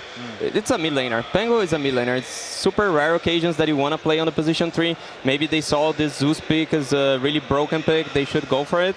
But Pango 3 doesn't really work. Yeah, he was just behind in net worth the whole time. It's really a huge, huge difference when he doesn't have Diffusal Blade as well, because then like his really good impact is just Rolling Thunder, but being able to do like do a Swashbuckle, Rolling Thunder, and then another Swashbuckle, you can kill almost any hero, but if you're an offlaner, you just need to coordinate with your team a lot more to get that damage output, and it just doesn't feel nearly as good unless you're in a huge team fight and you're just disrupting things. Yeah. So yeah, it's definitely a big detriment. A hero we've seen when we see this Brood against Lina matchup, we see Puck, usually by the side of, okay, we don't see Puck anymore. Bye. Yeah. Goodbye, Puck. They're lacking and running out of the lockdown options right now. Yeah, maybe a Tidehunter can be the hero. We mentioned it could be good in the last match. Here also could be a frontliner to hold the tower against the Broodmother, because Lina will need to leave her lane really soon. Yep. You cannot stand there against Brood. So you need a hero that's going to sit, actually not on your tier 1, because it's going to be gone. But that's going to sit on your tier 2 and in your jungle and not let Brood get all your camps. So this hero needs to be some tight sort of hero, Kanka, and a hero that can actually tank the Broodmother. Just make sure that they can keep the map presence available for themselves. Team Liquid, they ban out this Drow Ranger now as well. So that gives them options. They take the Mirana. All right. I kind of like it. It's good. I don't like that they don't have setup though, Coach. Sure, but the setup is the Mirana in some ways. Mirana ulti allows Undying to become a much better ganking hero, makes his 8 to 15 minute timing a lot better, because then you can start Undying on top of Brood, give him a little slap on the butt, she's slower now, and then you use the other heroes to ideally get that kill. Okay. So if they use it correctly in that way, it can be really powerful. That part I like, and they can pick some setup later. Pick some Mjolnir, or not Mjolnir, Gleipnir type hero. That could work. What do you think, Estini? Is this going to be similar to what we see from Tundra when they play this Mirana, where you give the responsibility of buying mech to the Mirana and then the offlane hero buys like some pipe instead? I don't think he can get there. Broodmother plays way too fast for you to allow buying the hours in the position 4, especially against this Batrider. They're really going to run at Liquid. Liquid's getting out of options to answer this Batrider. Puck is banned. I can only see Cop decent in the lane, and Batrider Lasso pierces BKB, so it's the counter to Lina. No catch on the Undying for it, no catch on the Mirana for it. It's not far against the Tombstone now. It still feels fine though. I mean, Gladiators played Batrider against Quap against a similar situation. Like having the Bat advantage and then later being able to clear spiders can be pretty effective too. So I can see it, but yeah, it's causing other issues in their draft. The lack of lockdown setup stuff that Mirana still wants for herself wouldn't be there if Quap comes out too. So Yeah, there's definitely a mix of problems they're currently finding. Can they pick the Abaddon against Batrider? Because I was looking at fancy picks, because I was looking at the ranked matchmaking, and the most played hero on Nisha was Zeus with Blutzon ranked. Okay. On the last month. And then for Zai was Abaddon with 8 matches. Okay. So you want to see some offlaner Baron here come out? I don't know, because I see Batrider, I want to answer him. Like, either you need some very good lockdown or you need a counter to Lasso. What would be that really good lockdown? I mean, if we're talking about Legion? a support Abaddon, it would sound way better to me, but I just don't. I don't like the core Abaddon. I feel like it has a lot of issues. Let's go back to the old days and play offlane Undying, you know? Summon the ghost of Ice and be like, come on, man. Play this game for us. Yeah, I mean, there were times where that was decent. It's been nerfed a little bit for Strength Steel and things like that. It also doesn't deal with spiders, right? They need a hero that deals with spiders. We go back to the Tidehunter as a possibility.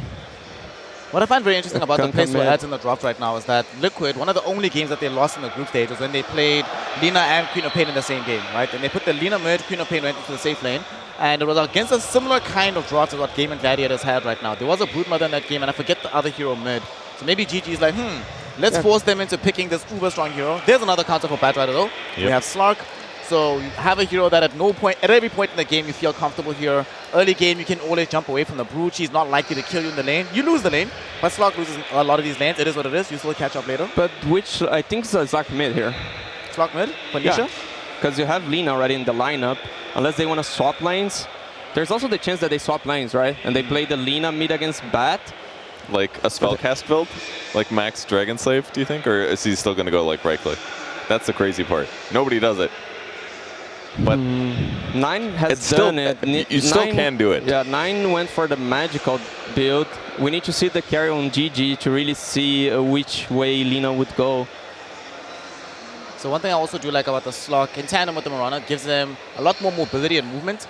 And the out-not lockdown from GG is like what? Lasso and left. So not the most reliable long-term lockdown for multiple targets. It's a very single target oriented draft outside of like the Morty's kisses. But what I like about it is that they're so good at running at Team Liquid between Brood and Bat and having Cookie able to deal with that too. They should be able to poke and prod and try to force out like tombstones, deal the tombstoner back, or get a pick off, that kind of thing. So I feel like, yeah, maybe it's not the best initiators, but they just do that by running in aggressively with these creepy looking heroes. Yeah, and they're gonna see the carry first on Liquid, so they still get to ban one carry and then react on the offlane pick.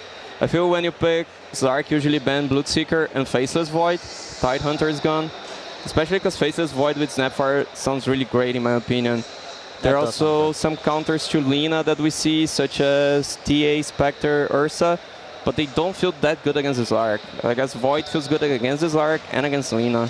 Yeah, it's kind of a weird thing for them to flex Lina for the first time in the tournament, basically, but it does have some upper hand, yeah. Team Liquid has just been flexing pretty much everything at this point in time. Very difficult to know exactly what they're doing, especially considering that they always swap who the priority pick is at the end of the draft. It's not like a reliable situation. So we need them to pick a safe lane hero for the side of Game and Gladiators. CK is gone.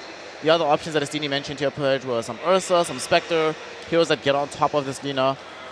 No, both of those feel fine to me, I guess. Faceless Void does still feel like the best. Yeah, Void feels the best. He hasn't played though, so I don't know if he goes for some Naga sort of hero. Can work.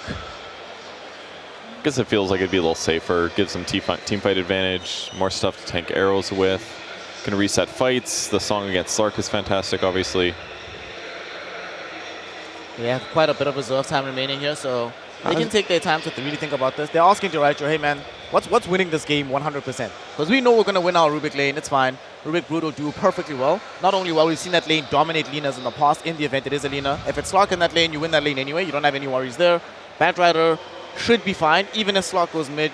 You're not going to dominate the Slark, but you'll be okay. I would say just give me Void. If I'm the carry, it's like carry me the game. You guys can make it through the late game, just give me Void. 0 cares. I'm gonna carry this game. I chrono him, no saves. Easy win. Yeah, they don't have, like going for some like range carry, I just don't see it working. They don't have any amplifiers, and Lina will beat those heroes. Ursa Bear. Alright, I'm fine with Ursa as well. I mean, no matter what happens, you have some weird lane going on for Liquid between Slark and Lina, so they won't be in ideal circumstances no matter what. this also feels very scary because there will come that point in the game where Broodmother's taken over top, and that's going to open up the Roshan pit really, really quickly from Radiant side, so Ursa should be able to steal it quite nicely. Yeah, that's a good point. And to Asini's point about Slark mid, there was a period in time where this was semi-common, like a year or two ago in the mid lane. It just has been forever since that was the case, but I mean, it's possible that they could make it work. It's just going to be weird. Yeah, I wonder how they answer the Ursa now with the offlane. You don't want this Venom Viper hero against Brood. You need a hero that deals with the spiders. So you need a melee pair with Mirana, maybe a setup stun, Centaur type of hero, but those melee heroes, they suck against Ursa. How about we go back to what Talon did today and pick Reza for the offlane Zai. Zai has actually played Reza in the past. We know it's a very good matchup against Ursa. Not that great against Brood, though. I don't know if I'd say very good. I mean, you're stealing his damage, but he can always generate new damage for himself. So, the lane would be kind of okay. He could deal spiders and stuff. This looks like a little bit of an easier way to do it. Gives him some setup, some late game team fight. The lane will be a little bit more stabilized. They've got some push going on if they want to. And it is going to be a mid-Slark, you're right.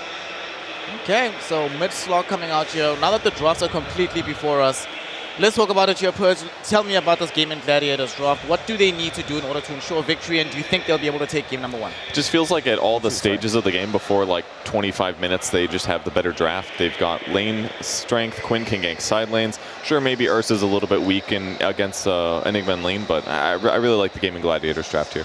And what do you think on the side of Team Liquid here, Stini? It's a bit of an awkward situation. You know, we flexed the Lina for the first time sort of in a while, right? We have this mid-Slark prototype for the first time in the tournament. Do you think this is going to guarantee them victory in game 2 and force us to the third and deciding game? Not really. Honestly, they need to stomp lanes. I don't see they doing it. They need definitely to outplay GG because they don't have the tools to deal with a Batrider. Slark doesn't deal with him. He just don't get lassoed. But you don't save any hero. You don't save Lina that's going to have all your farms. So it's pretty rough. Until you buy a shard. Yeah. Okay. That's about it. Yeah.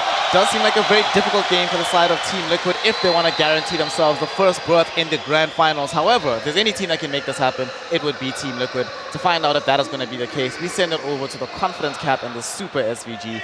Give us an entertaining one, boys.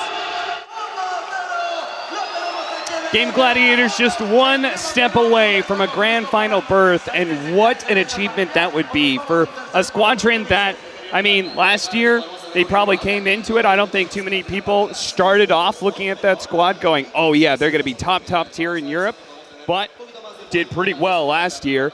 Have a switch up, bring Quinn in, all of a sudden a grand finals at their first LAN event. I mean, that would be amazing for this. That's what happens when you bring a little NA Dota into your house. Yeah, you know? yeah. First Snake King, you then start Quinn. Pulling talent from the best region in the world. I mean, it's a no-brainer, right? What else? What other conclusion can we come to? Honestly, part of me feels like this gaming team is consistently underrated somehow. Like, they're always doing well in the European regional. Yeah, They always look really good. They're always in that. They were like, you know, top 6, top 8 of LAN territory, whatever. But everybody just doesn't seem to think of it as a tournament threat. Well, guess what? Now they're a tournament threat. So now you got to deal with all of their crap, and there's a lot to deal with. I say crap because these guys have a lot of heroes that they just spam. They know how to abuse. They know how to cheese. They're always going to get their strategies. They're very confident every game they go into. They're getting something that you have to deal with. You have to choose what you give them. In this game, Liquid choose to give them the Brood. And Ace Brood has been dominant this tournament. They're very comfortable with it. They know how to abuse the timings with the auras. That's why they last picked this Ursa. So you can go into the early Roshans off the tower kills with the aura timings. It's a pretty good Brood lineup. They have the supports to play around them. They have initiators to set up the fight and pull you into the auras. At the same time, Liquid pick up this Enigma, which can do similar things, and you kind of want to have a similar game flow, but I don't feel like their lineup plays as fast around him. So I definitely give tempo advantage to gaming in this matchup, but scale-wise, you do have double carry for Liquid, and we've seen them pull back these double carry games, and it becomes very scary, right? And I was thinking they might go for this mid-Slark because this is one of those matchups where you kind of forget about it, but it's honestly up there with the Queen of Pain. If you can play it really well, you debilitate a lot of what Batrider wants to do in the game. It's not necessarily just about crushing him on the lane, but you get vision on the map, you de-ward a lot of wards. The nighttime vision is super good versus hero. You make his team fighting difficult. He can't really lasso you or fight you in the fight. D-ward early. Nice little D-ward. Nisha snags that one before the deny could come through. That's really good, because you want to give this Slark as good of a start as you can. Extra XP is going to do him some favors. And I think Nisha can just kind of play an assassin-type Slark. Like, he can get mags, he can get a depth shroud in this game, he can play to just go in, cause some chaos, create some space, and use his save on this Lina if it ever comes to it. That's what I'm kind of looking at this pick. I can see the value here, because to me, it's still a Lina lineup. You have to play around what this hero does for you, what her timings are going to be in terms of BKB, Hurricane Pike, the Maelstrom getting her there. You're still building the auras from Enigma, and you have the team fight from Undying to try and force those objectives first if you can get there. But so much of your early and mid game is dependent on how fast of a start Nisha has on Slark and what he can do with it. Another player-hero combination that we haven't talked about just yet. I was tempted to call him the X Factor, but maybe he's more like a Z variable. We've got Jabs, who's going to be playing the Mirana. Now, for those guys who don't know Jabs, understandably, he's an analyst for Team Liquid. He's standing in because Boxy has a little bit of a health problem. But this is probably his best hero. Jabs Mirana. So, I mean, I think his Rubik is, again, he's not going to be up to pro player level standards. I think his Rubik is probably another pretty decent heroes of his, but this is the Mirana that he's probably best at, most comfortable with, and we'll see if he's going to be able to perform in this game too, because game one, I mean, he had some small moves. He had some telekinesis saves and stuff. He had that one accidental cogs killer that wasn't so hot, but he definitely didn't have that big impact that, sadly Liquid's missing in Boxy, right? Which is, I mean, he's one of the biggest playmakers for Team Liquid. Yeah, you can't put pressure on him. It has to come from the other players in the team. Give him something he's comfortable with. Maybe hit some clutch arrows, and that's what you should expect going in, right? Because there's so many little things in these top-tier professional games. You just don't notice, but they're there. Like the laning, the pulls, the D-wards, all this small stuff adds up. Suddenly you get a level 2 first, you kill somebody, the lane snowballs, right? Yep. You're just not going to be in that zone. That said, I think Liquid are in a much more comfortable position this game than the last one because, one, Zai is on a hero that he has popped off with this tournament compared to the offlane Pango of last game. Yes. I expect he's going to have a much larger, consistent, reliable impact in this game. He's not going to get shut down on lane. He's going to get to his items, which means if you can fight around these black holes, he can maybe deliver. You have Ronald to give the vision. You have Nisha to run in first and scout things. He does have the Dark Pact here. So he is not really threatened by that Bat Rider. Nisha does some decent damage. And Nisha does seem to be doing pretty well all in all. You said this matchup is favorable for the Slark. This is one of the big counters to Bat Rider. Is very rarely do you see mid Slark. It's pretty much just against this mid matchup. You do fine in the lane. It's not that you're going to dominate the battle lane, but it's more you do fine. Bat can't really pressure you. You maybe get the cheeky kill, but it's all about that 10 to 20 minute mark. What does Slark get done during that time period in terms of abusing the map, especially the night times here? The other benefit this Slark pick gives him is it gives him a mid that can actually catch Brood at later points in this game. If you get to Ags on Slark, he's really good at catching this hero. He just gives you the lockdown, the catch, the range. Double pounce can do a lot of work in this game. Arrow does land off that third Malphus tick, so some pretty good damage on Celery here. He's got plenty of leap charges. Jabs opting not to chase after that, though. So lane's going a bit better for Liquid than last time, and more importantly, the big question is how much can you shut down Ace on this Brood before he gets out of control, right? Right, The one window you have versus Hero is before he hits 6, so you got to get as much damage. You got to cut off as many of the 8 legs as you can before he starts scurrying out of control. If you told me Lina Undying should win this matchup, they should. At least it's early a very on. strong lane. I mean, they're respecting the tombstone here, right? Yeah, certainly. And Ace is getting zoned. He is getting shut down in the CS. Mickey's at 18 and 8 right now. That is a significant amount of early denies. Keeping the XP low, keeping the farm out of his reach. Killing some Eidolons down here, though. Zai he's not struggling, but Dyrachyo, I don't think he's really feeling the pain of this Enigma lane. Now, I was a little bit surprised to see Enigma so late into the draft. In fact, last game, Insania, he's good. In fact, it's going to be the Rubik. He takes a lot of damage on his way out here. Same goes with Ace. Now you've got that attack speed. You said the Enigma is actually, you were not super excited about that pick. And you listed 3 heroes that deal pretty well with the Enigma. Can you list that again? No, you didn't listen the first time? No, I'm just messing with you. I mean, they do get last pick Enigma. You wouldn't have been thinking about that earlier on in this tournament, but they do. Yep. The problem is, I think they were running out of aura buyers in this offlane that they felt were going to reliably win the lane, or maybe create some pressure and kick this Ursa out. Because remember, if Ursa gets kicked out, he's a Battle Fury hero. He's trying to go for it with the ring. He's not the fastest jungler. If Enigma can kick him out, take his tower, limit the space, and then do the earlier Roshans with auras, you really destroy the Ursa's game flow here. That aspect, I think, is really good, and I think it's why they went for it in this game. Not to mention the late game black holes versus heroes that carry are super nice, right? You can't status resist black hole. Just doesn't do anything. So that aspect I really like about Enigma, but I think you have the Rubik who can steal it and turn it around.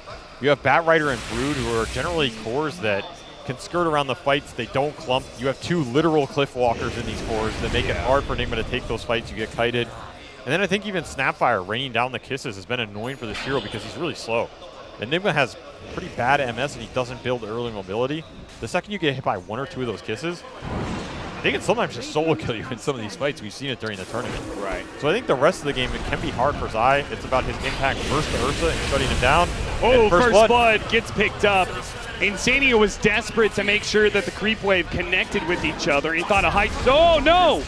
That's going to be Zai dying as well. I'm not sure what he was doing out here. Looks like another kind of attempt at connecting waves goes wrong for Liquid as they try and contest. He was trying to get Celery there with the Eidolon kill, but not enough gas to tank. Arrow to snipe him.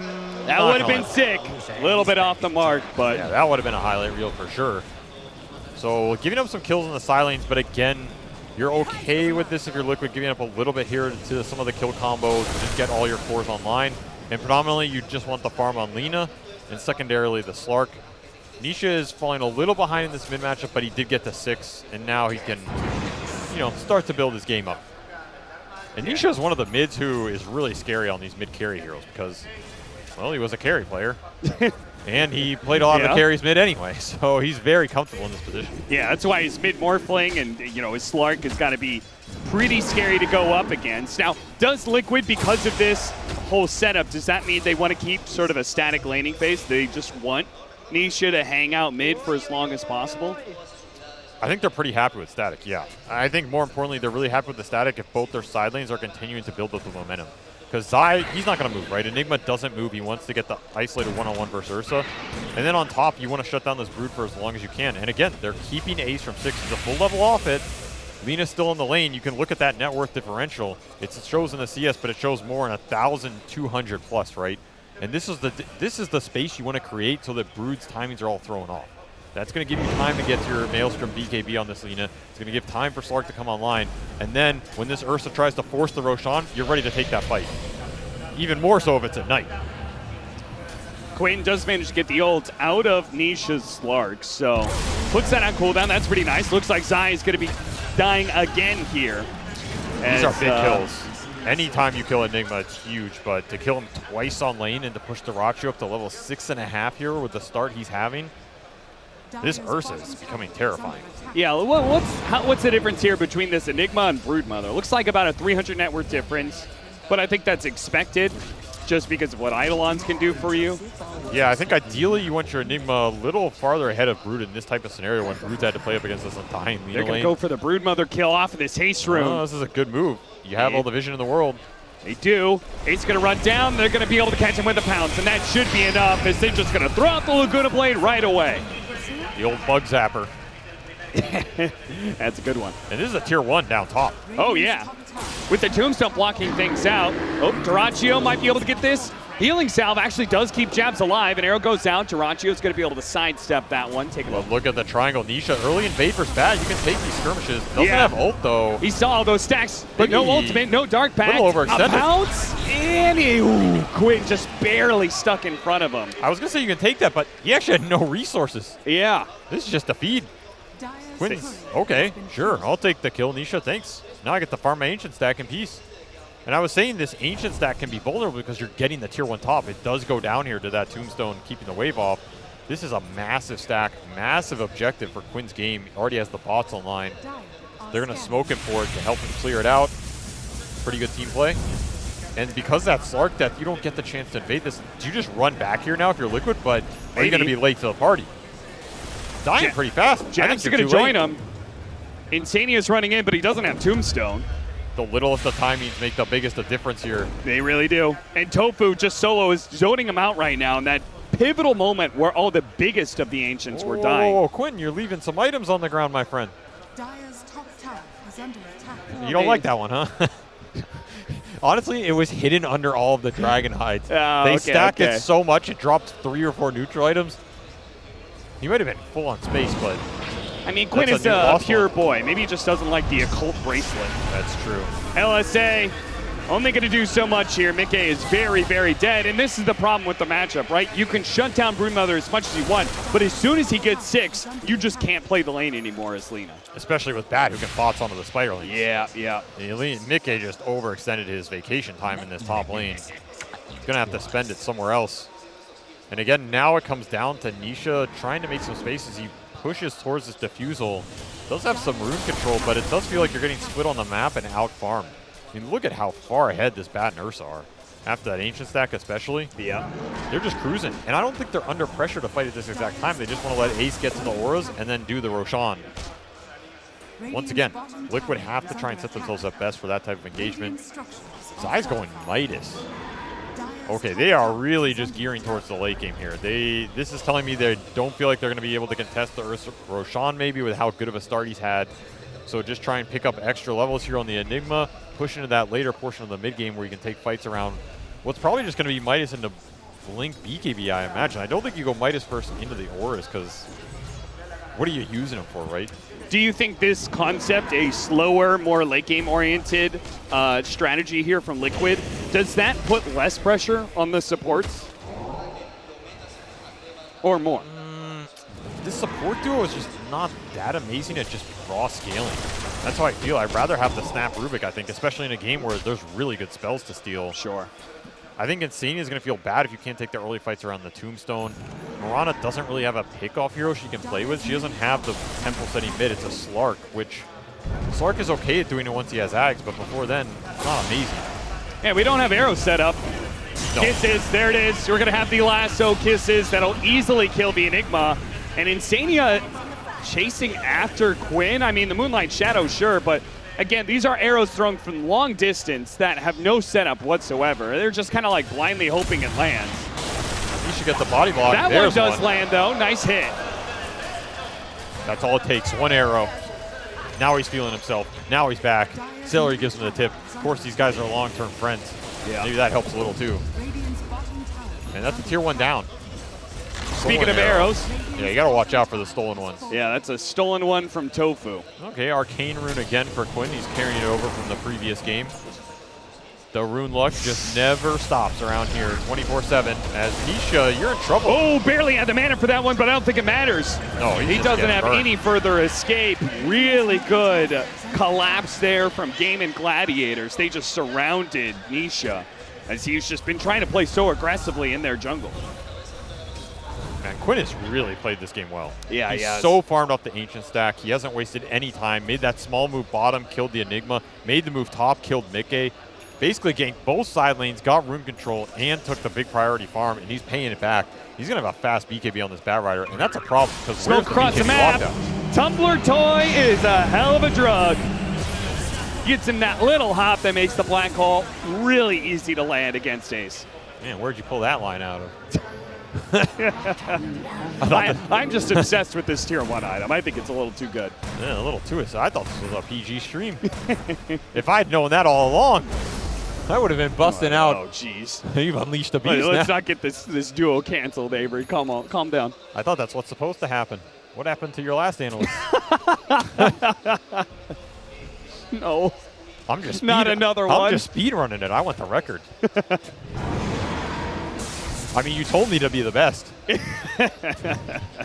True. I didn't exactly specify the best at what. Arcane bots into mid for quick smoke, so even if this fails, you still have another move up on this Bat Rider. Battle very done for Ursa. And Duraccio, he doesn't want Roche, he wants blood. Even gonna take the rune away from Quinn's son. Careful now. Oh no. Careful now. He might just be dropping his items. Insania is going to be pulled back to his demise here, but he gets off the Tombstone first, but really that's just extra cold as it's quickly killed. Arrow does nice land. LSA. They need to turn around, kill Quinn quick before he gets away. The last couple of shots finish him up. Mickey's still in trouble, and a fade bolt puts him in his grave. Stolen Tombstone as well. Zai has to TP out. It will barely make it. Ooh, that was a little closer than I expected. And this is where that Enigma Brood matchup sucks. You just can't stand there. as Quinn tips ace saying, thank you, sir. Oh, juggling a little balls. Why not? Has time to think about it. Celery showcasing that not all professional gamers have good hand-eye coordination. Fumbled a little bit, but they are not fumbling this game. No, as they're not. He continues to stack this triangle. The farm is getting out of control here for gaming. And more importantly, the team fight is just all theirs right now. You don't have that spell immunity on Liquid's side to be able to man up versus the kisses, versus the Rubik stolen spells, and this Bat Rider's just melting Nisha. This matchup does not look good for him at all this game. Ooh, arrow a little bit too late. The Enrage protecting. Oh, pounce timing. That's okay. They do manage to finish up the Ursa. So it's a big find. Sins forgiven. Insania will die for those, though. Somebody has to pay the price. That's true. But getting this Battle Fury Ursa off the field right now, when you could just be doing Roshan, you take that every time. Yeah, I'm not sure if they're going to be able to contest Roshan, but they can delay it. I mean, they can make it costly, right? Yeah. You find a lot of farm on the map. Because right now, you really need as many Slark items as you can get. You need this Midas on the Enigma to pay off. And you need Mikke to get to his next one as well, which he's not going BKB, he's just going the Gleipnir. So once the extra lockdown here, but again, I feel like this Bat is just too farmed. Like, he already has BKB finished. This Gleipnir is not going to be amazing versus him. And Quinn, sniffing Mikke out bottom, he's just trying to go for the solo kill. They will be able to grab him. They do have Zai to help out, but no black holes, so he's out nothing of control to stop him. Now Ace returns the tip. Me on one side, you on the other. Arrow they're not even going to find him. Oh, no. He tucked away to the right-hand side, and they gave up on that kill entirely. And you know why they're tipping him? Because he brought them all bottom for this kill, and it opens up Roshan. Yep. Man, what a valuable gank. DD on the Ursa as well. It's instantaneous. No chance to respond. Quinn's giving him everything. These are some value runes. Game of Gladiators. First Roshan of the game. Really not that slowed down at all. That one death maybe delayed it a minute, but 17-minute Roshan still means you're going to have a very fast Roshan 2. And that's where you really start picking up pace with the Ursa lineup.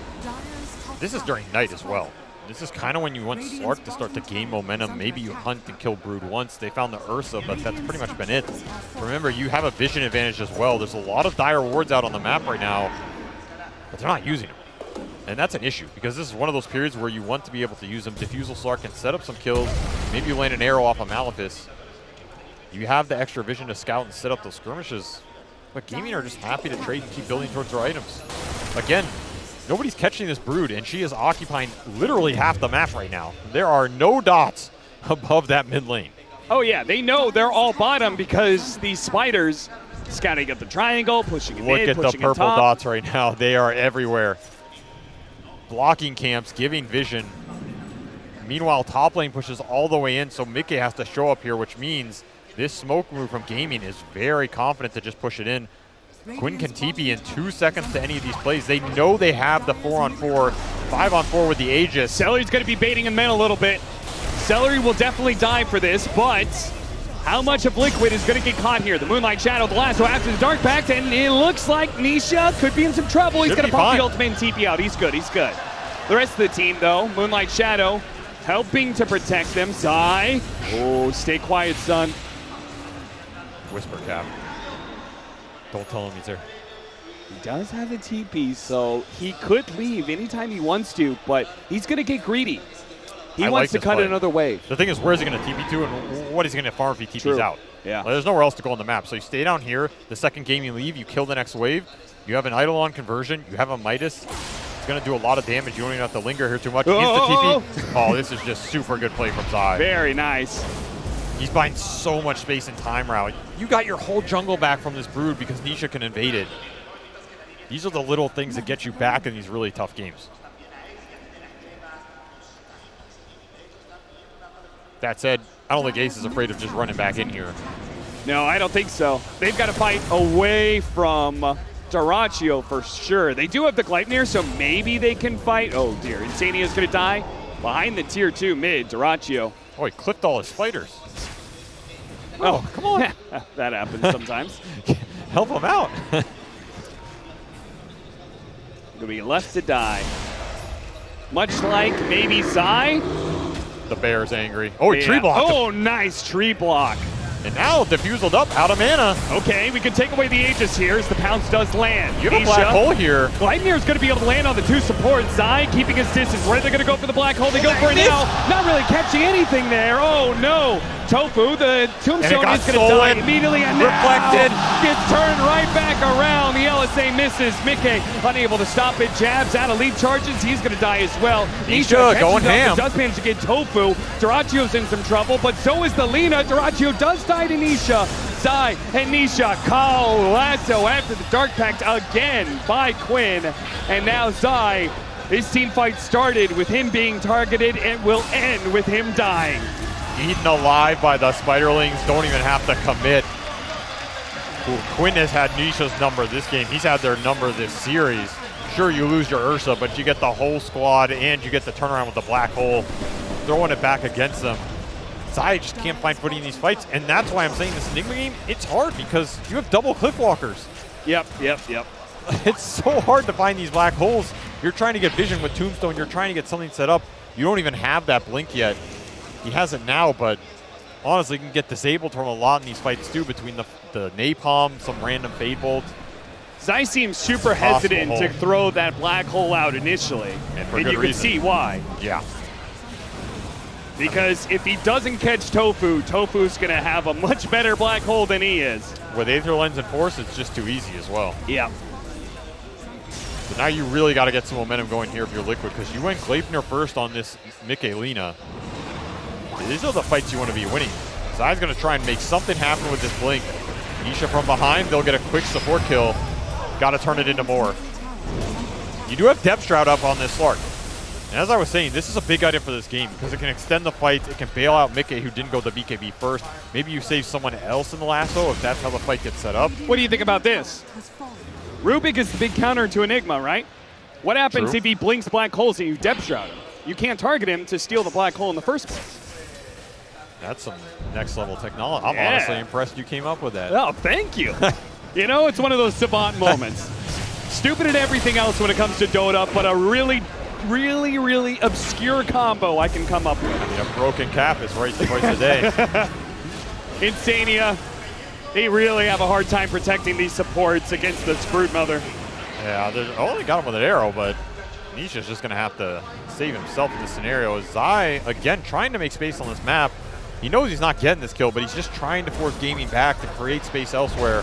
Moonlight Shadow, we spotted for a moment. Durachio's going to stick on top of him. They do not have a Force Staff to save him. You're out of mana on Ursa. They're going to be able to dodge that one. Nisha's going to go. Oh, no, it's not the right timing for that one. Quinn has just been catching Nisha's Slark non-stop, man.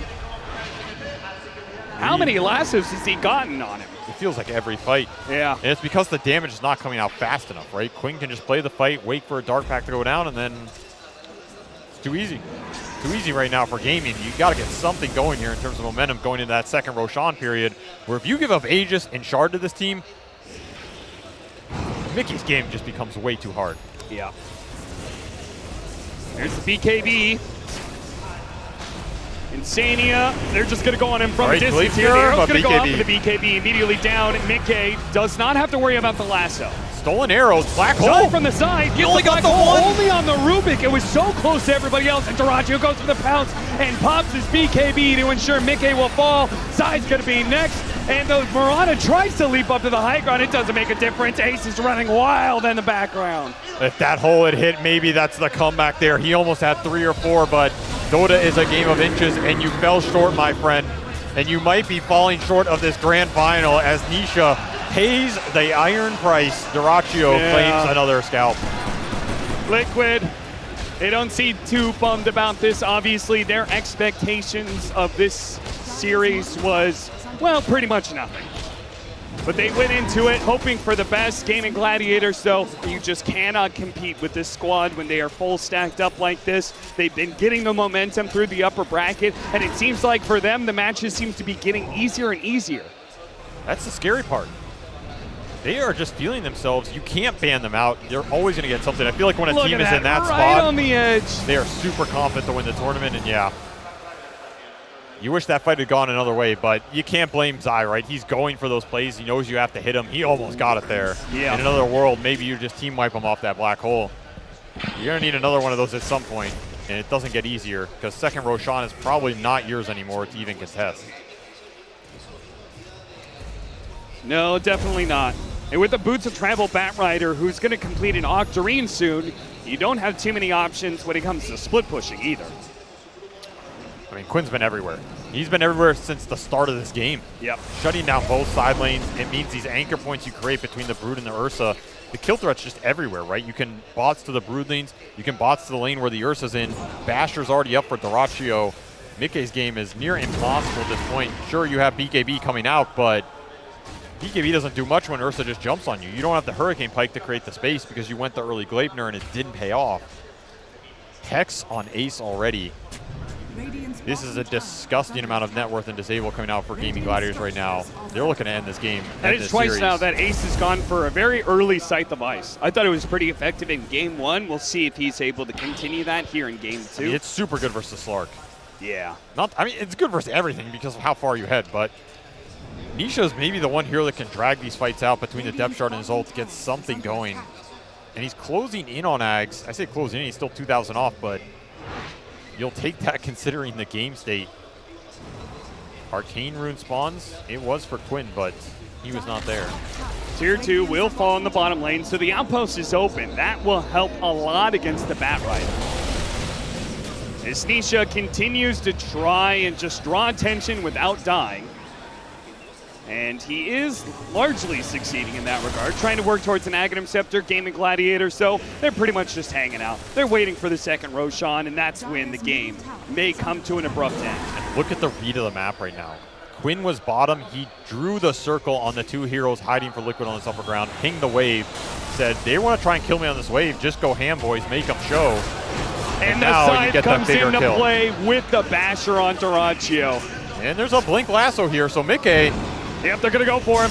He's going to blink immediately. Lasso couldn't even get off the BKB, so the kisses are going to do tons of damage, and the Bear will deliver the final blow. Shredder coming in to clean up the Tombstone. High ground just broken apart here, even without that Roshan. You need a black hole. You need it fast. You need it soon. As long as gaming don't clump, I don't think you have a comeback mechanic at this point in the game. As the Bear, he's hungry. He's been hibernating. Has he? I was going to make that same joke. I don't think this Bear ever reached hibernation. Dyrachyo was super active in this game. That's true. It was a short hibernation. Yeah, it was between games 1 and 2. You just didn't know that's what was coming. Yeah. Very, very active lineup from Gaming Gladiators. I think that's part of the strength, right? Is Ace, he gets a lot of space sometimes because of how active Quinn and Dyrachyo can be. That's the beauty of this lineup. They have multiple players who are confident to carry the game, and their support duo can play really fast. They're one of the faster support duos in this tournament in terms of going to the runes, playing around their active hero that comes online, combining with their cores on the right parts of the map. This is a really strong team, very formidable, and they are showing why. Second Roche with the Shard, DD on the Batrider, Octarine completed. I mean, take your pick of who gets this. Even gonna smoke, just maybe baiting the Roche a little bit. Let Dyrachyo hit it, don't show anybody else because they know this move is coming. But do they know from where it's coming? And look at this ward on the high ground. Team Liquid have got the ward. They've got the full wraparound here. Well, they saw the, wait, did they see the Midas? They see the Rubik. They want to be able to kill the Rubik for sure. That allows the better black hole.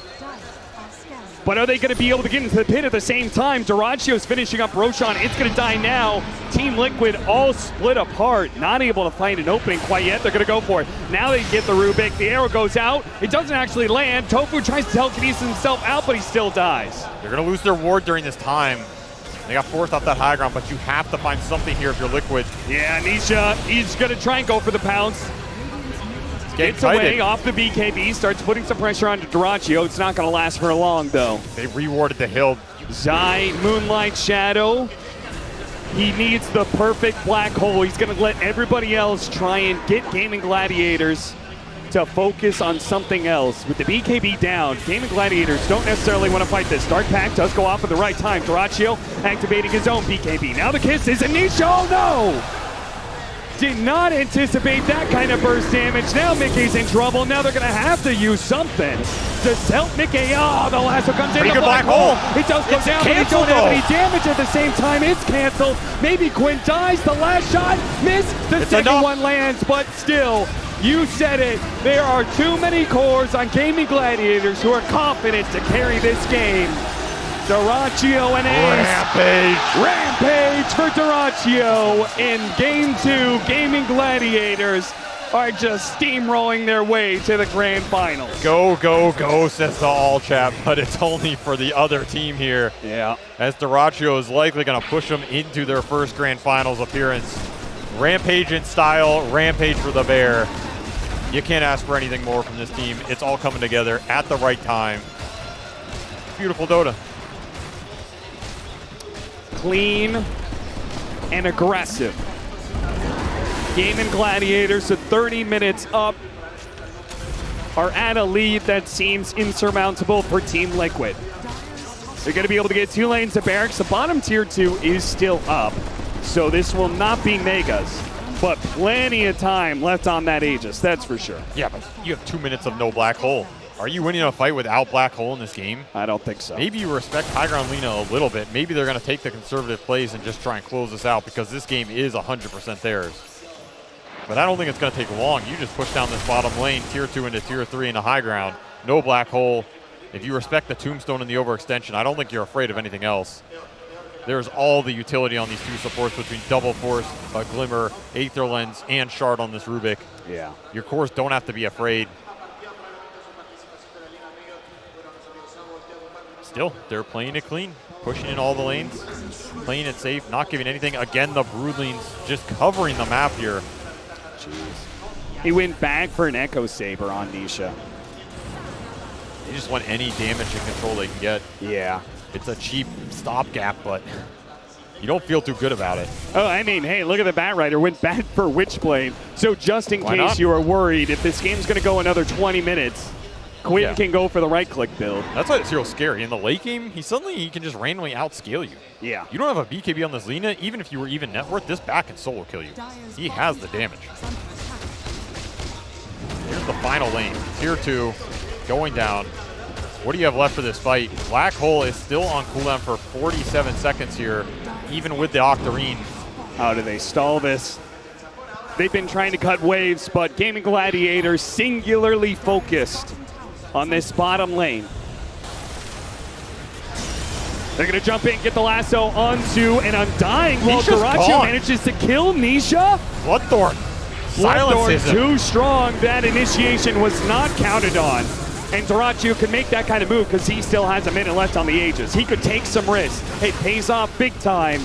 And now Team Liquid has to find a way to fight without Nisha, and the Black Hole's still not up yet. Broodlings killed the Tombstone. You have Black Hole in 4 seconds, but you have no Tombstone for the Once fight. No again, Lina Duraccio jumping BKB. forward, almost getting the kill. Stolen Lina LSA. still an opportunity with the telekinesis. Mickey almost dying the root from range. Will finish him off. They're just poking this fight down, kiting them out. They don't have to overextend in that Black Hole, which is the one saving grace. There's just nowhere to cast it in this game. The split nice is too cookie. good. Very nice on the Spiders. Double force snap does get him away, though. Back to the fountain he goes, but Side's going to be caught. Help, help, help. No help is coming for him. That big team fight spell now going to be gone for another 45 seconds. The Black Hole will not prevent Gaming Gladiators. They will get Megas, and they can keep it going. Undying, saved by the Depth Shroud, perhaps. He uses the ultimate, the item to be able to get back to the high ground. Oh, they're just toying with him now. You really Tofu, are. stolen LSA on 2. Beautiful stun, a nice flame break to be able to break things apart as well. Jump forward from Duraccio, gets another one. They're practically fountain farming Team Liquid at this point in time. Nisha, Laguna Blade does nothing. The lasso to pull him to his death. Nisha, even in the fountain, turned around. Laguna Blade stolen and put to work to finish off Team Liquid. A team fountain farmed. Duraccio's confused. He's like, was that series that easy for us? It was. Has this entire upper bracket been that easy for us? Because it has felt easy. Nobody is challenging this team. Sure, there's some asterisks on the matches, but they look really damn good. They have fit in with Quinn perfectly. They know how to play around him. Quinn looks comfortable as hell. He destroyed that early game. Gank kills both cores on the side lanes. Rune control, gets the Ancient Stack into BKB. You're giving up pretty much nothing here. Ends the game, what is it, 8-2-26?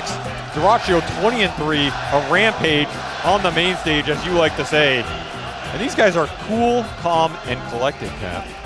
Oh, yeah. I mean, they probably saw this win coming a mile away because it felt like in 10, 15 minutes, it was already looking pretty rough. If you're not hitting the momentum with Slark off that mid lane, if you're not getting your side lane victories here between the Lina shutting down the Brood and the Enigma shutting down the Ursa, you fall behind in the auras, you go Midas to try and scale in the late game, but Gaming are not going to let you get there. And again, I go back to Ace, man. This Brood, you got to pick your poison that you give to this team, but his Brood is by far one of the top 2 or 3 at this tournament. Yeah. The way he micros the Broodlings, he's blocking camps, he's sending them everywhere. You can't play the map, you can't show anywhere. He doesn't really feed on this hero. He builds the right items every time.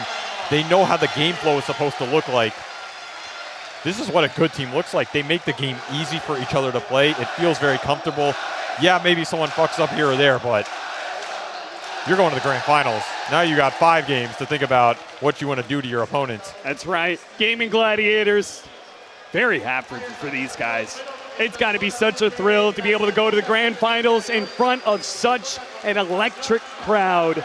And to do so by bringing down Team Liquid, even a member short, they are still a super scary squad. So it's definitely a huge accomplishment for them to be able to make it all the way this far. And as you said, just one more series to go for them, and they can make it, become champions of a major. I will say, NA players in grand finals. I'm not trying to curse anybody, but there are some like tough, you're trying your best. No. All I'm saying is there are some tough opponents in that lower bracket, right? Talon has gained a lot of momentum. Shopify back to a top 4. Their players are very scary. Abed has been destroying tournaments. And of course, Liquid, they're not out of it. They can always come back, regain some momentum. Maybe you have some uncomfortableness playing with a new roster because you have to sub someone in, but this team is still really strong. If Nisha and Mickey can start to find more momentum on those lanes, have a better early game, they will still just carry the game. I don't care. You can have 2 disconnected players for this team, and they might still beat you if they're having the momentum. So you go to the grand finals here, but don't be counting your chickens just yet. That's right. Congratulations, Gaming Gladiators, to making the finals. But we'll see if they're able to actually close things out tomorrow when the grand finals occurs. But for now, we have one more series to go, and we still have to be able to wrap up this series, of course. And for that, we leave that to our wonderful panel. They claim their grand final spot indeed, and now Gaming Gladiators can prepare for a best-of-5 series as Team Liquid drop down to the lower bracket where they will face the winner of Shopify Rebellion and Talon Esports, which will be our next series. But for right now, Gaming Gladiators, they can sit pretty. It was, like Avery said, Liquid had to pick their poison. Either you give up the Lina, or you give up the Broodmother, or you give up the Leshayo, or you give up... There's a million things, which is now why Gaming Gladiators is going to be a real force in the grand finals. And where's your jersey, sheep? Where's the bias at? Yeah, there we go. Yay! Yes. And I appreciate the slightly muted feel because I'm sure this is not how Gaming Gladiators wanted to get their grand final spot. He wanted to be able to fight Team Liquid at full power, be able to earn it with 100% of their roster. It's an unfortunate situation, but still Gaming, even with Boxy, very well could have easily achieved the same 2-0 result. Yeah, I mean, I think a lot of teams would have lost even against this Liquid with the stand-in. So I think this Gaming Gladiators, they're the real deal. They're really good. Quinn every game, like everyone's talking about Nisha this, Nisha that. Quinn just showed up 2 games in a row and kind of schooled them there and looked like the superior mid. So NA Dota. That's my takeaway. That's my takeaway. If Snaking can't carry the torch during TI, well then perhaps Quinn can do it. I will see that US flag no matter what, and I will be biased towards it. But a satisfying result regardless. And even in addition to Quinn, Ace is playing out of his mind, I feel. I think they all played incredibly well. I mean, that was just a masterclass that second game. Every lane won. It looked good every step of the way. There was absolutely no way for them to play into Brood. They couldn't counterplay the Batrider either. Everyone just played so well. But I just want to say that I think that the results, like the games would have looked much more different, of course, if Boxy were there. I mean, we talked about it, but he is the shot caller on their team. They are lacking that voice. I mean, Jobs' hero pool is pretty limited. You and I were talking about it, Cheap. I have like many, I mean, there's so many factors. That's fine. I Yeah. can give you extra factors because we actually have an opportunity to speak to Tofu, who will be our winner's interview right now. Hello, I am here with Tofu, surrounded by tons of Tofu fans as well. You think these people would also write hashtag Tofu big fan? I mean, I hope maybe in the future they will, because we're not done yet. Okay. Okay, so grand finals. You finally made it, your first grand finals, Tofu. What do you mean you're not done yet? What is this mentality? How are you mentally preparing yourself for the situation? I mean, we're just playing our game and we're really confident with what we do right now. So it's not that we're like specially preparing for the finals. We kind of just go game by game and we have a really good flow right now and everyone's in a good mood, like positive vibes, high spirits. I don't know, like it feels like we just keep playing every day, but we're not done yet. I saw you trying to relax yourself a little bit after that game. Is it to deal with the hype of playing on the big stage with everyone screaming your name? It's pretty hype with the fans watching all around, plus, I don't know, you're so much on emotions, the people screaming, shouting, there's so much adrenaline. I don't know, it's a lot, but it's fun. It's definitely fun, just need some time to get used to that. Okay. I want to ask about your entering Quinn the stage.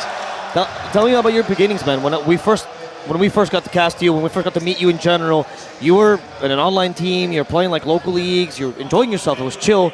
Did you ever expect yourself to be in a major grand final, in a situation like this, in the big stage? It's hard to visualize it for sure, but I was going to play and do it professionally because you see these people on stream and you want to be there where they are at when they lift the trophy. And that's a big motivation for myself. It's like, of course you're upset when you lose and you drop out of other tournaments, but I don't know, I had this vision where I want to keep playing and want to be the best, which obviously everyone wants, but I also believe that I can do it, especially with these guys that I'm playing with. It's a lot of fun and we all just believe and trust in each other. And I don't know, wherever this takes us, we're all happy to be part of it. How do you keep that vision going? How do you keep, in those moments that you talked about, you know, those losses, some previous tournaments where you're qualified, you made well, but not this well, obviously. How do you get through those downs? What is it that allows Tofu to still be strong, to still have big fans? I don't know, power of friendship and belief. I don't know, it's just fun to play. And I know that I'm good and that I can do more. And I believe that all of my teammates are really good friends and they're all incredibly good players. So we're just trying our hardest and keep playing, and yeah, we're confident to play. I don't know, we just believe in each other. Just play your best and see where it takes us. Quinn hasn't even been with you guys for so long, but I already see you guys being very tight. Yeah, this guy's a beast. I mean, in and outside of the game, he's a lot of fun. He's a beast. He's absolutely a crazy good player. Okay. Tofu, you have tons of fans today waiting for your play tomorrow. Not just the people in the arena, but the people outside of it as well. Is there anything you'd like to tell them before we end the interview? I mean, everyone watching at home from wherever over the world, my friends, my family, everyone who's here, thanks for watching, thanks for supporting me. I really appreciate it. I'm gonna come back home at some point, meet all of you. We're gonna have a good time. Yeah. Tune in for the finals. Keep supporting me. How does it feel when this group quits Dave, by the way? That must feel pretty great. That's cool. I'm really happy for him. Because he didn't have as much success before, but I don't know, this guy deserves it. Like, he's a really great human being and an absolute beast as a player. So I'm glad that we can lift him up here.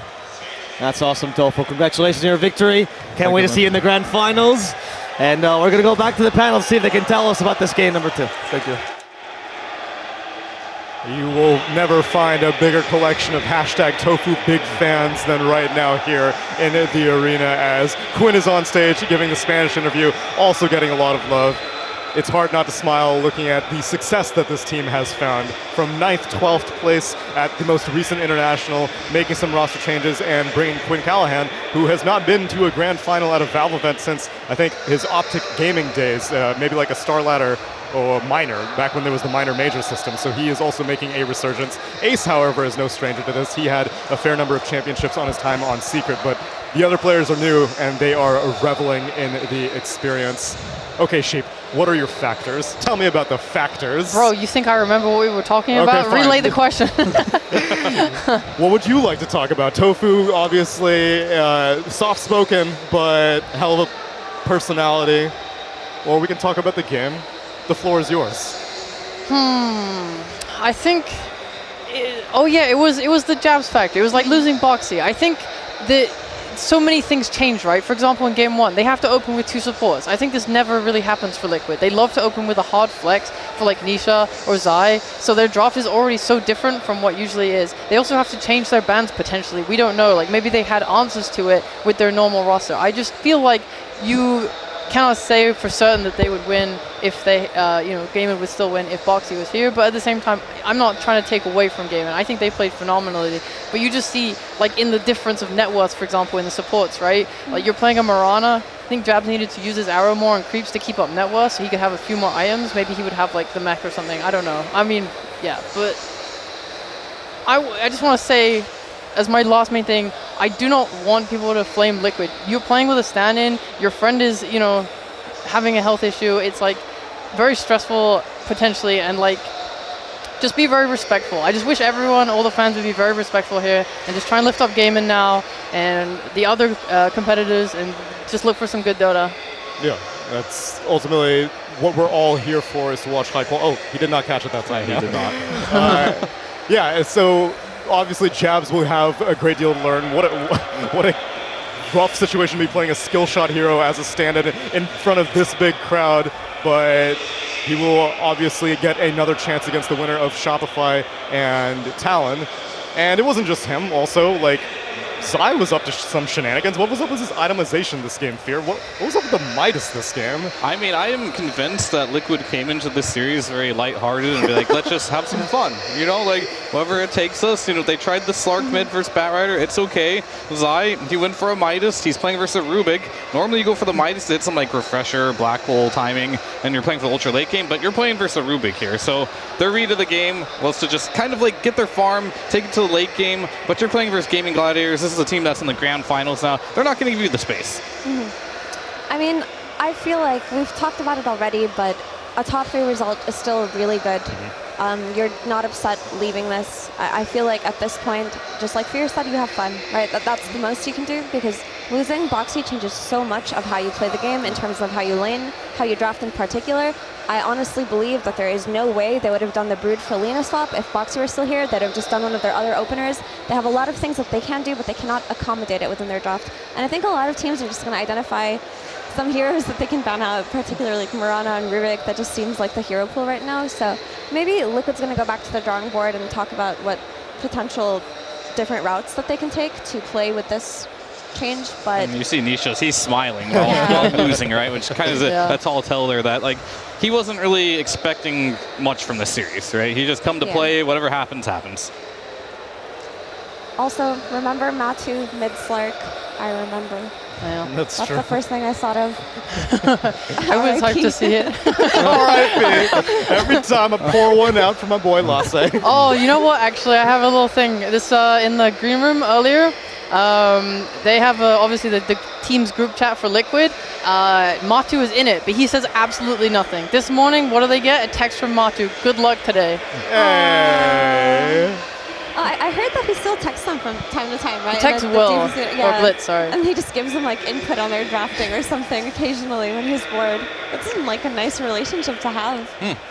Does he still play, or is it just like random draft input Isn't he while chilling on the serving? beach, having a beer?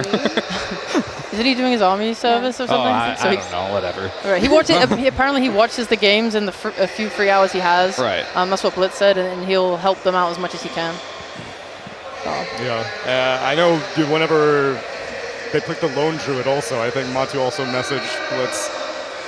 There's still a great deal of love there, and it's a little bit disappointing, but it's countered by the fact that Gaming Gladiators are They're grand finalists, baby. Yeah, they are. I mean, someone that hasn't got a lot of love is Duraccio. Like, Yes. I feel like he had an amazing series, both on the CK. He got another Rampage. There's been very few Rampages this entire major. He just got one in the last game on the Ursa. He's popping off on multiple heroes. He had a very wide hero pool. He played Lina like time and time again, but it's going to get banned now, and he's showing that he can play other heroes and perform incredibly well on them.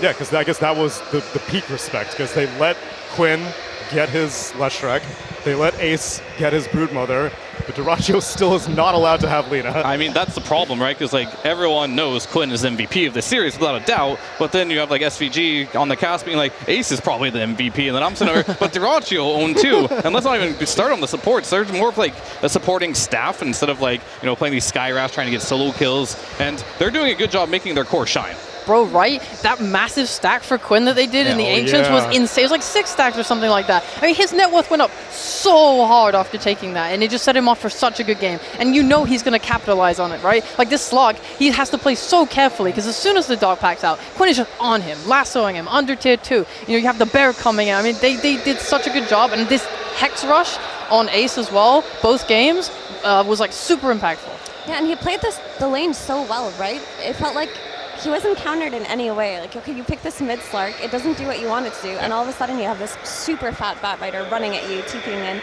You have this Brood who's completely taken over the top side of the map, and your heroes are too scared to play the rest of the map that at some point, Liquid are actually playing into Brood's lane, because there was no other play that they could take. They were just trying to get whatever they could out of it, and it always turned into really bad trades for them. So, I mean, honestly, really impeccably played by GG, but I just want to highlight one more time, this is not Liquid's top form. I don't think that this is reflective of what they can do as a team. It's not reflective of what the results would have been had the health issue not happened.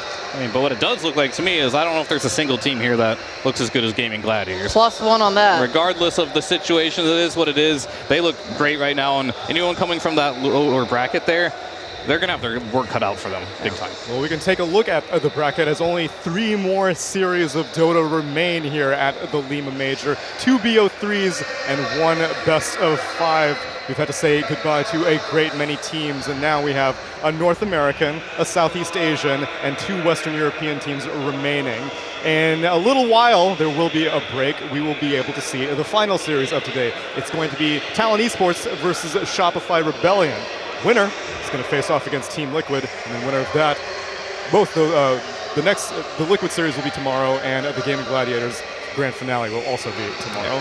I mean, everyone is like so hyped about all the teams still in this. I do just want to hype up Talon. I think these guys are awesome. I think they're on a tear. They're looking really good. If they can beat Shopify Rebellion, especially in a 2-0, I actually do genuinely think they might have what it takes to contest game in here. Because they've got everything going on their side with the momentum rush. And what if Rebellion beat Talon? Do they have a chance for gaming? That's your space, my friend. You are the American here. Then no, they probably will not, because they're getting to grand final territory. That team, ever since they were on EG, has struggled to take it grand finals, and I'm not sure if anything will change here. Is it a curse? Have you cursed the team? Have you was cursed it that me? run? Was it you? You got your TI and you were like, pieces, I'm out. I mean, I can't give that type of information away. I see. NDA. Yeah. I think Talon owns. I've been saying this from the start. This team is so good, but I think Shopify might actually be a really bad matchup for them. So I'm just looking forward to this next series a lot, because I wonder what kind of approach they're going to take to Shopify's like very lane-heavy style of play, because that's Talon's weakness, right? They just play incredibly greedy, and we saw how Liquid were able to exploit that. So I feel like Shopify can actually do something similar. It has been encouraging to see Talon get faster and faster, though, as the tournament has progressed, because I watched them in Southeast Asia DPC week 1, long-ass games and losing. Then end of the DPC, long-ass games, but winning. And then BTS Pro Series, it gets a little bit faster, get the championship, group stage.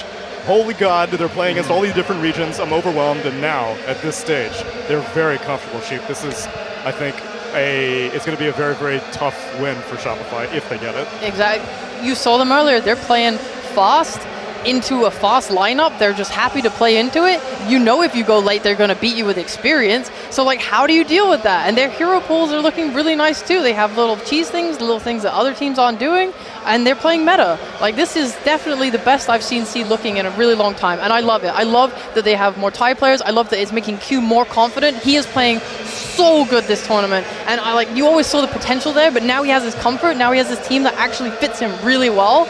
They're just, love Talon. The potential is there, but let's see if they can actually convert on it. But for right now, we will have a bit of a break, so come back in maybe 45 minutes, but don't leave, because I have some interviews for you. Yeah, we've been talking a great deal about Team Liquid, but would you like to hear it from their mouth? No, the horse's mouth. Their logo's a horse. Would you like to hear it from the horse's mouth? Well, here you go. I've got an interview with Team Liquid for you.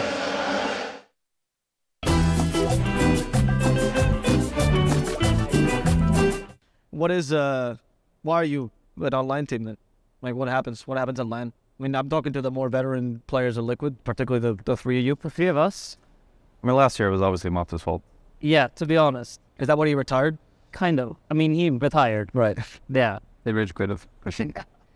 Why we struggled at LANs? I think after TI at least, I feel like a lot of the fundamental ways that we built our team was probably not correct in the past. I think it was too much reliant on like individuals carrying a certain aspect of the team. So when like the individual is slightly off, the entire team falls apart, I think in some ways.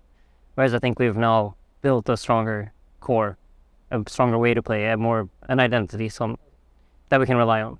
Well, I would also say last year I think we grinded out results online, but then I think we weren't like, for the majority of the year, I don't think we were that good, like truthfully. And I think we maybe had an easier time like planning and kind of getting wins in online leagues, because it's a bit of a different approach to games, whereas at a LAN tournament it's kind of just like there's so many games, and if you're not like if you're shit, you're shit, kind of. Yeah, it's like you're gonna get exposed, I think, pretty fast on LANs. So I think at least last season was like that. Yeah. And I gotta ask you, man. I'm laughing at your answers because you're very candid about these things. We're looking for that. We've asked Valve, they allow us to swear, so this is the first time we can actually air this interview. What is that? The idea of being candid. I thought a lot of pro players, some are more self-critical, some are more arrogant, some live in the clouds. How I wasn't pointing any fingers, but the point is, when do you develop a candid mentality? When do you start saying, no, it's just because we're bad, or like you're very matter of fact about that? Were you always like that, or does it happen as you become better as a player? I think even when I was shit, I thought I was best. But I also think that there's like the sense of perfectionism.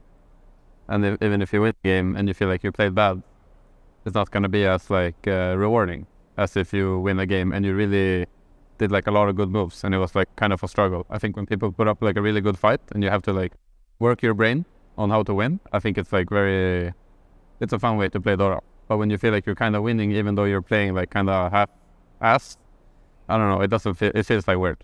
And a lot of times I feel like when we lose, both teams play half-half, but we are used more half, But sometimes, and I think at TI, like for example, our games against like Thunder Awaken, there was a lot of throws, but I think also there was a lot of like really good plays and a lot of good like moments come out of both teams, and that like I don't think it matters like if you make mistakes, if you also play well, but if you're kind of only like it's like so and so kind of throughout games or tournaments, I think it's just shit.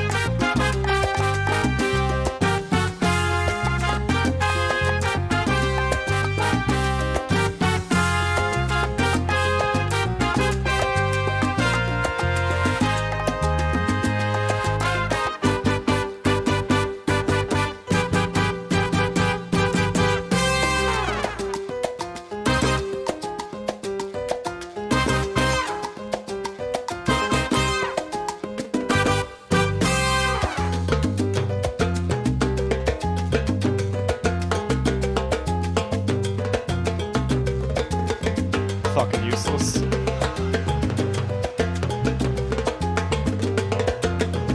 Welcome back, everybody, to the Lima Major, where we are making our preparations for Talon versus Shopify Rebellion. My name is Tsunami, and we still have a little bit of time before the series is live. So I still have the same people here: Fear, Effie, Sheepstick.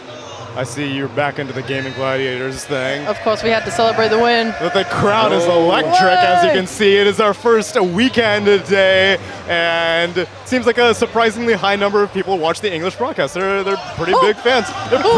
They're a little too big fans. Get out of here! This is highly unorthodox, but you know what? I'll allow it. I'll allow it. Oh my god. It has been an exceptional opportunity to be able to interact with the South American fans for the very first time, and that's usually the stance that I take as well. I don't think I'm familiar with this guy. I would prefer him to leave. I prefer him to leave. Security? Security? Okay, he's gone. Security? Okay. Security got him. They He's just. outta here. Oh my god! Oh They my just God. threw him over the fence. The suplex. He looked great though. I liked his lipstick. He did. That was pretty sexy. He Yeah. was radiant. It's nice to focus on things that are great, but I would really like to take this opportunity to focus on some bad things. Would you guys mind if? That's my specialty. Well then, I've got just the thing for you, Fear. I would like to take this opportunity as we wait for our final series of the day to do a little tier list. But usually when we do tier lists, we're focusing on the best of the best and then separating them until we get to the worst. What if we started with the worst? There are still 12 uncontested heroes remaining here at the Lima Major. And I was hoping maybe we could take this opportunity to sort them, because even the worst can be the best of the worst. I'm missing from this list. No, I think it's all here. I think it's all here. What are you missing? Me, I'm trash.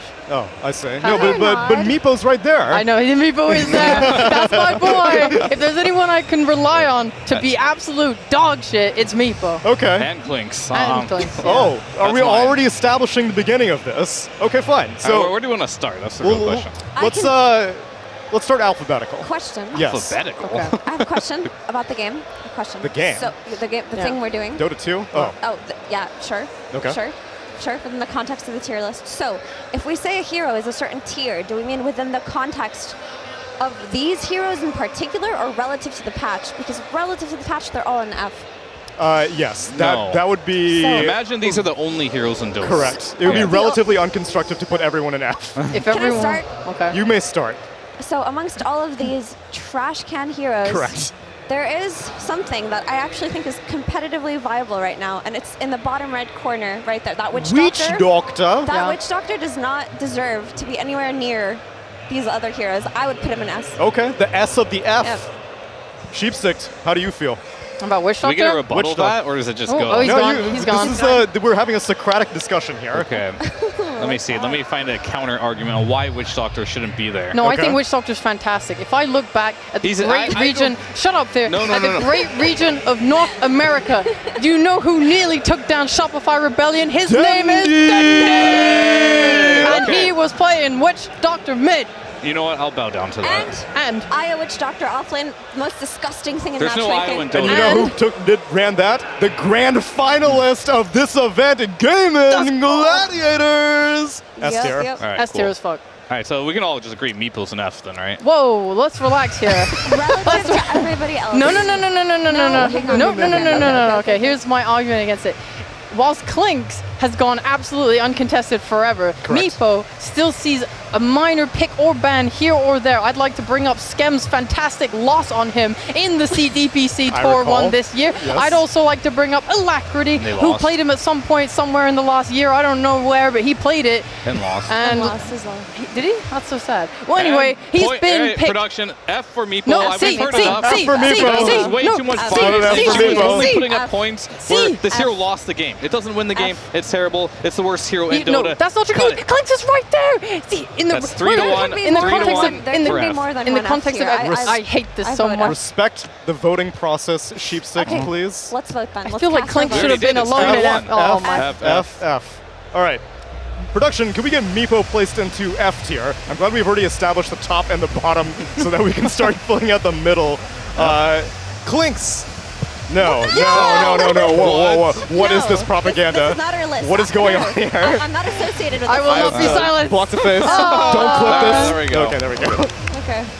All right, next up, did you want Clinks? Would you like another F? Let's just get the Fs out of the way. Contextually, is he an F here? So if this were a game of Dota, where only these heroes could play against each other, and you are Clinks, you would still be terrible. So You would be. That's true. I think only Meeple deserves F, so Clinks gets a C in my book. What? Are you kidding me? That's not fair at all. I'll put a vote. May I discuss? Please. So the thing about Clinks is that, It's C for discussion. Okay, so the thing about Clinks is you need an expensive item to be useful, but then your item is countered by a cheaper item, which is very broken right now, which is the Force Staff. Yeah. And I feel as though this is not a good thing, but you know what? I can do C. Everyone's buying that expensive right now. Gleipnir is the hottest thing since... It's a very good item. Since Maelstrom. Since Maelstrom. But they're useful before the Gleipnir. That is a good point, actually. I mean, there is a reason why this hero isn't picked, but it's not worse than Meepo. It's not worse than Meepo. It could be worse than Meepo. It wasn't even picked. No one even bothered to try. That's how pathetic he was. Okay, you want to vote C tier? C. C. F. It's a C Wait, tier. now I feel bad. I'm being bullied. I don't feel bad. No, I'll vote F too. It doesn't matter. I'm a host. I get executive privilege. I feel like It's C Fear is tier. getting executive Okay, privilege fine, right Sheep, now. it's your really- turn. Oh, Pick a okay. hero. I'm picking Sand King, my Okay. favorite offlaner.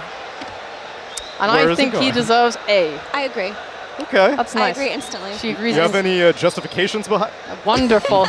It's already That's voted. that. All right. Two votes are all you need. It's A because my name's Clearly. Alex, and that's you where guys he belongs. understand the art of this is we're actually filling until the next Okay. series, and if Okay. we are speedrunning this I don't whole wanna thing, Okay. Wait. May I, as the Sand King fan Please. here, I think Sand King has lost his way. I think that people are giving up on him, but I think he still has a place. For example, he was picked within the Europe West DPC this tour. I cannot remember. I do remember it was OG. And I asked them, hey guys, why did you pick Sand King? And they said, because we think that he is a very nice offlaner to play in the early game, because he can match a nice fast tempo, because you have your very low cooldown stun, which can hit AoE, and you have pretty good early game damage. This is before everyone gets like their Greaves and Pipe, and then you do literally no damage, and that's why the hero's never picked anymore, because he kind of sucks. But he has a place, and he's beautiful, and I love him, and they have a statue of him outside, which is really cool. Okay, but here's the Great other side of argument. it. We're only looking at the heroes that are in here, right? So Sand King would only, in theory, play against the other heroes that we see, which are the Medusa, the Juggernaut, maybe the Meepo, and the Clinks. And as it's great versus Meepo, that's why it's in the F tier. Actually, no, Meepo's great against Sand King. Is that how we're doing this? no. That's how I'm doing it in my I'm- head. I don't think know. it works that way. So I'm looking at it as a tier list of the worst. Yeah. So these are the best of the worst and the worst of the Yes. worst relative to all of Dota. All of Yeah, Dota yeah. heroes Yeah, in that's vibe. how I've okay, been doing okay, it then too. I'm okay with Sand King being A then. Okay, cool. Good enough. Or B. Maybe B. Also- That's close. It's hard. You know why? I think he will never be a B. He has to be an A, but he can't be an S. Is that his first few levels suck, but after that, he's a high impact hero. Like, he does do a lot of things, you know? But in this Team meta, fight Ru- ulti, low Wait. cooldown stun. I wanna counter that slightly. They buffed the range of his stuns. You no longer have to put 2 points in the stun for the same range that it used to be. Now you get the same range from level 2 stun and a level 1 stun. So actually, he's not as bad as he used to be. He's actually a little bit better. I mean, Sand King is a terrible Mars, and Blink Rush offlaners are awful, so I don't know. I Mars agree is with a this. terrible Mars. You don't have to rush Sure. Blink on I agree. This is on all Sand King. gripping analysis, and I appreciate the fact that you guys respected the fact that I wanted to fill. Turns out that the walk-ins are going to be quicker than we expected, so Okay, let's quickly, actually quickly. speed run the rest of it. S tier Grimstroke, S please. tier Grimstroke. Can we get an S tier on Grimstroke, please? S tier Why? Necrophos. Okay. S tier. Whoa, our S tier is getting awfully inflated Necrophos here. sucks. Necrophos C sucks. tier Necrophos. You were- C tier Actually, Necrophos. wait, Necro is Whoa. really good mid in some matchups, and he can carry a game. I But it thi- has to be mid only. Offlane Necro sucks. I Too think late, B decision's tier. been made. Okay, Axe. cool. Dazzle S I'm tier. being bullied now. You are. Dazzle S tier. Dazzle. What is wrong with you? Everything in the F tier. Except Ogre. Except Ogre. Put Ogre in C. He doesn't deserve to be up We there. need a B tier hero. Axe Okay. and B tier. Axe. Axe and B tier. Axe. He's worse than Sand King, so let's B tier. Axe and B Medusa tier. B tier. Wyvern and B tier. Wyvern S tier. Wyvern S Wyvern tier. S tier. Wyvern A tier. Wyvern's fun from mid when 9 plays it. How do we get so many S tier Yes! heroes? This is Support life. Hashtag support Yeah, I mean, clearly, all the supports get an S. No, there's some bad. So I think Wyvern should be an A, but I genuinely think Dazzle, Grim, and Witch Doctor are the best of the worst here. Yes. I mean, I give Jug a solid B. He's just a B. Yeah, I'll put him in B. And then just Medusa, just put a Necrophos, whatever. I don't even know. No. Medusa, they're green. Medusa S tier. One core dimensional the support. She says everything's S tier. Because you have 4 supports. You have 4 supports in S tier. And who better to 4P1? Medusa. So she should be with her lovely supports who love her, and we'll keep her safe. Okay, but can we move Wyvern down to A tier then? No. She does not belong in S tier. But then Medusa only has the likes of Witch Doctor, Grim, and Dazzle. Then Medusa only has 3 supports. Okay, you guys, you choose. I thought we were speedrunning this guy. Neil, you... What? What is going on? What do you want me to talk about? You can launch CM at him like a projectile mirror. Yeah. Oh, I got a slurk. Let's make them collide in midair. Okay. 3, 2, 1. Oh, amazing. CM is so much stronger. Juggernaut. Mirror. Where is this hero going? Let's make our slugs kiss. B. Juggernaut is B. B tier for Juggernaut. Can I get a Juggernaut in B tier? There we go.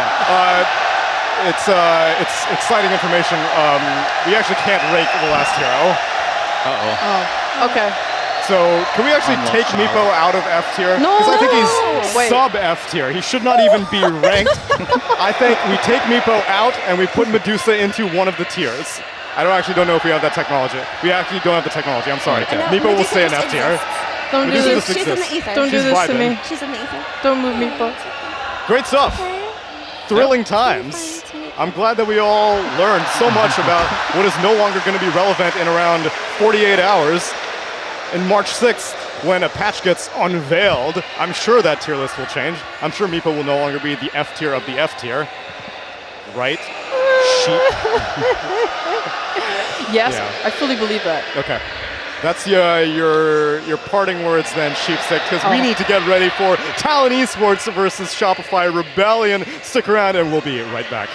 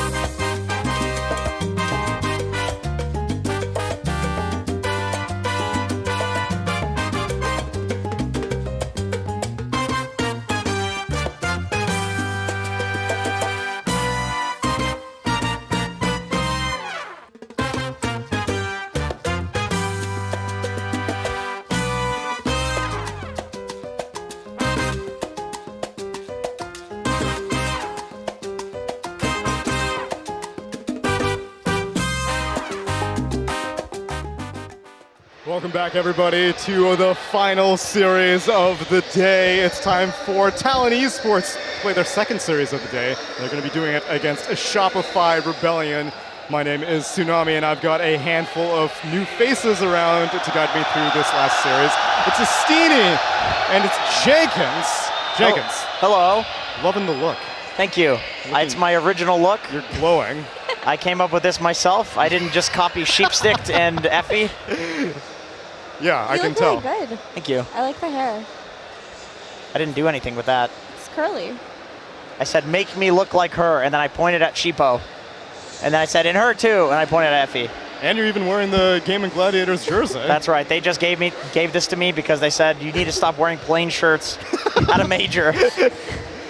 And then I copy and I have the plain shirt, and now you don't have it. I'm so sorry. Astini catching strays out here. I'm so sorry. Astini, You're going to get Reddit comments.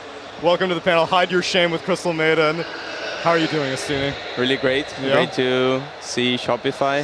I feel like they're going to have a good run here. They got like a easier opponent. I feel like they played the loser finals against EG yesterday, and now they just... Are they... Should they have in that last series in that last game against Evil Geniuses? No, they got lucky. Got lucky, I feel. It was a bit of a throw from Evil Geniuses, I feel. You're being super nice by saying a bit.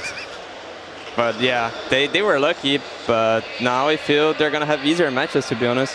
I really hype them that much. Like, I feel like they're a super great team, and I'm willing to see them play against GG.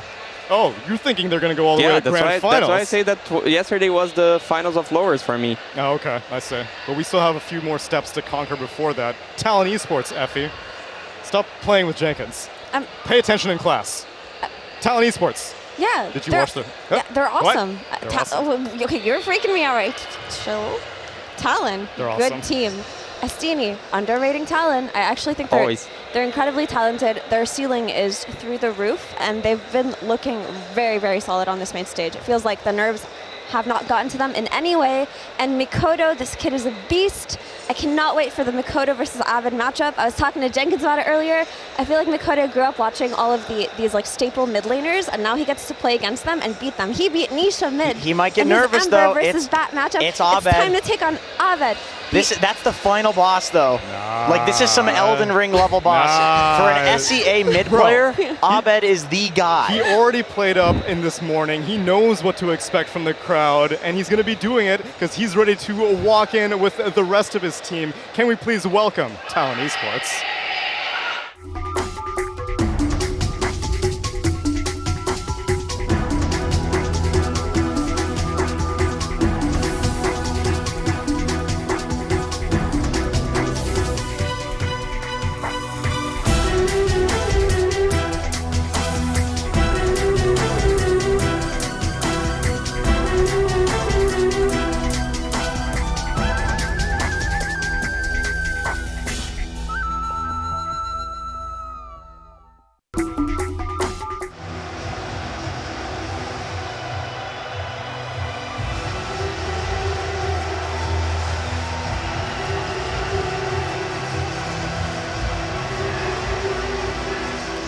It was not just but a few hours ago that Talon was able to claim a 2-0 victory over the third Western European team that was remaining here in this tournament. Entity went down, and they were quick games too. This is not Southeast Asia's typical wheelhouse, but they did it, and they're doing it comfortably in front of this crowd. As you can see, they may have started to adopt the underdog in this top six. Talon Esports make their way to the stage. Yeah, sure, you're going up against Abed, but you think Mikoto's scared? He's already been making a name for himself. Abed used to be the gold standard. He exported himself. He's in North America now. He's been there for ages. Mikoto owns Southeast Asia right now. That is true, Tsunami. And this team, you called them the underdogs. They have been the underdogs. They were Div 2 second place. They weren't even good enough to get first in Div 2. and then they qualify for a major, I think getting 3rd or something like that.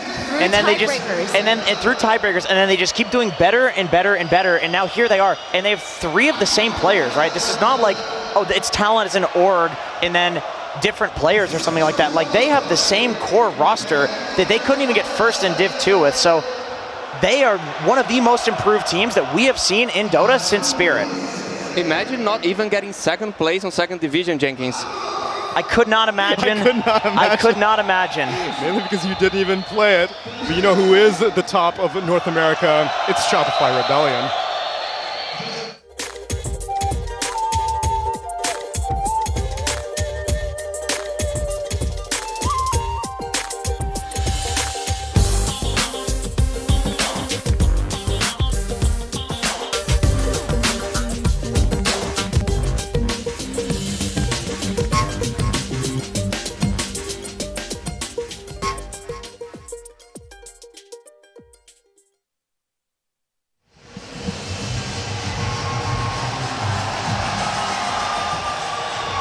Maybe not the top of their DPC tour, but they are carrying the torch right now for North America. And even since they were evil geniuses, we always love to root for a lower bracket run from these guys. The one you see giving the most handshakes, though, Saberlight, the newcomer to this team. Took a little bit of time to find his place in this main event, but now he is looking comfortable because they were able to get their 2-1 victory over the crowd favorites of the South American evil geniuses last night. A little bit of a throw came, and now Shopify Rebellion are here to play on Saturday. It was a hard-fought and hard-earned victory from Shopify, but this, well, I agree with difficulties. Say it again? Technical difficulties. Can you hear me? I can hear you. Yes. So, yesterday's matchup kind of felt like EG rejects versus the new EG, right? Yep. They had to have had that chip on their shoulder that their long-standing relationship with this organization dropped them, and I'm sure that after beating them, they have this massive confidence boost. They feel really good. They looked competitive with Liquid.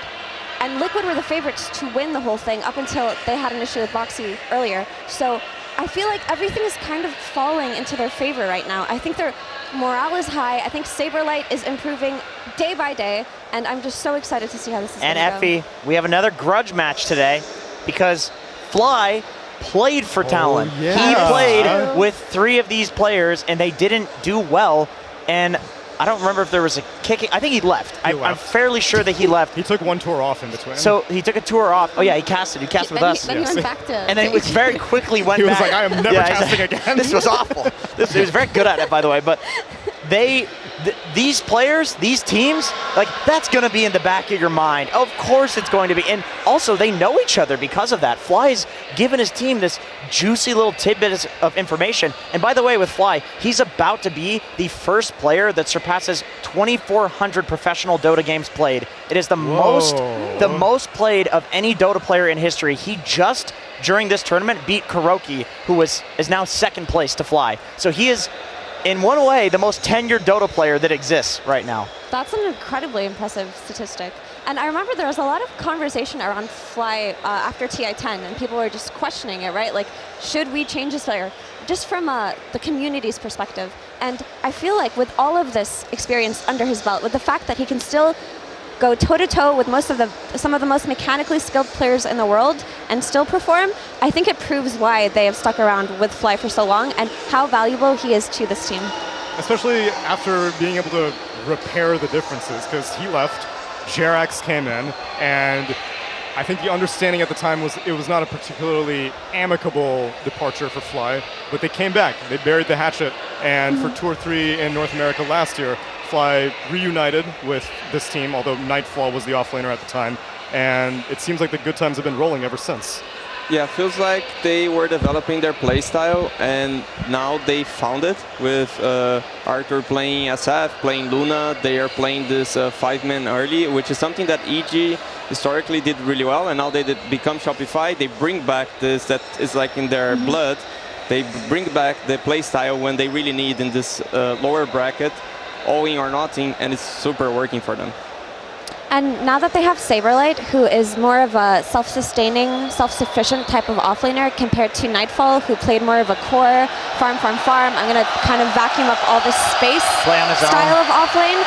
That really enables Crit's movements around the map, which have always been a pivotal piece of Shopify, former EG, when they play well. It always feels like it's on the shoulders of Crit and Abed's rotations together. These two players, they have that killer instinct, you know? They hunt these side lanes, and now Crit has been enabled to do so by an offlaner who doesn't need him as much. I think they needed Saberlight. I don't even think playstyle-wise. Like, I'm just going to say what everybody's thinking. This team has traditionally played like, you know, Dexter level Dota, like the serial killer guy Dexter, where it's just so methodical to the point where a lot of people consider it to be boring. You look at them when they're winning, and like Arteezy still looks depressed. And it's like for the first time ever, I saw Arteezy hug somebody, and it was Saberlight. It was Saberlight after a game. Like, I'm seeing them all smile, and I feel like, I mean, we've seen Saberlight's energy, you know, probably starting at like the Arlington Major, he was getting a lot more attention for his personality. And I really do feel like he's injected life into this team that they so desperately needed, because that was just it was a tough year for former EG Shopify. But with Saberlight, they look like a totally different team. They've been resurrected by the Giga Chad. And another player that's been growing into their personality, 23 Savage Estini. I have to say that a little bit during the Southeast Asian DPC, I won't lie, I may have looked at a few 23 Cabbage Twitch comments and be like, yeah, maybe they're onto something, but not this tournament. Not at least at this stage of the tournament. Yeah, especially at this stage, because I feel at the beginning of the tournament he was not playing that good, but the stage made him play really well. He mentioned in the interview that all he wanted to do was to come to the stage, and at this stage, it's where the true players show their skill. And I remember during the DPC, when they won, he said in an interview, he's like, I don't care what I play, I just want to win. It doesn't matter what I play, when people were asking him about some of the more unusual picks that he's had throughout the DPC. So I'm just really glad to see him develop as a player. I think he's been at the top of his game. I think he's been a lot more flexible, and that's just by nature of his experience kind of going through these teams, right? He played on T1 for so long, which was more of a 4 protect 1 heavy type of team.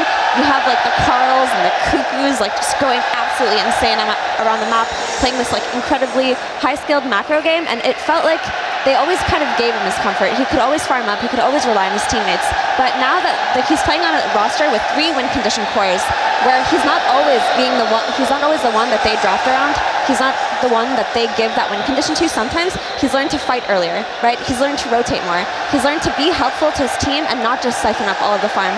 And just seeing this player develop all the way up to a potential top 3 placing, if not a top 4, then I'm just very proud of him. It's impressive. I mean, the guy's always been one of the highest rated players in the world, so individual skill, I don't think anybody has questioned that. But the thing with pubs is, like, you can kind of just do one play style every single game.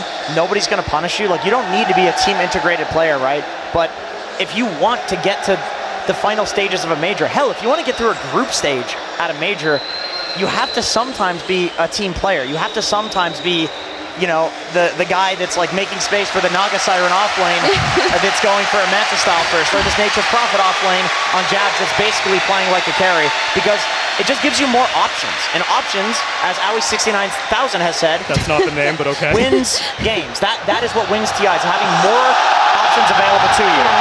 And you talk about him being highly rated, I feel like that's underselling it. Dude was the first player to hit 12K, the first player to hit 13K just like a few months ago. He's the number one. He is number one. But people discredited him because of the fact that it's like, okay, he's number 1. How the hell is this guy not getting top 4 at a major? Well, here we go. It just takes a little while to get that competitive experience. And also, outside of 23 Savage performing so spectacularly recently, I really think that what this team needed all along was Jabs. The addition of Jabs to this team changed everything. He has the ideas, he is the shot caller, he kind of is just creative. He's like a maestro, right? You don't know what he's going to do. His drafts are wonky. Sometimes he'll mostly last pick for himself. Sometimes he'll just pick his hero early and last pick for one of his other 2 cores that can also carry the game. And I feel like because of this kind of wild card type of draft style, a lot of teams were completely caught off guard by Talon playing against them. If you don't ban MP, right? Otherwise, just MP first pick and it's free for Jabs. Yeah, for sure. And Jabs, It's like we might be underselling him there too, because there are 7 players, actually there's 8 now, in the history of Dota that have over 20 majors that they've attended. 4 of them at the start of this tournament, because of course like Puppy, for example, is not here. Okay. Those 4 players are in this series, and Jabs is one of them. Wow. And the other 3, of course, are half of Shopify. Sure. So these are extremely tenured players, and it's not like we're talking about, oh, it's just Shopify that has this tenure. It's also Jabs. Like, they definitely needed that experience with a bunch of these new high-skill 13K MMR players to make this team work. It's wild to look at Shopify and see them all as veterans, because we've known these players for so long, but I think Arteezy is like the oldest carry playing at this tournament right now, and I can't imagine how many of these up-and-comers used to watch his stream, and you can see from the crowd, they still love this guy. That's never going to change. The one day of the year that he streams, yes, they are all there. There is Arteezy. Just moments ago, that picture was taken. It has the widest hero pool, right, on the carries? Yeah. Yes. They did try some things that didn't work out for them.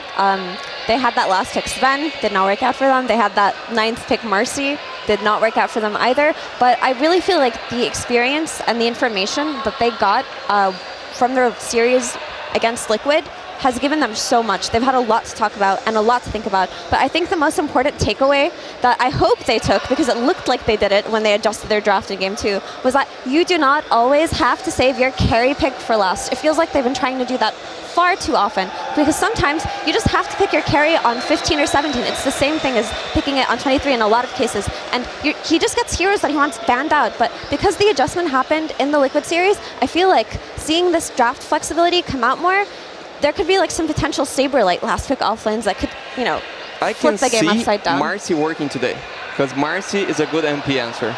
I'm really looking forward to see the Marcy. Although it wasn't working, I feel it's one of the best MP answers. And they either need to answer the MP for Jabs or the put from Mikoto. They need to choose. And MP is the hero that they most play also, so they can maybe steal the hero and they know the counters. So you're saying they need to answer one of those 2 heroes, because you're not going to let Lina through, right? That would be too dangerous to let 23 Savage get his Lina. You think they might let Brood they won't let through, but they might let Lina if they can get the MP. There's a chance that like you don't ban MP and Lina, so one team has MP, the other one has Lina. Right. You go this trade-off. Right. This can happen.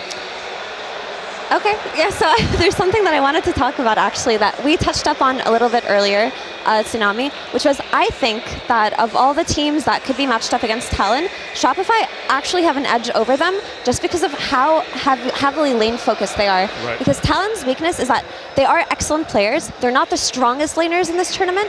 They are some of the most skilled ones, but laning has never been their forte. So I feel like if they ever go for a tri-core kind of draft that they've done before in this tournament, then the team to run them over would be Shopify, right? The same way that Liquid is able to exploit their tri-core draft sometimes. So I'm really curious to see how they're going to approach this lane-heavy Shopify kind of style. Because if they don't get their hands on the Nature's Prophet Estini, it seems like they usually fall back to Naga Siren for Jabs. It's not a particularly fast hero. Yeah, and sometimes they do Naga TB, they do some sort of super greedy drafts, and I don't think it can work against a team like Shopify that can play fast tempo with Luna, SF, and just group up. I really feel if they go for this Naga, it won't work.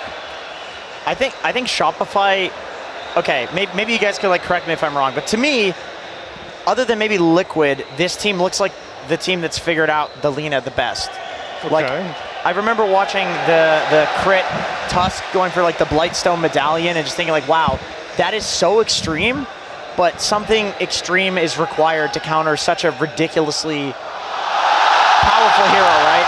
And they would also not only would they try counter or quad counter it, they would penta counter the Lina. They would go 5 heroes that all on their own are considered to be Lina counters. They'd go Tiny, they'd go Nature's Prophet, they'd go Tusk and go a bunch of minus armor. Everybody jumps on top of the Lina. They did Zeus, they did the SF on Arteezy playing carry, where you're just trying to win the carry 1v1 against the Lina by having more minus armor on top of minus armor, the TA.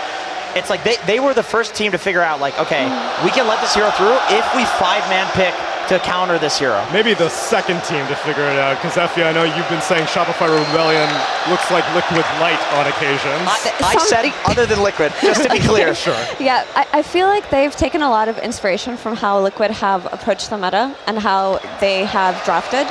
But I do feel like they have an identity of their own, right? We saw that when they were willing to play the Marcy. We saw that when they have their Luna that they believe in a lot more. So yeah, I feel like I don't want to do them a disservice here, but something that I wanted to touch up on in regards to Lina is when you have a world-class Tiny player in Crit and a world-class Enigma player in Saberlight, these are two heroes that teams who play Lina are afraid of. So within their hero pools that their players have, they have answers to this.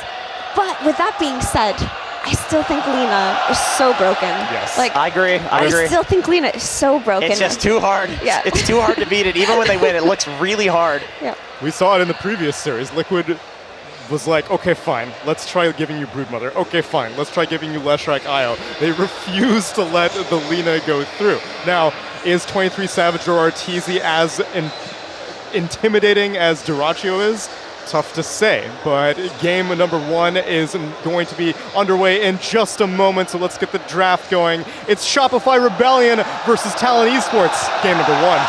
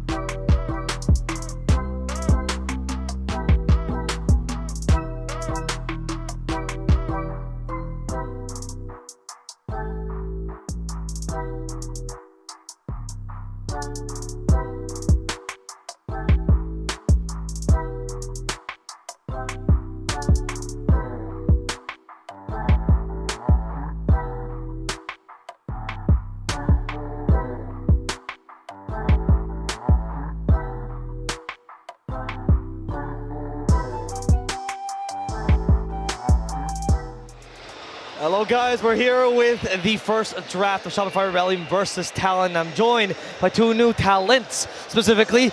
Welcome to the talent pool, guys. It's Ari from TSM, position 4, and Mumian, their coach. Hello guys. Hello guys. Hello. Hello Twitch chat, hello, how you guys doing? Crew W. Guys, excited to be on the panel finally. This is the natural transition of most ex-pros as well.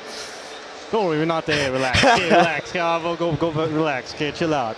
I do want to know though, we got you guys on panel because you guys are experts. You got to play against I keep saying EG. Shopify Rebellions drafted multiple times this season. I'm sure that there was a lot of preparation against them in the DPC. So you must know all the ins and outs of them, don't you?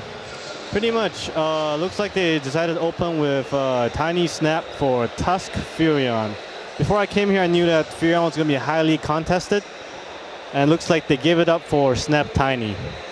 Yeah, I'm very happy to see Tiny picked. I think Shopify looked really strong when Crit has a melee roaming hero. He really dictates the pace of the game early. And we see the Snap as well, which is most likely flex, but Saver has been playing this on 3 quite a lot. Very strong lane of the Tiny on 4, so this looks like a strong opening. What's really bonkers to me is Lina is not picked and not banned in the Lima Major. What is going on, guys? We're onto some crazy, like, low bracket meta right now. That is quite wild, actually. What is the explanation? We did see Talon actually not being the biggest fans of Lina overall. For example, Tiny was a contested pick for them, NP for sure. But Lina was just okay. Do you think the meta is changing? People are realizing Lina's not that great? I think Lina is a team-specific strategy.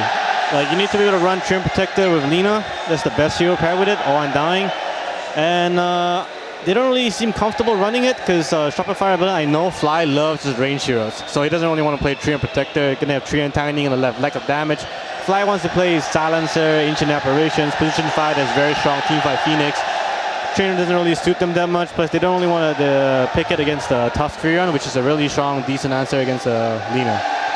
Yeah, I would say that Lina is being slightly overrated at the moment. I think when you take these melee 4 roaming heroes, it can be really hard to like keep her alive. She dies really easily in early game, and the mid heroes like Primal Beast, like Tusk, like Batrider, they can all come really early and really shut her down early on. So I think she's slightly overrated, and that's why the teams might not want her here. Interesting. I want to ask Ari, the expert on the roaming melee 4s here that you were talking about, the Tusk specifically. Yeah. Some teams really value this hero mid laner, some teams really value it as a 4, but the true flex where they're comfortable in both positions has been a little bit rare as we get further through down the line. Where do you see this hero right now in the meta? What position do you prefer it in? Does it matter? I think it's generally stronger as a mid right now. It really dictates the pace of the game well in the early game. Like it's a great counter against these heroes like Lina, like Drow, like SF. They're quite popular at the moment. On 4 it's a bit harder because you're obviously weaker in the early game. But I think Crit in particular has made Tusk look really strong on 4. He's dictating the early game really well. But he'll do the same on Tiny here, I'm sure. What the Froge? A Warlock came out, guys. All right, Shopify Rebellion 1. This hero is really, really bad. I don't know what else to say. I'm not gonna even like try to sugarcoat or try to explain Warlock. This hero's bad. But the only team that's been picking in this tournament is PSG LGD actually. They had as a counter to Enigma sometimes. And they're out of the tournament for good reason. This hero does not shut down Tiny lane. All you need to do against this hero is don't get double fatal bonds and they're good. I think they should go for a Drow strategy here on Shopify if they... Oh, nope, he's going for Phoenix. I like to see upheaval max on Warlock. I've seen it a couple of times in pubs. It can be really scary if he just channels it for like 1 or 2 seconds. You'll be 0% move speed. Really? It can be pretty scary if you max upheaval early. So what do you do, like 1-1-3 or something? Or do you go full fatal bonds upheaval? I guess you do like 1-2-4 to get points for the lane in your Shadow Word and fatal bonds. But then for team fights, you'll be like max upheaval. Can be really strong sometimes. Interesting. I like the answer, Phoenix Chaos Knight. Once again, Flies on his position 5 team fight, Chaos Knight. The reason why these 2 heroes are so good together is because what counters Chaos Knight are illusions like Naga Siren and Terrorblade. But then you don't really want to pick in the Phoenix. But 23 Cabbage might just do it anyway. I think they're going to get rolled to do it. It's not an easy pick for them right now. They definitely want to pick the carry here because they see the carry matchup and the offlane. If they don't pick 23 Savage here, it's going to be banned. Yeah, I think Shopify have taken a very fast lineup, which I'm happy to see because Talon are quite well known as being quite a slow team. They're like farming on 3 heroes at once, and the best way to punish this is to play really fast, which Shopify looks like they're going to do. And they go for the Lina. Oh man, I think it's just a big mistake. I mean, the Lina has some value against the Phoenix for sure, and he's gonna have a decent lane, but it's laning for Warlock. It just doesn't make any sense to me. Warlock Lina, you know, last time I seen a team run double range of Lina was Team Spirit. And in my opinion, they're one of the weaker Lina teams because they did the Ench Lina. Yes. And they keep losing with it.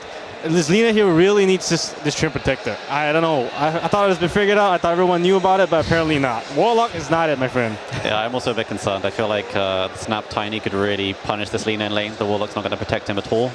I'm pretty worried for Talon's lane here.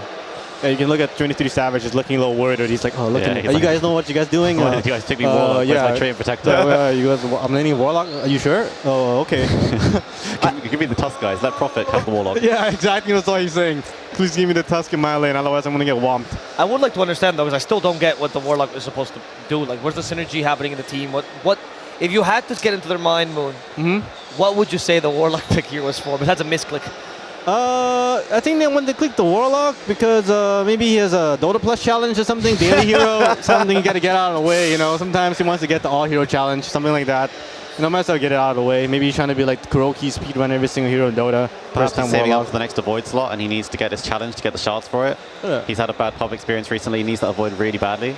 Okay. But on a more serious note, I think the Shopify Rebellion heroes are very slow and immobile, so they can be punished by this upheaval.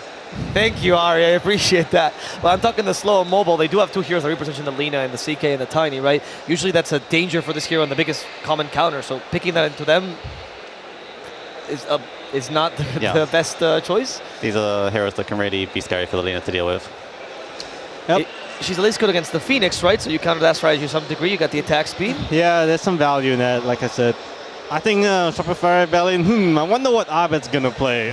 What's his... Oh, they banned Dragon Knight. Oh, I think it's a Storm Spirit that's coming. If Talon does not ban Storm, I'll be very surprised. It's literally Abed and Storm and Balba. he will pick his Abed Storm. Yeah, I would love to see a really active early mid game hero on Abed to really punish this Lina, this Warlock, this Fury, and they're really slow. I think the game could end really quickly if they get a fast hero on Abed here. Yes. So the ban of the TA, they think it's going to be a mid TA perhaps. That's the read. And now it has to be the Storm ban that you're talking about, right, Moon? I hope so. I really hope they ban Storm. I mean, if they ban Puck here in Shopify Valent and they still don't ban Storm on Talon, you know, someone's got to knock on somebody's door. Hey, what's up? Wake up, my friend. What about Talon? What's the last pick that makes this draft make sense? Where do you guys see the Tusk flex going as well? I think Mikoto needs to really... this guy, I think Mikoto is like 80% of this team because he needs to buy time for Lina. He has a Fury on offlane that wants to farm. He has a Lina safe lane that wants to farm. He has a Warlock in his levels and wants to farm. So he has to do everything for his team. He has to win his lane and gang side lanes and also not lose to Abed middle and make sure that buy time for his carry player and his offlane player. This guy got to move mountains for his team. Yeah, he's going to put this game on his back. He has to carry the whole early game. He has to stop his Lina dying and stop his Fury dying, stop the enemies taking all of his towers, all of his map. I don't know how one hero can achieve all of this. I would say Primal Beast. Primal Beast, yeah. I think Primal Beast. That would be my go-to. Or Pango, perhaps. Okay, I don't see anything else. Pango's decent. Yeah, I'd see Pango here. Yeah, but I think Shopify might ban it. Yeah, it's gone. Oh man, so it's gone. Now I think they're in trouble. I don't see anything else. Exactly. Even if they take the Storm there, and then Abed, and then Talon takes the Puck there, it's decent, but guys to play Puck against like so many stuns, especially the Tiny, which is not what Puck wants to play against. And then on top of that, he has Furion and Lina cores, so like they're all kind of paper. And then Puck's another paper hero, and Warlock's also another paper hero. Who's gonna frontline for them if they pick Puck? It's just strictly the counter pick, and he still has to play out of his mind with the Puck. But I'm surprised that they didn't ban the Puck. I guess Pango is like the only answer, like you said. Yeah. I don't know whether Shopify cares about the Puck, even if they take the Storm. They might just take the Puck instead. Puck could be a bit of a bait with the Tiny roaming around. There's a lot of stuns on this team if Tiny initiates on the Puck. They don't really have any saves on Talon for a Tiny. The Tusk can't snowball when there's an avalanche on the floor. So they might not be scared of a Puck at all on Shopify. Okay, they ban the Storm. Okay. Good. So I just steal Ember. And they stole the Ember, which means Talon like really low on heroes to have a early game strong mid laner. Yeah. What are you left with? Is the Puck still a viable solution here? Here's the thing, because of the Lina pick, it really like kind of destroyed the draft. I would say like if they had some like Marcy or something, maybe they could like sustain the game. But I feel like why not? They can have this like the Huskar mid. They gotta cheese them. They gotta do something crazy like that. I'd like to see a Huskar mid. Like some Quinn Callahan last pick Huskar, some Marion last pick Huskar. Someone's abandoning the game, you know, end thrones, GG 15 minutes. Huskar is decent against Ember Spirit. It's not that great against Chaos Knight, but it's decent against Phoenix too. Right. Yeah, but I don't see any outs. They come pick Odie against Ember. What else counters Ember Spirit? This Lone Druid, but not really a great Lone Druid game. It's going to be the Puck. So I think he counter picks himself. Not going to be an easy game for him. There's a lot of stuns. The Ember can bully him a lane a lot, especially if the crit rotating on him. This game was scary for Talon, I would say. Yeah, 1-0 for the Americans. Yeah. You both think that they got heavily outdrafted then? Yeah. Heavily outdrafted. Balbo did his job. He came in prepared. And I feel like they... Warlock Lina? I mean, you got a whole day to think about it and you come out Warlock Lina? No, my friend. That's not it, my friend. I think Shopify could win this in 20 minutes. If they don't win in 30 minutes, Talon might win this. But they should be able to win it quicker than that. Tell me the strength of the Shopify lineup since you already criticized the Talon one. What does this lineup do that's so good about it? It's very fast. Yeah, it's very fast. Like, they can make all the moves. Talon has kind of like two heroes that need farm, and the only person that make moves is Puck, but he's going to have poor lane. So, but Shopify is going to have 3 decent lanes. Safe lane is going to be super secure with the Phoenix against the Tusk, because when Tusk skills tag team against Phoenix, Phoenix is Fire Spirits, it's the complete lane counter. They also have a strong team fight with Phoenix and Snapfire compared to the Warlock Tusk. And the mid laner is going to have a winning matchup, even though he's getting counter picked. And they have so many jumps against Alina. They have Ember and Tiny against Alina to jump him. Yeah, and also the Furion and Lina really need support in the side lane so they aren't dying, which means the Puck on mid lane is lacking support. So either way, someone's going to be struggling in this Talon lineup. And they need the Puck to be strong because he's the only hero that can fight in the early game. So I'm not sure how they go about this. Maybe the Tusk rotates mid, helps get the runes, but then the Prophet is really vulnerable. Full despair mode for Talon in this panel. But have they actually been outdrafted? Do our casters agree? I would like to ask you, Lyrical, Fear. Tell me, have they been outdrafted? Well, who am I to come on in and, argue with pro players? You've had, I'm sure, a lot of experience in these moments, these big games. Hello and welcome all you Dota fans out there. Got a great series for you today. The panel is completely convinced that Talon is not only going to lose, but they're going to die. They're going to feel terrible. They don't seem to have a lot of sort of hope for them. Can you give us any sense of hope? What are we looking for out of Talon here? Yeah, I mean, sure, they have the unconventional Warlock pick here, but I think it works brilliantly here. I think when you're playing against the Chaos Knight, you have the Fatal Bond, which is going to do a lot of work. The laning stage might be the biggest concern here, depending how they swap things up. Normally the Lina wants to play with that melee position 5 that kind of tanks it up. So normally you don't want that Warlock, but you can play this a bit more aggressive here. And I think Talon in the drafting phase, it's not as bad as I think the panel's making it out to be. I think this NP and Tusk, they made it so that Rebellion wouldn't pick the Lina. And they got a really late pick Lina. That Lina is going to be able to kill the egg. It's going to be able to win its lane. It's going to do Lina things. And I think that's always a good thing in this patch. Well, it's something that, when you let Lina... it's actually 23 Savage. Let him cook. So when you let him cook with the Lina, sometimes you can get burned a little bit here. We'll see how it goes. And then the other hero that was definitely pointed out by the panel that's hoping to make a difference is going to be Makoto playing on this puck. He has in so many different instances been able to carry the early game for his team, allow the rest of his squad to come online, start dominating. We'll see if it happens again, but Shopify Rebellion definitely a strong draft here. Yeah, I mean, it's a great point you brought up about Makoto carrying his team on his back. Abed's been the same dude for Rebellion here. Right. He's been carrying this team for a large portion of this tournament here. So this mid matchup is going to be incredibly important. While as Ember has a fairly decent game here, with that last pick puck, they have an early route. We've seen time and time again, this Nature's Prophet, if he goes to Ag's build, there's another route. If you end up getting to the 20 Talon, you have another route, right? So this is not necessarily an absolute free game for Abed here. So he's going to have to make the most of what he can in this early game. Well, we'll see if he can do just that indeed. Obviously, Southeast Asian pucks always have that special sense of craziness when you manage to play this hero on land. Talon, they're going to start out with the 3 bounty runes there. A lot of voice lines to start, too. And we'll be watching where everybody goes. As far as the lanes are concerned, we have seen a lot of times Crit wanting to make these early rotations on the Tiny. Would you anticipate that we see a couple of those supports heading in towards mid as we get into the 4-minute mark or whatever? Oh yeah, of course. I mean, they're always going to want to play a game of this communication, basically. So the puck is going to communicate to his 4, and then Ob is going to communicate as well. If there's an opportunity where, let's say, puck doesn't have a bottle charge and he really needs the rune, they might put a higher priority on going for that rune. But if it's a stalemate mid, and they don't really need that 4-minute rune, they might leave it. But the 6-minute rune, for sure, we're going to see some rotations as puck is a hero. Oh, Fly, but in trouble. Yeah, he doesn't have any way to dive out of there. A couple more punches, getting closer and closer. And it is going to be Jabs drawing that first blood on the Nature's Prophet. And that's not going according to script at all. They picked the CK to win the lane versus Nature's Prophet. So if you are dying and giving NP first blood here, that could skew this matchup.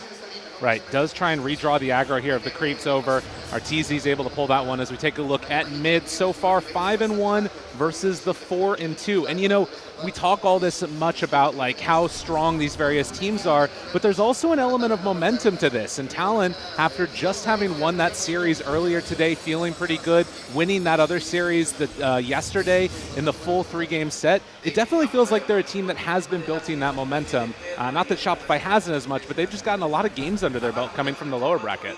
I think it's going to be a game for them of momentum versus fatigue, right? Because they did play games. We saw it again in the EG series yesterday. The fatigue got a little too much of them, but they got a 2-0 win earlier. So they had a bit of a longer break. They didn't have to play that third game. And normally that third game is the most stressful one, right? Yeah. Their 2-0 win today, it looked comfortable. So I think they're still in a good headspace, and they're ready to play a lot more Dota. Well, speaking of which, you can see that so far across the lanes, it's Talon that's looking pretty good. There's that slight advantage, the lane in a pretty good spot up top is Makoto, able to steal away at that water rune, and I think Abed gets the other one in time. Makoto can't make the jaunt over the top of him there, but does get a couple of denies for its worth. So very, very even in this mid matchup so far. Yeah, I mean, both these players come from the same region, right? They've probably played a lot of Dota against each other, and that's what I love to see. An even matchup going the way it should, right? Where both players are getting the farm they should, and I would favor Puck in this. I think Puck is one of those heroes that should not do super well in the laning stage against Ember, but if he can go draw even, I think you're incredibly happy as a Puck because you will have that coil later on to lock down this Ember and the silence so you can bring in the damage. bringing in that damage from all those other heroes that you got nearby, and maybe even a Warlock ulti, because you're going to have that. Why not? Yeah, absolutely. So seeing this wave push underneath the tower here a little bit, you can take a look. Arteezy hasn't really been able to get the most amount after that early kill onto Fly. It's, as you said, warped things a little bit up top. And that might also open up more of an avenue for Q to rotate once he gets closer to that timing, as they'll throw out one Reality Rift, a couple punches, force back that duo. Yeah, so one thing I did want to mention about this top lane here and like how it could shift how this lane goes, Jabs, he has 2 Wraith Bands now. Okay. And that's going to give him a lot of armor against these CK right clicks. And then if it does come down to a man fight, when you do get a crit, you get a lifesteal, right? But you only lifesteal based off the amount of damage you do to the hero. Oh, Fly going to have to dive away again. Right, exactly. So he's not going to be getting as much sustain because of that high armor on the MP. And they can just like straight up take man fights against him, and you don't really want to go head to head against a Tusk either, because he does have that snowball way to prolong the fights, and NP just right clicking on you here. So Talon have a great grip on this top lane. Yeah. Down bottom, the lane that we haven't looked at that much, at least so far. Saberlight's been playing on this Snapfire. He had a really good game earlier, just the other day there, and has somewhat been struggling previously, but does look to be having a creep wave coming into him right now. And this is going to be the hero that just tries to get level 6, I'm assuming, and then make some moves around the ulti. Yeah, of course. I mean, you just want to get level 6, you want to farm up your mana boots, go in towards those Greaves. Snapfire is not a hero that makes a lot of rotations. You just want your farms, and you want to show up to the right fights from long range, drop down the kisses. Later on, the cookie will be more impactful, and then potentially be able to scale. We've seen Zai play this hero going to the Daedalus build. We've also seen other builds, like Matthew is playing a lot, going for the Aghanims. There's some versatility here with this hero. Okay, Makoto taking the long walk all the way back home. Q will rotate over and get the bounty rune, but as we close in on the 6-minute mark, we'll have to watch for some rotations. And in fact, up top, they're going to go in. Q able to find there onto Arteezy, and with some damage, they're able to force him back a bit, but can't really go for the all-in play at all. Just trying to harass him some.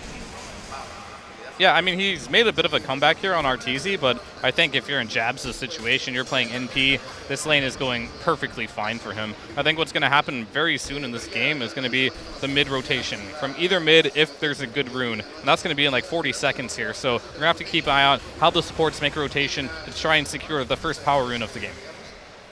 Well, still keeping that pressure on right there. And of course, with Jabs playing on this NP, you can always make that really quick rotation, summon some trees, and go in for the kill onto the tower. Crit actually moving over already over to Makoto and trying to contest some of his farming in the jungle. Is finally going to make his way back to the mid lane and just about to get level 6 for himself as well. And meanwhile, Q is on the top rune, so this looks like it might just be a rune luck, but Ollie, he wants to join the fray. Yeah, they're bringing in the Warlock here too, and so Q, he's going to check up top, steals it away. And just like that, as we talked about, taking away these power runes from these very dangerous mid heroes, a bit of a slow one to start. Yeah, I mean, I think things like that happening in the game are just inherently going to make the game a bit slower, because now you don't have that as much potential to make something happen on the map. I think if Ember does get that illusion rune, it can change a lot. He can take off the silence with illusion rune proc, and that would make him more confident to make a dive maybe somewhere else on the map here. But meanwhile, lean on the bot lane.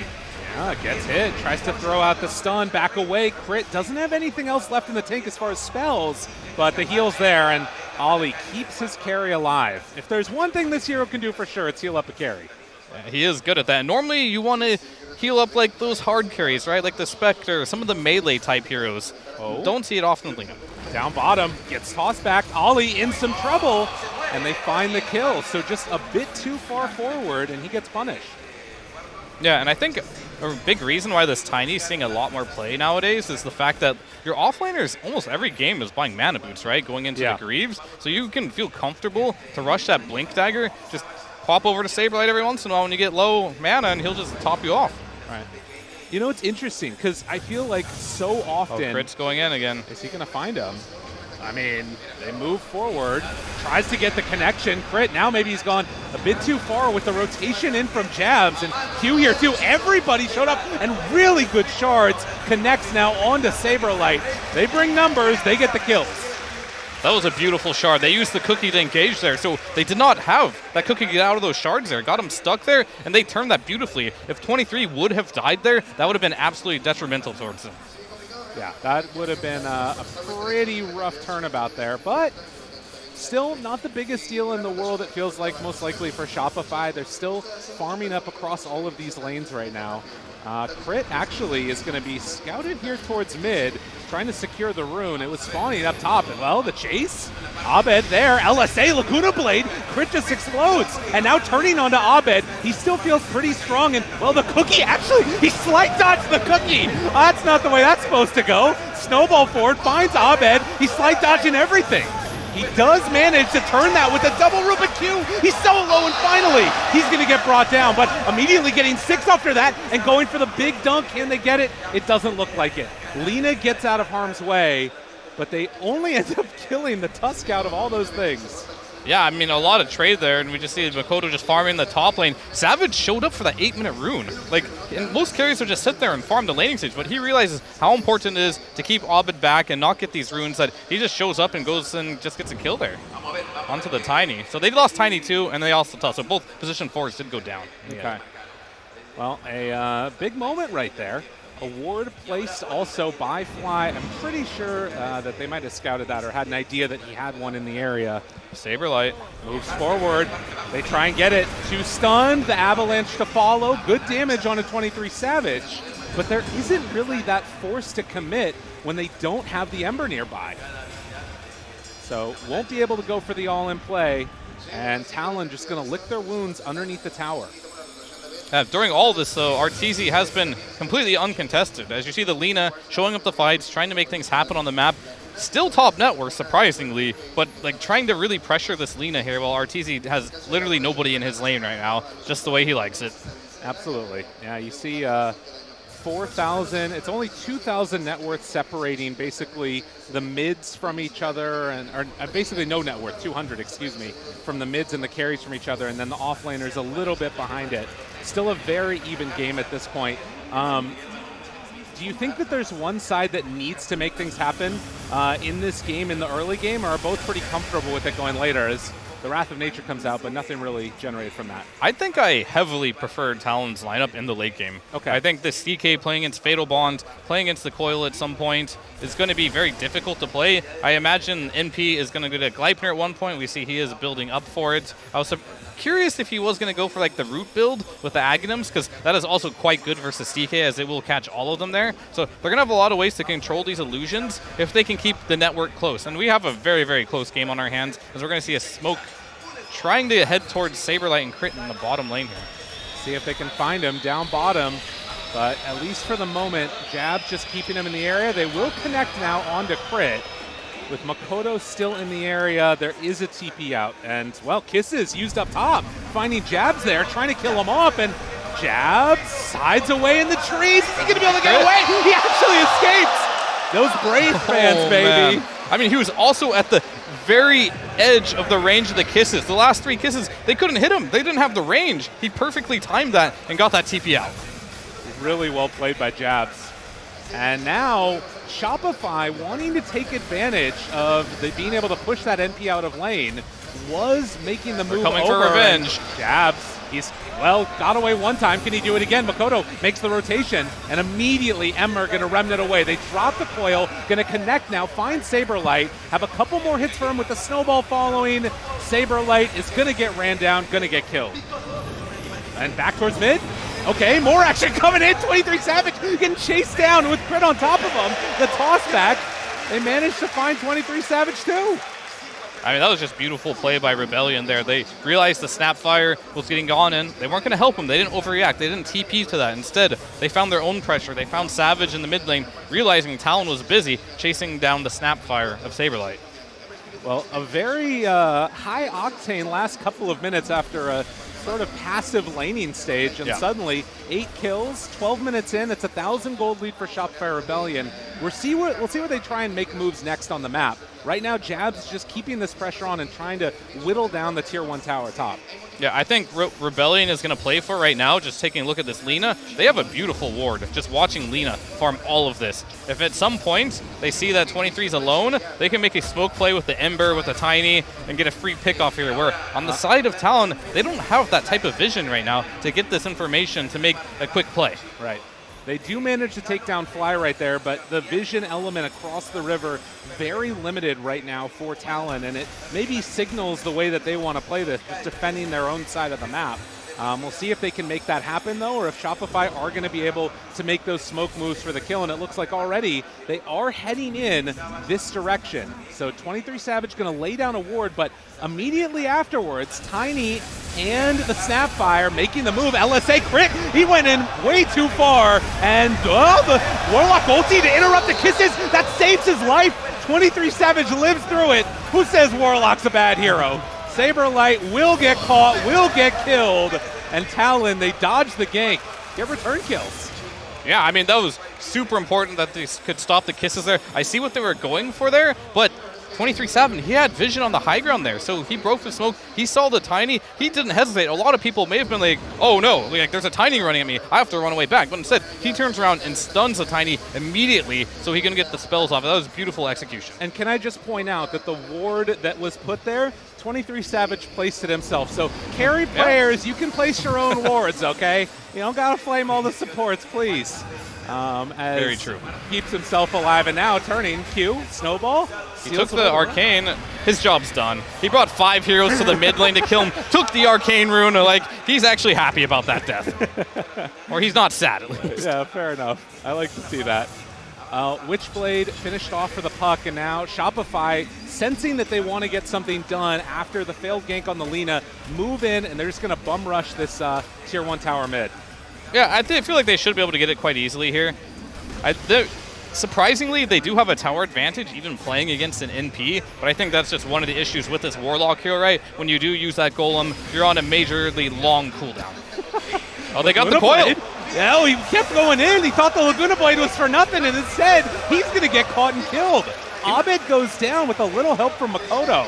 He's baited, and we're going to have Shards catching Arteezy. Finds him nowhere to go. He's got a TP out. Can they break it, though? Yeah, the Snowball's there. Fly, trying to turn this. They have the laser gun and the Avalanche, the toss, but the Supernova, it's going to get blown up.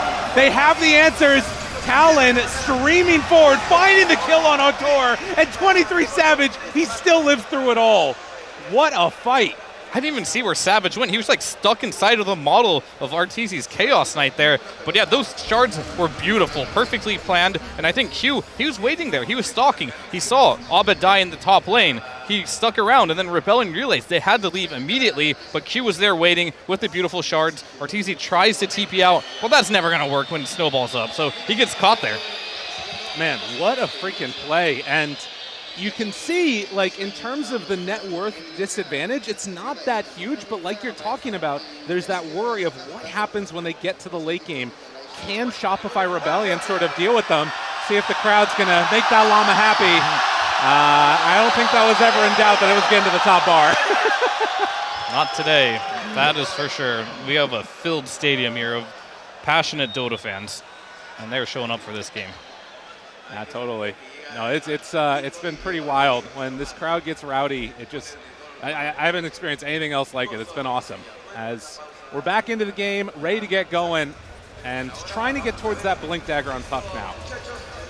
Yep, I mean, he's just going to, he already has the Witchblade going in for the Blink Dagger. Meanwhile, on Abed, going very traditional build, getting the Maelstrom for some farm, going into the BKB here. But I think what's going to be really important this game is, like, you are playing the CK. I did talk about how this Warlock, I really favor it against the CK, as we saw in the last fight.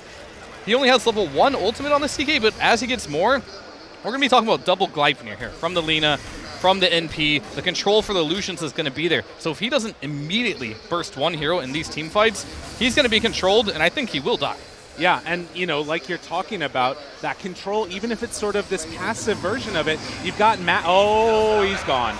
Makoto's going to go on in and blow up Fly there, too. He's got this sort of passive version of control with the 4 points and upheaval. If that's maxed out, they're not going anywhere. You're just standing still and can't get out of the harm's way.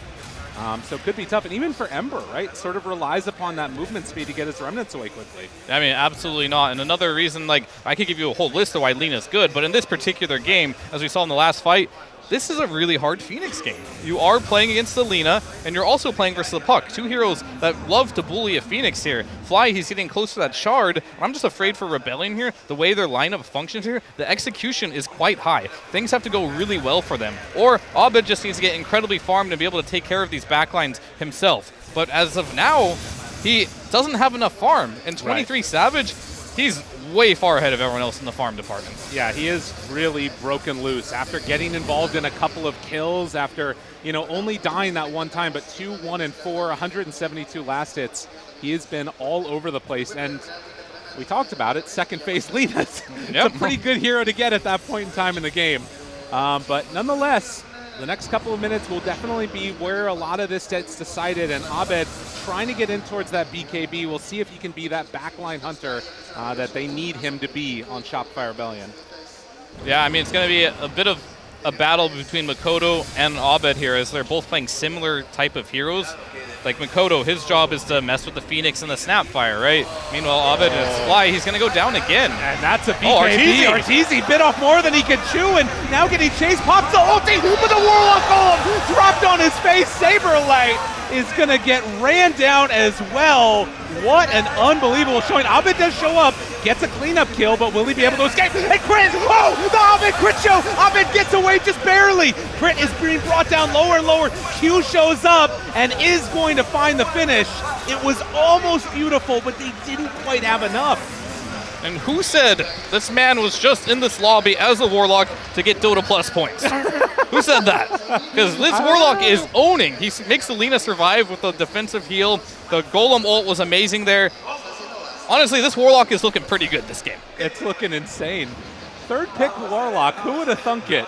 Yeah, just an absolutely fabulous showing so far. Takes the Upheaval Radius talent, too, on this Warlock. Max Upheaval, too, now. Yeah, he's playing all for that Upheaval at this point. As he gets more points, I mean, I don't even know what he's going to max. This hero's not even the meta. He's just kind of winging it and seeing how it goes. And we take a look at this replay there. I don't know if that was the BKB reveal or if just thought he could get it off beforehand, but whatever the case, the Golem came down and just wrecked havoc on all of these Shopify Rebellion heroes. Yeah, and you see Saberlight as well. He's slow from the upheaval, just getting chased down there. Yeah. So everything really working out for there. We thought for a second Crit, maybe with that rotation, would be able to get more return kills there, but in the end, only able to get the puck. Well, Shopify, they're going to make quick work of this one. Jabs is going to be brought down. A very nice rotation coming in from that Tiny, who does have his Blink Dagger done and building towards the Force next. Yeah, I don't know if there's a single item here that I think Arteezy's really close to that I think will be a game changer, but Abed getting a BKB will be really, really big for them. As far as Talon item timings, yeah, Jabs died there, but he's really close to BKB, so he should have it on respawn pretty quickly. But this gets really scary for Talon, not for Talon, for Rebellion, when Talon has that double Gleipnir control. Yeah. Especially versus the Ember. If they can hit that timing before Abed gets the BKB, he's not even that close. He's remotely close, but we might hit a couple of those Atoses before then. Cookie out, going to miss it. Q, he shows up. The coil's there, trying to get away, but there is nowhere to hide. Ollie shows up, but they do have the Sunray coming in, trying to heal back up Artur. They're getting him a little bit more alive, but 23 Savage, he is way too strong right now. And Saberlight tries to get away, but the Laguna Boy's out. They're falling one by one. Abed just has to run away. They get another kill. Makoto, he's just running wild. The snowball forward, the LSA, and Talon. They don't want to hear they're an underdog. They certainly do not at this tournament. They do not look like an underdog, just entirely outplaying Rebellion in this game number 1 here. Such a solid performance in this early going, and now building up this 7K gold lead. I don't know if this is going to stop. I mean, Tier 1 tower goes down around the same time as this Tier 2 is going down bottom, and Shopify just have not been able to come up with answers. Ember's, you know, getting closer to the BKB, but that's another Tier 2 tower going down. Yeah, I mean, our draft panel may have had a little too much NA bias in this one because it's been all Talon all day. Well, the dodge away from that, and Q, I mean, what more can be said about how well these two supports have been playing together? The Tusk, the Warlock, Ollie and Q having just such a good performance in this game 1. Yeah, for sure. I mean, I don't even know who to spotlight here. Q has had so many amazing rotations, like where he's on the map. just waiting for heroes that are out of position to get the initiation has just been on point. And then Ollie, unsung hero. I mean, I was talking to SVG a lot. He's been really impressed by his play coming into this team and being like, he's maybe one of the best players on Talon as a position 5. Oh, solid performance from the supports, and now a smoke up. For Shopify Rebellion, they've got to just buy more time. I mean, that really is what it feels like as they are getting closer to that BKB on Abed. Crit there to try and block the smoke. They find him right away. And Cookie to get him out. The chase, the heal, a lot to keep him alive. Oh, he went in. Gritty gets punched, but the heal's still there, and now the turn. Okay, maybe a chance for Shopify here to make something happen. They get the Gleipnir out, finds Abed, and now Laguna Blade into the Warlock Golem. Everything dropped at once. Shopify trying to escape. They do manage to get out, but losing Abed again before BKB. We're talking about the Gleipnir timings, and there it is. That was all 23 Savage. Hits the Gleipnir, there's no BKB available, hits the stun right after, gave enough time for Mikoto to re-engage there with the silence. Beautifully played yet again, and every second that goes by where this BKB feels like it's going to be too late, honestly. Like, he's still a whole recipe away, and he can't play the game without it anymore. And as far as RTZ, same story. He's not even close to this BKB. So now there's an Aegis on top of that. Right. No, the game is feeling very, very impossible almost at this point for Shopify Rebellion. The Phoenix gets brought down again in this jungle, trying to get some vision down. And you can see that this is also a lineup that's so good at just executing people across the map, it feels like. With the NP, with the puck, Lena's there too. Like, they all are just killers. Yeah, for sure. And I think they're going to be more and more aggressive as this game goes on, as we do see Q as well. He's going for a BKB. Okay. And the way he's playing this game, I'm not going to be surprised if he finishes it within the next 5 to 10 minutes as well, if they get one more team fight win. Then at that point, if Tusk is another core you have to deal with, that is the last thing you need right now for Rebellion. No, it's a real problem, and that Philosopher's Stone going to help him right on the way because, like you said, a couple more kills, and he might be passing Saberlight in terms of farm. Yeah, so if you're a Rebellion now, I think your game plan is you need these BKBs. You need to stop the hemorrhaging, you need to stop the bleeding here, you need to find a way to get the BKB on at least Abed, but I think on both of them would be good. They did disassemble the Echo Saber on RTZ, so he's actually very close to that BKB now. Then Abed, he's also looking at having a BKB right about now, so this is going to be Rebellion's timing to make something happen with potentially an unexpected double BKB timing. Right, they also have Greaves. Tiny has got that Blink Dagger already. All of these things coming together, and the Gleipnir is done now on Jabs too. But Jabs, oh my god, do we see him? Oh, they find him. Can the rest of the team get here in time though? He's able to back away. Jabs started to use his BKB. This could turn out okay. Oh, his BKB, it hasn't been delivered yet. He was 100 gold away. Oh, that is heartbreaking. They bring down Artur right before his BKB was completed. Talon is having no problem. Mid lane, Abed is forced to pop his fresh BKB to the double Gleipnir here. The haste rune on puck. It is so hard to deal with, and he's still thinking about running in there after him. Gets the silence, dodges away from it for the moment. Cookie out. Saberlight can't quite connect, but Makoto just playing with him. This puck has been fabulous. Yeah, so that set back RTZ's BKB a little bit, which is another timing here that they can't do anything. They have to be a bit passive here, and I feel like Talon has been on point finding RTZ farming this game. And we've seen several times now RTZ getting picked out by the Tusk, now by the NP, just trying to get to that BKB. But 3 deaths in a row while trying to farm a BKB without participating in a team fight, that's rough. It is incredibly rough. And Shopify, they have a ward in a sneaky spot right here. They're going to lay one down onto Q. Abed, they see him, the punch, the silence. Abed needs to get away. He's still hanging on to it. Abed's in trouble. Abed gets away just barely. Crit, he's not going to be so lucky. The rest of Shopify will back away. And his BKB was still on cooldown for Abed, so he's very close to going down there. Yeah, for sure. I mean, I was just thinking as well, didn't really think about it in the draft so much. Phoenix got sprouted there. So I checked the level of NP. He's only level 17. Sometimes you forget, Phoenix does not like playing versus Roots either. So the Fly's already been having a pretty rough game overall, but it's not going to get any easier as we do get this Leash talent online and 3 more levels. I mean, it all feels like it's building to what we kind of knew would happen eventually. Talon looking strong at this point. And, I mean, it looks strong all game, but a 16,000 gold lead now. It feels like there's going to need to be some pretty insane dives coming out from Talon, and we'll see if this smoke works. This is kind of a be-all, end-all moment, it feels like. I mean, Lina currently has no mana right now. 1 minute on Aegis, and Q's going to break it, and he's out. Oh, he's out. Perfect performance, perfect move, and Q ready to drop shards behind him or turn and fight.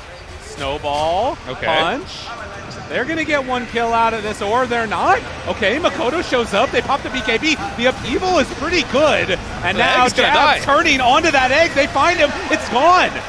Now looking for a bit more. Abed trying to chase. Does manage to find that kill onto the Warlock, but with Abed already in a lot of trouble here, has to just BKB, run away. 23 Savage finds the double kill. You're either retreating or you're dying. There's no in between. Yeah, they tried making it happen. Q, at first, like, why did he go back in? Like, what's going on here? But really, he's just baiting them, knowing that Makoto's nearby with the very clutch silence to not only save his life, but have the turnaround there. Savage honestly had like 30 seconds, I believe, on that Aegis left. They took him down, comes back, full HP, full mana. I'm having a hard time now seeing what Rebellion's entry point back in this game is. That was their double BKB timing. Their heroes at this point do not scale better. It is definitely rough for Rebellion. I think they maybe got a couple more fights left in them, or Talon has to do something very crazy. But we did see Savage dive into 5 heroes the other day. That's true. He does have to do something like that again for this to really extend. As you can see, this comparison here between where they're at. This Lina, when left untended, just absolutely gets out of control. And that has definitely happened in this game. Constantly getting kill after kill and being involved in the action. 9, 1, and 11 so far is the score, as 23 Savage in complete control of this game and going in for the Hex next, because why not? Yeah, I mean, totally fine with it. I think at this point in the game, the one thing that Rebellion could have going for them here is the fact that sometimes when teams are winning a game, they get a bit cocky. They split up across the map. They tried to farm. If Rebellion can play some good vision and maybe take advantage of one of those heroes playing by themselves and bring overwhelming numbers to kill them, that could be a good entry point back into here. Pretty sure. Oh, Saberlight. He will manage to escape. That was very close to him going down, and I think pretty sure Fly almost saw his life flash before his eyes when Makoto was passing right by him. But a smoke up now from Talon, hoping to find Shopify caught unawares here, or just basically zone them out of this entire side of the map. Yeah, they're closing the map off. They made them leave bottom lane. Where else can you go? Top. So they smoke instantly to that top side of the map. They want to get a kill here, or at least force him back into the base here. Looking, hunting, Fly. They see him, and he's coming on back. The silence is always so annoying to play against, as Phoenix was not able to escape from that one. Yeah, and Crit, he got the wave out, but in reality, if you look who's farming there, like, they lost Fly there. The only farm they really got from the top lane was Crit, but, like, is he close to something impactful? Well, kind of. The Force Staff is going to be very important for them, but it's not enough. Their cores need the damage, and I think in this game particularly, they don't have any damage to really kill this Lina right now. Yeah. I mean, you can see basically Shopify, their play right now is hide behind illusions, hope that they throw everything onto those illusions, and then they can win the fight afterwards. But won't end up happening, and now Talon, they are going to start to move in to the Dire side a little bit as well. But it looks like Shopify going to be able to farm up these Ancients and then get out of harm's way most likely. It's Roche soon, right? 20 seconds until it can spawn. So what they're trying to do is just get vision, place it down, and then when that next Roche spawns in like 3 minutes maximum, they will have that Aegis. And then when they get that Aegis, it's time to go again. Whether you go high ground with that is a choice to them, but more than anything, it should be a free team fight win if this Lina does go in first, going in for the Shivas next. And Saberlight, nowhere to go for him right now. We'll pop the Greaves, try and escape, but the chase, and there's the leash. The level 20 Talon, and a little bit too big on the old hero model there. Snapfire can't make it through. Oh, and Arteezy forced to pop that BKB, trying to get away. And will manage to not die, but popping BKB behind those tier 3 towers feels pretty bad. Yeah, and you see Crit cutting that bot wave there. It's very clear that Rebellion are just... Oh my god! Jabs always on point, ready to go. Finds Crit. Does Crit get away? Has a blink in a sec. Throws out the avalanche. And does he manage to get out of there? He's got the blink now, summons some trees, hides out to him? the east, and, well, he's hunting, but I think Crit will manage to escape. Maybe. Makoto, Maybe. he has a blink in 3 I seconds. guess he doesn't have a TP. Oh, they're finding him. No! It's like watching a train crash. Crit, he gets brought down as Talon are also going to take the road. Yeah, I mean, I thought for a second there maybe he'd live because Saberlight did a good, not Crit, but Saberlight when he died earlier, he did kill the creep that 23 was TPing on with the Hex, but the Leash Talon is just too strong. Well, Crit dead for 50 seconds. Oh, and they find him. Fly up on the high ground is going to get fish punched into oblivion. And now with no supports and Makoto, he's just willing to play all the way forward. There's no buyback on the Tiny, no concerns, as they will set their sights onto these tier 3 towers. Shopify, they just do not have the answers. It's a 30k deficit at this point. It's a lot, and we've kind of seen through how Rebellion's playing this game. They're just trying to rat because they know they can't fight. But they're going to bring the fight to you on Talon right now, and you have to do something about this, or all your buildings will be gone. So Melee Rax goes down up top. They are waiting for the rest of their team to be alive. The buyback status right now, it is not that many of them that are there. The Dire only have it on the CK and the Phoenix. And Talon, with Aegis in hand, ready to walk on up and take this tier 3 tower as well. It's just all about positioning for Talon. If they play their cards right, they just hit the buildings, Puck doesn't overextend, Jabs doesn't TP into their tier 4s, right? Like, things will be fine for them. They just have such a big gold lead and the Aegis. The only way that Rebellion really are going to take these fights is if they overextend immensely, or maybe a Crit tossback could be exactly what they're needing. That's definitely feeling like the sort of couple of answers that they have, and not that many more besides that. Q with the Invis Rune has the blink and that BKB that we were talking about on this Tusk. Ready to jump at a moment's notice. Abed found. Abed does get Cookie back. Healed for the moment, and well, Q, he went in very, very deep. Jabs turns onto the egg. The Supernova is going to pop. Now Abed in some trouble. They drop down that Warlock ulti. Sprouted up. Arteezy is going to get stunned, going to get found. They do turn this a little bit with the Sapphire ultimate, but it was never going to be enough. Laguna Blade out. Saberlight in trouble. He's also going to get killed. They find Fly, hoping to escape, but 23 Savage runs him down, and GG is called. Talon take game number 1 in completely dominant fashion. I mean, how much longer are people going to sleep on Talon at this point? Game after game, they're showing up. This game number 1 versus Rebellion, it was unanimous among the pro players. They thought this was a hard outdraft. There was no chance for Talon here, but they picked up the Warlock. They got a late Lina, and then we picked a Phoenix into that. Then all of a sudden, like, oh, we forgot Lina's in the game, guys. Lina's still a pretty good hero here. They picked the CK into the Warlock. A bit regrettable, I think, and more than anything, Talon just kind of outplayed them. Jabs on this Nature's Prophet, getting first blood in a lane that he should have been struggling in. Talon, they're looking good. Draft's making a lot of sense, but their play's looking even better. And you see the coaches coming on in there. Always a bit of a battle of the minds going on in these best of 3s. And I think to come out with that sort of unorthodox, crazy pick of the Warlock really put Shopify in that strange position. You can see right now still getting some love from the crowd, as there are a lot of people here that are fans of that entire team as well as Talon. They're going to head on out and think about what they can do moving into game number 2. I mean, do you think that they're in that bad of a spot? Is it a bit of a weird situation, or what do you see as like the main things that could be changed up here? I mean, I think whatever you have to do it quickly. This is potentially your last game if you don't get things right. When things look good for Rebellion, they're playing a more traditional style. I don't think I want to see the RTC CK so much. Him playing the Luna, the Shadow Fiend, these more team fight oriented heroes that get really farm and are good at hitting buildings with the timing. I think that's what they should really focus on as a team and look at their past successes and go for that. I mean, yeah, I'm thinking back to that Shadow Fiend game. I mean, obviously produced a lot of highlight reels, but also was that different archetype of hero that just fit really well with what they were trying to do.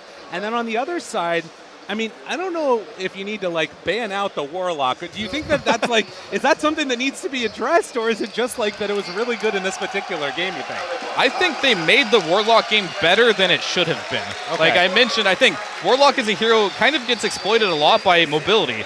In the way of like, yeah, upheaval's great, but if you can't blink out of it, right? But in the fact that they picked illusion heroes against Warlock as well, I don't think it's great. You have that big AoE stun on the CK. You have the upheaval that's great versus CK. Fatal Bonds, also amazing versus CK. I think Warlock playing in this CK just gave him a game. They tried the Phoenix as well, but you forgot Lina's in the pool. One of the highest attack speed heroes in the game. So I think they just kind of got outpicked in that second phase there. Fair enough. I mean, you love to see that as well. The young players that are getting a lot of love and adoration coming from the crowd. Coming into, the South American region, really awesome to see them get a little bit of love for SEA as well. But for us now, we're going to end up going back to the panel, let them break down that game number 1 and get ready for game number 3. Shopify Rebellion get handled in game number 1 as Talon Esports claims the first game in this best of 3. Have to say it was a interesting gambit, Estini, to let Talon have some of their favorite heroes. Interesting. It was beyond unacceptable. This might have been the worst draft I've seen for a match that's worth a top 3.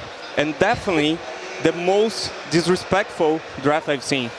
Because it doesn't make sense. You don't respect Talon at all when you do that. Mikoto played Puck, right? Yep. He played 8 times in the tournament, 88% win rate. The second most played hero is a Batrider with 25. Yeah. And then we go to Jab. He played MV, has 8 matches, 88% win rate. The second most played is a Naga, 3 matches, 33% win rate. And then you have Q. He played 7 times Tuskar, most played hero in the entire tournament. And 23 played Lina 4 times, most played hero in the tournament, 75% win rate. So what's the Warlock number? Tell me about that. I'm so surprised by the Warlock. That's why they lost. They couldn't come with the Warlock. You omitted one hero in particular there. And then you pick like Phoenix with Lina open the pool. Yeah. Lina is hard to counter when it's a first pick and you get to counter with 5 heroes. Imagine you give a free Lina game to the Lina. Nothing makes sense. Like a last pick Puck to Mikoto? It's unacceptable. I don't know how to say this in other words.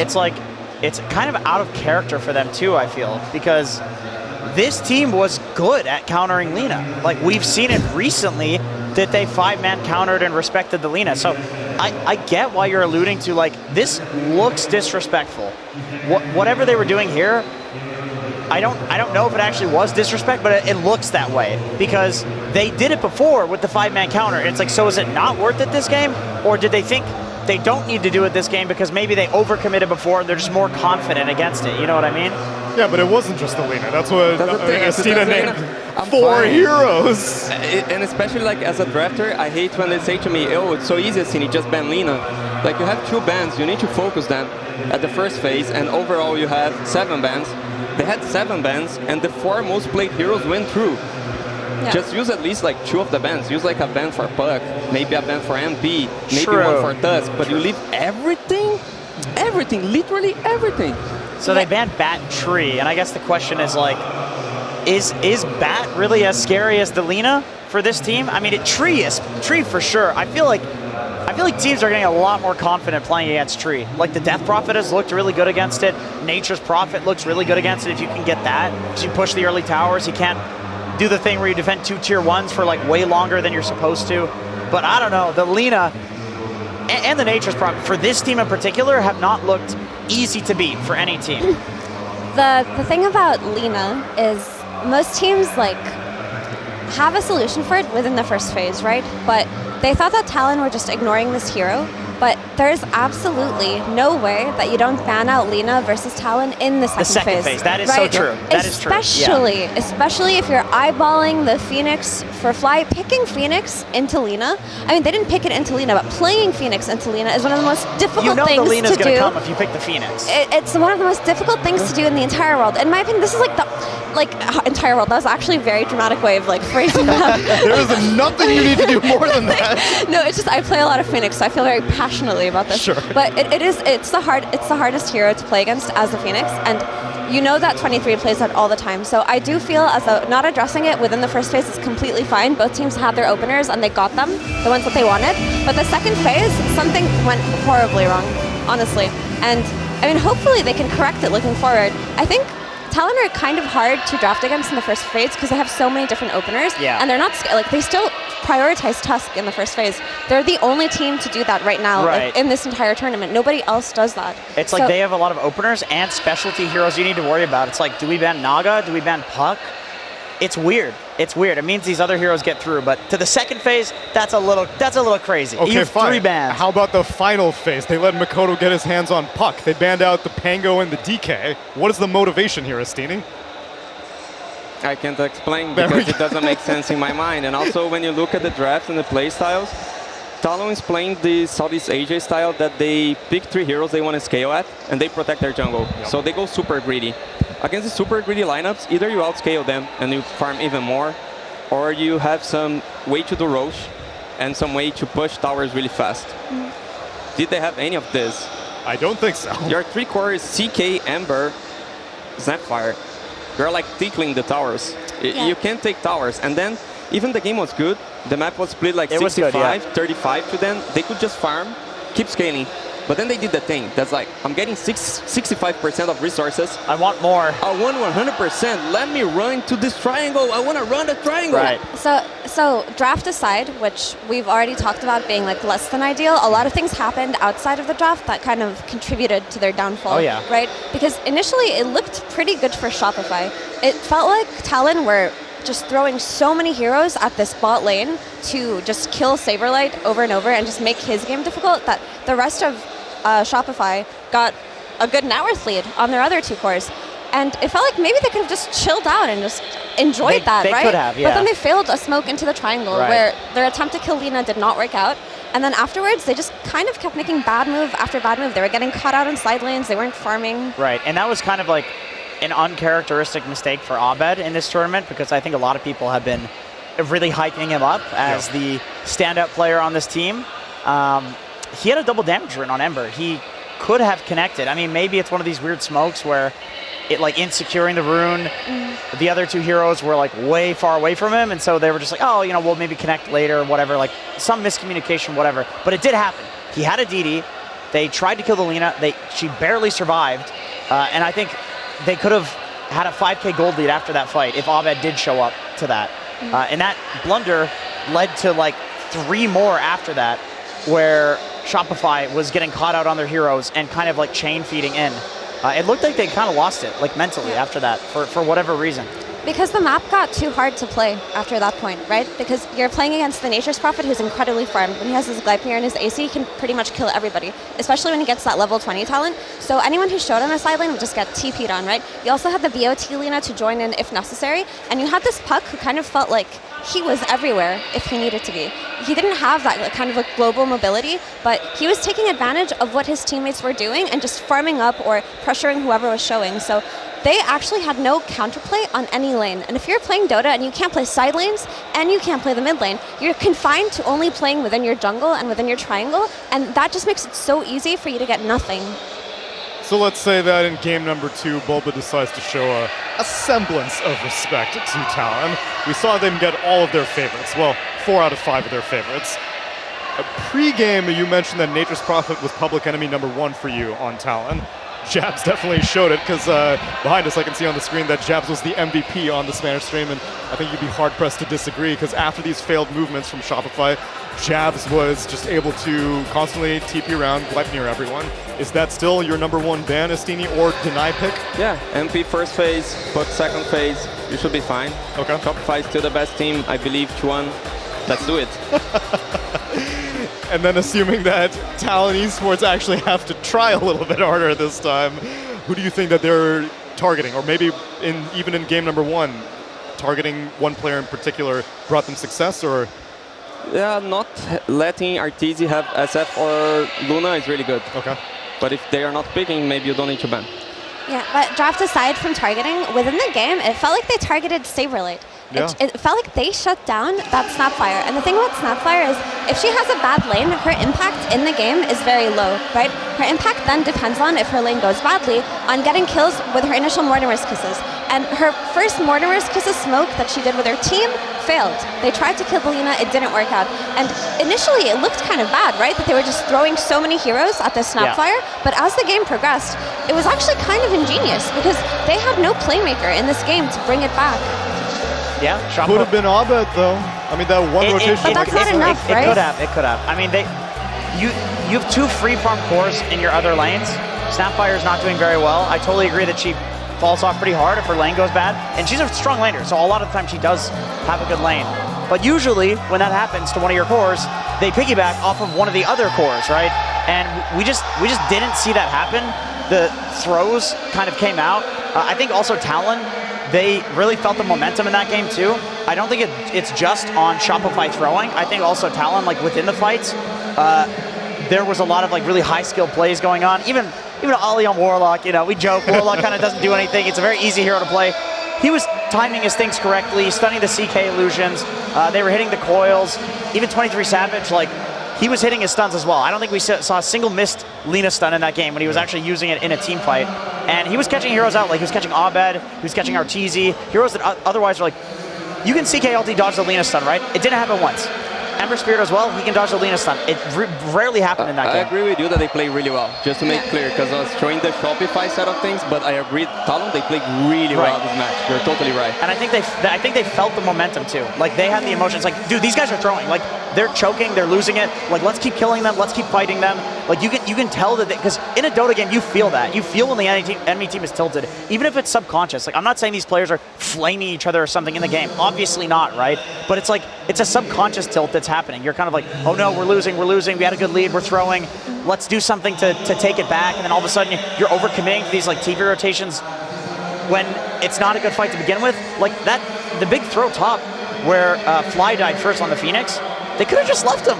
It's a Phoenix. Who gives a shit? It doesn't matter, right? But they TV'd everybody in and lost everybody but Abed there. And Abed's like, what do I do? What am I supposed to do here? They've been feeling the momentum since earlier today. So many times I feel like we have interviewed players saying that, do you find that you lose stamina from playing a series earlier in the day, or if you win, that starts getting the juices flowing, and then you enter the next series hot? And it seems like that is always a consistent trend. Yeah, they got their right. 2-0 against Entity, and now they're feeling on fire right now. I don't know. I'm starting to think that Mikoto is the kind of player who powers up on the main stage. Like I feel like it's a buff to him. Like he has not looked like nervous once. His gameplay has not faltered once so far on this main stage. He hasn't choked. He's been so consistent. He's been so solid, and he's had such good performances against the two most lauded mid players in the entire world, right? Nisha and Abed. And honestly, I feel like just having this team seem so confident and walk onto the stage like they own it and play this well, it's kind of looking bad for Shopify, if I'm going to be real with you guys. Yeah. But it did yesterday look bad for Shopify also, didn't it? Yeah, that's but true. Weren't you saying that it was because EG3? Did you not say that? But they did it, right? They're here. Unlucky for EG, might be unlucky for Talon also. That's what you're relying on, Estini. Well, either way, I would love to see it go to 3 games because I wanted the best team to go up against Team Liquid because that will be the next opponent. But for right now, we got to see which of these 2 teams will prevail. It's time for game number 2, draft number 2 of Shopify Rebellion versus Talon Esports.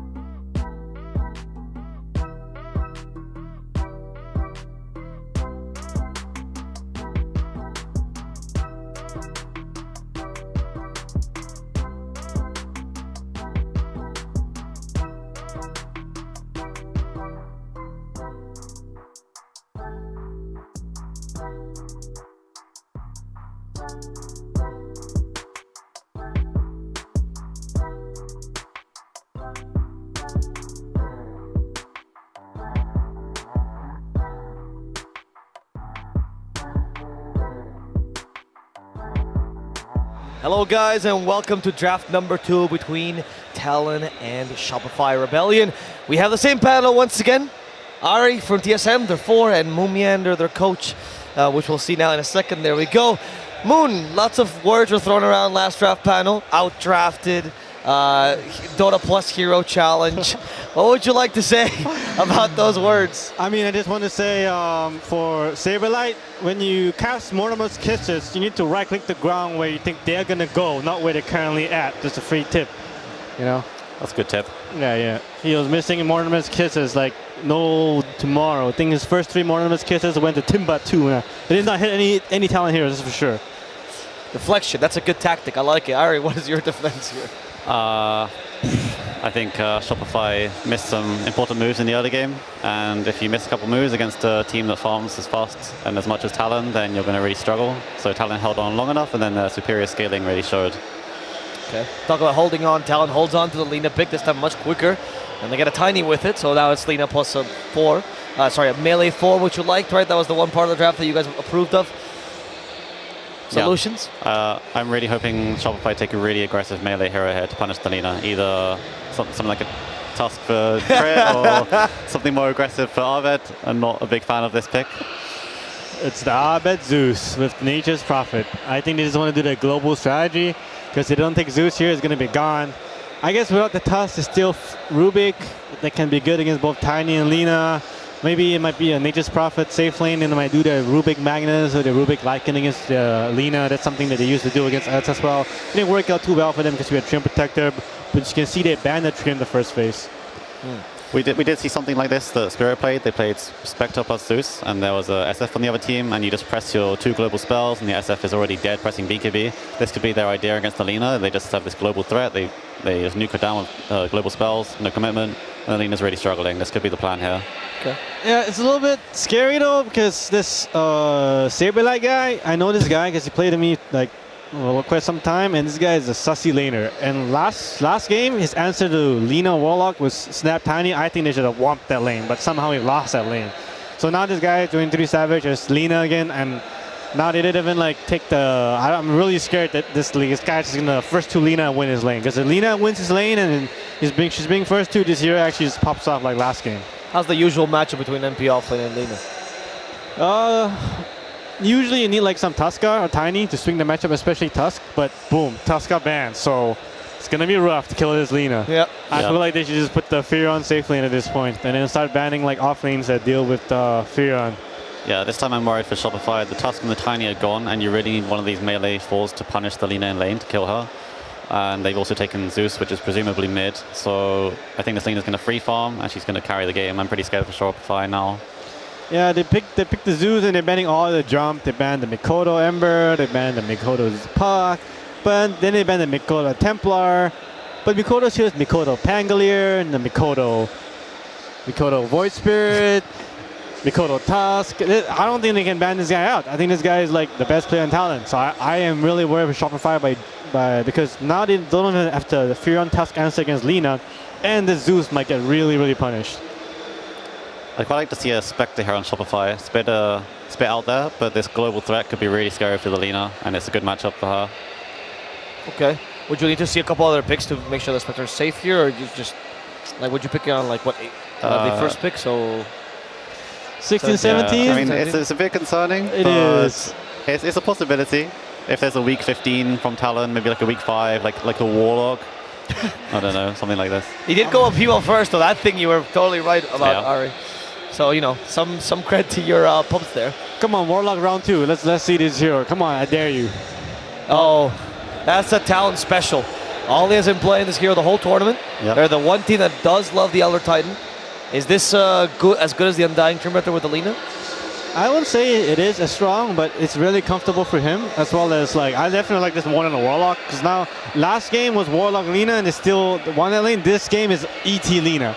So I feel like, oh man, if Shopify, I'm sweating right now if I'm Saberlight. I'm in a booth like sweating bullets. Yeah, it's not as strong as the Undying or like a Clockwork or a Tree maybe, but it's definitely stronger than a Warlock. So if they won with the Warlock Lina, they're going to win with ET Lina. And that's pretty scary, because these heroes both are really strong as the game progresses. So they went with the Rubik route, and Rubik Earth Spirit. So crits on his crit tiles on Earth Spirit. Now this is his best hero in my opinion. And even like in the words of Quinn Callahan, he said, "Nobody should ever play this hero unless your first name is Andreas."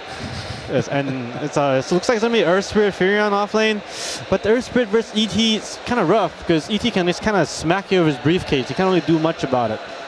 I'm not really sure whether it was the optimal pick, but it is crits Earth Spirit. You know, he makes magic happen with that hero. What other advantages do you have? I mean, he's a roaming 4 after all. Can you secure other lanes instead and just sack your offlane because you've accepted it's not going to win no matter what? You can, played through a safe lane, but I think that Talon's going to last pick the safe lane. I think they're going to pick the Mikoto hero here.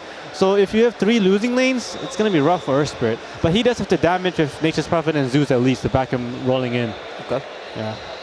Yeah, I'm not sure about the Earth Spirit. I feel like it's not got the same kick as a Tusk or a Tiny in terms of killing the Lina. It's not got much damage. The Prophet is doing some damage, but I don't think it's enough to kill the Lina really. The Zeus helps, of course, but even if he plays around mid to enable the Zeus, it's not the same as like a snowballing Ember or Tusk that's going to kill the Lina. It's just like a fat Zeus that does more damage. It's not that snowbally. So I'm not a big fan, but it's like the only roaming 4 that's remaining after the rest are gone. I see they take the Kunkka, which I thought was interesting because I think the Shopify Valiant picked the Earth Spirit because they anticipated the Pangolier and Void Spirit coming, which Earth Spirit is really good against because they're kind of like mobile and stuff, and Earth Spirit has silence so they can actually burst his Pangolier. But then Mikoto chooses, oh, you want to play a team fight, so I want to take the Kunkka. Kunkka is a great hero against Earth Spirit because you counteract the Earth Spirit's ultimate with your Ghost Ship. So when you fight head-on, Ghost Ship always beats all this bursty heroes. This Kunkka looks like a great pick to me. I think it's good in lane against Zeus. It deals with the Prophet split push really well. Yeah. And also there's the Rubik Shard, which you can like say, if you X mark the guy you're trying to kill, and the Rubik wants to save him with Shard, he'll just go back to where he was originally. And the same with the Earth Spirit kicks. You can really deny these saves on the other team with this X mark. Yeah. I see Baba scratching his beard. Devin is really stressed. So like right now he's like walking around like, how do we answer this? Looking at his papers. And they even banned the Spectre that you were talking about, Ari. So even Talon was concerned that they've obviously played against Spirit. They understand what's happening.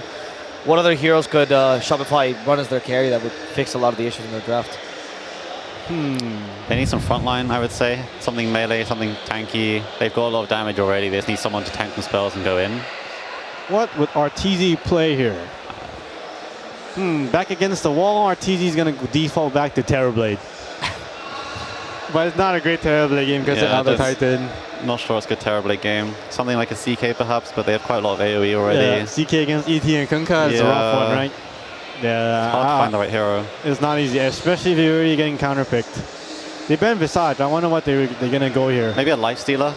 I was thinking of that because it kind of looks like a Lifestealer game. And also if the Aghanim on Lifestealer is jumping the Lina, she can't hit you, she's disarmed, your team's killing her. Yeah, but it's kind of cringe though, this hero, right? Because then the Lina is going to like keep farming and you farm so slow compared to the Lina. So if you pick this Lifestealer, you're all in. You mess up one team fight in the mid game or lose, you lose the game against Lina. And it's so scary to play Lifestealer against Lina like this. There's nothing that the Zeus does to help mitigate that matchup a little bit, to give you a little more leeway because he also scales, or that's not even a consideration? Yes and no, in the sense like Zeus can help scale for the CK and stuff, but he is playing in so much jump. Right. So if your Zeus just dies, it's kind of a glass cannon, then he's not really a Zeus, right? Zeus excels in matchups where like, okay, they have SF mid and Drow safe lane, then Zeus will pawn the game. Oh, Bloodseeker. Yeah, we've got a nice melee hero to go in first. The BKB, he's not going to be under too much threat of dying. He goes in, makes space for the team. Yeah, it's good against Lina, good matchup. Yeah, it's a strong blind pick, yeah. It's probably the best pick. Bloodseeker is really great against these high HP heroes. Tiny, Elder Titan, Kunkka. Well, they got the Earth Spirit kick combo with the Bloodseeker Rupture too. Right? And the lift as well. Yeah, it's true. Yeah. Oh man. Actually, the Rubik steals the toss, and then Earth Spirit kicks the Ruptured Lina into a toss of Aether Lance. Oh. Now we're using our brains. This is the win condition for Shopify. Seal toss, Rupture Lina, he's dead. Genius. Isn't there also a little bit of combo with the whole global damage? You don't even have to, you press R, a bunch of damage, Thirst already running really fast in the team fight. Yeah, that's a good point. The Zeus Bloodseeker combo is very infamous. You just press ulti on Zeus, Bloodseeker's 550 move speed, he's killing everyone. I think if Jabs played Underlord, it'll be a great pick here. Because Bites Pipe is great against Bloodseeker in lane. It's also good against Furion, but it's kind of a niche hero. Not many offlaners can play it. Ooh, that's a more Jabs hero because this hero scales better. And that's what he likes. He likes carries from the offlane. Yeah. Yeah, but they kind of wanted a pipe specifically this game. But now, like, he plays Dawnbreakers, so they are relying on the triple BKB and stuff on the Kunkka and Alina. I actually kind of like I think they messed up the Bloodseeker, not banning Bloodseeker. I think the SF ban was poor. Because they already have ET and Lina against SF. I don't think this SF was done anything, especially because it's laning against Rubik already. So I believe that this Bloodseeker pick was one of the great swings of this matchup. Because I actually see I'm not memeing about the rolling with the kick with the Rupture, by the way. It's actually a legit strategy. She can even take the Talon on Earth Spirit to have high impact. And I can see this Lina getting jumped. and stuff. And actually, it was perfect front line for the Zeus to cast all the spells. You know what? 1-1 North America. Yeah, I like the Stormbreaker pick a lot. The Earth Spirit can't really set up on the Lina on side lanes if the Zeus Prophet set up, because the Dawn will come in and save her. And this Lina has really great protection from these heroes of these 4 tanky guys in front. I think Talon will win this one.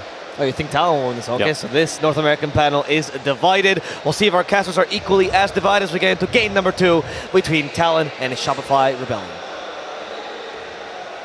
Thank you so much, Avo and Fear. We're here. We're in game number 2. Shopify Rebellion backs up against the wall. They decide to go in for the trusty, the one and only, the crit Earth Spirit. Do you like the pick here? What's looking so good here? I mean, I think it has a lot of potential here. I think they're going to have this ability to get on top of the Lina. Saberlight is playing Nature's Prophet, a hero that is supposed to be the counter to Lina this patch right now. But as Moon Meander said on the panel, Saberlight's lanings looked a little sussy.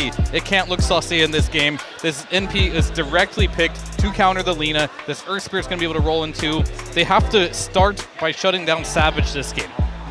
See if they can get in there, make that Lina's game a little bit rough, and you could see the faces of a bunch of players about to be playing for their tournament life on the line. And well, it is going to be RTZ playing on that Bloodseeker. The other thing that the panel had talked about that seems very strong is just immediately going for the Zeus ulti into that Wrath of Nature, and then Bloodseeker's going at 1 billion movement speed. I mean, for sure. They have a global lineup. Add the NP ult in there too, right? Yep. They have a ton of ways to make this Bloodseeker really fast. But to pivot off that real quick, one hero that we have not seen a lot of that has an abysmal win rate that is picked in this game is the Kunkka. This hero has like 12 games with a 16% win rate. Yikes. It is not winning many games. We said that about Quinn, though, when he did play the Queen of Playing mid. It had 0 wins, and he took that game. So maybe it's just going to be the main stage magic for Makoto. Yeah, and it's going to be playing on, up against the Abed Zeus, who has, a hero that I feel like doesn't necessarily seem as flashy as a lot of the other heroes that Abed plays on. We always think about these spirit heroes running in and out of the fight. And he's got a little Mario jump now that looks pretty cool. But by and large, you're kind of just sitting there as a turret. And it feels like it's going to be more incumbent upon the rest of his teammates to be making those moves, in this game at least. I mean, they do have the crit Earth Spirit, but Abed always finds a way to play whatever hero he's playing look pretty flashy. Yeah. I've watched a lot of games from Abed now playing this Zeus, and he looks really good on it. So it is going to be something scary. They tried to address it with the Kunkka, a hero that oftentimes does fall flat. Oh, look out. We got some more noise coming in from the crowd. I am not going to try and fight the energy of this crowd and go above them because I will immediately lose my voice. Absolutely. That's for later in the broadcast, but definitely still capable of getting some energy out of these guys. Is Fly steps on forward and jabs, and Q should be able to zone him off of the rune. So 2 apiece this time around, so a better start for Shopify after only getting 1 bounty rune last game. But yeah, the Kunkka, a little bit of a, much seen but much losing hero. Right. The other side of that, though, is going to be this Elder Titan. So Ollie, one of the guys that does like to play this hero a lot.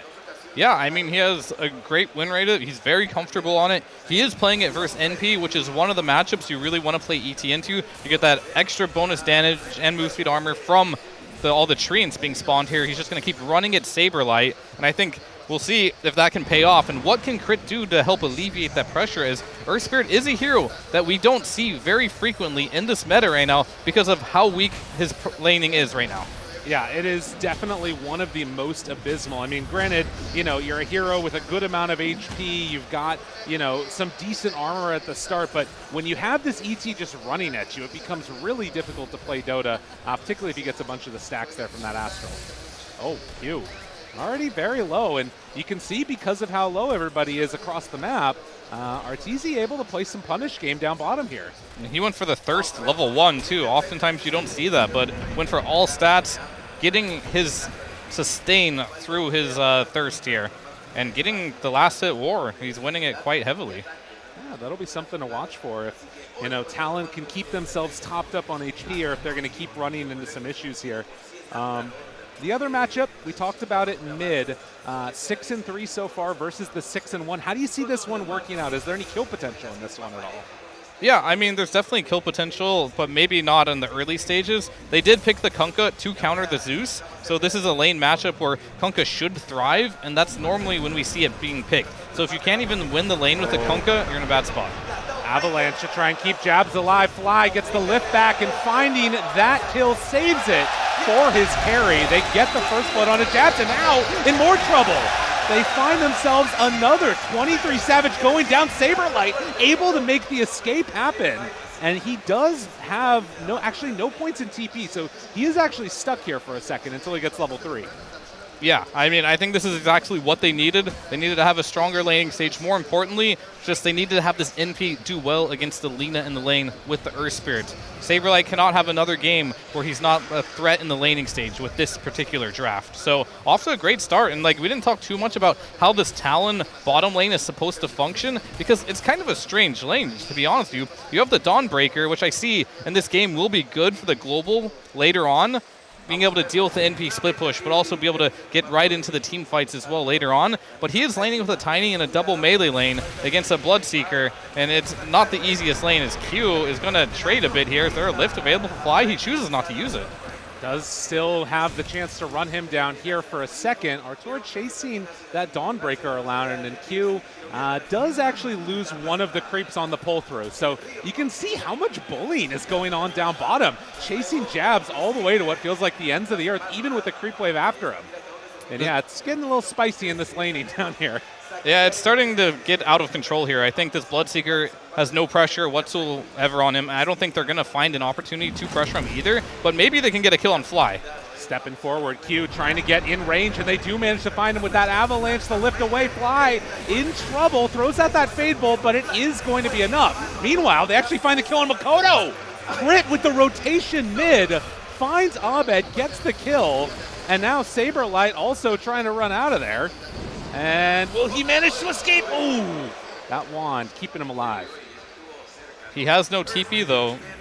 No teleport scroll available, so he can't make that happen. So he's going to lose a lot out for that. So it's always a trade-off, right? They did get a kill into the mid lane on crit with the rotation, but the one that's going to be pressured by that is going to be the Nature's Prophet there. I still think it's a worthwhile trade, and they still should go for them. But something good is happening for Talon now. Yeah, that's what's needed. They're able to at least have a bit of a better time. Saberlight did actually just get his TP back when he bought it and send him back up towards the top side of the map. So they managed to not lose out too much, it feels like. But 20 and 10, I mean, this is the big thing I'm seeing. So many denies. This Dawnbreaker is really in a rough spot for Jabs. Yeah, I mean, at this point, you see Arteezy, he's just bullying at this point. And if they want to, they can combo the lift. It's on cooldown for now, but like he's choosing to let Fly get last hits just to make sure Jabs cannot even come to the creep wave. Just really destroying this bottom lane here. Yeah, an interesting choice for going some of his own farm to make sure that that Dawnbreaker doesn't have a game. And you can see Jabs walks all the way back home. They are stacking up the Ancients, though, so not all is lost for Talon in this time period. Q got a stack on the Ancients, and, well, you can see that up top Crit continuing to have a pretty decent time on this Earth Spirit after being involved in 2 kills already. Yeah, I mean, he tried to just make a roll there on 23, but Ollie was in the right position just to block it there, just being that front liner for the Lina that we oftentimes see in the laning stage. I mean, we did have a Warlock last game, which was a bit different. This is a bit more traditional. They need to be careful about this. Thunder God's Wrath is ready, so if they want to, they can commit that, go for the full chase down, but it looks like Shopify are not going to test it too much. They let Jabs have that creep wave, and we'll just walk away from them. Yeah, so I'm going to be very curious. Like I'm going to talk about on pretty much every single broadcast I'm in. The 6-minute rune's really important here. Who's going to make the rotations for it? It looks like this is one of the games where it's not as important, as Kunkka and Zeus are more farm-heavy type of mids. They can make rotations, but their game doesn't really rely on it.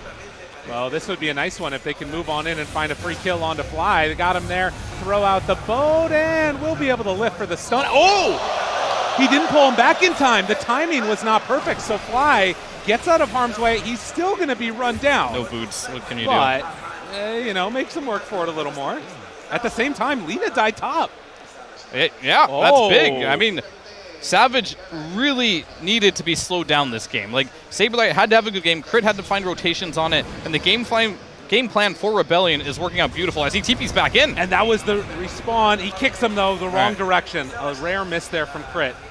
He might have actually done that on purpose. Yeah, to make sure he gets out. I don't think he liked what was happening there. Maybe he was afraid of a Kunkka TP, just wanted to get out of there. But they will still pressure a bit with this catapult as this top tier goes out. Oh, they're in again. God. All right, round 2. Now he finds them. 23 getting chased. Thunder God's Wrath, a couple more hits, and they find it. The kill onto 23 Savage, and that was without a TP to come on out again. This tower's gone. It makes you wonder, like, did they get overconfident after that game 1, getting the Lina late into the second pick there, or second phase? The fact that this, so far at this major, it has been proven, NP has been the go-to counter against Lina. It's worked time and time again. They feel like they can beat it this game, but Savage, he already has 3 deaths against this lane. Yeah, he is absolutely getting handled. And the next couple of minutes here, I'm not sure if he's going to have that many safe places to farm realistically, right? Like, you're going to have Thunder God's Wrath back up again. You have this super hyper aggro Crit who tosses back in Ollie, finds him for the easy setup, will get silenced immediately. And Saberlight and Crit, they're playing together perfectly. Makoto trying to get in range. He's just out of range of that X marks the spot. And so they get away scot-free. I mean, just back to your point about 23, like, where can he find the farm? Well, normally it's going to happen with jabs in the bot lane. It is ruptured. Oh, Arteezy trying to get away. The Avalanche, the Wrath of Nature. He's very, very quick and will manage to survive that little dangerous point from Q. Well, that is segueing right into my next point here. Okay. For real, this 23 to get back in this game, his other cores have to make space. But what type of space is Jabs going to make this game? He does not have a lane whatsoever. No, it feels like it's going to be down to Makoto. And even Makoto right now on this Kunkka, you know, you need those couple of levels before you can reliably get the X. Like, he's going to make this move, and if the level 1X, right? Yeah, I mean, the range is really bad. We'll see if he can get in range to find him, though. It would be big if they can get a core here. They desperately need a core. Saberlight, they walk in the Tumbler's Toy. That helps them enough. And now the boat down. Does look like Saberlight is going to be found. Do they have enough for the kill? The Stomp, the Laguna Blade, they get their man. All right, that helps. That helps. For sure. They need to make a couple more plays like that. And I think the next thing that Talon really need to focus on is going to be the timing of this Dawnbreaker getting the ultimate. And they're going to use their next boat for that as well. As far as Rebellion's end, I think they're just totally fine farming. Arteezy's going to farm it up, get the Maelstrom, go into the BKB, maybe join a fight here and there. Same with Abed, just going to play around the ultimate, get his Kaya online, and just get to that stage where these heroes can take over the game in like the mid-late game. So I guess the question that I have for you then is, with that Dawnbreaker ulti coming out, do you envision that being like sort of an aggressive move in from the Kunkka, and then she ultis in, or is it going to be reactive? Oh god, she's dead again. Rupture. Yeah. Crit's there, not happening. Roll, kick, done. Yeah, they got the kick rupture combo to do extra damage on that rupture if they want to do it. Oh. And there's an ancient stack that they're eyeballing here. I'll get back to your question soon, but if they can steal this. Yeah, and he's going for the Torrent right now. 23 Savage is there. They're bringing in a lot of people. This could be so much. Avalanche toss, the LSA, it gets him onto both of them. The Stomp to follow, and now he's stuck in position. Crit getting ran down, will die to that last right click. And Talon looking for more. Abed, can they get the range? They try and find him and will get the Zeus. Abed in trouble, out of mana. The Torrent comes out, and suddenly Talon, they find a couple clutch kills, and now can maybe go back and finish off that stack. How does Talon keep doing this? Like, they always seem like they're so far behind, things are going to go so poorly for them, then the other team just disrespects them just a little bit, and they are so clutch on to be able to just, like, bring their heroes, show up and be like, no, this is our land, we're going to kick you out, and they show up when it really matters. They don't back down. Man, absolutely huge. And yeah, that ward may be a little bit of a sort of threatening, you know, a bait, a false sense of security that they could make that move in, but was not the case now. Shopify, they are smoked up with a couple, trying to come back in this area. And 23 Savage, this would be a big kill. The Rupture's there. And yeah, he's going to be gone. Oh, he's so low. He makes one little step to the side and gets punished. Jabs now trying to do what he can, but it looks like Arteezy should be able to make his way out of here, but they might be able to find more after. Ollie, very low, dies to Abed, and the roll in from downtown, tries to find Q, can't quite connect. Shopify, now they retake the area. I mean, that is one thing that we see that might be quite interesting for this game. Like, you do rupture them, and that will be your cue for the Dawnbreaker to use the Solar Guardian there. But Crit, he can just kick you out of the heal there. Yeah. And that's exactly what happened there. And like 23 really needed that heal and that like assistance there, but he was just outside of the range. And if he would have moved to go back in it, he could have died. They talked on the panel a lot about the rupture kick being great for doing damage, but as you're saying, also the repositioning elements not to be undervalued in this one.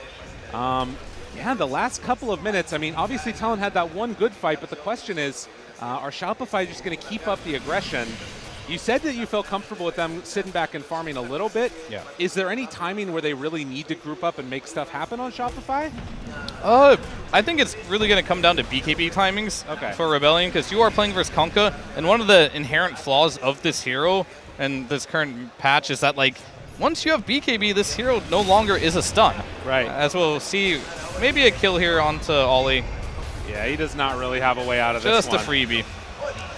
But yeah, Kunkka is a hero that just like, once you're playing versus BKBs, it feels like you can't do anything. And that's why you often see these Kunkas go for a slightly early Hex, but you have to have a lot of farm to do it, and he's nowhere near that point right now. These BKBs are going to come on way faster for Rebellion, and that will be definitely an issue for them. Yeah, and even Abed, you know, he's going to be going in for this Yule Scepter. So even though he's not going in for the BKB, it's still that defensive option against the X. Yeah, so what's your catch at that point? I guess it has to be Q, right? Yeah. With this Tiny to make something happen. But he's not entirely close to his Blink Dagger right now. He's at a decent pace towards it. But I think they do need to prioritize him getting some of this farm. And I think the Dawnbreaker in this game, I'm still trying to figure out its purpose right now. Okay. But it really just needs to save someone that gets ruptured at some point in this game. And this Lina's going to need to be able to hold her ground and right-click with a Dawn ult on top of her. And boat too, right? You have a lot of defensive things to keep this Lina alive, but you need more farm. Yeah, you need to get into those items where she can survive that initial burst. Very squishy right now. And some of that's just levels, right? Like that 15 Talon even, 350 health will be insane. Yeah. But we'll watch over these next couple of minutes. The roll in, they find one, kick him back, have the silence, Veil out because that item is fair, apparently. And he just gets exploded too. Yeah, the Veil, I love this pickup with this entire lineup that Rebellion has. Yeah, I mean, I really do agree with Crit's item build here. He's going Veil into the BKB immediately.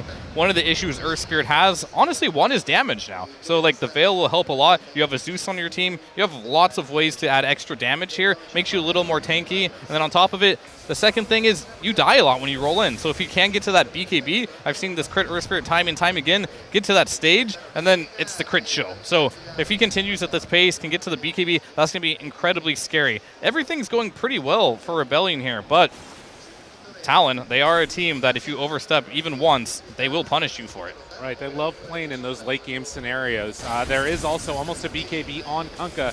Right now, a smoke up with two. Crit, Fly, ready to make a move together, heading into this area. And of course, with all the global potential, they can really blow somebody up. No Wrath of Nature at the moment from Saberlight, but he is getting close and almost has that Aghanim Scepter. Crit's waiting on the high ground here. Ollie, the one that they find. They do have BKB on Kunkka. Makoto, he can bait this one out right now. Not easy to go in, and yeah, they see that BKB and immediately head out. Yeah, I do like how they're giving Q all the space in the world here on his Tiny. They realize how important this dagger is going to be on the Tiny. He did die in the mid lane. That slowed him down a bit. He's getting pinged now. Maybe he will get ganked here, but he needs to get this Blink Dagger, and he can't die too many times doing it. Otherwise, it's just going to be a liability for the team if his position 4 is just farming and not making any progress towards that BKB. But Makoto is here. And Tumbler's toy to get away. Good dodge for the moment. Now the X, they're going for the bigger kill. They want to find Saberlight here. The silence and now the Dawn ulti, the roll away from Crit, but Saberlight, he is going to be left behind. So, I mean, it was a bait from Q. That was beautiful. Well done. Yeah. I mean, most of the time your supports your core's farming waves, but his cores are supporting him so he can farm waves. Yeah, that's pretty awesome. And like you said, getting closer and closer to that Blink Dagger being completed. Yeah, I mean, Kunkka right now has nothing to fear. He does have the BKB, so every time he does have this boat available, they'll try to make a play for it. So, and most of these plays are going to be defensive. I don't think he can really go much on the aggressive here. So I think if they're able to keep getting these pickoffs on their side of the map here, they're pretty okay with the state of the game here because they are not in a situation where they're just doomed in the late game here. Right. Whoever makes the better plays, whoever has the better positioning, and whoever gets the most pickoffs will probably be favored here. Well, It is a 4,000 gold lead still for Shopify as they get set and ready. You have BKB almost completed for Bloodseeker. The Yule Scepter is done on Zeus. And Saberlight about to complete that Agnum Scepter. So he's the only one that doesn't really have the defensive option. But most likely he's going to be the one coming in at the end as well to try and sort of end the fight if possible. But right now, Talon, just like you said, willing to play sort of more of this defensive avenue and maybe bait something out, although Makoto makes the move forward, and Arteezy caught. He doesn't have the BKB yet. The roll in low, dead. Now, can they turn this, though? It doesn't look like they're going to be able to get Makoto. He's out. Q might go down, but the much bigger kill taking down that Bloodseeker. Yeah, I mean, I think they got like 1,000 gold from that. It was around 4K now, dropping down to 3K, so definitely helping them out there. Of course, they did have to use their BKB on the Kunkka to deal with that, but they slowed down Arteezy's BKB in. Who's to say if they make that play again, Arteezy without BKB in this game, he can die. He can die a lot. So they do have a window here to really punish him if they can find the opening. Well, we'll see if that opening does emerge. As 17 minutes in, next round of neutrals are coming up. They have likely, I mean, I guess the Roche taking right now from Shopify is sort of there for the average, yeah. It's not great, but definitely need to find like any type of kill before they would go in for some sure. type of Roche seal. Yeah, or they need to see a lot of heroes just on the opposite side of the map. But Talon, they've been playing in their jungle. They want to take the fight to Rebellion here. They're not doing the split push shenanigans in this game, realizing playing versus a global strategy might not be the smartest idea. Right. And yeah, Ollie gets the D ward over there to the side, and it looks like they are willing to head on in and take the Roche. If they won't fight you in position that you want, take the fight to them by taking objectives, forcing them into it. Yeah, and I think they see Makoto bottom, which tips them off, like, that's not a Dawnbreaker down. That's a Kunkka. He can't really get here, so they do back out here. Okay, C1, Q, Ava toss, but very low and dead. Now with the Thunder God's Wrath, they might see him coming in from the north side. And 23 Savage, he's already popped BKB. Arteezy in there very, very low, and TP's out body blocking immediately. him. He's chased, jabs, he can't go anywhere. They find him, catch him, jabs, tries to turn with that charge, does some good damage, but Arteezy standing tall, finding the kill, getting healed back up. So Shopify not wanting to go out without a fight. They're trying to push this to a game number 3. I think Talon are in a spot right now where they're not exactly on the same page of what they should be doing here. We kind of just see Q walking in at first, followed by the ET, and then at the very last seconds of that fight, Savage just BKB's out. Oh, they catch crit. A nice connection. Yeah, it does feel like there's a couple like mismatches going on with Talon. They do get back on the right foot there, finding the kill onto crit. Yeah, I mean, it helps a little bit. It's only a 4K gold advantage. The first Aegis is not super impactful, as I doubt they're going to do much with it. They're not going to be hitting tier 2s with this, most likely. They're kind of looking for the right fight. But if Talon played their cards correctly and avoid these fights, it's totally fine. It's going to be all about that second Aegis timing. Well, definitely a scary moment. And I mean, I guess at this point, it's not like, I would imagine, as you're saying, Shopify feels somewhat confident about where they're at in terms of the game state. But it does always sort of come back to me that in these moments, there's so much pressure on these teams. And if you get caught out like this, Abed suddenly in some trouble will get slept. The boat's out there too. He needs to wake up, but there's no waking up from that one. And now Arteezy's dying in the river. He has no BKB. Oh my goodness. Can they get him out of harm's way? Goes for the LSA. The stun is there and looking for more. They find Fly off to the side, hoping to get out of there. Tossing heroes forward. 23 Savage. Alina can fly. They are getting kills. Wait, Crick, can he go for the all-in play? He's thinking about it. There is the BKB, though, on the 23 Savage. It looks like he's thinking about it. A lot of pings. Wrath of Nature's not up for 15 seconds, and Q is calling out that MP could move in. Are they trying to bait him out? I mean, he's pretty low. They're not going to go for it. How does this keep happening to Talon? Like, they're playing so well right now. Like, they realized on the top lane there, the NP couldn't be there. The Earth Spirit couldn't be there. But at the same time, Rebellion did not respect that. Arteezy and the gang, they went in there, and then they just swarmed them 4 versus 3 there, and they took that team fight. That was the Aegis, that was the BKB. That was a very strong timing for Rebellion, and guess what? Look at the net worth now. completely swung it around. The top cores in the game are now going to Talon. Lina #1, Kunkka #2. This is exactly where you want to be as a Kunkka, and this Zeus starting to fall behind now. Well, now Shopify wanting to get some semblance of a turnaround. They'll go for the all-in. Crit and Abed play together to take down Jabs. So a pickoff onto a core. I mean, Jab's starting to feel like less of a core at this point than the Tiny, to be honest. But still, what they kind of need to get things back on track. I mean, you know, you've been a player for a bunch of years, Fear. In these big elimination games, what's going through your head when you have a loss like that? How do you get the team back together? I mean, I think for the most part, if you are coming back from a quick losses, the biggest thing is not to talk too much about the small details of what happened. It's more of like a mentality thing. So don't like just blame like some micro movement in the game. It's more about like, all right, we lost. Have it be the coach's job. It was a bad draft, guys. Let's just go next game here. Go into this game, keep your mentality up, and I think more than anything, have fun with the game. Really enjoy the fact you're playing these games and just savor it, I guess, and just be like, I'm going to play this game. No matter what happens, we're going to have fun, and let's just go. And that keeps morale high. We'll see if they can keep that morale high after the little bit of the flub out of that first Aegis. Still a slight gold lead into that favor of Shopify Rebellion. But definitely a little bit of a swing in towards Talon way as they're going to smoke up now and start looking towards mid.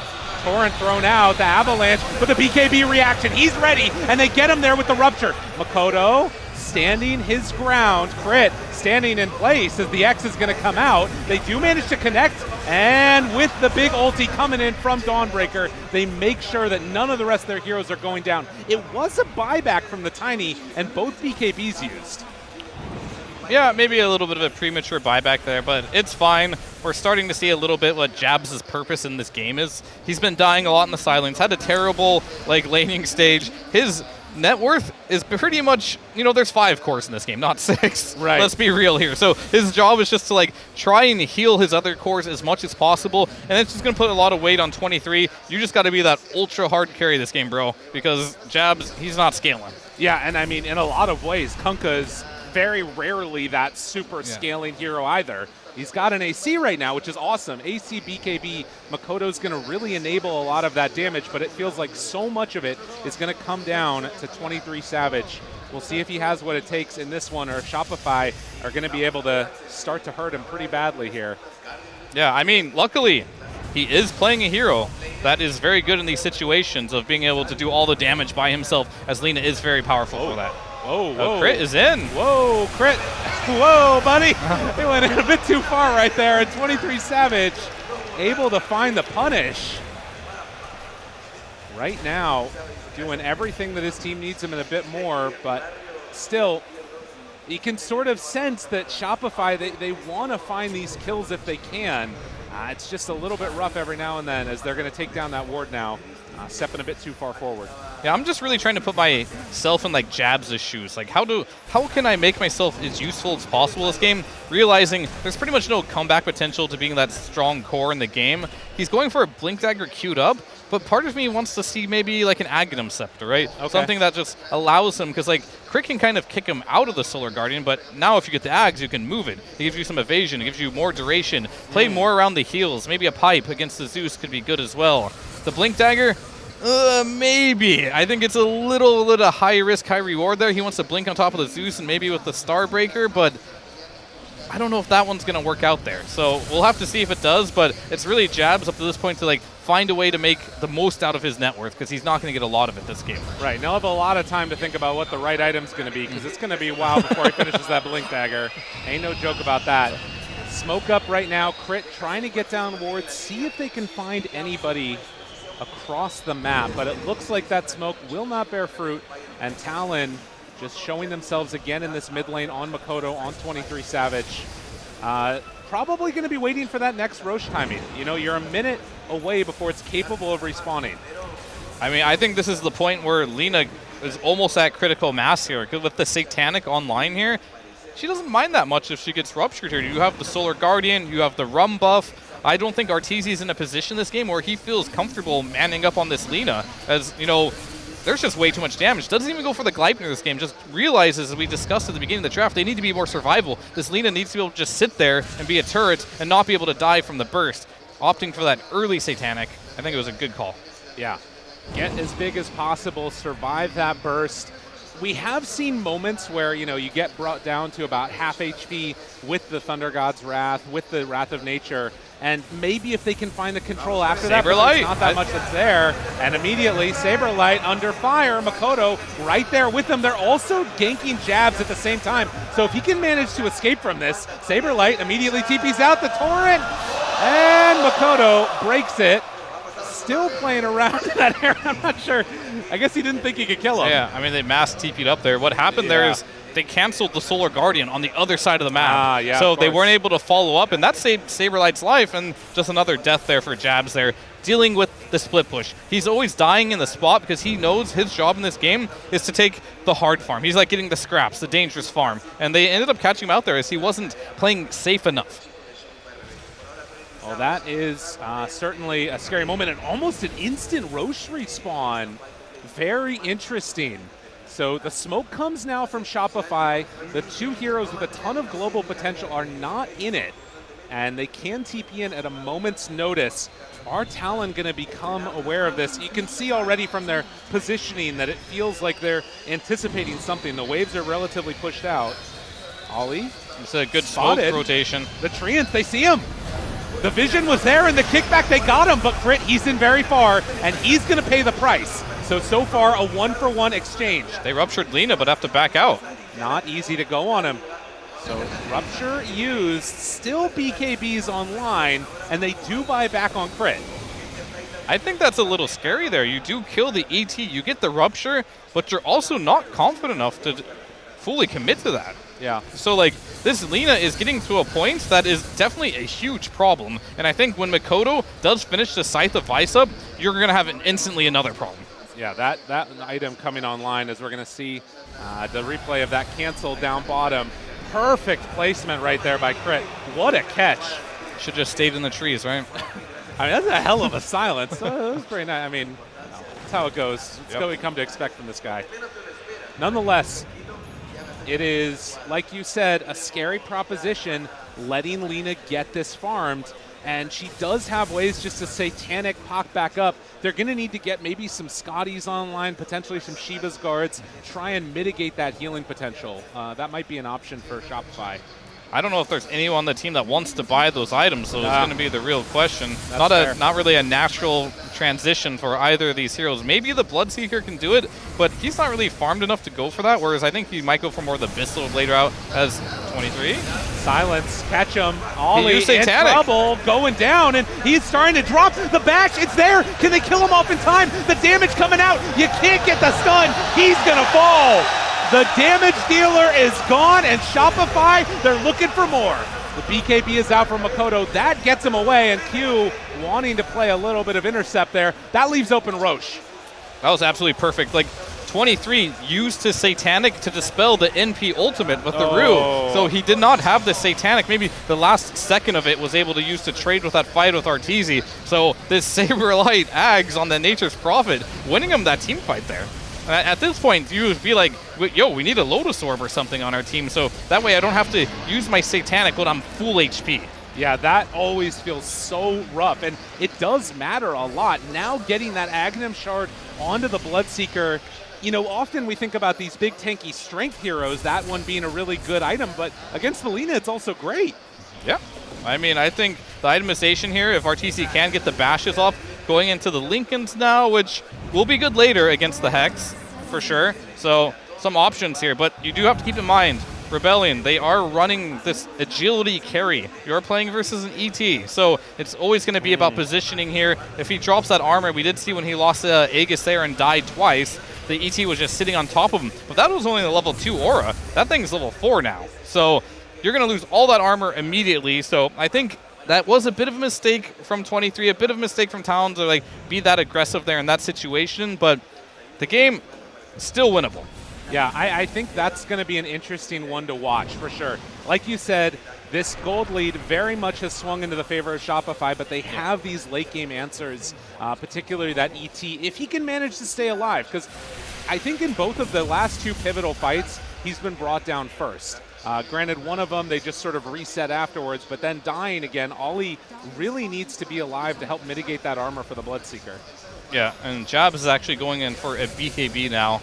Still, the thing about this game that is really hard, and I'm being so critical on 23, it's because he has to carry Jabs this game. He's got to carry him pretty hard, which means he has to have a perfect performance, and we're going to see Jabs going to probably die again here. Cancel him. Kick him back into the lightning storm, and, well, he is going to die again. It has been a rough go for Jabs. 1-7-2, and Shopify taking full advantage in this one, as they are trying to put themselves in a position to close out this game. Now, I'll say this.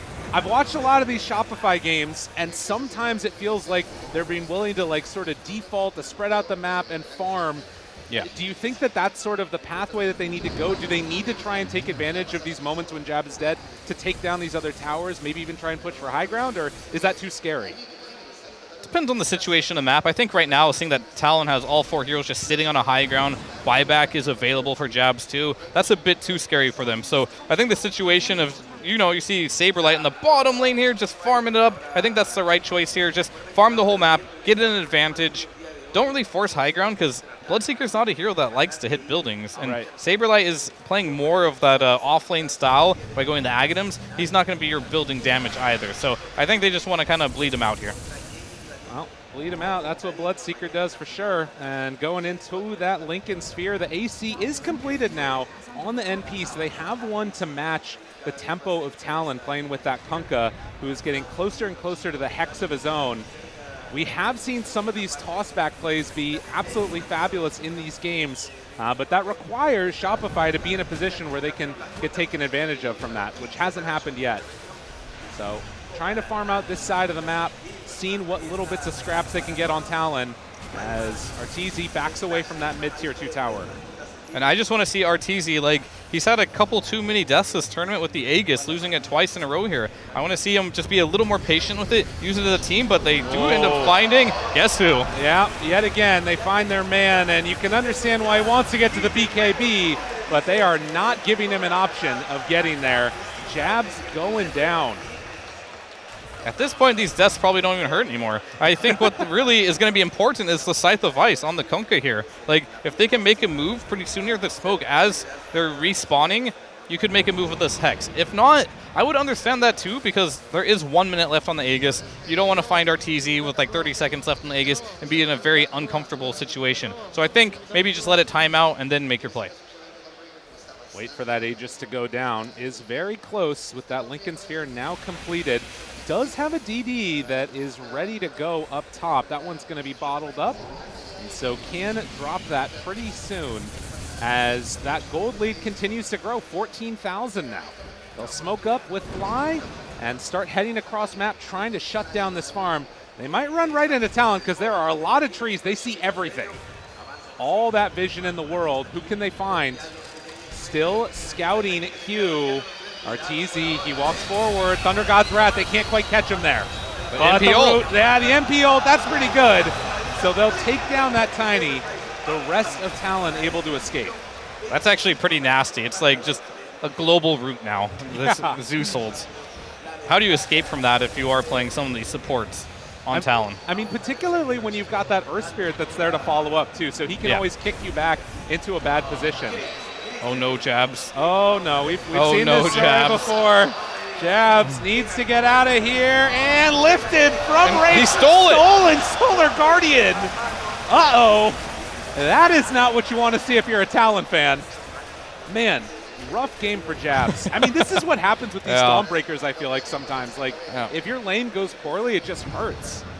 I mean, literally nothing could have gone worse there for him. Nothing. He ended up giving up the Solar Guardian. Amazing spell on Rubik this game. If they do find Arteezy and the Solar Guardian does turn that fight, and that's the reason why you lose it, you're going to be kicking yourself real hard. I mean, based upon what we've seen, there might be a couple reasons why Talon's losing this game if we're going to be real about it. Yeah. It's been rough, but the Tier 2 tower now going to get hit, and Shopify We'll see what they decide to do. That Aegis has expired. They can keep just hunting, it feels like, if they want to, and kind of keep this game under control. Talon, they at some point do have to leave. They have the Hex now onto Makoto, trying to get into the Shard next on that Kunkka, so they can go for even more pulls back behind. And the other good news, at least for Talon, is that Jabs does now have a BKB. So TP, BKB out. As long as Arteezy's not hitting him and bashing him, it should be free. Yeah, if he's not, right? The Yeah. Abyssal will be there. But I think the big thing for Rebellion that's making them look so strong this game is the fact that Albed and Crit are just on point the entire game. I guess Yeah. Saberlight is too, right? But like, you can't rat versus team. Albed's canceling TPs left and right with this Nimbus. Same with Saberlight with the Aghanims here. And Crit too, as they were just going to go out again. Crit just goes into 4 heroes, and the Wrath of Nature is out. He's dropping somewhat low. Crit eventually gets a Magnetize out. He gave the gem. Okay. And that was a bit far. So they won't go in to try and fight that one after. But, you know, they showed him what's what. Right. I mean, if you do want to make that play, I think it's fine, but your team has to be there. Zeus was there. NP was there just because they're pretty global, but Arteezy has to be there too. True. So if Arteezy's not there to do the follow-up damage there, a little bit too ambitious, and that's just not a normal kill as well. They just pass their Gem away. Gem is one of those items that helps you close out the map and really choke a team out. So a little more costly death than just your average death. Still, in spite of that, you know, giving that up, that one avenue that they have to try and really shut down the map, they are still very much in the lead. And Makoto gonna get hit, pops the BKB, and Arteezy pops his, decides to run away. Abyssal's Q tries to back out. LSA just barely off the mark. That would have been a nice hit. First splitter comes through, Refresher, and Thunder God's Wrath still chasing now onto Q, blows him up. So they do manage to find a couple kills on the retreat, but a bunch of weird little fights coming out from Shopify. It ends up working, kinda. It's not the cleanest Dota, but they're still really far ahead. Crit bought back in that fight as well. Didn't really find too much with that, so it's okay. At the end of the day, they're still really far ahead. They're in a comfortable positioning, but they really need to start like cementing this game and like finding a way to like get the W and be in a position where things don't look so awkward in the team fights. Right, because they do have very clean ways to take these fights. We talk about the double Thunder God's Wrath now with Refresher online, the Wrath of Nature to sort of make people feel uncomfortable, and Saberlight's built into a Daedalus. They're incredibly strong at this point in time in the game, but we'll have to watch and wait and see. I also wanted to mention, they ended up going for the mischance on the Nature's Prophet against the Lina. I mean, there's nothing to really leash here, right? So, like, you could go for the leash talent. Every once in a while, it is good enough just because you can cancel TPs with it, right? But if they can somehow get the Lina in there, it does have a Hurricane Pike, though. There is a Force Staff. Sometimes this talent looks amazing. Other times, you kind of kick yourself if you see someone TPing out in front of you, and you can't stop it, right? So it's a risky play here, for sure. Well, Tier 4 neutral items are out and online now. They still are keeping for the moment. Actually, they switch it over. So Spell Prism for the Lina as moving out across the map nearby where Shopify were at. 23 Savage is going to TP down bottom where they might try. Oh, no. Cancels the TP and just sticks with the team. Probably the right decision. As it is a long Roche respawn. We're about 40 seconds away from that one respawning here. Yeah, I mean, this game has been entirely on can they keep this Lina alive, right? Just to be able to get initiated on. And I think the answer is no anymore. Like, the moment Saberlight finishes his Satanic, which he's not far off as a carry Nature's Prophet now. I say carry from the offlane, but he's going to be the real carry soon. Daedalus complete, AC complete. He has an Ags. He might even sell that later for another DPS item. Avalanche toss back, catches Fly. He tosses himself away and tries to get some separation. Now Ruptured, pull him in, and well, they're actually trying to back away. 23 Savage is at very low HP. Jabs will move in, find the kill on the Fly, pays for it by being brought very low, and now they're on top of 23 Savage with the Satanic and the heal. It's not going to be enough. The mischance talent and the rundown comes in time. They go for the toss in place. Now they do have buyback on Lina, but Talon, they need to get out with the rest of their heroes. And Makoto, there's nowhere left to go. The global potential of this Shopify Rebellion is just unmatched. And the farm at this point too, right? Like, you want to take these fights Savage is not, like, at first I was like, yeah, popping the Satanic Little Uri is the reason why you're losing these fights. At this point, I don't think it matters. I think he just doesn't have enough farm. Saberlight has far eclipsed him the net worth here, and he just can't man fight, Rum or not. It is way too tough for him to go into that one, and now an Aegis in hand, Shopify trying to finish off and tie up this series 1 game apiece as, well, apparently they don't like cheese there in the pit. There is some noise coming out from the crowd. Always love to see a little bit of cheese left behind. Yeah. I mean, I guess Crit was a bit of an unsung hero in that fight as well, like coming on the lead in the last second with that rolling boulder into the boulder smash. Rupture was really important there, but guess what? RTZ, he's got 4 of them now, hitting that level 25 talent with the refresher shard. There's going to be ruptures for days. And just doing so much damage onto these buildings. They are ready to keep that momentum going, although with heroes respawning, maybe going to sort of respect that high ground potential that Talon have. So 42 minutes in and 25,000 gold lead. I mean, here's the thing, Fear. What I would love is they're going to go back and get the cheese. The crowd goes wild. I oftentimes feel like in these types of matches, elimination matches, it's like stomp one way, stomp the other way, and then game 3 is just insane. Yep, that was the last one, or Spirit versus Talon, right? We had one of those games. I think especially when you're in this lower bracket elimination, you're going to take that 3rd game very, very seriously and maybe not play as aggressive as you might, because you could lose it all if you make one big mistake. Right. But does Talon have what it takes to come back in this game? Because we've seen some crazy RTZ BKBs. Oh, man. On accident. Uh-oh. And then they smoke up after. Instantly smoke after. Uh-oh. And then Abed even tips them. Okay. All right, they're ready to go. Does have Blink Abyssal, and he will have that refresher shard if he needs the BKB. Dude, if he goes down right at the start because no BKB, it's always tough rearranging your item slots, but that's some scary stuff. I mean, for sure. I think they do have the luxury of this game to just wait it out. Right. You know, it is going to be a 1-minute cooldown. Not the end of the world. I think them smoking up right after him popping BKB on accident was a little strange, but I'm glad they decided not to do anything crazy with it, like dive the base. They didn't want to make sure that Talon didn't see. That's just hide him. What it was. Yeah. Perhaps. We'll have to see. And as far as Talon goes, I mean, Jabs, he's got some money now. Right. He's up to 3.5K. He's deciding himself what he wants to get. I don't know where I'm going with that because I don't think Jabs, unfortunately, does have much of a game this time around. Maybe this Basher could do something, but I'm not going to go too hard on that because it seems very unlikely Jabs will get more than a couple hits off before dying. No, it's a really rough time right now to be that Dawnbreaker. Game is kind of tough. Q is leaving the base for the moment and trying to actually get towards a Wind Waker. Interesting. That would be a really cool pickup. Yeah, I mean, I think a couple things are going to be really important in this game if you're on the side of Talon. One is Rebellion. They definitely have to overextend. Number 2 is if you can actually find Saberlight on the side lanes for a pickoff potential while he's split pushing, that could be absolutely huge as well. And the last one are going to be like Kunkka. He's going for like the Water Park build with the Agnum Scepter, probably into the Refresher. If he gets that level 25 talent. Another one. Right. They find that BKB in Q. He's going to get found. Yule Scepter trying to escape, but there is no salvation here. So they use the BKB. And meanwhile, mid lane, they find him again. Arteezy's all alone right on top of 23 Savage, but they show up now with the Force Staff. Gets up to the high ground. Second round of the Thunder God's Wrath.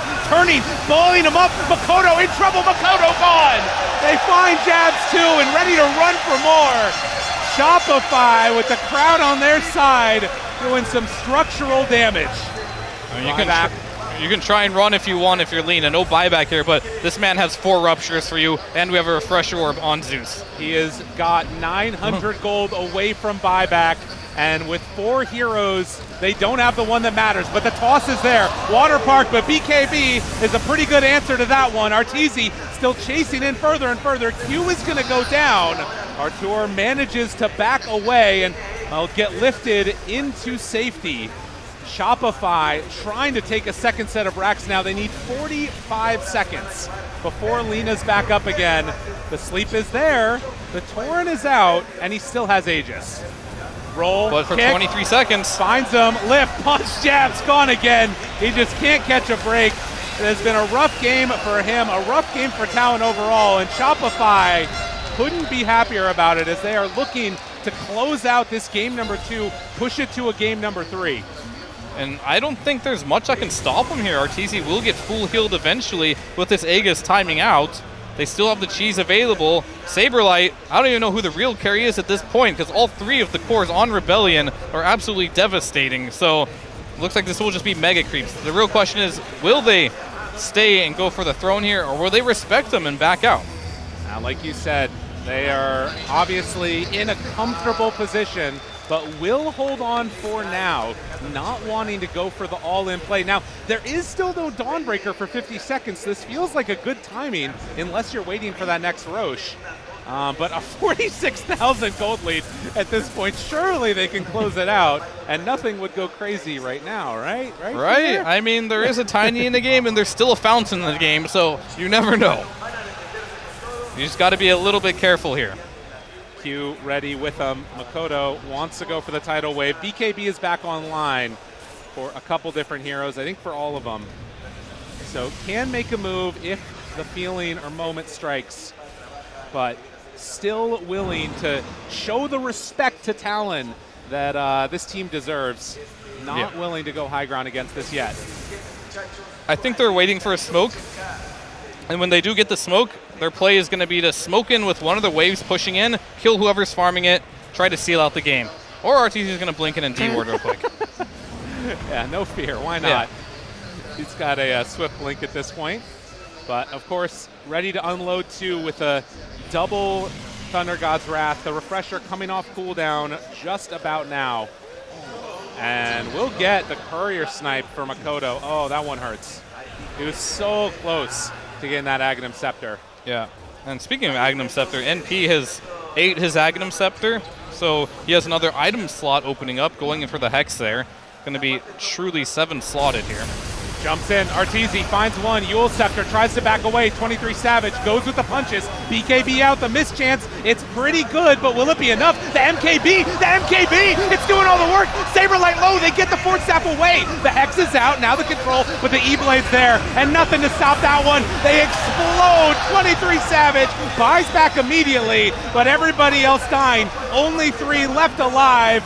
Jabs has to back away. They throw out a couple more Thunderbolts, doing what damage they can, chasing them into the fountain. RTZ, he does it again. They find their timing. Shopify Rebellion, they're not done yet. Of course not. We got to have a game number 3 here, the last series of the day in the loser bracket here. Shopify Rebellion, I love their draft here a lot. Like, they ran this global strategy with the Zeus, getting the Ags on the NP. It was like a global root strategy. Then RTZ playing this Bloodseeker, getting really fast in every fight, being able to get off the perfect ruptures. And then there's still more synergy. You have crit on Earth Spirit with all the kickbacks on top of the ruptured targets. And then Fly, I mean, he was just a Rubik in this game. He did a great job, but their draft was absolutely amazing here, completely outplaying them.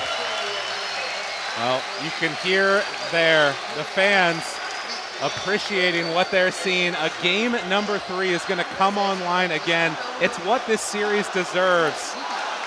Definitely get some of those lovely chants out from this crowd that, well, they love all the teams, but some of them held that special place in their heart. Talon, thinking about their situation here going into game number 3, what do you think changed or was the biggest sort of switch up that happened that enabled this? I mean, I think Jabs just didn't have a game. I think it really just comes down to it. I think the Makoto, the 23 Savage, they had a great game. The ET had a bit of a purpose. I feel like there's more to be desired with this ET pick. I didn't get to see exactly what they were looking for when they picked it here, but it may have just been because Jabs with this lane, the Q Tiny with the Dawnbreaker, it didn't really ever come online, right? We didn't get to see Jabs play this game. He was the only core left behind, and I think they really need to prioritize getting him a better game.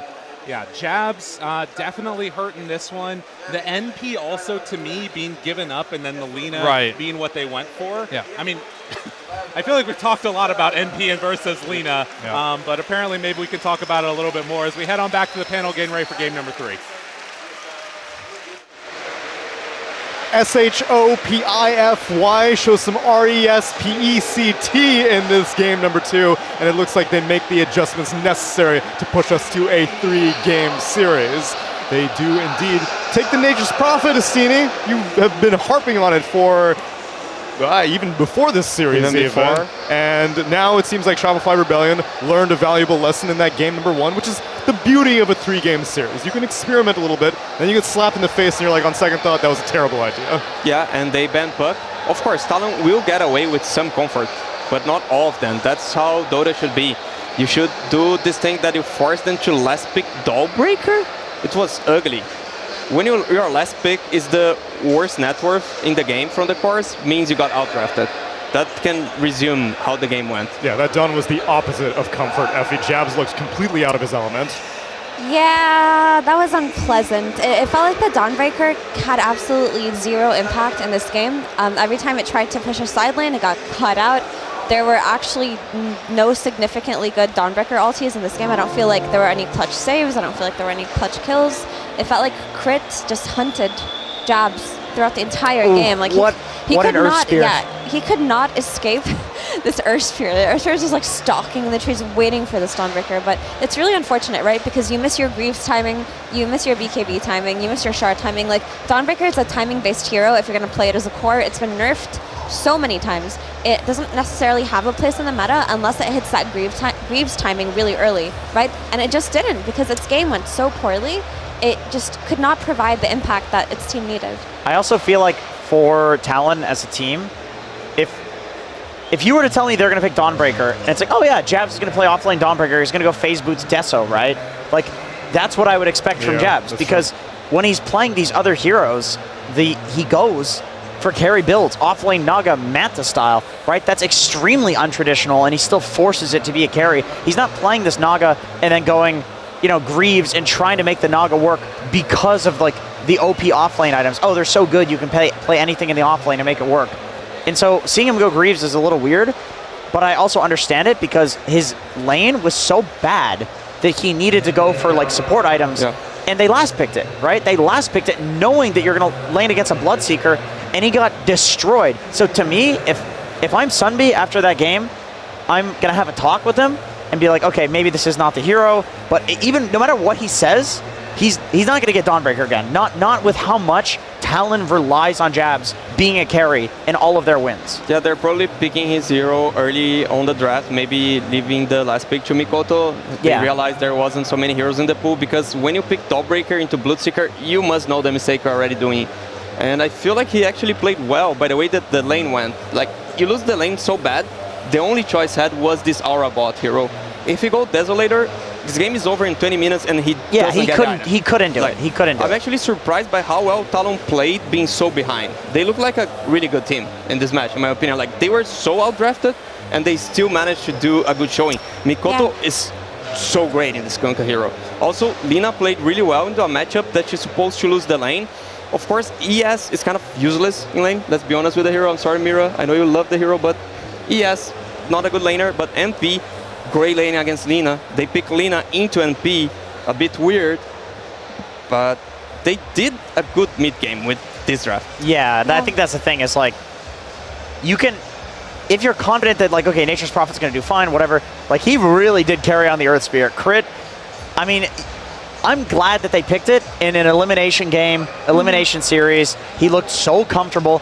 This is not a good hero. Let's just flat out say it. Earth Spirit's not a good hero, but if you are good enough and if you are playing it with this like global strategy where these other heroes can like TP in, and then also you're doing this damage over time, the Bloodseeker's becoming fast, like Fear mentioned, like it works well with this draft. So I like that they picked it, but then they also picked something around it that makes it viable rather than just like, oh, we'll just throw an Earth Spirit in here. It's like, no, it makes a lot of sense in this game. Because even in group stage, Effie, you were telling me that if Crit isn't playing Earth Spirit, that's just a testament to how unviable the hero is right now. But the pieces were here in this game, and he was enabled. I think Earth Spirit can be a good hero, but it's just worse than Tiny and heroes that fit in the same archetype. But usually you see in these like elimination games in any kind of main stage, what teams will do on the game 2 if they're one game down is just draft for comfort, right? And that's probably just a call from Crit himself. He's like, just give me this hero, I'll win you the game, right? Because you feel confident on it, you feel comfortable, and if you win with it, it's a huge confidence boost, right? So honestly, outside of his like great performance, I think it was really good on his team to encourage him to do so as well. Because a lot of people, I mean, a lot of like more stubborn captains could have just been like, I don't know about that. This hero's success rate isn't that high. It's not being played that much. We don't really want to try it here. But because it's Shopify and it's because they are the Earth Spirit team, it worked out for them. Yeah, also because of the Lina into NP. So they know NP can get away with 1 versus 2 in the lane. Yeah, he'll be fine. Earth Spirit can do some creep cutting thing and then just move around the map. It's the thing that you pick a hero that's countering the matchup in the lane. Right. This Lina into NP, I don't think we should see this happening anymore. It lets them skip the hardest part of the laning phase, or the hardest part of the hero, which is the laning phase. And it's like, okay, well then they can kind of pick. There's a huge pool of heroes now they can pick that suck in lane but are good in the game. But with all of that being said, I think Talon really did what they could. I felt like if they didn't have that Dawnbreaker just dragging them down in net worth, the game would have looked a lot more even. Honestly, it did feel like they were playing with -1 core that game because they were. Like, I hate to say it, Jobs is an excellent player. It's not really his fault. It's just the hero within the draft did not work out. The hero within the game just kind of got handled. And I can see the appeal of picking this global hero versus like something like Nature's Prophet, who is going to do global setups with an Earth Spirit, right? I understand the desire to like, potentially save somebody with a Dawnbreaker ulti. But this hero, it just does not provide enough to solicit a 24 pick when its success rate has been so bad too. I think maybe it was run once or twice only during the group stages, and I think both of those teams lost, so. And from what I remember. Correct me if I'm wrong. Go correct her. I have no idea. Okay. I think after that, you just don't pick it. There's no way you can 24 pick something, have it go that badly, and then pick it again. They rely too heavily on jabs. I was thinking this during the game, and I want to know what you guys think about it. I feel like if I'm Bulba and I'm watching that game, I'm thinking, this Talon team does not look anywhere near as good when Jabs has a bad game. Yes. Let's focus on destroying him in lane and see how that goes. Yes, but also the bans were heavily targeted towards Mikoto, I feel. Like, all the second phase bans were making sure that Mikoto couldn't have a puck level performance in this game number 2. So there are pieces. And you maybe rethink that, because Mikoto's Kunkka actually was very good. But yes, Mikoto, they pick like a DK for him, and he makes the hero look amazing. I guess he has a wider hero pool in that sense, so you can allow yourself to less pick him. I thought Mikoto played as well as he could in this game. He was setting up kills on the side lanes as this Kunkka that you don't normally see this hero do. It's not the best at doing so, but he played it masterfully, and if they were able to win this game on Talon, it would have been on the shoulders of what he was able to provide on the back of his Kunkka, right? Because a lot of these kills, it was just him. And there was this one particular kill on the, was it the Bloodseeker? Where they had just enough damage, him and Tiny. Yeah, that was Bloodseeker. Bloodseeker. And then just seeing plays like that, like it gives you a glimmer of hope for this team, right? It just makes you want to root for them. If they had like 1,000 extra gold on their offlaner, they would have won more fights. That Greaves came in so late. Like you're playing Aura bot, but you don't have your Aura for such a long time. It just feels so bad. It's 1.1k XPM on this Nature's Prophet from Saberlight. Is this a series where we're just always going to see NP offline? That's insane. That's a wild. really high number, actually. I wanted to praise him, too, because I feel like Saberlight has had some rough games in this tournament. Oh, yeah. And he's also had some games where he hard carries. This was one of the ones where he looks like Saber Chad. He had no boots at the end of the game. That's how much net worth he had. He just went full on carry mode, Nature's Prophet, and a lot of the... I mean, I think that is how you beat Lina. This is how Shopify beat Lina before, is they picked 3, like, insanely strong late-game heroes, because the Lina drafts are usually just enable the Lina, she's going to do all the damage, everybody else just like makes her game good. But if you have 3 cores, then you can trade one of your cores killing her, and then you still have 2 cores left to win the fight, right? Yeah, especially if the enemy team doesn't have the same amount of cores also, right? Yeah. Because in that game, I remember just seeing Shopify run into the triangle over and over again because they wanted to kick Lina out. And normally, you think to yourself, okay, this isn't so bad because there's one of your other cores like farming a side lane. But you need Lina to farm. Yeah, but she was the only farming core in that game that could have actually taken advantage of the space when Shopify did their triangle invasion thing that they're famous for.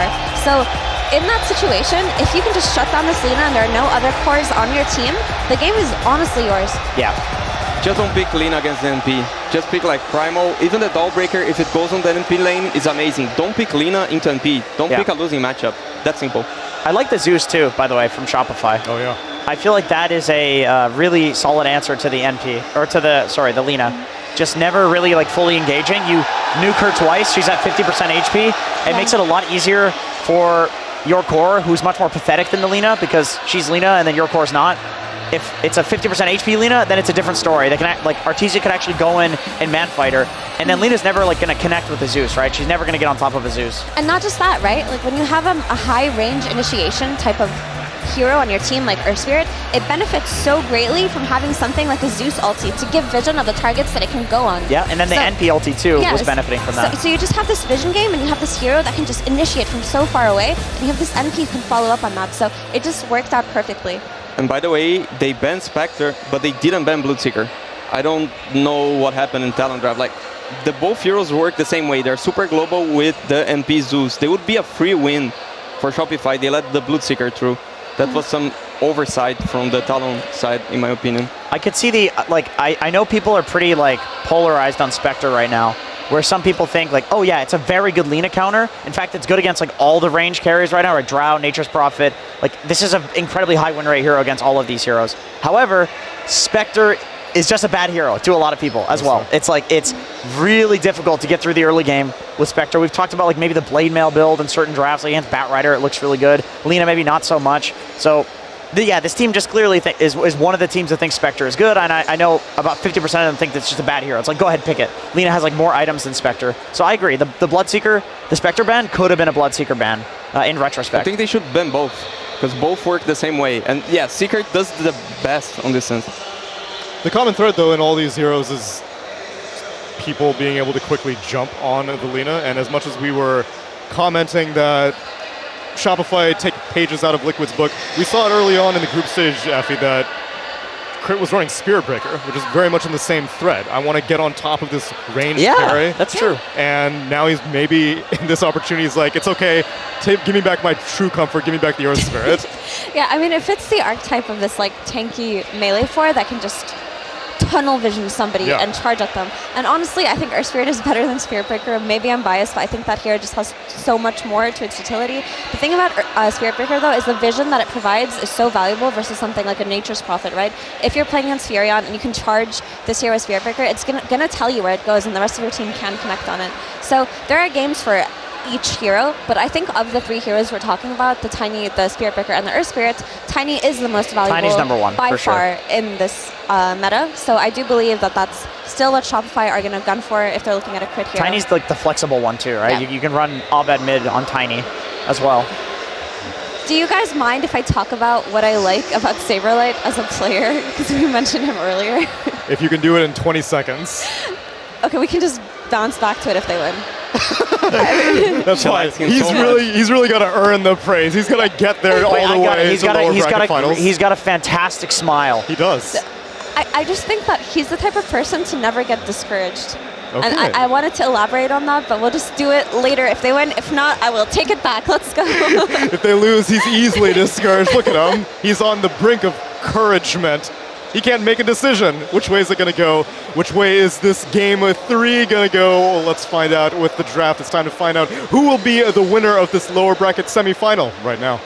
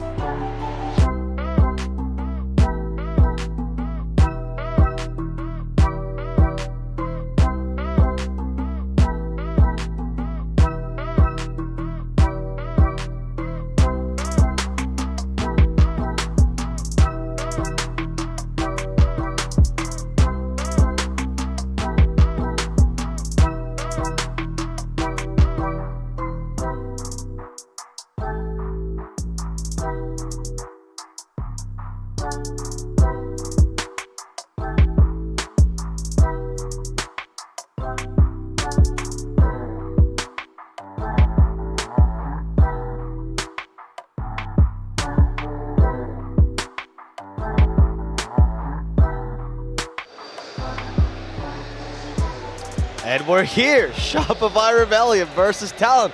Final game. Moon Meander was right. Ari still left. But what? You have one final guess, so you can still do it. We believe in you. Moon, you believed in North America? Yes, always. Always believe in NA Dota. What was so good about their draft that worked out in that game, that second game? Let's just say watching Jabs play Dawnbreaker was like having Luki in the offlane, you know? It was like watching like Mason play anything not Weaver, you know? This guy gotta play his specialized heroes. Jabs needs to play his Furion, Snap, and Betrider. Okay, but wasn't that like not a good Dawnbreaker game at all? I think it's an okay Dawnbreaker game. I wouldn't say it's a great Dawnbreaker game because he has a horrible laning phase against Bloodseeker, and he had like Arcane Boots, Headdress, like minute 9, he's 2 and 13 and 6. Yeah, no more, just please pick Jabs' 3 heroes. If Jabs is not on his 3 heroes, it's like Mason not on his Weaver. Do not make the same mistake, Zombie. I think the concept was pretty cool to have the heal to save for Lina and stuff, but the lane was just too devastating. I like the balance. Appreciate that Ari has pushed to the full flame on Jabs. Please pick Snapfire for Jabs here. Betrider is gone. Nature's Prophet is stolen. Snap is the only pick left they have. They should take Snap Tiny here or Snap Tusk. You know, he used to play Naga in the offlane as well. That's a thing. That's a thing for him. So what's interesting is that Talon is second pick all 3 games, which I think is a mistake. They should have been first pick so that they get the Nature's Prophet on Jabs 100% or they get Betrider. But now they don't get that as second pick. Unless they take the Snapfire here, really think they should click it. If one more Jabs Dawn on some non-Jabs hero, I'm gonna lose it. Please. Okay. And the stuff is pretty nice against Prophet generally anyway. You can cookie out of the Sprout, out of the full stuff out of Sprout. It's pretty nice. And good wave clear for the split push. But they didn't take it. Moon is losing it. Yeah, Moon is losing his mind. Are they going to ban Jabs heroes? If you're Shopify, would you ban Jabs heroes now? The remaining ones? I think it was smart. They've even banned the Snapfire. Even though they have Rubik, they still ban the Snapfire because they just figured out, well, if Jabs is not on his 3 heroes, this guy's going to be Luki. So, you know, value ban. Okay. What do you pick on 8 for Shopify? Okay, it's going to be a Leshrac now. I hear that Gaming Gladiators Violity's on 8. Shopify, not as much, but still pretty strong in the current meta, right? Yes, it was a plan because they wanted to pick the Lesh there because it counters Treant Protector completely because you want to open up the map and Treant Protector has lack of damage against Lesh. He wants to Turtle, but can't really Turtle against Lesh because he's going to Diabolic. It can take all your towers. That's why they picked the Lesh there. Yeah, I like this Lesh pick a lot. The Tiny Treant have no damage to kill him through Bloodstone, and he can take the tier 1 tower against the Treant armor, which is really nice. Not a lot of heroes can force the tower against Treant. And also the Treant's really good against physical damage, and the Lesh gives a lot of magic, so it's just a great pick here. Dude. They have banned the Snap. Baba banned that Snap so fast. They should have taken Snap first too. I am so worried for Talon right now. Zombie is probably stressing out of his mind, thinking what to pick this Jabs guy, his hero. Look, he has a wide hero pool this tournament. It's not like he's only played those 3. I'm just saying, you know, if your opener is Tiny Treant Protector in your elimination match, you know something is wrong already. Is this late in the tournament? It's your last game of the tournament potentially.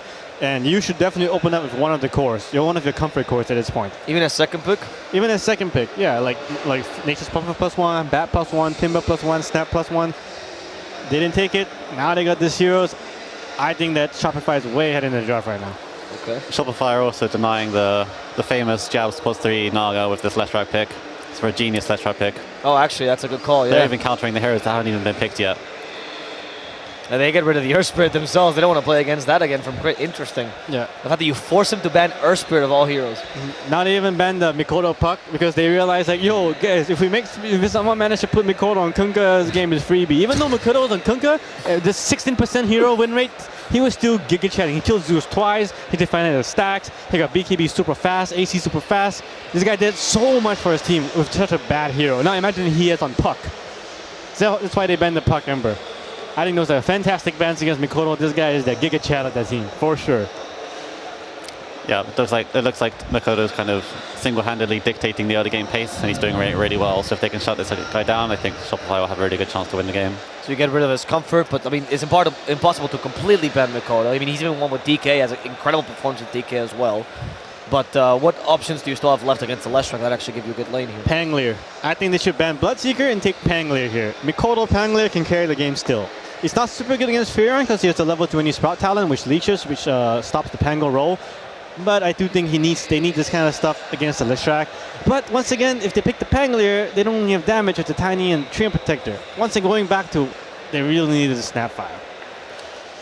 Yeah, they can pick Zeus too, actually. Zeus is banned. Oh, Zeus is banned. Oh no, I actually think they're cocked. I actually don't think I don't see a hero for them. I think Pyro is a great pick. It's great. You can really kill the Leshrac early game. It's good against defense against Prophet. And if you just buy yourself a 4-staff, then you can get out of Sprout. They did ban Bloodseeker, but they picked Primal Beast instead. Primal Beast, Which you yeah. suggested in the first game of the series. Primal Beast is decent. It's better answer against the Furion for sure. But it's not as good versus the Leshrac, because you do run out of damage versus the Leshrac compared to the Pangolier, the Diffusal Blade. And I'm a little worried because this Primal Beast, once again, like say similar to Pangolier, there's no actual artillery behind the Primal. He's just going to charge in into what? Nature's Grabs and some tiny stun. It's none of damage. Whoever he's ulting ain't going to die. This 18 pick from Talon has to be some Omega big damage, like some Jar Ranger or something. I think Primal Beast is the best hero in the game, so I'd love to see this hero here. Oh, best hero in the game right Yep. now? Really? I think so. Yep. We did see Abed styling on it in Shopify Rebellion, and it was the mid Primal Beast, right? A lot of the SCA teams have gone for the offlane Primal Beast instead, particularly in CDPC. But you do think it's going to be Mikoto's Primal Beast here? Yeah, I think so.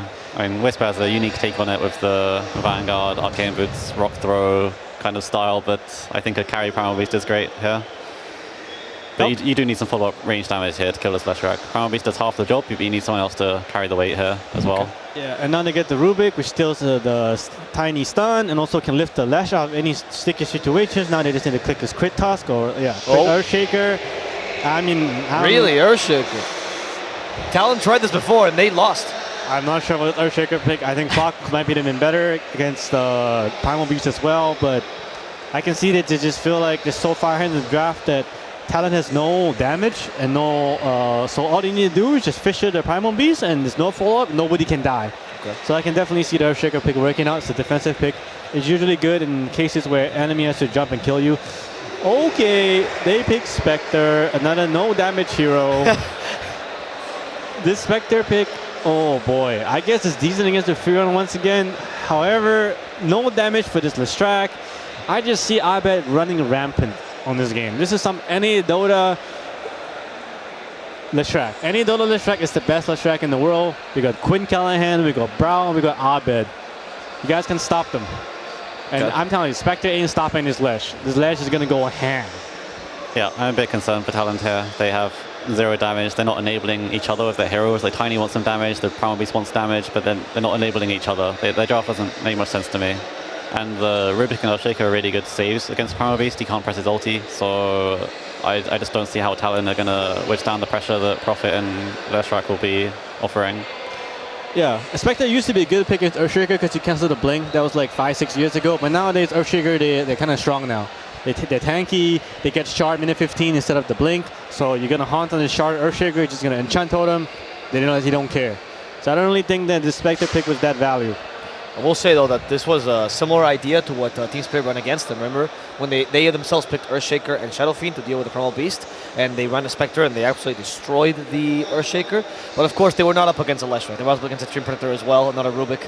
So there's a couple other cores that weren't exactly there. Yeah, and they had a Zeus when they were doing this Spectre strat, which was a really big deal. They had like loads of damage, loads of global threat, which is what this team lacks right now. They need a Zeus, but it's banned, obviously. Yeah. What offlaners bring damage right now? That Jabs plays. Oh, man. Snapfire, but it's gone. Maybe Kotal offlane? Maybe they can pick some Viper or Razor. I could see a Kotal here. It's kind of like a budget Zeus. He does play Kotal offlane. Yeah, I guess they could get a build up some Kotal offlane here.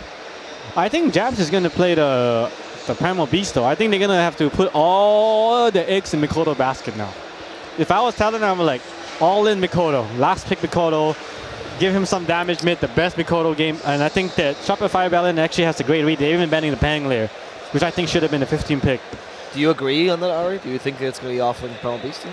Yeah, it definitely could be. It's a good lane against Furion. After like level 3, you just kill him. But it's a bit weird with Tiny as your support, and then I'm not sure. I don't know what heroes are left that you can give like big range damage, which I feel like is what this team needs. So it's hard to say where this Primal Beast will be. Yeah. Sure, what heroes are left? Give me any mid or offlane hero that would... The only one I think of is Kotal. I think maybe they can pick Beastmaster or some shit, because I think Shopify can pick the...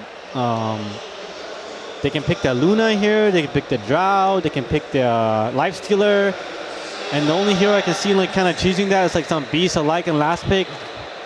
but then you still don't have the damage. Yeah, but at least you try to pregame and win 3 lanes. Something like Mikoto like smashes at them with the Primal Beast, you know, which I can definitely see happening because it's Mikoto. And then like Spectre gets a 3 lane somehow against Furion, which can do. So if they win, they shut down RTZ, they can definitely win condition. But then you've got Spectre, Treant, which are really slow heroes, and you're not going to capitalize on the lead that you've got from lanes. Yeah, I mean, I feel like they need to shut RTZ down somehow, but it's not going to be easy. Because RTZ last game, he got like Blind Pick Bloodseeker, which is one of the stronger Blind Picks, and he just crushed his lane completely. So if he gets this kind of game again, I don't know if he's Shopify Rebellion and losing. The only out now is just crush RTZ in lane. Crushing him so hard that like he has to cry to his whole team to come help him. But I don't see that happening. Yeah, so I'd like to see Primal Beast mid then, so that he can rotate and crush the side lane with the help of some high range damage off laner, like Koto. I can't think of any others right now. Actually, it's the sick Ursa game here too, on Shopify. I think they can click Ursa. It's good against Yeah, Spectre. this is really strong here. It's good against True Protector, because Lifestealer kind of like gets the rage cancel. It's kind of not a really great hero this patch. But then once again, it's out of the Viper. Oh, Viper is banned actually. I guess this can be a Jab's Venomancer. I mean, I don't know whether he plays the Venomancer. They do. He's from C, but C Venomancers don't have the best history here. Best history. Oh yeah, Cuckoo. Yes. Cuckoo-mancer. I remember that. Yeah, Great, yeah. good times. Good times. So maybe not the Venomancer, but you guys like the Ursa for Shopify here then as the carry? Yeah. We went for Luna. They went for Luna because Yeah. they don't want to lose the safe lane, so they're like, what's the strong blind pick? Oh, Luna. Yeah, the Luna would be really vulnerable to Primal Beast mid ganking him. Yeah, that's the only thing. But I don't think they really care. They just kind of like not lose the lanes at this point. The other 4 picks are so strong already, but there's definitely like a hole with the Luna, a small hole, but I'm okay with it. I think it's great. They have a really slow lineup of Spectre. It's a death ball approach with Luna, Furion, against Spectre. I'm okay, I'm cool with it. Okay. Yeah, strong pick. So I want to touch on Ari's point because he wants to go Primal Beast mid now to gank the Luna because obviously the offense Primal Beast is not that great against Lucent Beam in general. What do you do then in the offense? What do you bring the damage? You're still on the Koto? It's the only one I can think of as Koto. There's a Darkseer. I personally have played a lot of Koto off lane as well as mid, and I think this hero is very strong. But Darkseer, you say? Yeah, it's a Darkseer here. Yeah, this is the option for Darkseer Darkseer. is pretty cool here. You've got a lot of melee to use him. You steal the Luna, it's a really strong illusion. And the lane can be really nice with Tiny and Primal Beast. Yeah, but his jab's Darkseer. I don't know whether he plays Darkseer. I guess they can pick like Invoker too. That's some damage at least. Yeah, Invoker's pretty cool. Storm. Oh, against Earthshaker and Rubik. And Storm is also a bad matchup against Leshrac. Oh, they still did all in Mikoto last pick. And it is Mikoto Storm. Yeah, I'm not sure. I feel like it's quite hard for Storm to deliver his damage in this game with these heroes on his team against the enemies. So it could work if he snowballs really hard, but it's a bit scary. I think Shopify won this draft pretty hard. Yeah, Moon? I would say the only way Talon wins is if Mikoto pops off and 23 has the best lane of his life, which can happen. And all Jab needs to do is not get crushed in the off lane, and there's some hope for Talon. Yeah, the Spectre should free farm against this lane actually. So if they can then pressure the RTZ with the Storm Spirit, then they could have a good start. This is what they need. You do keep telling me that this team gets away with the slowest drafts ever, Ari, and they keep on winning, so is this going to be one of those? It could be. Yeah. It definitely could be. If Spectre gets his free farm, they gank the Luna, then they could have a good game. Yeah, because Spectre is also great against Luna late game. Right. If you get really, really late, some Storm Spirit like zipping and killing waves, ratting, and then they get to some like 50-minute game, some Sea Dota 60-minute game with some 60-minute items, Talon can win this game. Okay, that's all that matters. It can happen. They can go late. That's the win condition. We're going to find out if it's possible as we go to our casters, Lyrical and Fear. Thank you so much, Avo, and I just love to hear the sound late game Dota. It feels like it's right for a game number 3. Fear, they have a very strong late game hero in the Spectre. Leshrac on the other side, talk to me a little bit about what you're seeing in this draft. Yeah, I mean, they picked the Spectre for Savage, and I think Talon has a very Talon draft, picking some off-meta heroes, playing for that ultra late game. Meanwhile, Shopify has a very Shopify draft, playing for the tempo, wanting to win early game, wanting to ball up, and I think Moon Meander said it best. NA Leshrac, best Leshrac. As we do have Abed playing a Leshrac. He is a beast on this hero, only rivaled in this tournament by Quinn Callahan himself from gaming Gladiators. So I'm expecting a lot of great things from this Leshrac this game. The tempo, I mean, if I were to tell you straight up, I think Shopify Rebellion, they have such a hard timing to stop here. But Talon, time and time again, they kind of show up and say, we are really good at stopping tempo and turning the games here. Can Makoto do it on the Storm Spirit? He'll be playing into the Agnum Scepter of this NP again, probably with the roots. Will he be able to alleviate that pressure? It seems hard, but he's been showing up so far. Well, you can hear the crowd already believing that they're going to be able to make that tempo play happen. And yeah, we're gonna hear something from the crowd today. You might be seeing some stuff shoot across your screen. Unbelievable. This crowd is very much into it. And what a game number 3-2 between these two teams, because there's a hell of a storyline going on here as well for Shopify, trying to sort of recreate some of the magic. They had a really rough year last year. I mean, yeah, let's not cut it any way than it is. They had a terrible year last year. It was really bad, especially their last few years. You know, people were making jokes about, oh, they only got top 3. Oh, they can't win the major. But they were always there. They were always in the top 3. They were always getting to the grand finals. And it finally looks like maybe this might be the year that they can get back to at least that form. And I think they would be very grateful to be there. Absolutely. A team that, you know, was sort of at the pinnacle, dropped on down, went down outside of the top 8. And likewise for Talon, you know, representing this region in Southeast Asia that at various points in time has looked incredibly good, but over the last year and particularly at the last guy didn't work out. Can they find themselves an opening here? Q trying to run him down. They do have no skill yet, and looking for the toss back fly. He's going to get caught. They pull him in. The trample tries to run, but the stomp is there from Abed.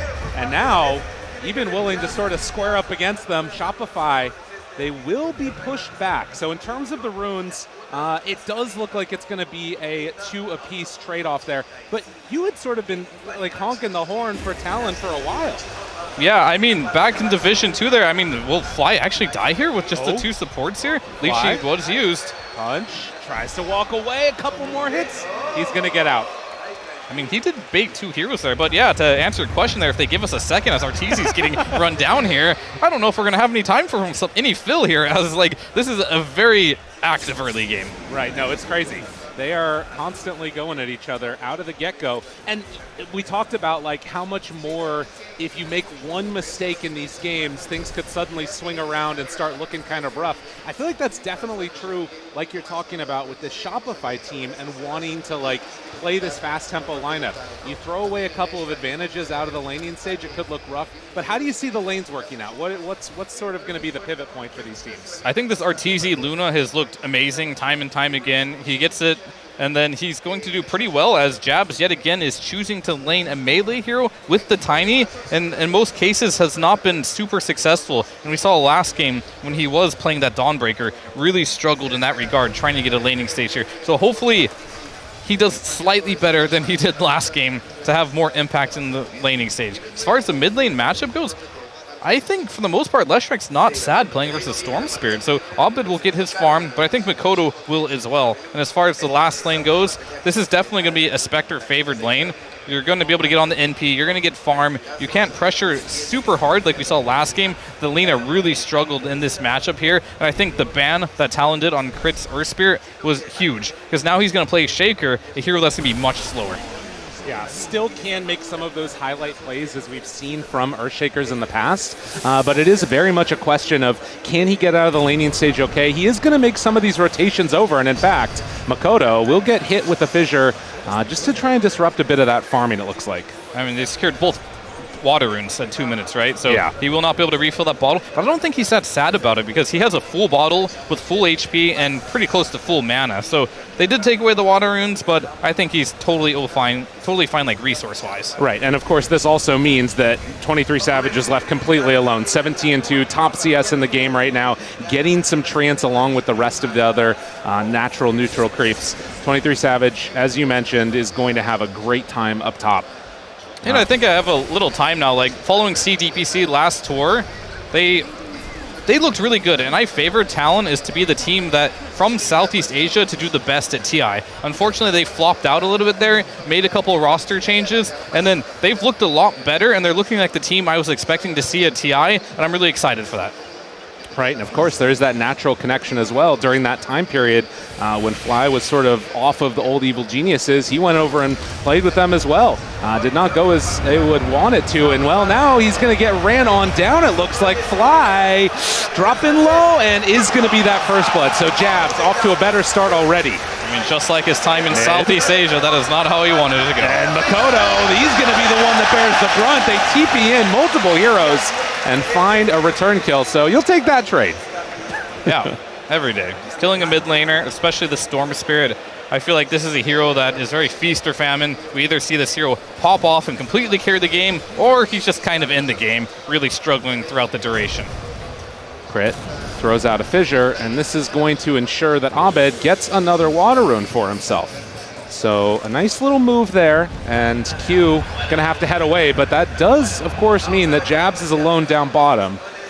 Will end up backing out of there. Does already have the Ring of Health, as well as 5 branches, but in fact, they keep chasing and even get underneath tower for a couple pot shots, really trying to zone him out while that Tiny's gone. Jabs has a lot of gold, actually, for how little CS he has. He almost has a Vanguard with 12 CS. So, Yeah. I mean, he's doing pretty well for him. So I guess the first blood, right? Yeah. Did really help him out a lot here. If he can get to that Vanguard to the point where Tiny can make rotations towards the mid lane, that'll be huge because you already see Crit. He is completely sacrificing Saberlight on this offlane Nature's Prophet. Sitting here like 33-5 on the Spectre, while Saberlight only had 16-5. So we talked about the Spectre getting farm. It's definitely a big problem for them, but they still have the tempo on Rebellion. The Luna's doing great in the laning stage. They're going to definitely run into something very difficult here. Wow, highest amount of last hits on any hero at 5 minutes. 23 Savage, obviously, some of those are going to be those Treants, but still having a really good time. And well, you also did see the ancient stacks being built up by the Earthshaker rather, as the courier is going to get taken down. They take away Arteezy's boots. So he's going to be a little bit vulnerable too, tries to come on over and contest Q, and we'll be able to redraw some of that aggro. I mean, he's missing his action. Makoto, yet again in the mid, level 5, doesn't have that zip away, and they find the bring down. Saberlight has to just run away now from this one, and they with the move do manage to get that kill. Yeah, I mean, Saberlight really helping shut down the Storm, but also shutting his own game down even more than it already is. So I'm just wondering, like, can 23 Savage make an early entrance into this game? He is going for the Blade Mill. I do like that against the Leshrac. Oftentimes we either see the Blade Mill build or we see the Echo Saber build disassemble into the Aghanim Scepter. But I think this game, you get on top of the Leshrac, you press the Blade Mill. He's not going to be able to do damage in the fight, and hopefully you can bring that damage in. I think the Courier snipe as well on Arteezy's boots, allowing Jabs to get that early Vanguard, has now put him into a great situation here. The only problem you have right now if you're Talon is just the fact that this Storm Spirit is dying a lot in this mid lane, and they need to find a way to alleviate it. And I think Jabs with his Vanguard being able to play by himself is a good way for them to start playing more around that mid lane. Right, and naturally he's going to be more survivable now that he's hit level 6 on the Storm, and you can see that they're still wanting to eventually put some pressure on this bottom lane. Do have level 5 and a bit for Jabs with this creep wave coming in, and as soon as he gets that level 6, there's always that danger of the Pulverize coming into play. You can see Arteezy backing away, might need to retreat back elsewhere in the next couple of minutes because there is so much kill potential out of this, particularly when you've got that Haunt on the other side, which is online for 23 Savage. Yeah, I think the Haunt as well as the Pulverize, these are going to be timings where Arteezy is going to seriously consider just to go jungle and get out of the laning stage, because at any moment, if he gets trampled on or if he gets onslaughted into Pulverize into the Spectre ultimate, he can definitely die. So not the best situation to be in as Arteezy, because I don't think he wants to jungle right now, seeing that he has 3 points in the aura, none in the glaives. He is saving 1 skill point though, and there they go. Ready to go in. Need to get level 6, trying to kill the creep wave so he can finish it off. Jabs chasing forward for Artur, but the rotations come in, and it will be enough to keep him away. Oh, Makoto TP'd in too. I mean, the Avalanche missed there. I think they expected that to hit, but they're going to instantly smoke out. So try to make something happen quickly, because Makoto, that rotation was enough for nothing. Seeing if they can go for Abed. Meanwhile, up top, Shopify going to make this move on to 23, but they already get the pull, trying to bring down that Leshrac, the Abba, the toss, and now the Haunt. They're able to dodge away from the gate coming in, but will get that Lesh, and now running away from them. The zip forward, finding Fly, a fissure to try and interrupt Fly, backing out and away, will get hit by the Remnant. Makoto, he gets the double kill. And just like that, after getting killed twice in the mid lane, Makoto's now on the top of the net worth. Because as you get these kills later in the game, the heroes are higher level, they give more gold. Those first 2 kills don't even matter now. Makoto's back in this game. And we talked a lot about how this Storm has to have a good game. The Spectre needs to keep farming, and things are going pretty well for them. Whereas the NP having, did he get Ogre Smash? Ogre Smash, that was very scary there for a moment. Oh my god, and they will get that D ward, but still tier 1 tower up top is gonna get taken down. Yeah, I didn't even know. When did Saberlight get a DD rune? He TP'd in after the kill. Okay, grabbed the DD rune and secured the tower. Very nice. So early goings, still a lot of danger online for this Luna, but does have some stacks to retreat back to here. And now Artur has a little bit of a free time to himself. Do you worry at all, like for Talon, that they want to try and run in there and disrupt him, or do you think that they're pretty happy just keeping this farming Spectre?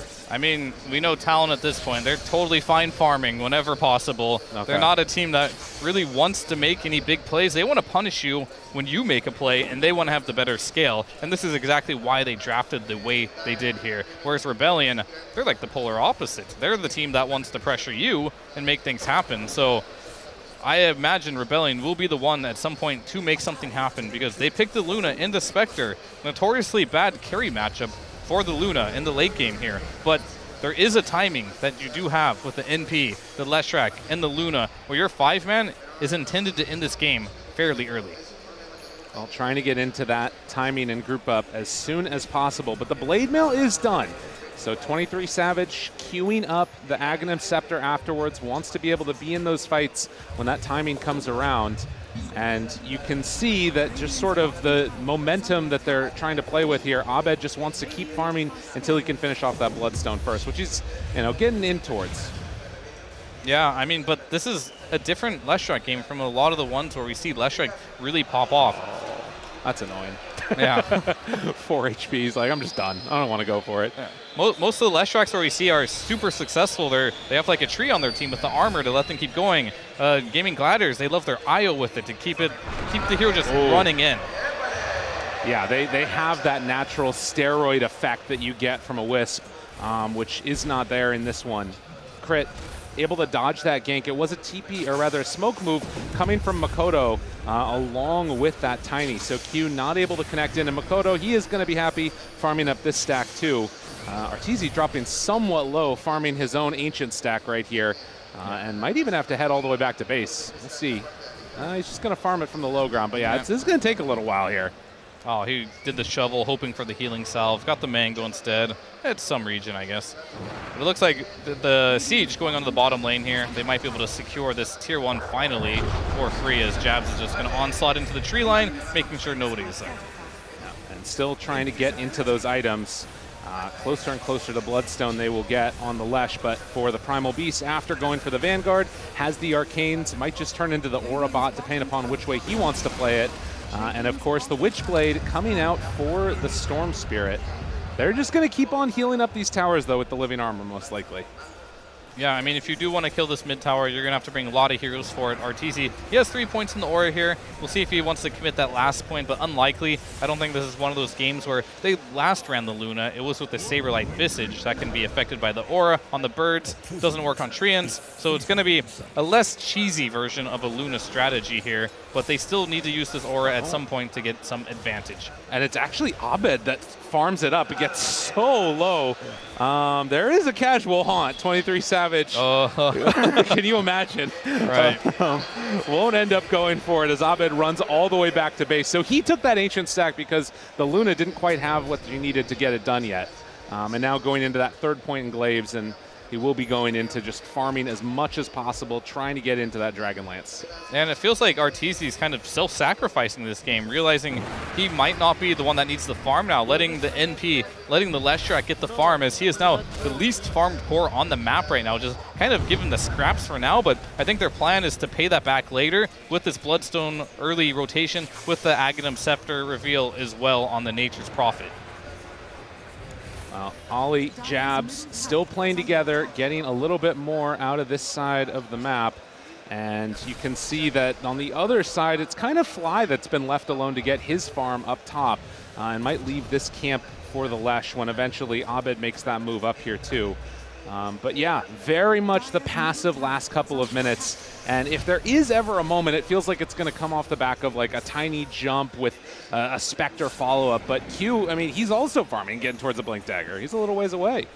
Everyone's farming, right? Crit, he's got Arcane Boots. He's going for the Shard first, not a Blink Dagger. Probably realizing against a Spectre it might be a little hard here.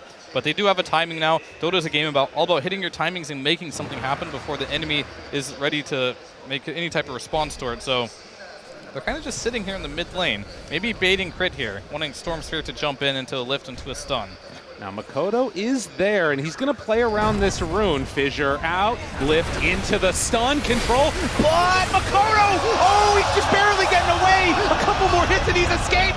And now the turn, it hurts! But do they have enough damage to bring him down with the Bloodstone? They will! Leshrac goes down, what a devastating fight! Talon! Oh, and Makoto just able to get away off. Nothing in the regen rune! What are you playing at? How is that fair?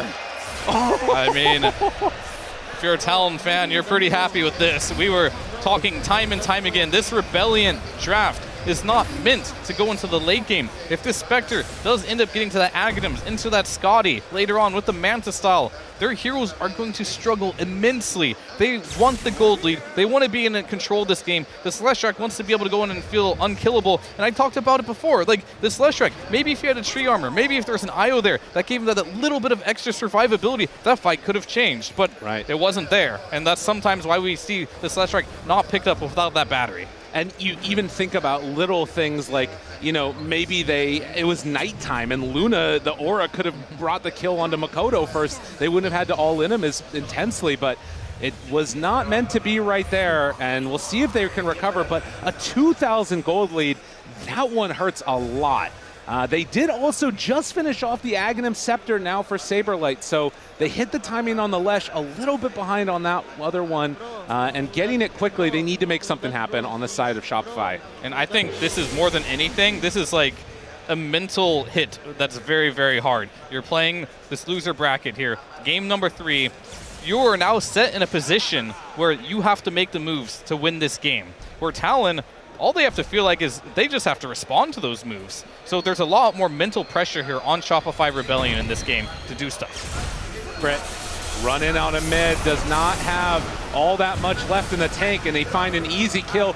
Will get the root now, long duration on the Q, but there's no follow-up. Nothing else that can be done right there. And I think the biggest thing to be said about this game right now, I don't know where this farm came from. I guess it was from that fight, but there's almost a BKB on this Primal Beast with Mana Boots, with Vanguard. Which of these heroes is going to deal with that? Yeah, I am not seeing it. They do not have the damage that they need right now. I mean, potentially physical damage if they can take a fight around Luna ulti or something, but I mean, it doesn't feel great. It's not easy at all. I mean, Jabs is not having the game that he had last game. He woke up after that game and was like, you know what, maybe that last overall pick, Dawnbreaker, maybe it was play, maybe it was the pick, but either way, he's going to show up in this game number 3, and he is almost up to 23 Savage in net worth now too. Whereas the Storm Spirit, he's going to do what he wants to do, but how do you deal with Jabs? Well, we'll see. Maybe they can find this pick off here first on 23 Savage, but no, they don't feel confident going for it, and instead they run into Saberlight. He does not actually present as a scary enough, or rather too scary as a target underneath the tower, so they back off on Talon. And again, showing their thought process, we don't need to push the tempo, we just need to stay alive. Absolutely, and Savage actually just completed Aghanim Scepter at 17 minutes with the Blade Mail. Oh my God. This guy is incredibly farmed. He's exactly where you would want to be as a Spectre in this game. A free Spectre game, getting what he needs out of it, and For Rebellion, I mean, there's a lot of questions, and I'm not seeing that many answers. This next couple of minutes here could be pretty rough. They're going to haunt out, find Crit again, shutting down these supports immediately onto Fly. He tries to get away and does manage to get some separation, and now a fight going on towards mid. Abed's there, the BKB out from Jabs. They've got the Pulverize, trying to kill him off. Abed backs away and now thinking about turning. Could this be the one that they're looking for? The Avalanche, they run through, the damage is there. Do they have enough to kill down Jabs? He's getting away, but they keep their mid alive. They both got out of there somehow. Somehow, only Crit dies in all of that. Oh, Saberlight goes in. Tries to make it happen. Who's going on who? The Sprout doesn't work that way. And now they try and chase, try and get the control. They back away again, everybody. They're so low. Q's in. And Q cleans up. The Blink Dagger out from the Tiny. Not bad. That was a very ambitious play by Saberlight there, trying to get that kill. He doesn't have a Maelstrom right now. He doesn't really have anything that can pierce through that Vanguard of Jabs right now. And even more interesting, I think, is the fact Saberlight is going for a Shadow Blade, which I do believe is intended to go for the Silver Edge to break the Spectre passive, which will be useful. But I'm afraid this build is going to be very slow farming compared to what we saw in last game. Well, they're going to jump again onto Fly, and these pickoffs, it just feels so free when you have this global potential and then also a Storm Spirit to be paired with it. I mean, Shopify, I've seen them do this to countless teams, and now it's being done to them. I guess it's just what happens when you don't give the Zeus away, right? Like, that hero seemed to be like something for Rebellion, and it looks like Talon may have cracked the code here. It's like, last game was very difficult. You guys had a very strong global strategy against us. They were pretty cool, I would say, about in the drafting stage to be like, we know what the problem is. We're going to pick the Spectre. We're going to pick the Storm. And now we're going to have our own answers in global. They find this, though, and this would be a nice one if they can get it. Get in range, but again, the Avalanche, the Echo Slam. It's enough. Brick comes in to save the day, and now Jab's going to pulverize. But this Lesh, he's tanky. Abed living through a lot of it. The BKB comes out. They will have that overgrowth. Can he survive long enough? Abed is going to TP out, but an Avalanche in a toss. Abed kills him while he's being killed, and now Spring from the trees throws out the fissure, able to turn it around. Makoto trying desperately to kill Abed. Do they have the damage? Can they kill him off? It's so much there. Abed healed back up, but it wasn't enough. They kill him off. The stolen tree armor was almost enough to turn the tides, but in the end, Talon take him down. Wow. That was so back and forth. Absolutely insane there. Like, Q was there, yeah. I mean, Q was there. He stopped the initial burst onto the Spectre, buying time. And we'll see here, like, watch this Avalanche play come in, stopping the Echo Saber. Being time, Echo Slam, sorry, just enough time for them Jabs to come in here, get the Pulverize off. Even more time is bought. Makoto is coming back. He comes in the fight at the very last second here to end up mopping up the Leshrac. What a great series of events here for both teams, honestly, but I think you're happy for Talon. And what a play right there, Abed. I think he saw him coming in at that last second and basically canceled his TP, turned on the Pulse Nova, and that's what got him the kill. And just how close this was with that living armor. His Bloodstone, his stick, it was all coming back up. Yeah. Dota is a game of seconds. And those couple of seconds made the difference. Still, what a back and forth game. Honestly. Right. Absolutely insane how much half a second or 1 second can change an entire game. 4,000 gold lead. Where does this leave us at right now? Because all these Talon heroes look so strong. Is there still that potential for Shopify to try and group together? Have they completely lost their timing yet? It's not completely gone yet. I think RTZ wasn't even in that fight, right? So he was farming up, so he's close to his BKB now. Crit, he went for the Shard Mana Boots. He doesn't even want a dagger until much later here. So I think RTZ 100% needs his BKB, which is completed now, so that they're going to go for that. But will it be here in time as they're smoked up? Oh, you need that boost. You need to run away. The Avalanche, you find him, and the good damage. RTZ dropping lower and lower. Tries to TP out. It's not going to happen. They turn this one for a moment, but it was never going to be enough. Talon coming in right under that timing of Shopify. Yeah, and unfortunately, I mean, he bought his BKB, so it is available now, but it kind of comes to like the question of game number 1 for Arteezy for his hero. Is it perhaps maybe a little too late for his hero to have a lot of impact against what he's playing against? You did pick the Luna into the Spectre. You're playing into a Storm Spirit. You're playing into a Primal. You don't have ways of protecting yourself out of this one BKB, and he's not strong enough to just take a man fight into them here. And I really am afraid for Saberlight as well. He's not super scaling in this game as much as he needs to with how poorly Arteezy's game is going. Yeah, it has been a tough one. He went for all of these early fighting stuff, and Shopify, now with the BKB, now with Hon on cooldown, you would imagine this might be a moment you could try and fight, but they're fighting now into Aegis as well. It becomes that much more difficult to think about running in at them, but they are still grouped together. It looks like they're grouping for a smoke. We'll see if they actually take that on Rebellion. I mean, Arteezy 0-1-0 right now, has no participation, but he finishes BKB. Now they think it's time to make things happen. Will they be able to go in? The scan connects, so they know that they're in that area. It connected for only a moment on to the Spectre. Does 23 Savage realize what's going on? It looks like they're actually just going to keep going for farming. Rebellion do not want to take the chance running up high ground into no vision, and I can't blame them. Yeah, I mean, Spectre is one of the best Aegis carriers in the game, because as you do a lot of damage to this hero, it will return it, and then you come back and you're killing yourself again, especially against this Blade Mill build. So I think 23 is ready to fight now. For a long time, I did say this about this team, like, they don't actually want to fight, but we saw they aggressively smoked up. They are a team that know their timings. They oftentimes pick really late timings, but they've hit them already, and they're ready to go.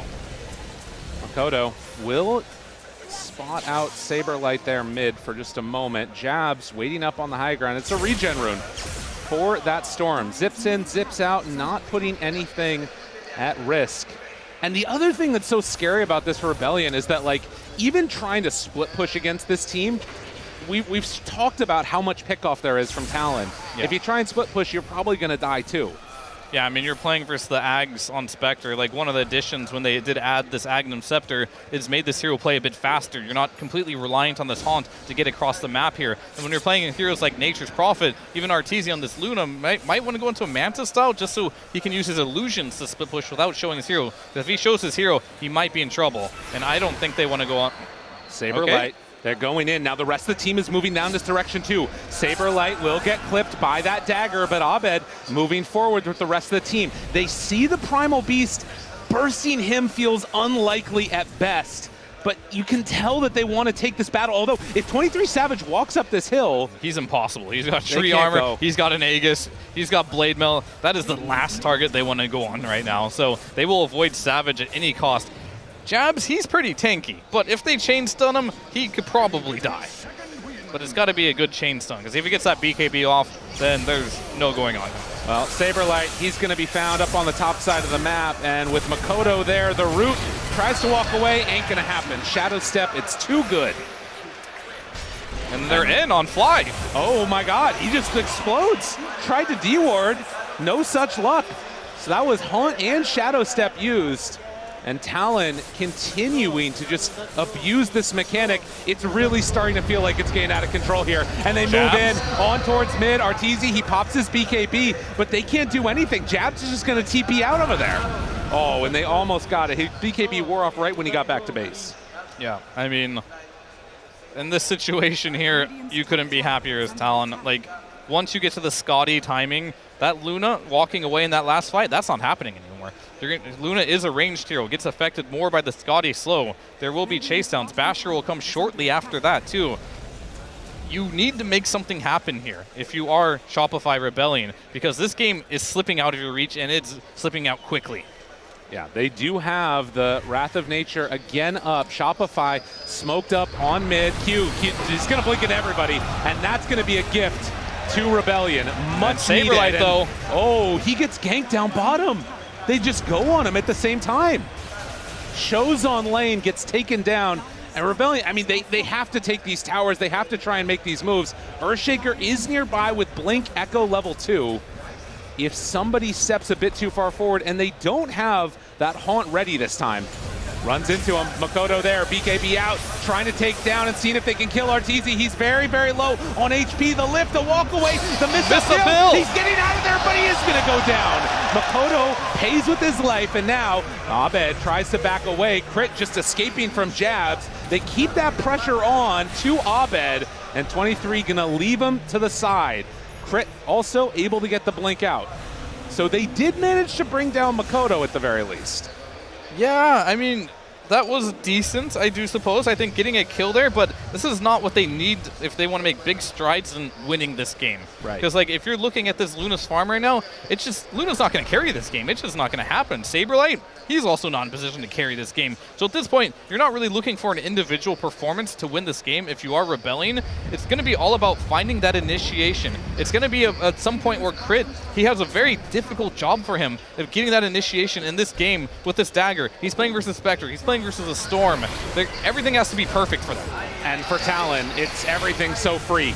Crit is going to just be hit by illusions here and almost killed off. And, well, jabs. He's going to move in at the last second, say no. Fly is also getting torn asunder. Shopify, they do not have answers. It's a buyback from Crit, but he can't get there in time. A smoke up. I mean, it's only the two of them.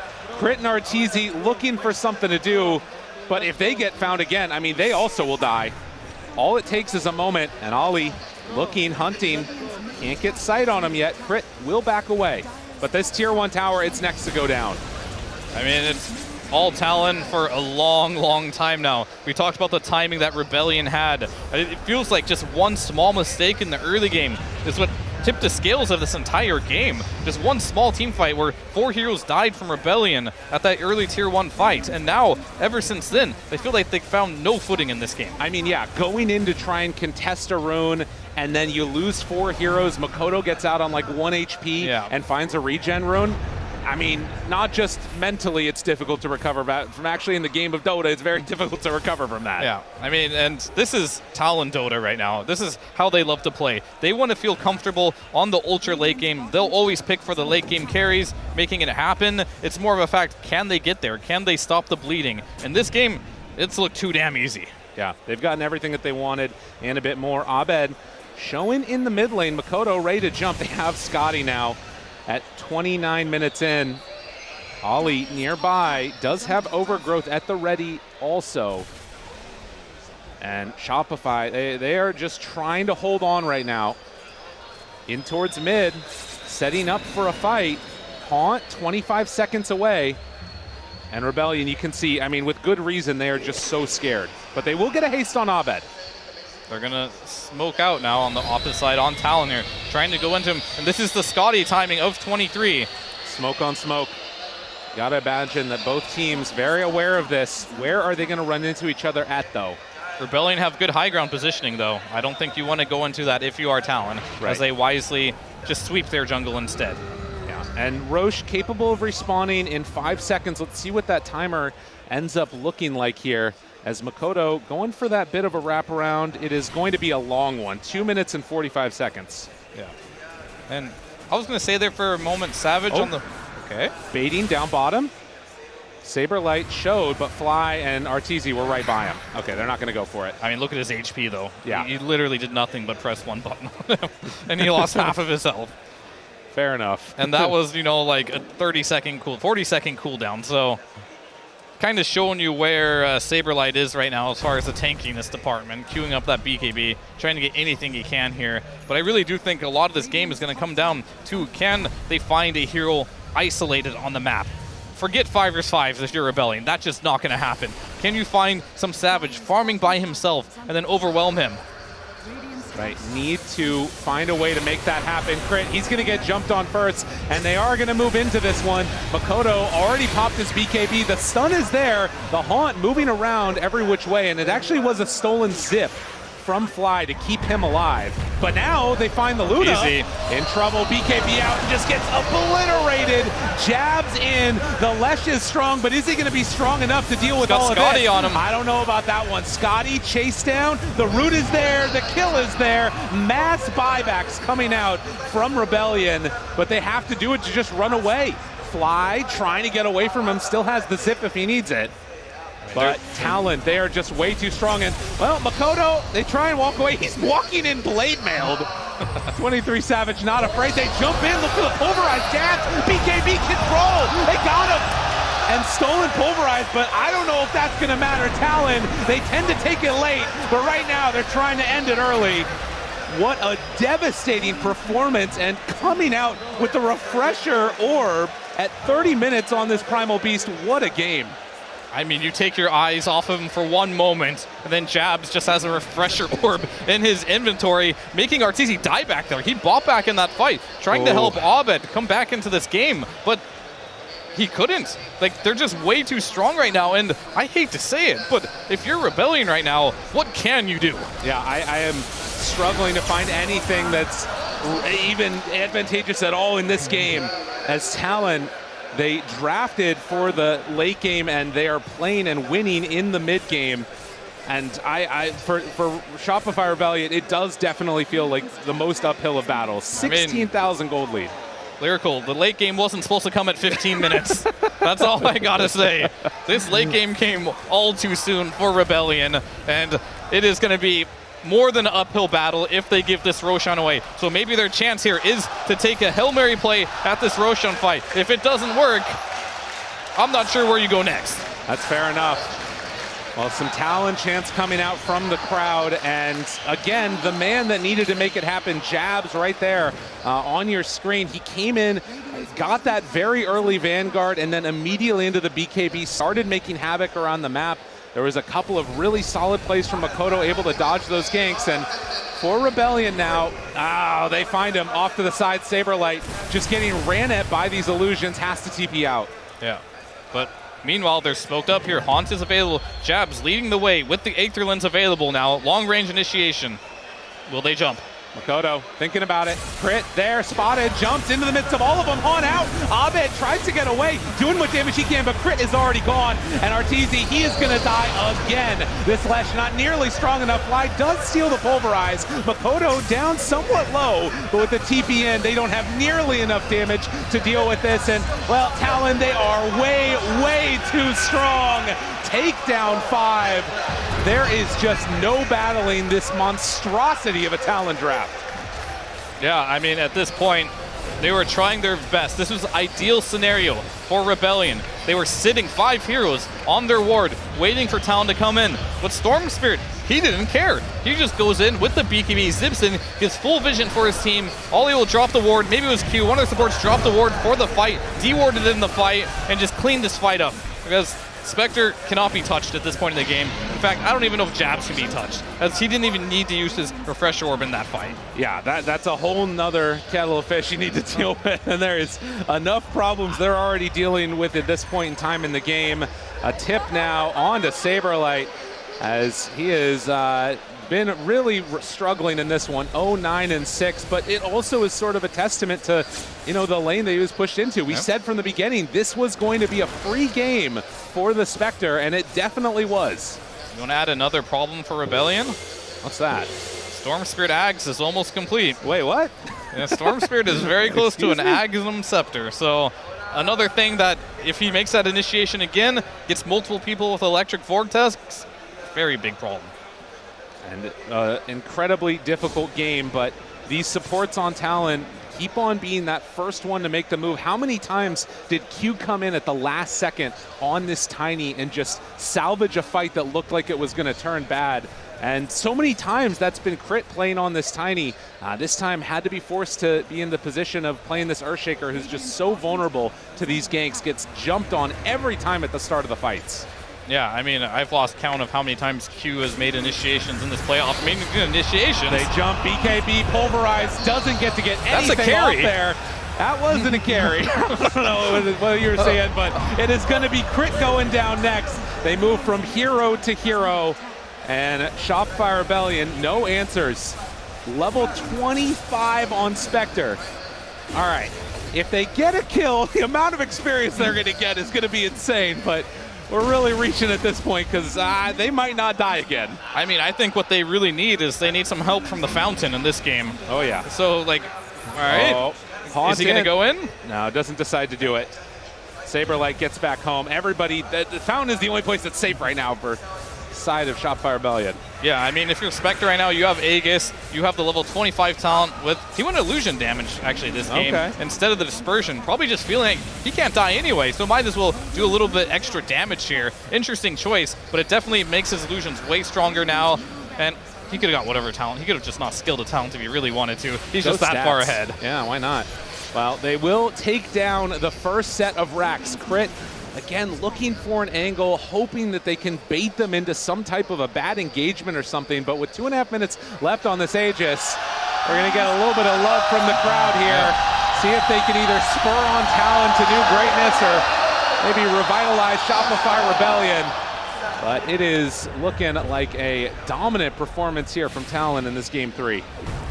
They got a lift off on the Makoto, but the Force Staff is there into the Echo. They got him. In the finish, they get him down dead. The crowd spurring them to life, but will it last? Can they get out afterwards? Doing some good damage on a 23 Savage. That Aegis, it's still 2 minutes left, so they will blow him up. Saberlight goes down. Abed starting to fall lower. They turn now onto Jabs. The shard from the Earthshaker thing starting to work out for them. Can they kill him off in time? A couple more hits, but he has the BKB. And now the Avatos.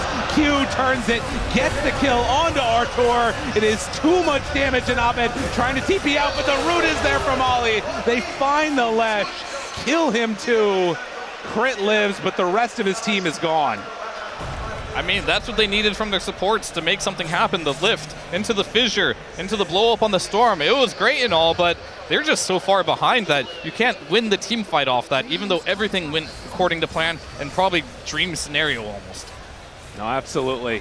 They are still climbing up a very, very steep hill, and you can see, trying to keep spirits high here, hoping to get everybody back alive for one last blast, but the jump forward comes from the Spectre. Have control. Crit has to throw out that Sun. The Illusion's still chasing and do a ton of damage, but with the Glyph, it's enough to keep him alive.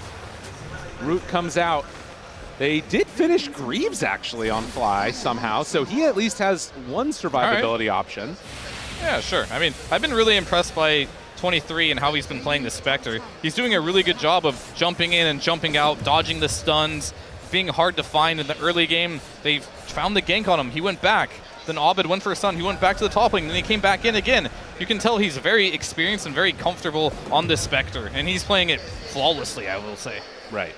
No, definitely. And, it's sort of been an immaculate performance from a lot of these different Talon players, but 23 Savage, another game-winning performance potentially coming out from him here in another one of these clutch games.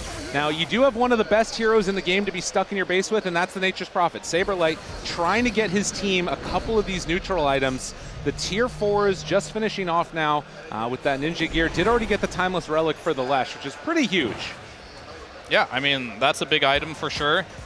All right, for Rebellion, what do we need to make happen here? You guys are down 30k gold against a Spectre Storm Spirit, and I think I'm just going to compliment it. Oh, they're going to go in. Looks like they see Saberlight here trying to run away in the bot lane. The down, very long distance dip.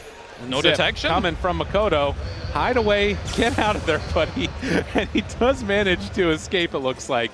That was incredibly close to death. But yeah, it feels like buying time and, tier 5 items, right? That solves all your worries. I mean, that's one of the positive things here. The cores on Talon are so farmed they can't have a slot for Dust. There you go. So he was able to get out of that one scot-free there, but they do need, I'm not going to say they need to buy time. They need to win a fight, and they need to win it badly. Okay. But what is, the avenue of that happening?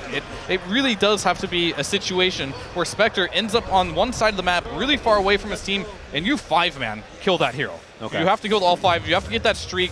You have to make that momentum, and you're going to have to play against the death timers. But will 23 make that mistake? Will he put himself in a position that could compromise his team's chances to get a top 3 finish? I mean, it seems very difficult to imagine that happening now with having, obviously, Haunt, Shadow Step, and then also a Refresher on hand.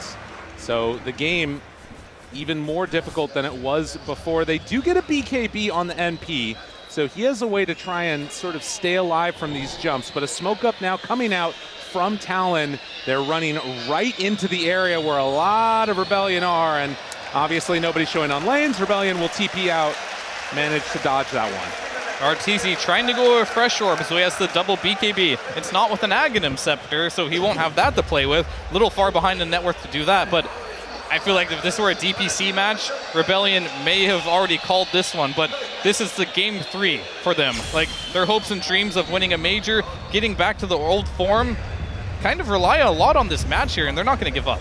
Yeah, you know, you play this one to the very end, no question about it. If there is ever a chance, I mean, you know, that you might be able to find a way back into it. We've seen games that have come back from crazy scenarios, and particularly, you know, on LAN in this environment where there's this crazy crowd going nuts all around you. You never know what could happen. But they move in, try to find him. The pull, it's already there, but RTZ got his BKB off. They take down one, Fly already gone. The run-in comes out. RTZ getting lower and lower. They don't quite have the damage. Abed, he does turn now, doing some pretty good damage onto that Spectre, but the haunt and then the runaway. And now the Pulverize trying to control this Leshrac does not have enough left in the tank. And Talon, they take them all down again. Way too much damage to be dealt with. Talon are not giving him an inch. Like, if you want to lose this game as Talon, you have to play a little bit sloppy. You have to be caught out on the map. But every single time, they're ready. They're taking the fights. They very well know what Shopify needs to do to win this game, and they're not letting them have it. This is just all Talon right now, playing some pristine Dota. And I think many people coming into this tournament watching SEA were kind of clowning on them. Oh, C games, they go hour long every single time. This region's not so strong, but Talon are looking damn good. They're looking incredibly good. The Echo Slam comes out, only brings him down to half HP, and Fly already dead at the start of this one. They pull back Crit. Talon trying to close out this game. They turn now their sights onto him. Abed getting brought lower and lower, but so too is 23 Savage. But the Pulverize, through spell immunity, he died. Wait a minute. They got him. Wait a minute. Shopify suddenly find an avenue, and they're going to get a lot of experience off of that one. Right, I mean, it was good, definitely good. This is what they need to do, but it did cost them 2 buybacks on both cores, right? So they're gonna have to find an opportunity to get on the map quickly as they're dead. Find another pickoff. Or think about this as well. Roshan is up, and well, 23 Savage just does now tick into buyback. He didn't have it for a second. on RTZ. They try and turn, see if they can get this kill. Is this really the play? 23 Savage, he ball back and goes in. They want to end this game right now. They want to take down Abed. There's no buybacks. They find him on the map with no buyback. GG is called. Talon, your top 3 at the moment. Unbelievable performance from them. I mean, this was an absolute showcase from Talon here, coming out of the Southeast Asia region and being like playing their style of Dota, playing the late game style. A lot of people think this is the patch. You can't play slow. You gotta play fast. You gotta win your lanes. They're coming out with a draft, the Spectre draft, playing against Rebellion, one of the better teams at abusing drafts that are slow. Coming from the North American region, there were so many 20-minute stomps in that region with Rebellion, picking drafts like these and just running down the lane. But Talon, they're not having it. They're just stronger laners, better team fighters, and they just shut down the game plan completely from Rebellion. Yeah, and I mean, you start thinking about, like, again, we talked about momentum versus fatigue, and they were building up momentum on the side of Talon. The games, they didn't look that hard. They weren't that fatigued. Yeah, no. They were kind of owning a really, really impressive performance from Talon that have absolutely caught fire at this tournament. Right. Just a really, really impressive showing. And, of course, the crowd right now, as Shopify Rebellion are leaving, still going to get a lot of love from the crowd. Obviously, very well respected in their own right, finishing top 4. A really solid result for them as well. Yeah, I mean, disappointing result for them. Some smiles from RTZ, but I think they can take some hope in this and being like, we did better than last year. We got closer. Maybe they wanted to get the grand finals, but the crowd's going crazy for our tour right now, looks like, as they're all smiles. Talon, they're not done yet, though. This is the beginning of their journey, I believe. Yeah, and still one more day to play through in all of it. We're going to say goodbye to the last team from North America, Southeast Asia moving on. Obviously a lot of respect and love between these two teams, but it is in the end going to be Talon that move on, get the top 3 finish. One of the best results for Southeast Asia Dota that we've had in a very, very long time. Yeah, I mean, absolutely. This team honestly came out of nowhere. Came out the group stage. They did really well in the group stage.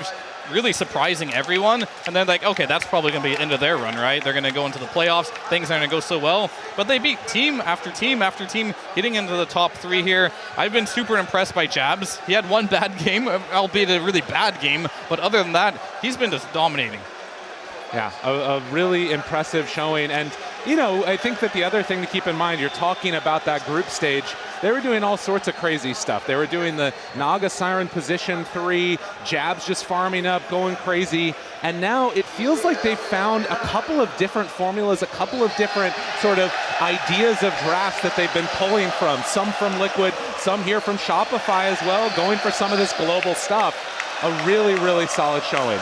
Yeah, I mean, there's not much else to say about this team. They found their groove, they found what works for them, and they're executing. And now you're going to feel a lot of pressure playing against this team, because this team has made a staple now, made a statement saying, you have to come at us, because we're going to be the late game team. We're going to be the team that you have to like put the pressure on. We're going to chill back, we're going to farm. You got to break us. Yeah, they have to break them, see if they can do it. And I just got to say, it's really, really great to see some of these young players get so much love from the crowd.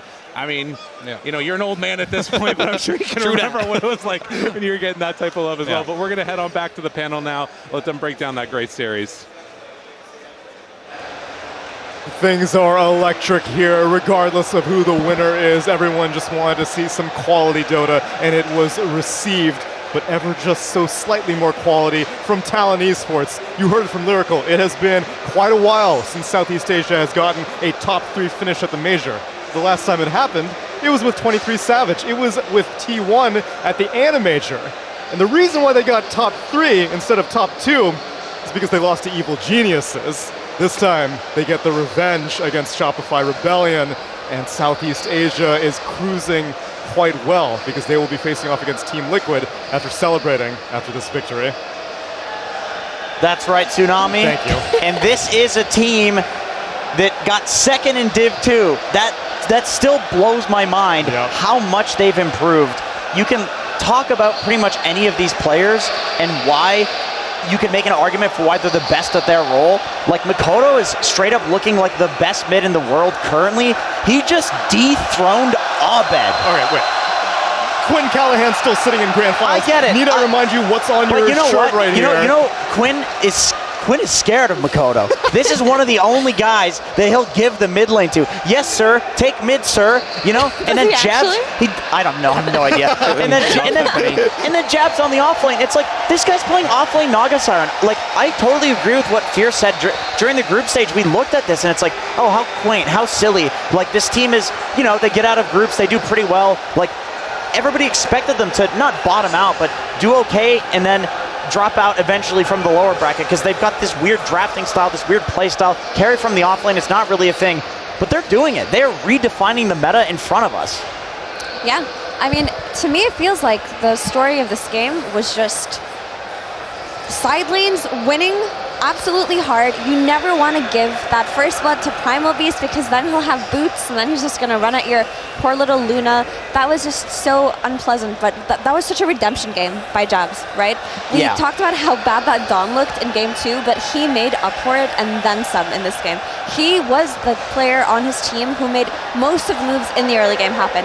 And that's not to discount Makoto, who played an excellent Storm Spirit. I mean, it really looked like so mid went even, but he had more net worth than Leshrac at some point, and that's not something you see very often, right? When a Storm Spirit has more net worth than a Leshrac early on, it feels like Talon were just on top of it. They had their own security. They had these awesome fights early on when they brought their heroes to the mid lane. Storm Spirit lived with what, like 10 HP one time? They killed everybody. He got a regen rune. That was the game was written, you know? That was in the cards for them. When things like that happen, you feel like everything is just in your favor. It was so impressive to see. But ultimately, the story of the game after the lanes was whichever team had the global initiation, the long-range initiation, which Talon had, and the net worth lead, they were able to just keep it for the entire game. As we reminisce over the series as a whole in this game number 2, this was the one that was a little bit more questionable from Talon, but they recovered. They recovered exceptionally well, and Estini wasn't dare I say it, was it the Nature's Prophet yet again? Was that just the secret to the entire series? Stevie was right. He was right the whole time. And you pick Primal against MP. You cannot first pick MP because they can counter in the proper roles. You just get away with first picking MP if the enemy team does a silly thing on the draft, such as Lina.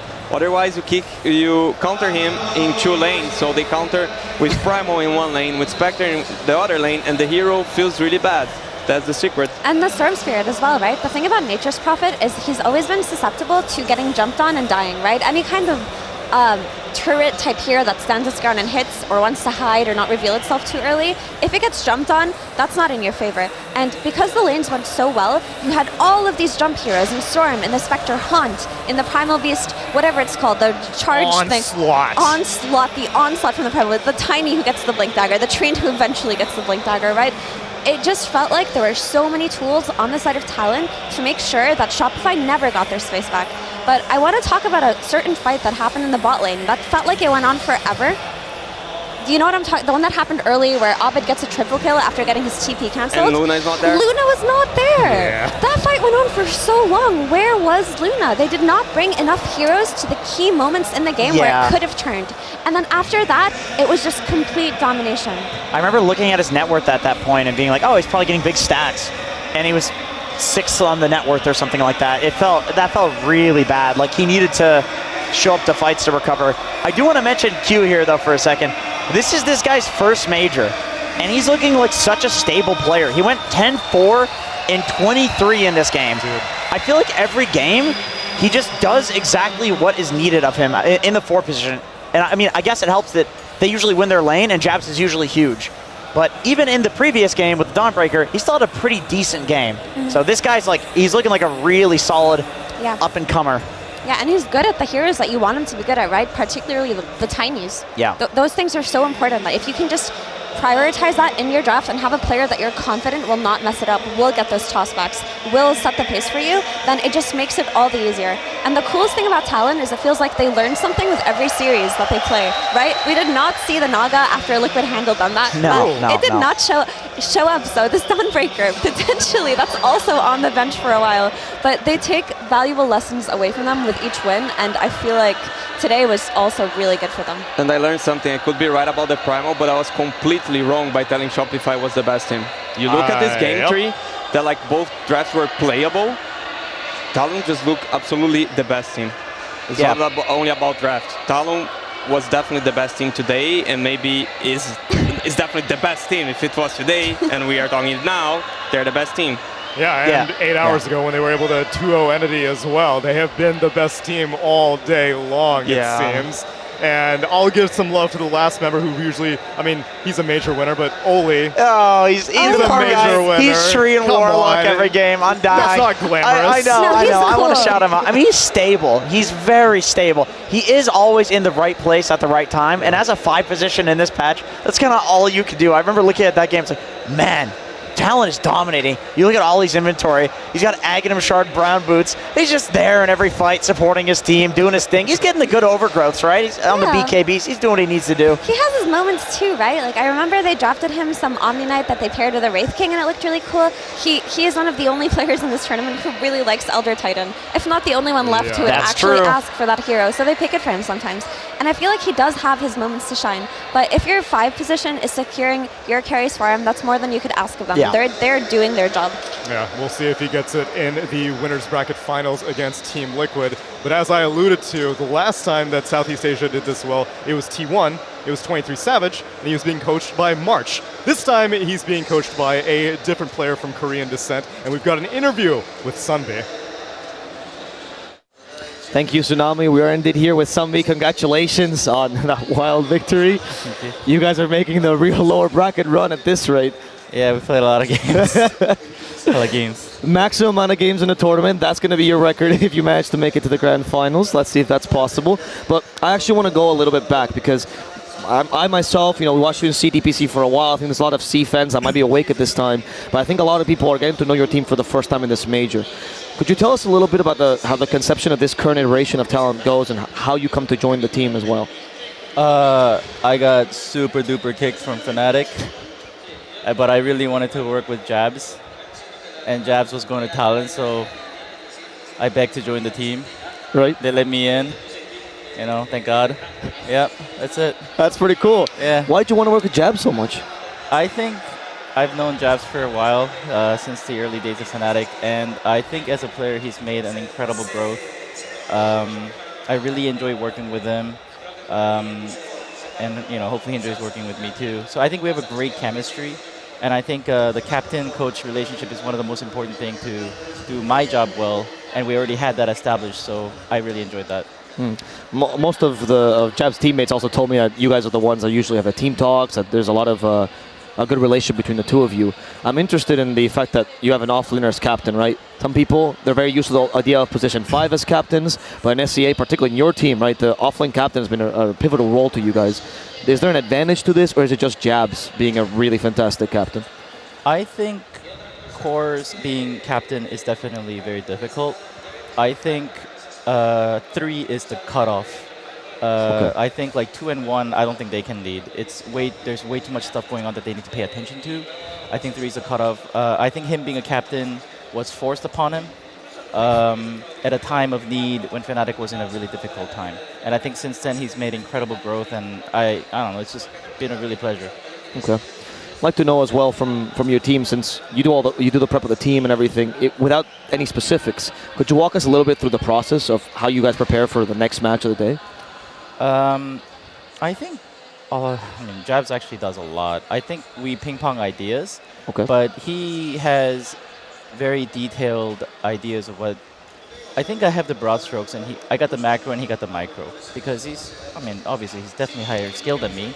He can fill in the details of these like macro stuff, and then we can discuss at I don't know, we just have this chemistry, it just works. Yeah, it's great. Yeah. How's the emotional connection with the teammates work? Is that something that you lead as well, or does he actually do a lot? Because I know, for example, Q is enabled by the fact that he can speak Thai with Jabs in the lane. That's something that's really flourished in the team. I think I would hope that I have a great relationship with my team. I think we have a lot of fun. I think the boys are, when the boys are just boys, it's really fun being with them. I think I do a lot of that. I think Jabs is quiet, but we have fun. Okay. Now looking forward to tomorrow, final day, as face Liquid and then potentially gaming Gladiators.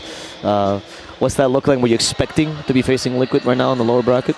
I think Liquid is in an unfortunate position. However, if we allow that to get to us, I think we'll find ourselves in trouble, because I'm sure they're very capable still. And I think that's one of the weaknesses of C, where we kind of relax ourselves. And I want to make sure that I yell at the guys enough so that they're prepared. Okay. Yeah. And finally, many fans meeting your face finally for the first time. They don't see you on stage, but they're seeing you right now. Yeah. Anything like to tell to Talon fans, to Sunby fans specifically? I have fans. Yes, of course. Thank you. The guys are great. Really, I really believe in the mantra that all the glory really goes to the players, because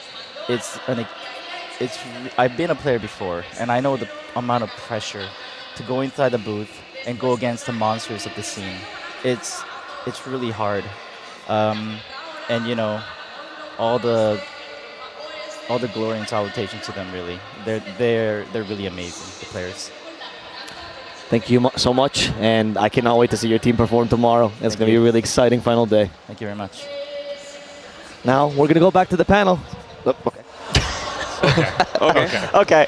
Much love for the candidness from Sunby, saying that he got super kicked from Fnatic, and let me just check real quick.